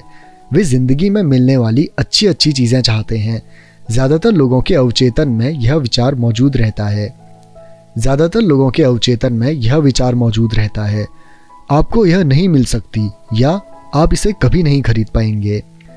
जब मैंने चूहा दौड़ से बाहर निकलने का फैसला किया तो मेरे दिमाग में एक सवाल आया, मैं किस तरह इस चूहा दौड़ से बाहर निकल सकता हूँ ताकि मुझे दोबारा काम न करना पड़े। और मेरे दिमाग में जवाब और सुझाव अपने आप आ गए। सबसे मुश्किल चीज़ थी मेरे असली माता पिता की सीख कि हम इसे नहीं खरीद सकते, या केवल अपने बारे में ही मत सोचो, या तुम दूसरों के बारे में क्यों नहीं सोचते, और इसी तरह के शब्द जो मेरे लालच को दबाने के लिए मुझ में अपराध बोध भरते थे। तो आप किस तरह अपने आलस से जीत सकते हैं? इसका जवाब है थोड़े से लालच से। यह WIIFM रेडियो स्टेशन है जिसका पूरा अर्थ है what's in it for me, इसमें मेरे लिए क्या है। व्यक्ति को बैठकर पूछना चाहिए, अगर मैं स्वस्थ, सेक्सी और आकर्षक हूँ तो इसमें मेरे लिए क्या है, या मेरी ज़िंदगी कैसी होगी अगर मुझे फिर कभी काम ना करना पड़े, या मैं क्या करूँगा अगर मुझे मनचाहा पैसा मिल जाए। इस थोड़े से लालच के बिना, कुछ बेहतर हासिल करने की इच्छा के बिना प्रगति नहीं हो सकती। हमारी दुनिया इसलिए तरक्की करती जा रही है क्योंकि हम सभी एक बेहतर ज़िंदगी जीना चाहते हैं। हम कुछ बेहतर चाहते हैं, इसीलिए नए आविष्कार होते हैं। हम स्कूल जाते हैं और मेहनत से पढ़ते हैं क्योंकि हम कुछ बेहतर चाहते हैं। इसलिए जब भी आप किसी ऐसी चीज़ से कतरा रहे हों जो आपके हिसाब से आपको करनी चाहिए, तो खुद से केवल यही पूछना चाहिए कि इसमें मेरे लिए क्या है। थोड़े लालची बने, यह आलस का सबसे बढ़िया इलाज है। परंतु बहुत ज़्यादा लालच भी अच्छा नहीं होता है, क्योंकि हर चीज़ की अति बुरी होती है। परंतु वह याद रखो जो वॉल स्ट्रीट फिल्म में माइकल डगलस ने कहा था, लालच अच्छा होता है। अमीर डैडी इसे अलग तरह से कहते थे, अपराध बोध लालच से ज़्यादा बुरा होता है, क्योंकि अपराध बोध के कारण शरीर में से आत्मा निकल जाती है। और मेरे लिए एलिनोर रूजवेल्ट की कहावत सबसे अच्छी है, वही करो जो तुम्हें दिल से अच्छा लगता है, क्योंकि तुम्हारी हर बात में आलोचना होगी। अगर तुम कोई काम करोगे तो भी तुम्हारी आलोचना होगी, और तुम कोई काम नहीं करोगे तो भी तुम्हारी आलोचना होगी। कारण नंबर 4, आदतें। हमारी जिंदगी पर हमारी शिक्षा से ज़्यादा असर हमारी आदतों का पड़ता है। आर्नोल्ड श्वार्ज़नेगर की फिल्म कॉनन देखने के बाद मेरे एक दोस्त ने कहा, मैं चाहता हूँ कि मेरी बॉडी श्वार्ज़नेगर जैसी हो। ज़्यादातर साथियों ने सहमति में सिर हिला दिया। मैंने तो यह सुना है कि एक समय वह वास्तव में दुबला और कमज़ोर सा था। दूसरे मित्र ने जोड़ा, हाँ मैंने भी यही सुना है। एक और दोस्त ने कहा, मैंने सुना है कि वह हर रोज़ जिम जाता है और उसने वहाँ कसरत करने की आदत डाली है। हाँ मुझे भी यही लगता है, वह ऐसा करता होगा। समूह के शंकालू आदमी ने कहा, मुझे तो लगता है कि वह इसी तरह पैदा हुआ होगा। इसके अलावा हम आर्नोल्ड की बातें कर ही क्यों रहे हैं, चलो बियर पिएं। यह एक उदाहरण है कि किस तरह से आदतें व्यवहार को नियंत्रित करती हैं। मुझे याद है कि मैंने एक बार अपने अमीर डैडी से अमीर लोगों की आदतों के बारे में पूछा था। सीधे जवाब देने के बजाय वे चाहते थे कि मैं इसे उदाहरण से सीखूं। अमीर डैडी ने पूछा, तुम्हारे डैडी अपने बिल कब चुकाते हैं? मैंने कहा, हर महीने की पहली तारीख को। क्या उनके पास कुछ बाकी बचता है? उन्होंने पूछा। बहुत थोड़ा, मैंने कहा। यही वह खास कारण है जिसके कारण उन्हें संघर्ष करना पड़ता है, अमीर डैडी ने कहा। उनकी आदतें बुरी हैं। तुम्हारे डैडी सबको पहले पैसे देते हैं, वे खुद को सबसे आखिर में पैसे देते हैं, और ऐसा तभी करते हैं जब उनके पास कुछ बचा होता है। सामान्य तौर पर उनके पास कुछ नहीं बचता, मैंने कहा। परंतु उन्हें अपने बिल का भुगतान तो करना ही होता है, नहीं क्या? आप यह तो नहीं कहना चाहते कि उन्हें अपने बिल्स का भुगतान नहीं करना चाहिए? बिल्कुल नहीं, अमीर डैडी ने कहा। मैं समय पर अपने बिल चुकाने में पूरी तरह विश्वास करता हूँ। मैं केवल खुद को सबसे पहले पैसे देता हूँ, सरकार को पैसे देने से पहले। परंतु तब क्या होगा जब आपके पास पर्याप्त पैसा नहीं हो? मैंने पूछा। ऐसी स्थिति में आप क्या करते हैं? मैं वही करता हूँ, अमीर डैडी ने कहा। मैं खुद को सबसे पहले पैसे देता हूँ, चाहे मेरे पास कम पैसा हो। मेरे लिए सरकार से ज़्यादा महत्वपूर्ण है मेरा संपत्ति वाला कॉलम। परंतु क्या सरकार के लोग आपके पीछे नहीं पड़ते? मैंने कहा। हाँ, अगर मैं उन्हें भुगतान ना करूं, अमीर डैडी ने कहा। देखो, मैं यह नहीं कह रहा कि सरकार को पैसा ना दिया जाए। मैं केवल यह कह रहा हूं कि खुद को सबसे पहले भुगतान दिया जाए, चाहे मेरे पास पैसा कम ही हो। परंतु आप ऐसा कैसे कर सकते हैं? मैंने जवाब दिया। सवाल कैसे का नहीं है, सवाल क्यों का है, अमीर डैडी ने कहा। अच्छा, आप ऐसा क्यों करते हैं? प्रेरणा, अमीर डैडी ने कहा। अगर मैं उनका भुगतान नहीं करूं तो कौन ज़्यादा ज़ोर से शिकायत करेगा, मैं या मेरे लेनदार? आपके बजाय आपके लेनदार ज़्यादा ज़ोर से चिल्लाएंगे, मैंने स्पष्ट विकल्प को चुनते हुए कहा। अगर आप खुद को पैसा नहीं देंगे तो आप कुछ भी नहीं कहेंगे। तो अब तुम देख सकते हो कि खुद को पैसे देने के बाद मेरे पास टैक्स चुकाने और दूसरे लेनदारों को पैसे देने का इतना ज़्यादा दबाव होता है कि मुझे आमदनी के दूसरे रास्ते खोजने ही पड़ते हैं। पैसे चुकाने का दबाव मेरी प्रेरणा बन जाता है। मैंने अतिरिक्त काम किया है, दूसरी कंपनियां शुरू की हैं, स्टॉक मार्केट में शेयर खरीदे और बेचे हैं। हर तरह के काम सिर्फ इसलिए किए हैं ताकि यह लोग मुझ पर ना चिल्लाएं। इस दबाव के कारण मैंने ज़्यादा कड़ी मेहनत की है और मैं सोचने पर मजबूर हुआ हूँ। कुल मिलाकर इसने मुझे पैसे के मामले में ज़्यादा स्मार्ट और फुर्तीला बना दिया है। अगर मैं खुद को सबसे आखिर में पैसे देता तो मुझ पर कोई दबाव नहीं पड़ता, परंतु मेरे पास कभी पैसा भी नहीं होता। तो सरकार या दूसरे लोगों को पैसे चुकाने का दबाव आपकी प्रेरणा बन जाता है। बिल्कुल ठीक, अमीर डैडी ने कहा। देखो, सरकारी पैसा वसूलने वाले लोग बहुत डरावने होते हैं। वैसे सामान्य तौर पर पैसा वसूलने वाले सभी लोग डरावने होते हैं। ज़्यादातर लोग इनसे डर जाते हैं। वे इन लोगों को पैसा दे देते हैं और खुद को कभी पैसा नहीं देते। तुमने उस 96 पाउंड के कमज़ोर आदमी की कहानी तो सुनी होगी जिसके चेहरे पर लोग बालू उछालते हैं। मैंने सिर हिलाया। मैंने कॉमिक्स में वेट लिफ्टिंग और बॉडी बिल्डिंग के बारे में दिया गया यह विज्ञापन देखा है। तो ज़्यादातर लोग इन डरावने पैसे वसूलने वालों को अपने चेहरे पर बालू उछालने देते हैं। मैंने डरावने लेनदारों के डर का इस्तेमाल खुद को ज़्यादा मजबूत बनाने के लिए किया है। बाकी लोग ज़्यादा कमज़ोर हो जाते हैं। खुद को यह सोचने के लिए मजबूर करना कि अतिरिक्त धन कहाँ से आएगा जिम जाने की तरह है और वहाँ वज़न उठाने की तरह है। मैं अपने दिमाग की मांसपेशियों से जितना काम करता हूँ मैं उतना ही ज़्यादा मजबूत होता जाता हूँ। अब मैं इन डरावने लेनदारों से ज़रा भी नहीं डरता हूँ। मुझे अमीर डैडी की बातें पसंद आ रही थी। तो अगर मैं पहले खुद को पैसे देता हूँ तो मैं आर्थिक और मानसिक दृष्टि से ज़्यादा मजबूत हो सकता हूँ। अमीर डैडी ने सहमति में सर हिलाया। और अगर मैं खुद को सबसे आखिर में पैसे देता हूँ या बिल्कुल भी पैसे नहीं देता हूँ तो मैं कमज़ोर हो जाता हूँ।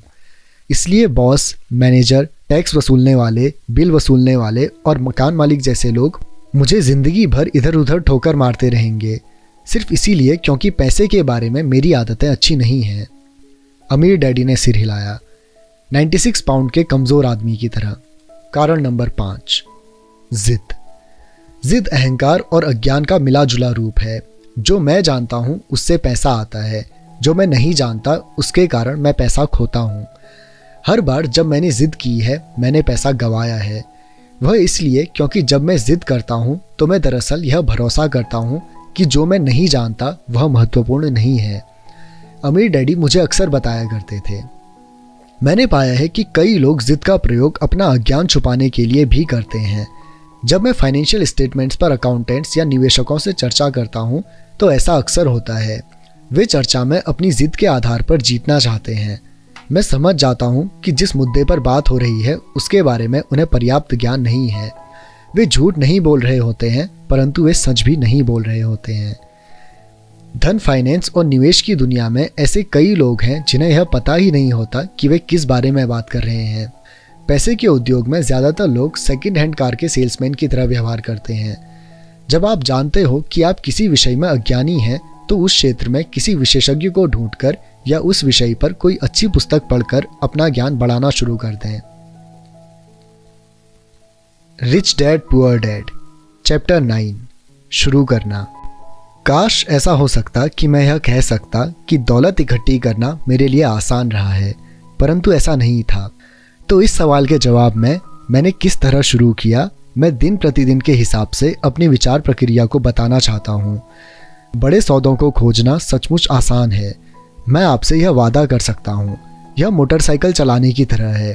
थोड़े से अभ्यास के बाद आपको इसका पता ही नहीं चलता। जब पैसे की बात आती है तो आप अगर संकल्प कर लें तो थोड़ी देर डगमगाने के बाद आप संभल जाते हैं। जिंदगी में एक बार आने वाले करोड़ों डॉलर के सौदे को खोजने के लिए हमें फाइनेंशियल प्रतिभा होनी ज़रूरी है। मुझे भरोसा है कि हम सभी के भीतर एक फाइनेंशियल जीनियस होता है। समस्या यह है कि हमारा फाइनेंशियल जीनियस सोया होता है और उसे बुलाकर जगाने की ज़रूरत होती है।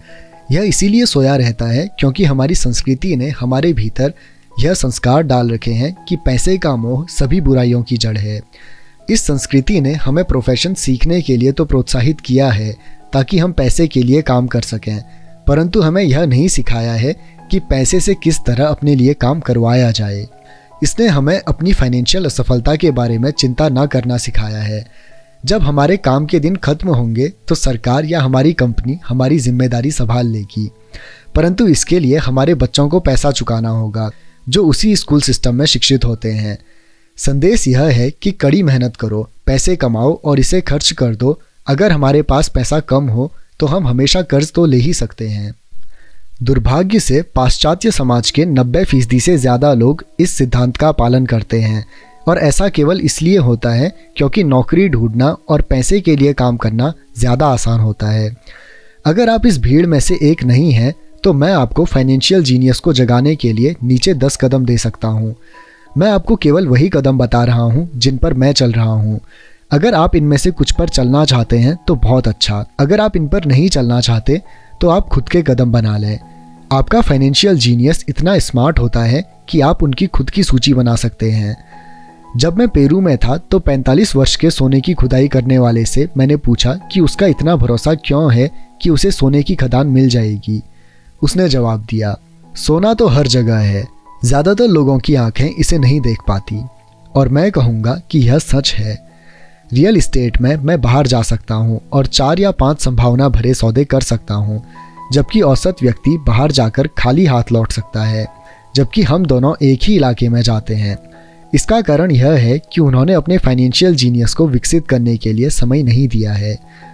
मैं आपको नीचे 10 कदम बता रहा हूँ जो ईश्वर द्वारा दी गई ताकतों को विकसित करने की प्रक्रिया है। ये ऐसी ताकतें हैं जिनका नियंत्रण केवल आप कर सकते हैं। पहला, मुझे हकीकत से ज़्यादा बड़ा कारण चाहिए। आत्मा की शक्ति। अगर आप ज़्यादातर लोगों से पूछेंगे कि क्या वे अमीर या आर्थिक रूप से स्वतंत्र होना चाहेंगे तो वे हाँ कहेंगे, परंतु फिर हकीकत हावी हो जाती है। यह सड़क बहुत लंबी नज़र आती है और इस पर बहुत सी टेकरियाँ भी दिखती हैं जिन्हें पार करना होगा।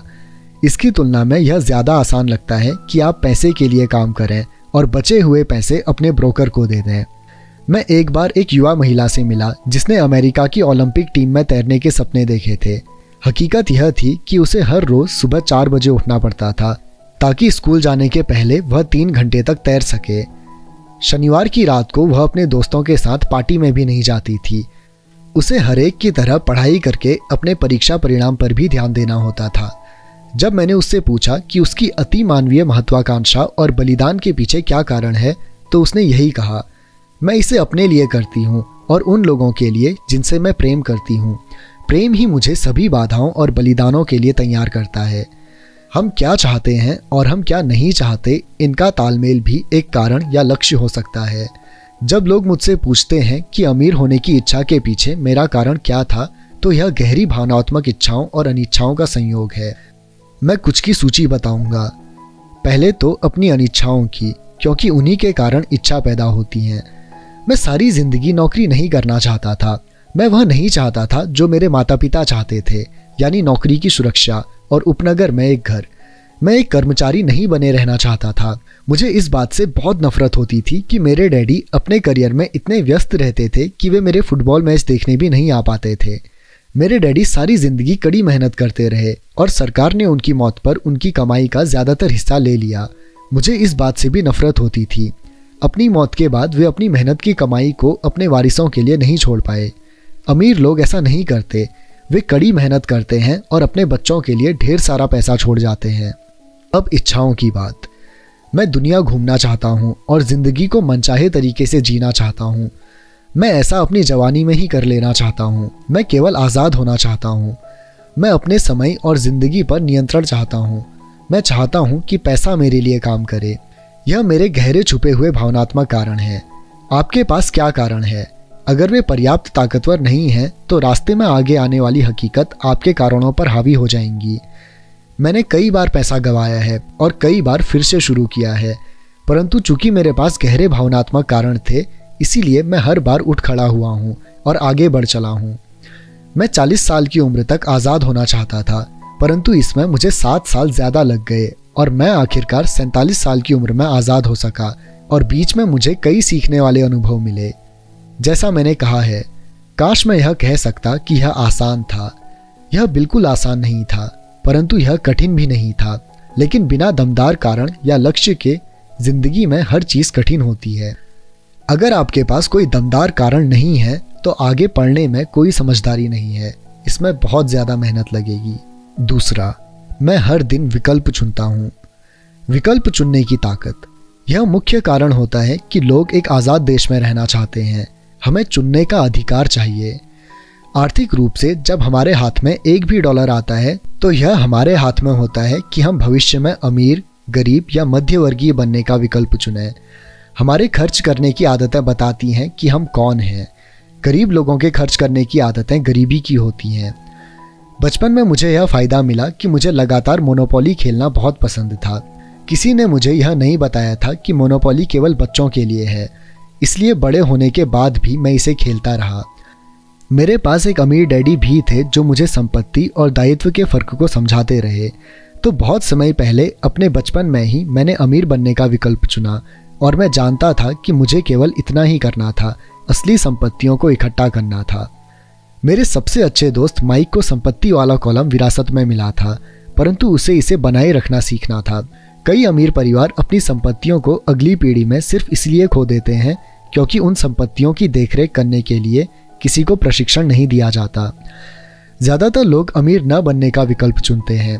90% लोगों के लिए अमीर बनना बहुत झंझट का काम है, तो वे इस तरह की कहावतें ईजाद कर लेते हैं। पैसे में मेरी कोई रुचि नहीं है, या मैं कभी अमीर नहीं बनूंगा, या मुझे चिंता करने की कोई ज़रूरत नहीं है, अभी तो मैं जवान हूँ, या मेरे पति या मेरी पत्नी फाइनेंशियल पहलू को संभालते हैं या संभालती हैं। इन वक्तव्यों के साथ समस्या यह है कि यह बोलने वाले से दो चीज़ें लूट लेते हैं। एक तो है समय, जो आपकी सर्वाधिक कीमती संपत्ति है, और दूसरी शिक्षा। सिर्फ इसीलिए क्योंकि आपके पास पैसा नहीं है, आप यह बहाना नहीं बना सकते कि आप इस कारण सीख नहीं पाए। परंतु यह विकल्प हम रोज़ चुनते हैं। यह विकल्प कि हम अपने समय, अपने पैसे और अपनी शिक्षा के साथ हर दिन क्या करते हैं, यही विकल्प चुनने की ताकत है। हम सभी के पास विकल्प होते हैं। मैं अमीर बनने का विकल्प चुनता हूँ और मैं यह विकल्प हर रोज़ चुनता हूँ। पहले शिक्षा में निवेश करें। वास्तव में आपके पास जो इकलौती असली संपत्ति है वह है आपका दिमाग, जो आपका सबसे शक्तिशाली यंत्र है। जैसा मैंने विकल्प की ताकत के बारे में कहा है, पर्याप्त बड़े हो जाने के बाद हम में से हर एक के पास यह विकल्प मौजूद होता है कि हम अपने दिमाग में क्या रखते हैं। आप सारा दिन MTV देख सकते हैं, या गोल्फ मैगजीन पढ़ सकते हैं, या सिरेमिक्स की क्लास में जा सकते हैं, फाइनेंशियल प्लानिंग की क्लास में जा सकते हैं। विकल्प आप चुनते हैं। ज़्यादातर लोग बस निवेश खरीदते हैं, परंतु इसके पहले निवेश के बारे में ज्ञान हासिल करने के लिए ज़रा भी पैसा खर्च नहीं करते। मेरी एक मित्र हैं जो एक अमीर महिला हैं। अभी हाल ही में उनके घर पर चोरी हो गई। चोर उनके घर से टीवी और VCR ले गए और किताबें जैसी की तैसी छोड़ गए। और हम सभी के पास इसी तरह के विकल्प मौजूद होते हैं। एक बार फिर दोहरा दूं, 90% लोग टीवी सेट खरीदते हैं और केवल 10% लोग बिजनेस बुक पर पुस्तकें या निवेश पर टेप खरीदते हैं। और मैं क्या करता हूँ? मैं सेमिनार में जाता हूँ। मैं ऐसे सेमिनारों को पसंद करता हूँ जो कम से कम 2 दिन लंबे हों, क्योंकि मैं विषय में पूरी तरह डूब जाना चाहता हूँ। 1973 में मैं टीवी देख रहा था और एक व्यक्ति मेरे घर आया। वह 3 दिन के सेमिनार का विज्ञापन कर रहा था कि किस तरह पैसा ना होते हुए भी रियल एस्टेट खरीदी जा सकती है। मैंने $385 खर्च किए और उस सेमिनार की शिक्षा मेरे इतने काम आई कि मैंने उससे कम से कम $20 लाख कमाए होंगे। परंतु इससे भी ज़्यादा महत्वपूर्ण यह है कि इससे मुझे नया जीवन मिला। मुझे ज़िंदगी भर काम नहीं करना पड़ेगा और इसका कारण होगा वह एक सेमिनार। मैं हर साल कम से कम 2 ऐसे सेमिनारों में जाता हूँ। मैं ऑडियो टेप का भी प्रेमी हूँ, कारण मैं उन्हें तत्काल पीछे कर सकता हूँ। मैं पीटर लिंच के टेप को सुन रहा था और उन्होंने ऐसा कुछ कहा जिससे मैं पूरी तरह असहमत था। हठी और आलोचनात्मक होने के बजाय मैंने रिवाइंड बटन दबा दिया और उस 5 मिनट के टुकड़े को कम से कम 20 बार सुना, शायद इससे भी ज़्यादा बार। परंतु अचानक मेरे दिमाग को खुला रखने से मैं समझ गया कि उन्होंने वह बात क्यों कही थी। यह जादू की तरह था। मुझे ऐसा लगा कि मैंने हमारे समय के सबसे बड़े निवेशक के दिमाग की एक खिड़की खोल ली थी। उनके ज्ञान और अनुभव के विराट संसाधनों में मुझे बहुत ज़्यादा गहराई और अंतर्दृष्टि मिली। इसका परिणाम यह हुआ कि मैं अब भी अपने पुराने तरीके से सोच सकता हूँ और मेरे पास उसी समस्या या स्थिति को देखने का पीटर का तरीका भी मौजूद होता है। मेरे पास एक विचार होने के बजाय 2 विचार होते हैं। किसी भी समस्या या प्रवृत्ति के विश्लेषण का एक और तरीका जिसे जानना बहुमूल्य है। आज मैं अक्सर देखता हूँ पीटर लिंच इसे किस तरह करेंगे, या डोनाल्ड ट्रंप या वॉरेन बफेट या जॉर्ज सोरेस। मेरे पास उनकी वृहद मानसिक ताकत तक पहुंचने का रास्ता यही है कि मैं उनकी कही हुई बातों को सुनूं या उनकी लिखी हुई बातों को पढूं। जिद्दी या आलोचनात्मक लोग प्रायः कम आत्मसम्मान वाले होते हैं, जो खतरे उठाने से डरते हैं। अगर आप कुछ नया सीखते हैं तो अपने सीखे हुए ज्ञान को पूरी तरह से समझने के लिए गलतियां भी करनी पड़ती हैं। अगर आपने यहाँ तक सुन लिया है तो एक बात तो तय है कि आप जिद्दी नहीं हैं। जिद्दी लोग पुस्तकें कम ही पढ़ते या सुनते हैं या टेप कम ही खरीदते हैं। उन्हें इनकी क्या ज़रूरत है, वे ब्रह्मांड के केंद्र बिंदु हैं। ऐसे बहुत से बुद्धिमान व्यक्ति होते हैं जिनके सामने कोई नया विचार आने पर वे वाद विवाद करने लगते हैं, अगर वह नया विचार उनके सोचने के तरीके से अलग होता है। इस प्रकरण में उनकी तथाकथित बुद्धि उनकी हठ धर्मिता के साथ मिलकर अज्ञान बन जाती है। हम सभी ऐसे लोगों को जानते हैं जो उच्च शिक्षित हैं या जो मानते हैं कि वे बहुत स्मार्ट हैं, परंतु उनकी बैलेंस शीट एक अलग ही तस्वीर दिखाती है। जो व्यक्ति वास्तव में बुद्धिमान होता है वह नए विचारों का स्वागत करता है, क्योंकि नए विचार पहले के विचारों के साथ मिलकर अद्भुत संयोग कर सकते हैं। बोलने से ज़्यादा महत्वपूर्ण है सुनना। अगर यह सही नहीं होता तो भगवान ने हमें 2 कान और 1 मुंह नहीं दिए होते। बहुत से लोग अपने मुंह से सोचते हैं और सुनते समय नए विचारों तथा संभावनाओं को समझने की कोशिश ही नहीं करते। सवाल पूछने के बजाय वे बहस करने लगते हैं। मैं अपनी दौलत के बारे में दीर्घकालीन दृष्टि रखता हूँ। मैं फटाफट अमीर बनने की मानसिकता में भरोसा नहीं करता जो ज़्यादातर लॉटरी खेलने वालों या कसिनो के जुआरियों में पाई जाती है। मैं शेयर खरीद सकता हूँ, शेयर बेच सकता हूँ, परंतु मैं शिक्षा के मामले में दूरगामी विचार रखता हूँ। अगर आप एक हवाई जहाज़ उड़ाना चाहते हैं तो मैं आपको पहले इसे सीखने की सलाह देना चाहूँगा। मैं ऐसे लोगों को देखकर हमेशा स्तब्ध रह जाता हूँ जो स्टॉक या रियल एस्टेट खरीदते हैं, परंतु अपनी सबसे बड़ी दौलत में बिल्कुल निवेश नहीं करते, जो उनका दिमाग है। केवल 1 या 2 घर खरीद लेने से आप रियल एस्टेट के क्षेत्र में विशेषज्ञ नहीं बन जाते। तीसरा, अपने दोस्तों को सावधानी से चुनें। साथ रहने की ताकत। सबसे पहले तो मैं यह बता दूं कि मैं अपने दोस्तों को उनकी अमीरी के हिसाब से नहीं चुनता। मेरे ऐसे भी दोस्त हैं जिन्होंने गरीबी में जीने की कसम खाई है, और ऐसे दोस्त भी हैं जो हर साल करोड़ों कमाते हैं। मुद्दे की बात यह है कि मैं उन सभी से सीखता हूँ और मैं पूरा मन लगाकर उनसे सीखने की कोशिश करता हूँ। मैं यह मानता हूँ कि मैंने अमीर लोगों की तलाश की है, परंतु मेरी नज़र उनकी दौलत पर नहीं बल्कि उनके ज्ञान पर थी। कई मामलों में ऐसे अमीर लोग मेरे अच्छे दोस्त बन गए, जबकि कई बार ऐसा नहीं हुआ। परंतु मैं आपको एक अंतर बताना चाहूँगा। मैंने यह पाया है कि मेरे पैसे वाले दोस्त पैसे के बारे में बात करते हैं, और मेरा यह मतलब नहीं है कि उन्हें पैसे का घमंड है। वे इस विषय में रुचि रखते हैं, इसलिए मैं उनसे सीखता हूँ और वे मुझसे। मेरे वे दोस्त जो आर्थिक दलदल में फंसे हुए हैं, वे पैसे, व्यवसाय या निवेश के बारे में बात करना पसंद नहीं करते। उनकी नज़र में ऐसा करना मूर्खतापूर्ण या बेईमानी होता है। इसलिए मैं अपने गरीब दोस्तों से यह सीखता हूँ कि मुझे क्या नहीं करना चाहिए। मेरे कई दोस्त हैं जिन्होंने अपनी छोटी सी ज़िंदगी में अरबों डॉलर कमाए हैं। उनमें से 3 ने एक ही अनुभव बताया है। उनके गरीब दोस्त उनसे यह पूछने कभी नहीं आए कि उन्होंने ऐसा किस तरह किया, परंतु वे उनसे 2 में से एक चीज़ या दोनों ही चीज़ों के बारे में मदद मांगने आए। पहला कर्ज या दूसरा नौकरी। चेतावनी, गरीब या डरे हुए लोगों की मत सुनिए। मेरे कई गरीब दोस्त हैं जिनसे मैं प्रेम भी करता हूँ, परंतु वे जिंदगी के डरे हुए मुर्गे हैं। जब पैसे की बात आती है, खासकर निवेश की, तो उनकी नज़र में आसमान हमेशा गिरने वाला होता है। वे आपको हमेशा यह बता सकते हैं कि कोई चीज़ क्यों कामयाब नहीं होगी। समस्या यह है कि लोग उनकी बात सुनते हैं, और जो लोग इन निराशावादी विचारों को आंख मूंद कर मान लेते हैं, वे भी छोटे मुर्गे बन जाते हैं। जैसी एक पुरानी कहावत है, एक जैसे विचार वाले लोगों में सहमति होती है। अगर आप CNBC देखते हैं, जो निवेश की सूचना देने वाली सोने की खदान है, तो उनके पास अक्सर तथाकथित विशेषज्ञों का एक पैनल होता है। एक विशेषज्ञ यह कहेगा कि बाजार धराशायी होने वाला है, और दूसरा यह कहेगा कि बाजार में उठाव आने वाला है। अगर आप स्मार्ट हैं तो आप दोनों की बात सुनेंगे। अपने दिमाग को खुला रखें, क्योंकि दोनों के पास अपने अपने तर्क हैं। दुर्भाग्य से ज़्यादातर गरीब लोग छोटे मुर्गे की बात सुनते हैं। मेरे बहुत से करीबी मित्र हैं जो मुझे किसी सौदे या निवेश से रोकने के लिए अपने तर्क देते हैं। कुछ सालों पहले मेरे दोस्त ने मुझे बताया कि वह इसलिए रोमांचित था क्योंकि उसे अपनी जमा पूंजी पर 6% ब्याज वाला बॉन्ड मिल गया था। मैंने उसे बताया कि मैं सरकार से 16% ब्याज कमा रहा हूँ। अगले ही दिन उसने मुझे एक लेख भेज दिया जिसमें यह लिखा था कि मेरा निवेश क्यों खतरनाक था। मैं सालों से 16% ब्याज कमा रहा हूँ और वह अब भी 6% ब्याज ही ले रहा है। मैं तो यह कहूँगा कि दौलत बनाने में सबसे कठिन चीज़ यह है कि आप अपने प्रति ईमानदार रहें और भीड़ के साथ चलने की इच्छा ना रखें। बाजार में आमतौर पर भीड़ सबसे बाद में आती है और इसलिए हलाल हो जाती है। अगर मुख्य पृष्ठ पर किसी बड़े सौदे की खबर छपी है तो ज़्यादातर मामलों में बहुत देर हो चुकी होती है। किसी नए सौदे की तलाश करें। जैसा हम तैरने वालों से कहा करते हैं, हमेशा एक और लहर आती है।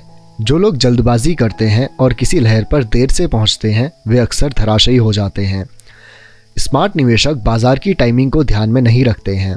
अगर एक लहर चली गई है तो वे अगली लहर की खोज करते हैं और खुद को पोजीशन में कर लेते हैं। ज़्यादातर लोगों के लिए यह मुश्किल इसलिए होता है क्योंकि जो लोकप्रिय नहीं है वह खरीदना उसके लिए डरावना होता है। डरपोक निवेशक उस भेड़ के झुंड की तरह होते हैं जो भीड़ के साथ ही चलते हैं, या उनका लालच उन्हें उस समय अंदर लाता है जब समझदार निवेशक मुनाफा कमाकर बाहर जा चुके होते हैं। समझदार निवेशक उस समय शेयर खरीदते हैं जब यह लोकप्रिय नहीं होता। वे जानते हैं कि वे खरीदते समय मुनाफा कमाते हैं, बेचते समय नहीं। वे धीरज से इंतज़ार करते हैं। जैसा मैंने कहा, वे मार्केट की टाइमिंग को ध्यान में नहीं रखते हैं। किसी तैरने वाले की तरह वे भी अगली बड़ी लहर के लिए खुद को पोजीशन कर लेते हैं। यह इनसाइडर ट्रेडिंग या अंदरूनी सौदेबाजी है। इनसाइडर ट्रेडिंग कानूनी और गैर कानूनी दोनों तरह की होती है, परंतु किसी भी तरह से देखें यह इनसाइडर ट्रेडिंग ही है। फ़र्क सिर्फ इतना होता है कि आप अंदर से कितनी दूरी पर हैं। अंदरूनी जानकारी रखने वाले अमीर दोस्तों को बनाए रखने का एक कारण यह भी होता है क्योंकि पैसा यहीं बनाया जाता है। यह सूचना के आधार पर बनाया जाता है। आप अगले उछाल के बारे में जान लेते हैं और अगले गिराव के पहले बाहर निकल आते हैं। मैं यह नहीं कहता कि इसे गैरकानूनी तरीके से करें, परंतु मैं यह ज़रूर कहता हूँ कि आपको जानकारी जल्दी मिलेगी। आप उतने ही कम खतरे में उतना ही ज़्यादा लाभ कमा पाएंगे।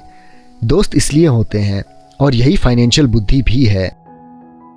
4, किसी फॉर्मूले के विशेषज्ञ बन जाएं और फिर एक नया फॉर्मूला सीख लें। जल्दी सीखने की ताकत। ब्रेड बनाने के लिए हर बेकर का एक फॉर्मूला होता है, चाहे वह उसके दिमाग में ही क्यों ना हो। यही पैसा बनाने के बारे में भी सही है। इसीलिए धन को अक्सर डो भी कहा जाता है। हम में से ज़्यादातर लोगों ने यह कहावत सुनी है, आप वह हैं जो आप हैं। मैं इसी कहावत को दूसरी तरह से कहना चाहूँगा। मैं कहता हूँ, आप वह बनते हैं जो आप पढ़ते हैं। दूसरे शब्दों में, आप सावधान रहें कि आप क्या पढ़ या सीख रहे हैं, क्योंकि आपका दिमाग इतना ज़्यादा ताकतवर है कि आप जिस चीज़ के बारे में सीखेंगे आप वही बन जाएंगे। उदाहरण के तौर पर, अगर आप कुकिंग सीखते हैं तो आप कुक बन जाते हैं। अगर आप कुक नहीं बनना चाहते तो आपको कोई और विषय पढ़ना चाहिए, जैसे एक स्कूल टीचर। शिक्षण का अध्ययन कर लेने के बाद आप अक्सर शिक्षक बन सकते हैं और इसी तरह सिलसिला जारी रहता है। अपने अध्ययन के विषय को सावधानी से चुनें। जब पैसे की बात आती है तो ज़्यादातर लोगों के पास वही एक मूलभूत फॉर्मूला होता है जो उन्होंने स्कूल में सीखा था, और वह फॉर्मूला है पैसे के लिए काम करो। संसार में सबसे ज़्यादा लोकप्रिय फॉर्मूला यही है, जिसके कारण हर दिन करोड़ों लोग सुबह उठते हैं और काम पर जाते हैं, पैसे कमाते हैं, बिल चुकाते हैं, चेकबुक को बैलेंस करते हैं, कुछ म्यूचुअल फंड खरीद लेते हैं और फिर से काम पर चले जाते हैं। यही उनका मूलभूत फॉर्मूला या नुस्खा है। अगर आप जो कर रहे हैं उससे आप थक गए हैं या आप पर्याप्त नहीं कमा रहे हैं तो आपको अपने पैसे बनाने के फॉर्मूले को बदल लेना चाहिए। बहुत समय पहले जब मैं 26 साल का था, मैंने सप्तांत की एक कक्षा में भाग लिया जिसका शीर्षक था किस तरह रियल एस्टेट फोरक्लोजर्स को खरीदें। मैंने एक फॉर्मूला सीख लिया। अगला कदम था अपने सीखे हुए सिद्धांत को असली जीवन में आजमा कर देखना। यहाँ पर ज़्यादातर लोग रुक जाते हैं। 3 सालों तक जब मैं ज़ेरॉक्स के लिए काम कर रहा था, मैं अपने खाली समय में फोरक्लोजर्स को खरीदने की कला में पारंगत होने की कोशिश करता रहा। मैंने उस फॉर्मूले से कई करोड़ डॉलर बनाए हैं, परंतु आज यह बहुत धीमा फॉर्मूला है और फिर भी बहुत लोग इसका प्रयोग कर रहे हैं। एक बार मैं उस फॉर्मूले का विशेषज्ञ बन गया तो मैं दूसरे फॉर्मूले की खोज करने लगा। कई कक्षाओं में मुझे कोई नई जानकारी सीधे रूप में नहीं मिली, परंतु मैंने हमेशा कुछ ना कुछ नया ज़रूर सीखा। मैंने ऐसी बहुत सी कक्षाओं में भाग लिया है जो केवल डेरिवेटिव सौदेबाजी के लिए आयोजित की गई थी और वस्तुओं के भान सौदेबाजों के लिए तथा अराजकतावादियों के लिए आयोजित कक्षाओं में भी मैं गया हूँ। मैं अपने दायरे से पूरी तरह बाहर पहुँच गया था और एक ऐसे कमरे में था जहाँ परमाणु भौतिकी और स्पेस साइंस के विशेषज्ञों की भीड़ थी। परंतु मैंने वहाँ बहुत कुछ सीखा जिससे मेरा स्टॉक और रियल एस्टेट निवेश ज़्यादा अर्थपूर्ण और फ़ायदेमंद बन गया। ज़्यादातर जूनियर कॉलेजों और सामुदायिक कॉलेजों में फाइनेंशियल प्लानिंग या पारंपरिक निवेश को खरीदने के तरीकों पर कक्षाएं आयोजित की जाती हैं। शुरुआत करने के लिए यह बहुत अच्छी जगह है। तो मैं हमेशा एक ज़्यादा तेज़ फॉर्मूले की खोज करता रहता हूँ। इसी कारण नियमित रूप से मैं एक दिन में जितना कमा लेता हूँ उतना कमाने में कई लोगों को पूरी ज़िंदगी लग जाएगी। एक और बात, आज की तेज़ी से बदल रही दुनिया में आप कितना जानते हैं यह ज़्यादा महत्वपूर्ण नहीं रह गया है, क्योंकि प्रायः आप जितना जानते हैं वह पुराना हो चुका है। महत्वपूर्ण यह है कि आप कितनी तेज़ी से सीखते हैं। यह कला अनमोल है। ज़्यादा तेज़ फॉर्मूले ढूंढने में यह बहुत काम आती है। पैसे के लिए कड़ी मेहनत करना एक पुराना फॉर्मूला है जो गुफा मानव के ज़माने में पैदा हुआ था। नंबर 5, खुद को सबसे पहले वेतन दें। खुद पर अनुशासन की ताकत। अगर आप खुद पर काबू नहीं रख पाते तो अमीर बनने की कोशिश भी ना करें। आपको इसके पहले मरीन कॉर्प्स या किसी धार्मिक संस्था में जाना चाहिए ताकि आपको खुद पर काबू रखना आ जाए। इस बात का कोई मतलब नहीं है कि निवेश करें, पैसा कमाएं और उसे फूंक दें। खुद पर अनुशासन की कमी के कारण ही करोड़ों डॉलर की लॉटरी जीतने वाले लोग जल्दी ही दिवालिया हो जाते हैं। यह खुद पर अनुशासन की कमी ही है जिससे तनख्वाह बढ़ने पर लोग तत्काल बाजार जाकर नई कार खरीद लेते हैं या विदेश यात्रा पर निकल जाते हैं।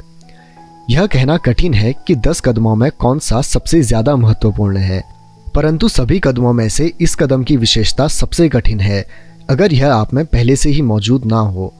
मैं तो यह भी कहना चाहूँगा कि खुद पर अनुशासन की कमी ही वह सबसे बड़ा कारण है जो लोगों को 3 समुदायों में बांटता है: अमीर, गरीब और मध्य वर्ग। सीधे तरीके से कहें तो जिन लोगों में आत्मसम्मान कम होता है और जो फाइनेंशियल दबावों को ज़्यादा सहन नहीं कर पाते, वे कभी अमीर नहीं बन सकते। और कभी नहीं का मतलब होता है कभी नहीं। जैसा मैंने पहले बताया था, मैंने अपने अमीर डैडी से यह सबक सीखा था कि दुनिया आपको इधर उधर धकेलेगी। दुनिया लोगों को इधर उधर धकेलती है तो इसलिए नहीं क्योंकि बाकी लोग गुंडे होते हैं, बल्कि इसीलिए क्योंकि आप में आंतरिक नियंत्रण और अनुशासन की कमी होती है। जिन लोगों में आंतरिक सहनशक्ति की कमी होती है वे अक्सर उन लोगों के शिकार हो जाते हैं जिनमें आत्म अनुशासन होता है। मैं जिन व्यावसायिक कक्षाओं में पढ़ाता हूँ वहाँ मैं लोगों को लगातार यह याद दिलाता हूँ कि वे अपने सामान या सेवा पर अपना ध्यान केंद्रित ना करें, बल्कि मैनेजमेंट की कला पर अपना ध्यान केंद्रित करें। अपना खुद का व्यवसाय शुरू करने के लिए 3 सर्वाधिक महत्वपूर्ण मैनेजमेंट दक्षताएं हैं। पहला, कैश फ्लो का मैनेजमेंट। दूसरा, लोगों का मैनेजमेंट। तीसरा, व्यक्तिगत समय का मैनेजमेंट। मैं यह कहूँगा कि ये 3 दक्षताएं केवल व्यवसाय शुरू करने वालों के ही नहीं बल्कि सभी के काम की हैं। ये तीनों आपकी जीवन शैली में महत्वपूर्ण भूमिका निभाती हैं। व्यक्ति के रूप में, परिवार के सदस्य के रूप में, व्यवसाय में, किसी धर्मार्थ संगठन में, शहर या देश में। ये सभी दक्षताएं आत्म अनुशासन को साधने से बढ़ जाती हैं। मैं खुद को सबसे पहले भुगतान करें सिद्धांत को हल्केपन से नहीं लेता। जॉर्ज क्लासन की पुस्तक the richest man in Babylon में खुद को सबसे पहले भुगतान करें का वक्तव्य सबसे पहले आया था।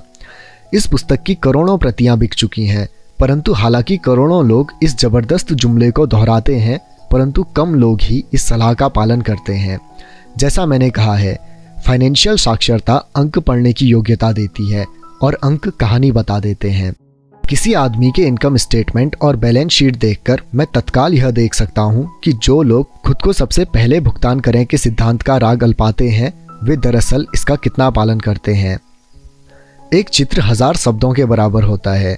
तो एक बार फिर हम ऐसे लोगों के फाइनेंशियल स्टेटमेंट की तुलना करें जो खुद को सबसे पहले भुगतान करते हैं और जो ऐसा नहीं करते। आपकी स्क्रीन पर उन लोगों का कैश फ्लो स्टेटमेंट दिख रहा है जो खुद को सबसे पहले भुगतान करते हैं।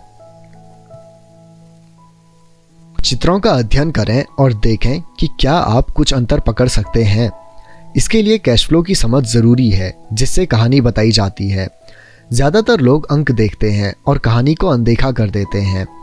अगर आप सचमुच कैश फ्लो की ताकत को समझना शुरू कर देते हैं तो आपको जल्दी ही यह पता चल जाएगा कि अगले पृष्ठ पर दिए गए चित्र में कहाँ गड़बड़ी है और 90% लोग क्यों जिंदगी भर कड़ी मेहनत करते हैं और इसके बाद उन्हें सोशल सिक्योरिटी जैसे सरकारी मदद की ज़रूरत क्यों होती है। क्या आप इसे देख सकते हैं?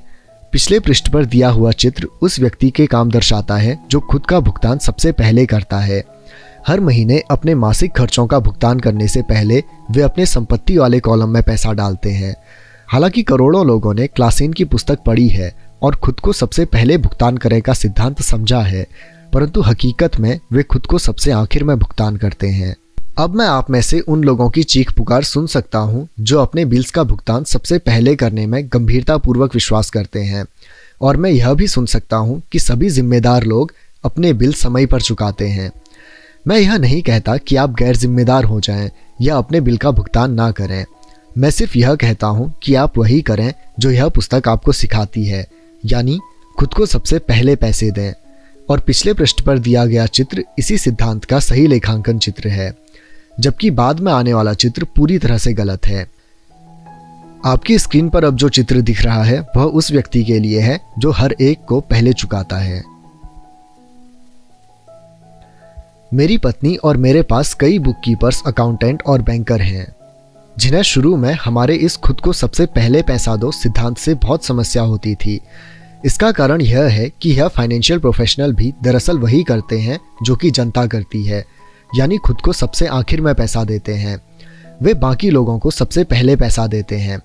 मेरे जीवन में ऐसे महीने भी आए हैं जब किन्हीं कारणों से मेरा कैश फ्लो मेरे बिल्स से काफ़ी कम रहा है, फिर भी मैंने खुद को ही सबसे पहले पैसा दिया। मेरे अकाउंटेंट और बुक कीपर चीखने लगे, वे आपके पीछे पड़ जाएंगे, आपको जेल भी हो सकती है, आप अपनी क्रेडिट रेटिंग बिगाड़ लेंगे, वे लोग बिजली काट देंगे। मैंने फिर भी सबसे पहले खुद को ही पैसा दिया। आप पूछेंगे क्यों? क्योंकि the richest man in Babylon की कहानी इसी बारे में है, खुद पर अनुशासन की ताकत और आंतरिक सहनशक्ति के बारे में। इसे बोलचाल की भाषा में गुर्द भी कह सकते हैं।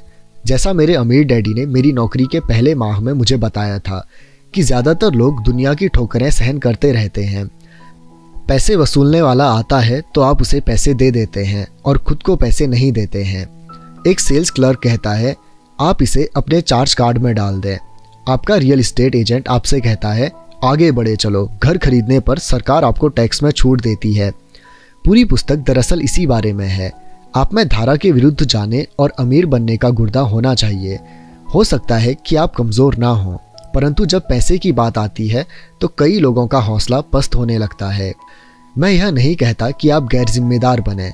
मुझ पर ज़्यादा कर्ज नहीं है, क्रेडिट कार्ड का कर्ज भी नहीं है, और ऐसा इसलिए है क्योंकि मैं खुद को सबसे पहले पैसे देता हूँ। मैं अपनी आय को कम से कम इसलिए रखता हूँ क्योंकि मैं इसे सरकार को नहीं देना चाहता। इसीलिए आप में से जिन लोगों ने the secret of the rich नाम का वीडियो देखा होगा, उन्हें मैं यह बता दूं कि मेरी आय नेवादा के कॉरपोरेशन के जरिए मेरे संपत्ति वाले कॉलम से आती है। अगर मैं पैसे के लिए काम करता तो सरकार इसे ले लेती। हालांकि मैं अपने बिल का भुगतान सबसे आखिर में करता हूँ, परंतु मुझ में इतनी आर्थिक समझ है कि मैं किसी मुश्किल में नहीं फंसता हूँ। मैं कंज्यूमर कर्ज को पसंद नहीं करता हूँ। मेरे पास इतने दायित्व हैं जो 99% लोगों से ज़्यादा हैं, परंतु उनका भुगतान मैं नहीं करता हूँ, बल्कि दूसरे लोग मेरी देनदारियों को चुकाते हैं। वे मेरे किराएदार कहलाते हैं। तो खुद को पैसा देने में पहला नियम यह है कि कभी कर्ज में मत फंसो। हालांकि मैं अपने वित्त का भुगतान सबसे आखिर में करता हूँ, परंतु मैं केवल कुछ महत्वहीन वित्त ही बचा कर रखता हूँ। दूसरी बात यह कि जब भी मेरे पास पैसा कम होता है तब भी मैं खुद को ही सबसे पहले पैसे देता हूँ। मैं कर्ज देने वालों और सरकार को चीखने देता हूँ। जब वे कठोर होते हैं तो मुझे अच्छा लगता है। क्यों? क्योंकि ये लोग मुझ पर एक एहसान कर रहे हैं।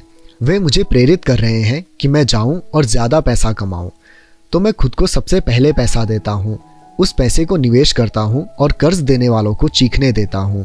मैं वैसे आम तौर पर उन्हें सही समय पर भुगतान कर देता हूं। मेरी पत्नी और मेरी समझ समान है। हम केवल दबाव में नहीं आते हैं और कर्ज उतारने के लिए अपनी बचत का इस्तेमाल नहीं करते, न ही उसके लिए अपने स्टॉक को बेचते हैं। इसमें बहुत ज़्यादा समझदारी नहीं है। तो जवाब यह है, पहला, ऐसे बड़े कर्ज में ना फंसें जिसका भुगतान आपको करना हो। अपने खर्चों को सीमित रखें। अपनी संपत्ति को सबसे पहले बनाएं, फिर बड़ा घर या शानदार कार खरीदें। चूहा दौड़ में फंसे रहना समझदारी नहीं है। दूसरा, जब आपके पास पैसा कम हो तो दबाव को बढ़ने दें और अपनी बचत या निवेश को खर्च ना करें। उस दबाव को अपनी फाइनेंशियल प्रतिभा को प्रेरित करने के लिए इस्तेमाल करें, ताकि आप ज़्यादा पैसा कमाने और अपने बिल्स का भुगतान करने के नए तरीकों के बारे में सोच सकें। इससे ज़्यादा पैसा कमाने की आपकी योग्यता भी बढ़ेगी और आपकी फाइनेंशियल बुद्धि भी ज़्यादा विकसित होगी। मैं कई बार फाइनेंशियल भट्टी में तपा हूँ और मैंने अपने दिमाग का इस्तेमाल करके ज़्यादा आमदनी हासिल की है और यह ध्यान रखा है कि मेरे संपत्ति वाले कॉलम को कोई नुकसान ना पहुँचे। मेरा बुककीपर चीखने लगा और बचाव के लिए छुप गया, परंतु मैं उस तरह का सिपाही था जो किले की रक्षा के लिए लड़ रहा था। गरीब लोगों की आदतें भी गरीब होती हैं। एक आम बुरी आदत है बचत में से पैसे निकाल लेना। अमीर लोग जानते हैं कि बचत को ज़्यादा धन कमाने के लिए इस्तेमाल किया जाता है, न कि बिलों का भुगतान करने के लिए। मैं जानता हूँ कि यह कठोर जान पड़ता है, परंतु जैसा मैंने कहा, अगर आप अंदर से कठोर नहीं हैं तो दुनिया आपको इधर से उधर धकेलेगी। अगर आप आर्थिक दबाव पसंद ना करते हो तो एक ऐसा फॉर्मूला खोज लें जो आपके लिए कारगर साबित हो। एक अच्छा फॉर्मूला यह होगा कि खर्च कम किए जाएं, पैसे को बैंक में रखा जाए, ज़्यादा इनकम टैक्स चुकाया जाए, सुरक्षित म्यूचुअल फंड्स खरीदे जाएं और औसत बने रहने की कसम खाई जाए। परंतु यह खुद को सबसे पहले भुगतान करें के सिद्धांत का उल्लंघन करता है। यह नियम आत्म बलिदान या आर्थिक संन्यास को प्रोत्साहित नहीं करता है। इसका मतलब यह नहीं है कि खुद को सबसे पहले पैसे देने के बाद भूखे मरो। जिंदगी मौज मस्ती के लिए है। अगर आप अपनी फाइनेंशियल प्रतिभा को जागृत कर लेंगे तो आपके पास जीवन के सभी सुख हो सकते हैं। आप अमीर बन सकते हैं और आप बिल चुका सकते हैं और इस प्रक्रिया में अच्छी जिंदगी भी जी सकते हैं, और यही फाइनेंशियल बुद्धि कहलाती है। नंबर 6, अपने ब्रोकर को अच्छा पैसा दें। अच्छी सलाह की शक्ति। मैं अक्सर देखता हूँ कि लोग अपने घर के सामने एक पट्टी टांग देते हैं, मालिक बेचना चाहता है, या कि कई लोग डिस्काउंट ब्रोकर्स होने का दावा करते हैं। मेरे अमीर डैडी ने मुझे इसका उल्टा सिखाया है। वे इस बात में भरोसा करते थे कि प्रोफेशनल्स को अच्छा भुगतान किया जाए, और मैंने भी उसी सिद्धांत को अपनाया है। आज मेरे पास महंगे वकील, अकाउंटेंट्स, रियल एस्टेट ब्रोकर्स और स्टॉक ब्रोकर्स हैं। क्यों? क्योंकि और मेरा सचमुच मानना है, अगर लोग प्रोफेशनल्स हैं तो उनकी सेवाओं से आपको पैसा मिलना चाहिए, और वे जितना ज़्यादा पैसा कमाएंगे आप भी उतना ही ज़्यादा पैसा कमाएंगे। हम सूचना के युग में रह रहे हैं। सूचना बेशकीमती है। एक अच्छा ब्रोकर आपको सूचना तो देगा ही, साथ ही साथ आपको शिक्षित करने के लिए समय भी देगा। मेरे पास कई ब्रोकर हैं जो मेरे लिए यह करने के इच्छुक हैं। कुछ ने मुझे तब सिखाया है जब मेरे पास बहुत कम पैसा था या बिल्कुल भी पैसा नहीं था, और मैं आज भी उनके साथ हूँ। मैं ब्रोकर को जितना पैसा देता हूँ वह मेरे द्वारा उसकी सूचना से कमाए गए धन का बहुत छोटा हिस्सा होता है। मैं इसे पसंद करता हूँ जब मेरा रियल एस्टेट ब्रोकर या स्टॉक ब्रोकर बहुत पैसा कमाता है, क्योंकि इसका आम तौर पर यह मतलब होता है कि मैंने भी बहुत सा पैसा कमाया है। एक अच्छा ब्रोकर मुझे पैसे कमाने की जानकारी देने के अलावा मेरा समय भी बचाता है। जैसे उस समय जब मैंने खाली ज़मीन के टुकड़े को $9,000 में ख़रीदा और तत्काल इसे $25,000 में बेच दिया ताकि मैं अपने लिए जल्दी से कार खरीद सकूं। ब्रोकर आपके बाज़ार की आँख और कान हैं। वे हर रोज़ वहाँ होते हैं और इसलिए मेरी वहाँ कोई ज़रूरत नहीं होती। मैं उसके बजाय गोल्फ खेल सकता हूँ। इसके अलावा जो लोग खुद ही अपना घर बेचते हैं उनके लिए खुद के समय की कोई खास कीमत नहीं होती। मैं कुछ पैसे बचाने के चक्कर में अपना समय क्यों खराब करूं, जबकि इस समय को मैं ज़्यादा पैसा कमाने या अपने अंतरंग लोगों के साथ बिताने में इस्तेमाल कर सकता हूं। मुझे यह बहुत मज़ेदार लगता है कि इतने ज़्यादा गरीब और मध्य वर्गीय लोग रेस्टोरेंट में ख़राब सर्विस के बावजूद 15 से 20% टिप देते हैं और ब्रोकर को 3 से 7% टिप देने में आनाकानी और शिकायत करते हैं। वे खर्च वाले कॉलम के लोगों को टिप देते हैं और संपत्ति वाले कॉलम के लोगों को टिप देने से कतराते हैं। यह आर्थिक समझदारी नहीं है। सभी ब्रोकर एक जैसे नहीं होते। दुर्भाग्य से ज़्यादातर ब्रोकर सेल्समैन होते हैं। मैं तो यह कहूँगा कि रियल एस्टेट के सेल्समैन सबसे बुरे होते हैं। वे बेचते हैं परंतु उनके पास खुद बहुत कम या बिल्कुल भी रियल एस्टेट नहीं होता। घर बेचने वाले ब्रोकर और निवेश बेचने वाले ब्रोकर में बहुत बड़ा अंतर होता है, और यह स्टॉक, बॉन्ड, म्यूचुअल फंड और बीमा ब्रोकर के बारे में भी सही है जो खुद को फाइनेंशियल प्लानर कहते हैं। परिकथा की ही तरह आप एक राजकुमार खोजने के लिए बहुत से मेंढकों को चूमते हैं। पुरानी कहावत को याद कीजिए, अगर आपको इंसाइक्लोपीडिया की ज़रूरत हो तो इंसाइक्लोपीडिया बेचने वाले से पूछें। जब मैं किसी प्रोफेशनल का इंटरव्यू लेता हूं तो मैं पहले यह पता करता हूं कि उसके पास खुद कितनी व्यक्तिगत प्रॉपर्टी या स्टॉक है और वह कितना फीसदी टैक्स दे रहा है। यही मेरे टैक्स अटॉर्नी और मेरे अकाउंटेंट के बारे में भी करता हूं। मेरे पास एक अकाउंटेंट है जो अपने काम से काम रखती है। उसका पेशा हालांकि अकाउंटिंग है, परंतु उसका काम रियल इस्टेट है। मेरे पास एक अकाउंटेंट था जो एक छोटा बिजनेस अकाउंटेंट था, परंतु उसके पास रियल इस्टेट बिल्कुल नहीं था। मैंने अकाउंटेंट बदल लिया क्योंकि हम एक व्यवसायी को प्रेम नहीं करते थे। ऐसा ब्रोकर खोजें जो आपके सर्वश्रेष्ठ हितों को ध्यान में रखता हो। कई ब्रोकर आपको शिक्षित करने के लिए समय निकाल लेंगे और वे आपके द्वारा खोजी गई सर्वश्रेष्ठ संपत्ति साबित हो सकते हैं। बस उदार रहें और वे भी आपके प्रति उदार रहेंगे। अगर आप उनके कमीशन में कटौती करने के बारे में ही सोचते रहेंगे तो वे आपके आसपास क्यों रहना चाहेंगे। यह विशुद्ध और आसान सा तर्क है। जैसा मैंने पहले कहा था, मैनेजमेंट की दक्षताओं में से एक लोगों का मैनेजमेंट है। कई लोग केवल ऐसे लोगों को मैनेज कर पाते हैं जो उनसे कम स्मार्ट हों और जिन पर उनकी सत्ता हो।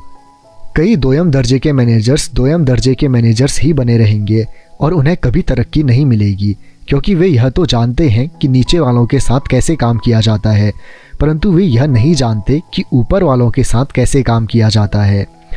असली दक्षता है किसी तकनीकी क्षेत्र में अपने से श्रेष्ठ और ज़्यादा स्मार्ट व्यक्तियों को मैनेज करना और उन्हें अच्छे पैसे देना। इसीलिए कंपनियों में बोर्ड ऑफ डायरेक्टर्स होता है। आपके पास भी होना चाहिए और यह फाइनेंशियल समझदारी है। 7th, इंडियन दाता बने। यह बिना कुछ दिए पाने की ताकत है। जब अमेरिका में गोरे लोग गए तो उन्हें अमेरिकी इंडियंस की संस्कृति परंपरा से झटका लगा। उदाहरण के तौर पर अगर किसी गोरे आदमी को ठंड लगती थी तो इंडियन उसे कंबल दे देते थे। श्वेत प्रवासी इसे उपहार समझ लेते थे और जब इंडियन कंबल वापस मांगता था तो उन्हें बहुत बुरा लगता था। इंडियंस को भी बुरा लगता था जब उन्हें यह पता चलता था कि श्वेत प्रवासी कंबल वापस नहीं करना चाहते। इस तरह इंडियन दाता वाक्यांश पैदा हुआ, एक छोटी सी सांस्कृतिक नासमझी के कारण। संपत्ति के कॉलम की दुनिया में इंडियन दाता बनना दौलत के लिए बहुत ज़रूरी है। परिष्कृत निवेशक का पहला सवाल यह होता है, मेरा पैसा मुझे कितनी जल्दी वापस मिल जाएगा। वे यह भी जानना चाहते हैं कि उन्हें मुफ्त में क्या मिल रहा है, इसीलिए निवेश पर वापसी इतनी महत्वपूर्ण है। उदाहरण के तौर पर मुझे एक छोटा रियल एस्टेट मिला जो मेरे घर से थोड़ी ही दूर था। बैंक $60,000 चाहती थी और मैंने $50,000 की बोली लगाई, जो उन्होंने सिर्फ इसीलिए स्वीकार कर ली क्योंकि बोली के साथ $50,000 का चेक भी लगा हुआ था। उन्होंने यह महसूस किया कि मैं गंभीर था। ज़्यादातर निवेशक यह कहेंगे कि क्या आप अपना बहुत सा पैसा फंसा नहीं रहे हैं? क्या इस पर लोन लेना ज़्यादा बेहतर नहीं होता? इसका जवाब है, इस मामले में बिल्कुल नहीं। मेरी निवेश कंपनी जाड़े के महीने में इसे वैकेशन रेंटल के रूप में इस्तेमाल करती है, जब प्रवासी पक्षी एरिज़ोना से आते हैं और इसे 4 महीने के लिए $2500 किराए पर दे देती है। बाकी के 8 महीनों में इसका किराया केवल $1000 होता है। मेरा पैसा लगभग 3 सालों में वापस आ गया और मैं इस संपत्ति का मालिक हूं जो हर महीने मेरी आमदनी बढ़ाती रहती है। यही स्टॉक के बारे में किया जाता है।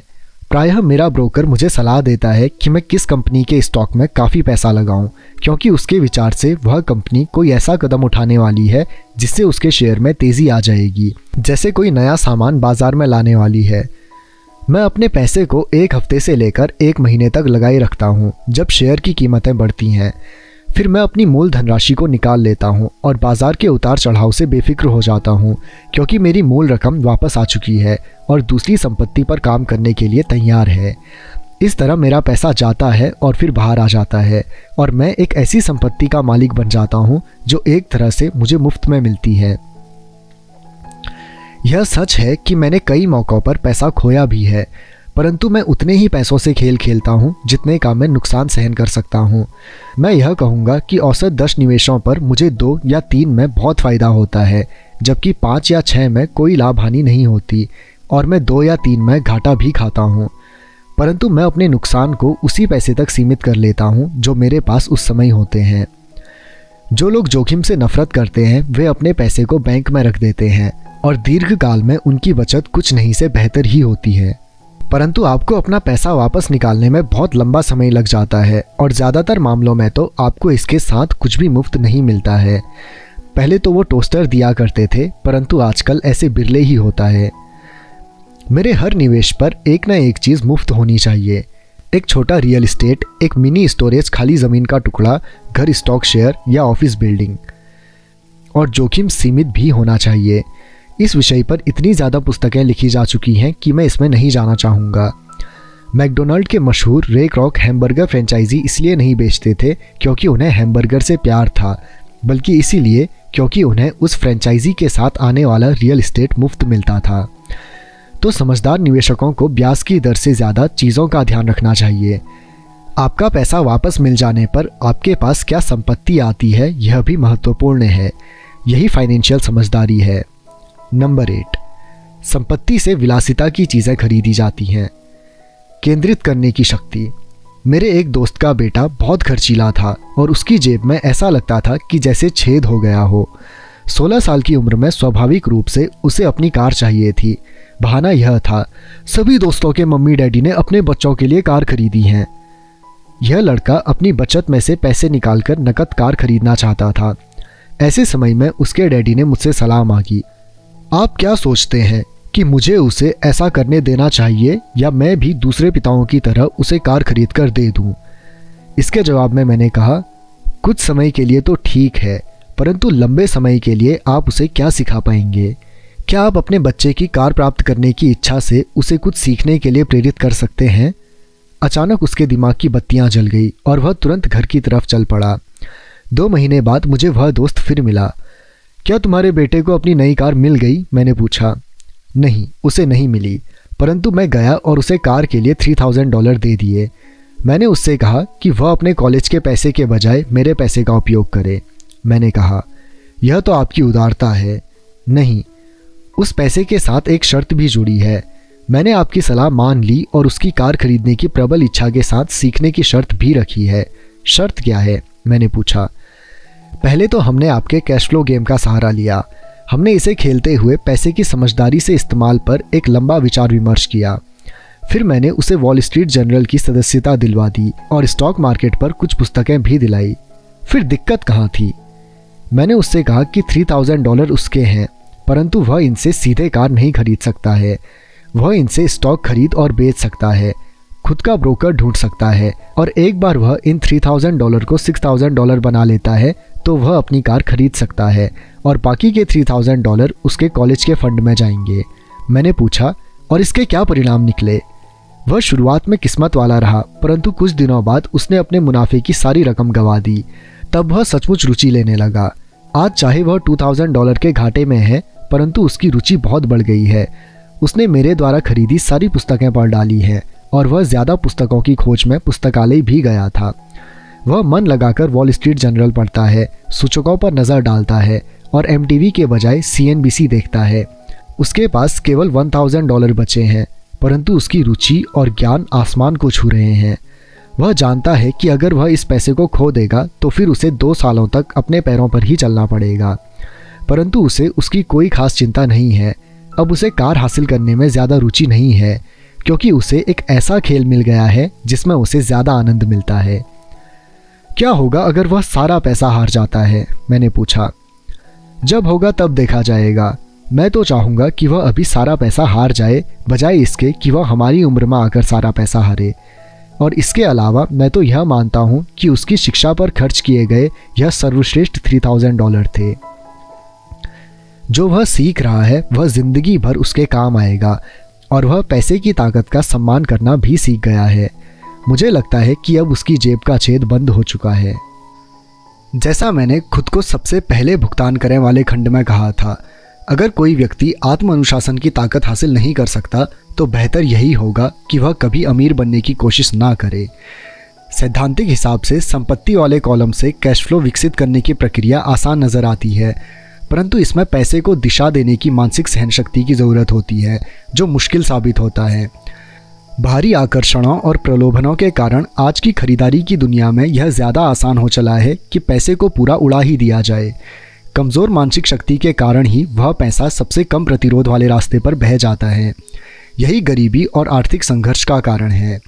मैंने फाइनेंशियल समझदारी का यह आंकड़ों का उदाहरण इसलिए दिया ताकि पैसे से ज़्यादा पैसे कमाने की योग्यता को जाना जा सके।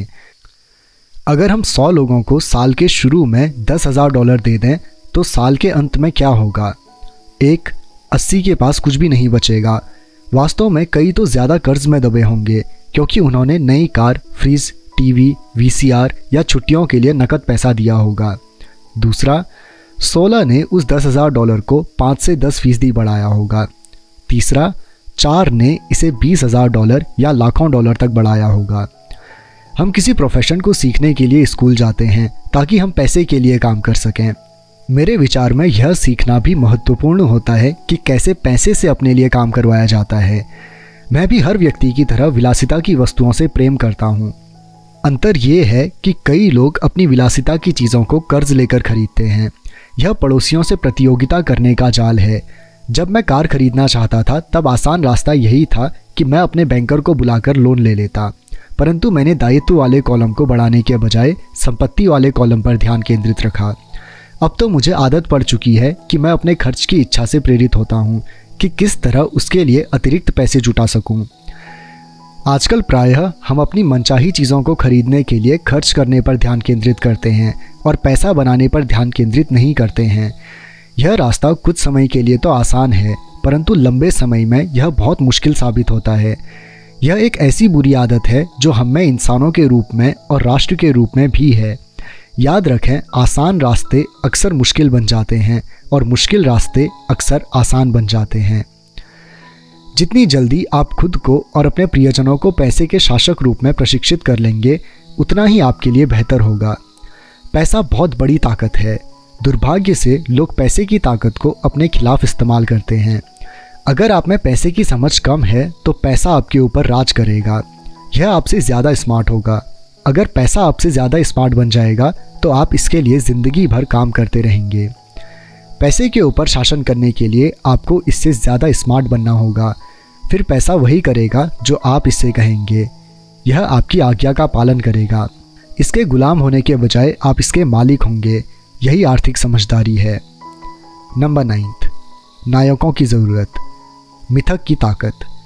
जब मैं छोटा था तब मैं विली मेज हैक-ऑरन योगी बेरा का बहुत बड़ा प्रशंसक था। वे मेरे आदर्श थे। लिटिल लीग खेल रहे बच्चे के रूप में मैं उनकी तरह होना चाहता था। मैंने उनके बेसबॉल कार्ड भी सहेज कर रखे थे। मैं उनके बारे में सब कुछ जान लेना चाहता था। मैं उनके बारे में सभी आंकड़े जानता था, उनके बैटिंग की औसत, उनको मिलने वाली धनराशि और वे किस तरह बड़े हुए, सब कुछ। मैं सब कुछ इसीलिए जानना चाहता था क्योंकि मैं उनके जैसा बनना चाहता था। 9 या 10 साल की उम्र में मैं जब बेसबॉल खेलने के लिए मैदान पर जाता था तो मैं नहीं जाता था, बल्कि मेरे रूप में योगी या हैक मैदान पर उतरते थे।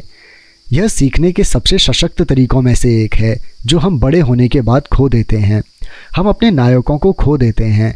हम अपने नौसिखियापन को खो देते हैं। आज मैं अपने घर के पास छोटे बच्चों को बास्केटबॉल खेलते देखता हूँ। कोर्ट पर वे छोटे जॉनी नहीं होते, वे तो माइकल जॉर्डन, सर चार्ल्स या क्लाइड होते हैं। आदर्श नायकों की नकल करना ज्ञान प्राप्त करने का सच्चा और सशक्त तरीका है, और इसीलिए जब ओजी सिम्पन्स की तरह का नायक बदनाम होता है तो इतनी चीख पुकार मचती है। यह किसी अदालती कार्रवाई से ज़्यादा होता है। यह एक आदर्श नायक को खो देना होता है। एक ऐसा व्यक्ति जिसकी तरह बनने का सपना लोग बचपन से संजोए थे और वे जिसकी पूजा करते थे।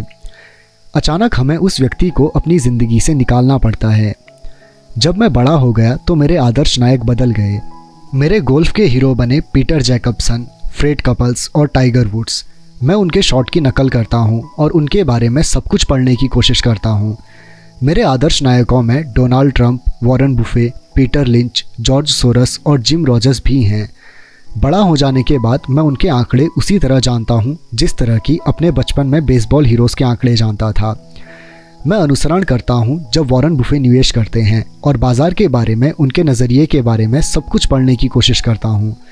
मैं पीटर लिंच की पुस्तक भी इसीलिए पढ़ता हूँ ताकि स्टॉक चुनने की उनकी तकनीक को समझ सकूँ, और मैं डोनाल्ड ट्रंप के बारे में भी इसीलिए पढ़ता हूँ ताकि यह जान सकूँ कि वे किस तरह सौदे करते हैं। जिस तरह मैदान पर बेसबॉल के लिए बैटिंग करते जाते समय मैं खुद की भूमिका में नहीं था, उसी तरह जब मैं बाजार में उतरता हूँ या मैं कोई सौदा करता हूँ तो मैं अवचेतन रूप से ट्रंप की बहादुरी का अभिनय करता हूँ, या जब मैं किसी प्रवृत्ति का विश्लेषण करता हूँ तो मैं उसे इस तरह देखता हूँ जैसे पीटर लिंच यह काम कर रहे हों।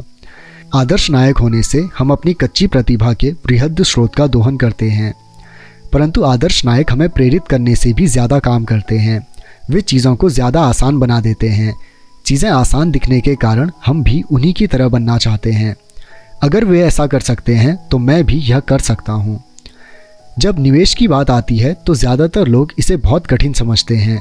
इसके बजाय उन्हें आदर्श नायकों की तलाश करनी चाहिए जो इसे आसान बना देते हैं। नंबर 10, सिखाओ और आपको हासिल होगा। देने की शक्ति। मेरे दोनों डैडी शिक्षक थे। मेरे अमीर डैडी ने मुझे ऐसा सबक सिखाया जो मेरे साथ ज़िंदगी भर चल रहा है, और वह सबक था परोपकार करना या देना।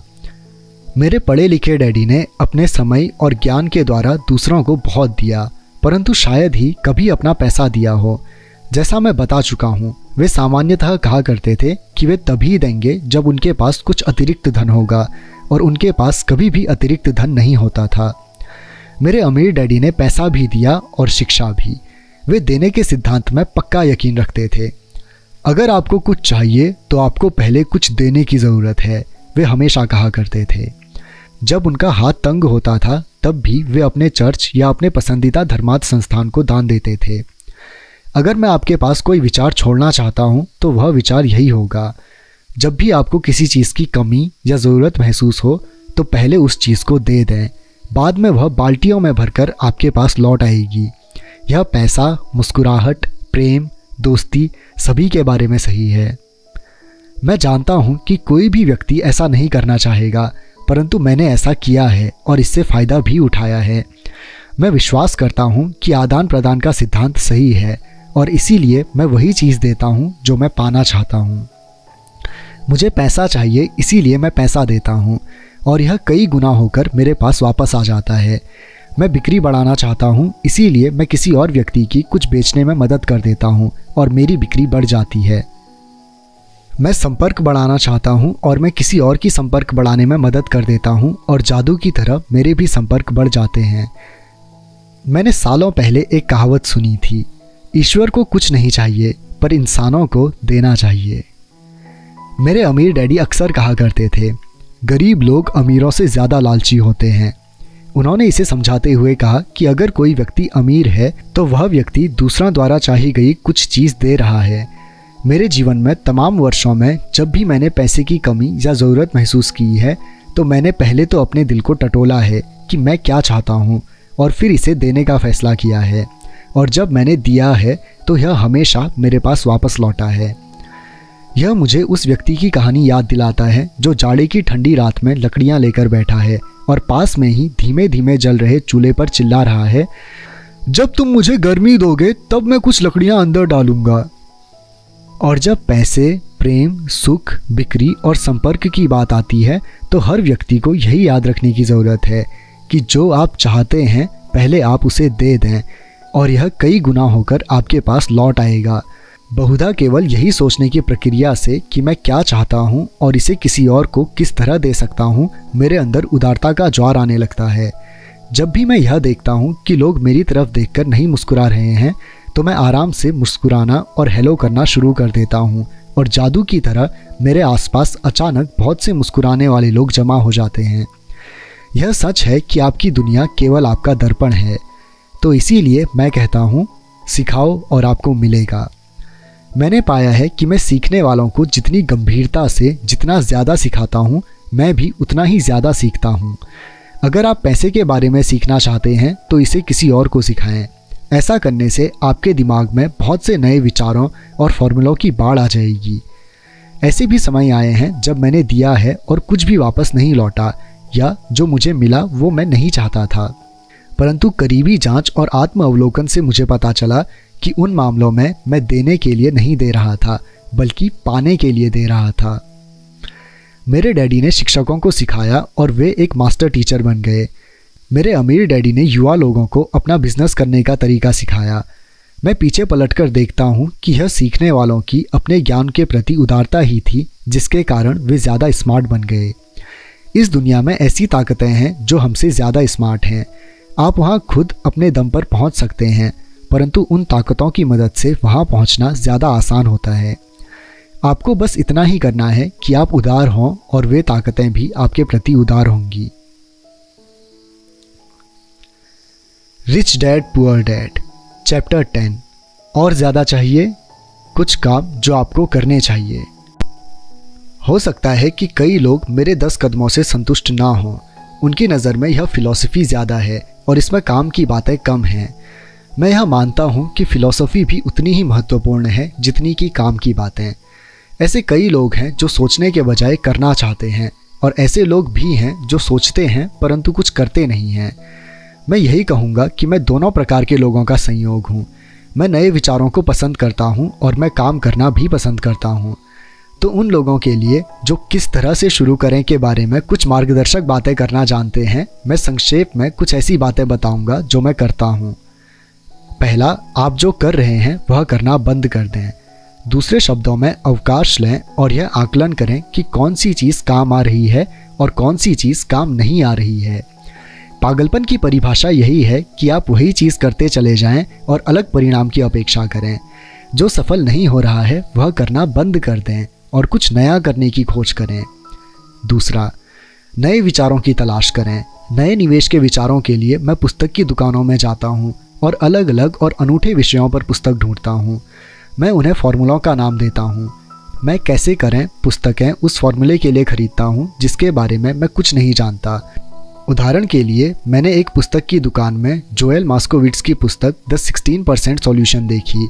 मैंने वह पुस्तक खरीदी और पढ़ डाली। तत्काल काम करो। अगले गुरुवार को मैंने बिल्कुल वही किया जो पुस्तक में कहा गया था। मैंने हर कदम पुस्तक के अनुसार उठाया था। वकीलों के ऑफिसों या बैंकों में मैंने रियल एस्टेट के सौदे के साथ भी यही किया है। ज़्यादातर लोग तत्काल कदम नहीं उठाते हैं, या वे एक तरह से इस बात का इंतज़ार करते हैं कि कोई आएगा और उन्हें बताएगा कि उनके द्वारा सीखा गया नया फॉर्मूला गलत है और उसका अनुसरण करना बिल्कुल बेकार है। मेरे पड़ोसी ने मुझे बताया कि मेरा 16% का फॉर्मूला क्यों बेकार है। बहरहाल मैंने उसकी बात पर इसीलिए ध्यान नहीं दिया क्योंकि उसने कभी ऐसा करके नहीं देखा था।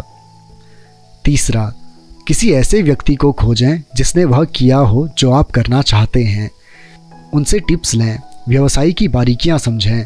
अपने 16% के प्रमाण पत्रों के लिए मैं काउंटी टैक्स ऑफिस गया और मैंने वहां पर काम करने वाली सरकारी कर्मचारी को खोजा। मैंने यह पाया कि वह भी इनमें निवेश करती है। तत्काल ही मैंने उसे लंच का न्योता दे दिया। उसने रोमांचित होकर मुझे यह समझा दिया कि इसे कैसे करना है और उसने अपना पूरा ज्ञान मेरे सामने परोस दिया। लंच के बाद उसने पूरे दिन मुझे वे जगहें दिखाई जहां मैं इस तरह का सौदा कर सकता था। अगले दिन मैंने उसकी मदद से 2 बड़ी जायदादों को पा लिया था और मैं तब से उन पर 16% की दर से ब्याज कमा रहा हूँ। मुझे पुस्तक पढ़ने में 1 दिन लगा, कदम उठाने में 1 दिन लगा, लंच में 1 घंटा लगा और 2 बड़े सौदे करने में केवल 1 दिन लगा। चौथा, कक्षाओं में भाग लें और टेप खरीदें। मैं अखबारों में नई और रोचक कक्षाओं की खबर खोजता रहता हूँ। इनमें से कई तो मुफ्त होती हैं या उनकी फ़ीस बहुत कम होती है। मैं जो सीखना चाहता हूँ उस विषय पर मैं महंगे सेमिनारों में भी जाता हूँ। मैं इसलिए अमीर हूँ और मुझे इसलिए नौकरी करने की कतई ज़रूरत नहीं है क्योंकि मैंने इस तरह के पाठ्यक्रमों में भाग लिया है। मेरे कुछ दोस्त हैं जो मुझे यह बताया करते हैं कि इस तरह के कार्यक्रमों में भाग लेकर मैं अपना समय और पैसा दोनों बर्बाद कर रहा हूँ। वे आज भी वही काम कर रहे हैं। पाँचवां, हमेशा ऑफ़र देते रहें। जब भी मैं कोई रियल एस्टेट की प्रॉपर्टी चाहता हूँ तो मैं कई प्रॉपर्टी देखता हूँ और सामान्यतः एक ऑफ़र लिख लेता हूँ। अगर आप नहीं जानते कि सही ऑफ़र क्या होना चाहिए तो यह मैं भी नहीं जानता। यह तो रियल एस्टेट एजेंट का काम है। वे ऑफ़र का कड़ा देते हैं। मैं यथासंभव कम से कम काम करता हूँ। मेरी एक मित्र चाहती थी कि मैं उसे अपार्टमेंट हाउस खरीदना सिखाऊं। एक शनिवार को वह, उसका एजेंट और मैं गए और हमने 6 अपार्टमेंट हाउस देखे। 4 तो घटिया थे परंतु 2 अच्छे थे। मैंने उससे कहा कि वह सभी 6 पर ऑफ़र लिखे और मालिकों द्वारा मांगी गई कीमत से आधी का ऑफ़र दे। यह सुनते ही उसे और उसके एजेंट को दिल का दौरा पड़ते पड़ते बचा। उनके हिसाब से यह बदतमीज़ी होती और इससे मकान मालिकों को बुरा लग सकता था, परंतु मैं वास्तव में नहीं सोचता कि एजेंट इतना कठोर श्रम करना चाहता था। इसीलिए उन्होंने कुछ नहीं किया और वे एक बेहतर सौदे की तलाश में चले गए। उन्होंने कभी कोई ऑफ़र नहीं दिया और वह आज भी सही कीमत पर सही सौदे के लिए भटक रही है। आप नहीं जानते कि सही कीमत क्या है जब तक कि सौदा करने के लिए आपके सामने दूसरी पार्टी ना हो। ज़्यादातर बेचने वाले बहुत ज़्यादा कीमत मांगते हैं। यह दुर्लभ ही है कि कोई बेचने वाला वास्तव में ऐसी कीमत मांगे जो वास्तविक मूल्य से कम हो। इस कहानी से हमें यह शिक्षा मिलती है कि हमें ऑफ़र देना चाहिए। जो लोग निवेशक होते उन्हें यह समझ ही नहीं होती कि कोई चीज़ बेचना कितना कठिन होता है। मेरे पास एक रियल इस्टेट की प्रॉपर्टी थी जिसे मैं महीनों से बेचना चाहता था। मैंने किसी भी चीज़ का स्वागत किया होता। मुझे इस बात से कोई फ़र्क नहीं पड़ता कि कीमत कितनी कम थी। उन्होंने अगर मुझे 10 सुअरों का भी ऑफ़र दिया होता तो भी मैं खुश हो गया होता। ऑफ़र की कीमत से नहीं बल्कि इस बात से कि कोई तो मेरी प्रॉपर्टी में रुचि रखता है। इसके जवाब में बदले में पूरे के पूरे सुअर फर्म को हासिल करने की कोशिश करता। तो यह खेल इस तरह से खेला जाता है। खरीदने और बेचने का खेल बड़ा मज़ेदार होता है। इस बात का हमेशा ध्यान रखें। यह मज़ेदार है और यह केवल एक खेल है। ऑफ़र देते रहें, कोई तो कभी हाँ कहेगा। और मैं हमेशा अपने ऑफ़र में बचाव के वाक्य डाल देता हूँ। रियल इस्टेट में मैं हमेशा अपने ऑफ़र में यह लिखता हूँ कि बिज़नेस पार्टनर के अनुमोदन के बाद ही यह समझौता अंतिम माना जाएगा। मैं यह कभी नहीं बताता कि मेरा बिज़नेस पार्टनर कौन है। ज़्यादातर लोग यह नहीं जानते कि मेरी बिज़नेस पार्टनर मेरी बिल्ली है। अगर वे ऑफ़र को मान लेते हैं और मैं सौदा नहीं करना चाहता तो मैं घर फ़ोन लगाता हूँ और अपनी बिल्ली से बात कर लेता हूँ। मैं यह अजीबोगरीब वक्तव्य इसलिए बता रहा हूँ ताकि आप यह जान सकें कि यह खेल कितना आसान है। ज़्यादातर लोग चीज़ों को बहुत ज़्यादा जटिल बना देते हैं और उन्हें काफ़ी गंभीरता से ले लेते हैं।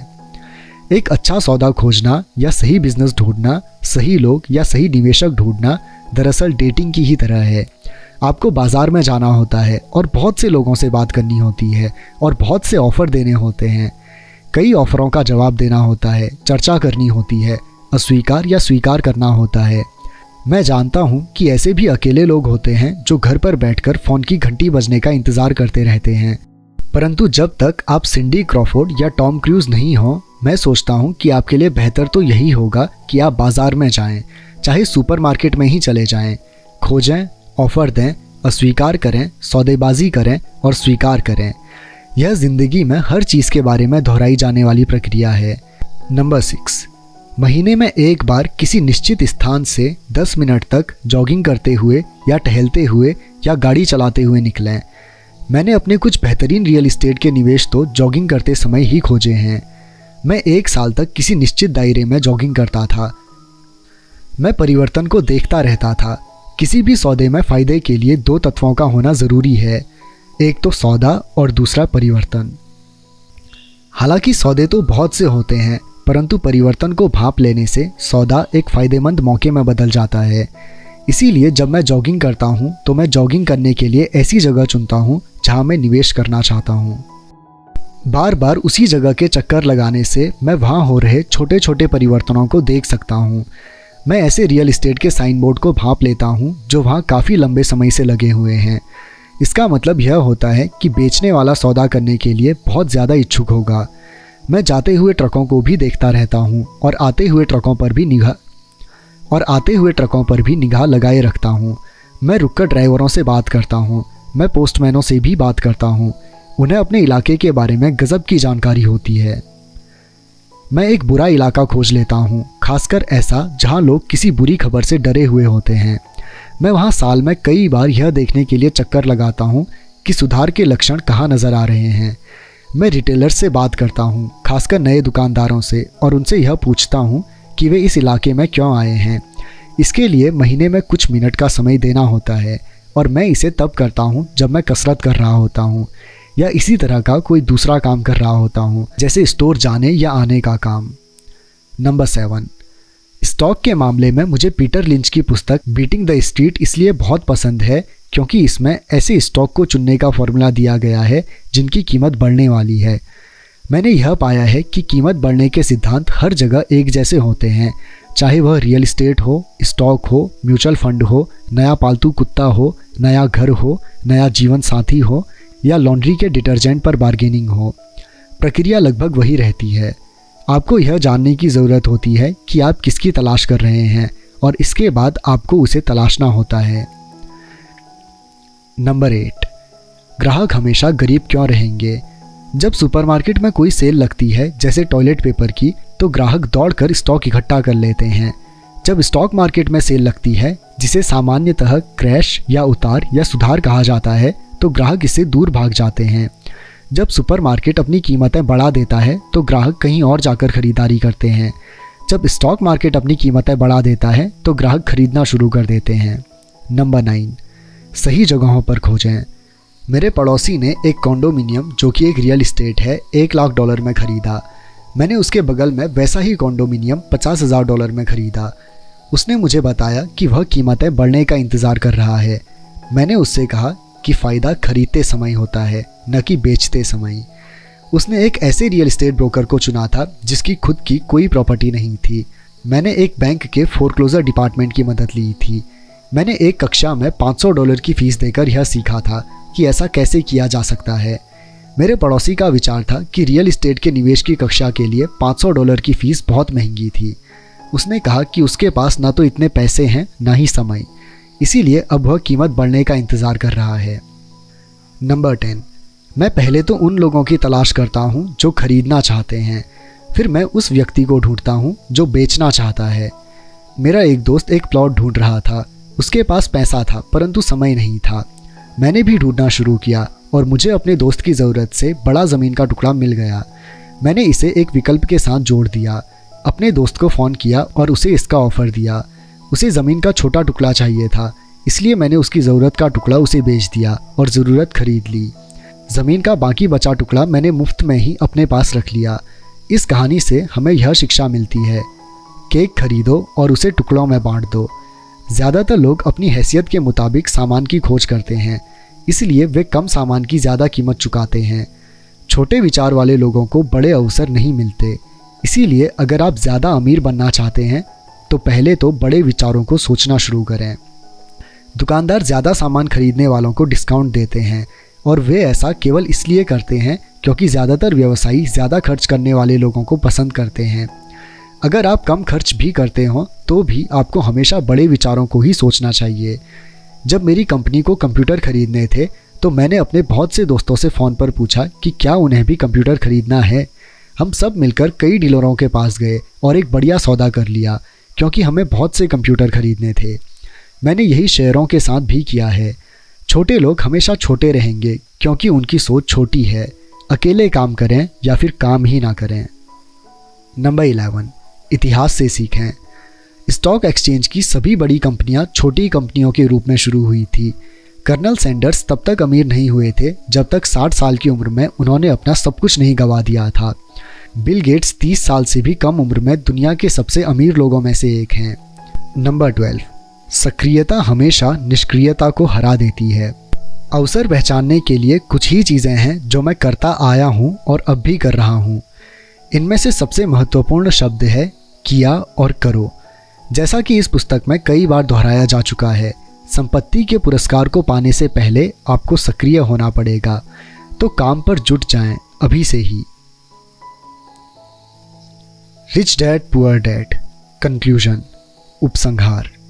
केवल $7,000 में कॉलेज की शिक्षा। अब जब यह पुस्तक खत्म हो रही है और छपने जा रही है, मैं आपके साथ अपना एक अंतिम विचार बांटने जा रहा हूँ। इस पुस्तक को लिखने का खास कारण लोगों को यह सिखाना था कि किस तरह पैसे की समझ से ज़िंदगी की सामान्य समस्याओं को सुलझाया जा सकता है। वित्तीय प्रशिक्षण के बिना हम उन्हीं घिसे पिटे फॉर्मूलों के सहारे ज़िंदगी काट देते हैं, जैसे कड़ी मेहनत करो, बचाओ, उधार लो और बहुत ज़्यादा टैक्स चुकाओ। आज हमें ज़्यादा समझदारी की ज़रूरत है। मैं नीचे दी हुई कहानी को एक ऐसी आर्थिक समस्या के अंतिम उदाहरण के रूप में प्रस्तुत कर रहा हूँ जिससे कई युवा परिवार आज जूझ रहे हैं। आप अपने बच्चों के लिए किस तरह अच्छी शिक्षा का इंतज़ाम कर सकते हैं और अपने खुद के रिटायरमेंट के लिए पैसा इकट्ठा कर सकते हैं। इसी लक्ष्य की प्राप्ति के लिए कड़ी मेहनत के बजाय वित्तीय बुद्धि का प्रयोग किस तरह किया जा सकता है, यह इसी का उदाहरण है। मेरा एक दोस्त एक दिन अपना दुखड़ा रो रहा था कि 4 बच्चों की कॉलेज की शिक्षा के लिए पैसों की बचत करना कितना कठिन था। वह हर महीने एक म्यूचुअल फंड में $300 जमा कर रहा था और अब तक उसने लगभग $12,000 जमा कर लिए थे।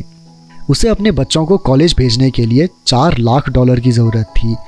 उसके पास इसे जमा करने के लिए 12 साल थे, क्योंकि उसका सबसे बड़ा बच्चा तब 6 साल का था। यह 1991 की बात थी और उस समय फिनिक्स का रियल एस्टेट बाजार दुर्दशा में था। लोग बाग अपना घर बार बेचने में लगे थे। मैंने अपने इस सहपाठी को सुझाया कि उसके पास म्यूचुअल फंड में जो पैसा है उसके कुछ हिस्से से वह एक घर खरीद ले। यह विचार उसे कुछ कुछ जम गया और हम इस संभावना पर विचार करने लगे। उसकी मुख्य चिंता यह थी कि एक और घर खरीदने के लिए उसके बैंक में क्रेडिट नहीं था और उसके पास इतना नकद नहीं था। मैंने उसे भरोसा दिलाया कि किसी प्रॉपर्टी को फाइनेंस करवाने के लिए बैंक के पास जाने के अलावा दूसरे रास्ते भी होते हैं। हमने 2 हफ्तों तक मकान खोजा, एक ऐसा घर जो हमारी सारी ज़रूरतों को पूरा करता हो।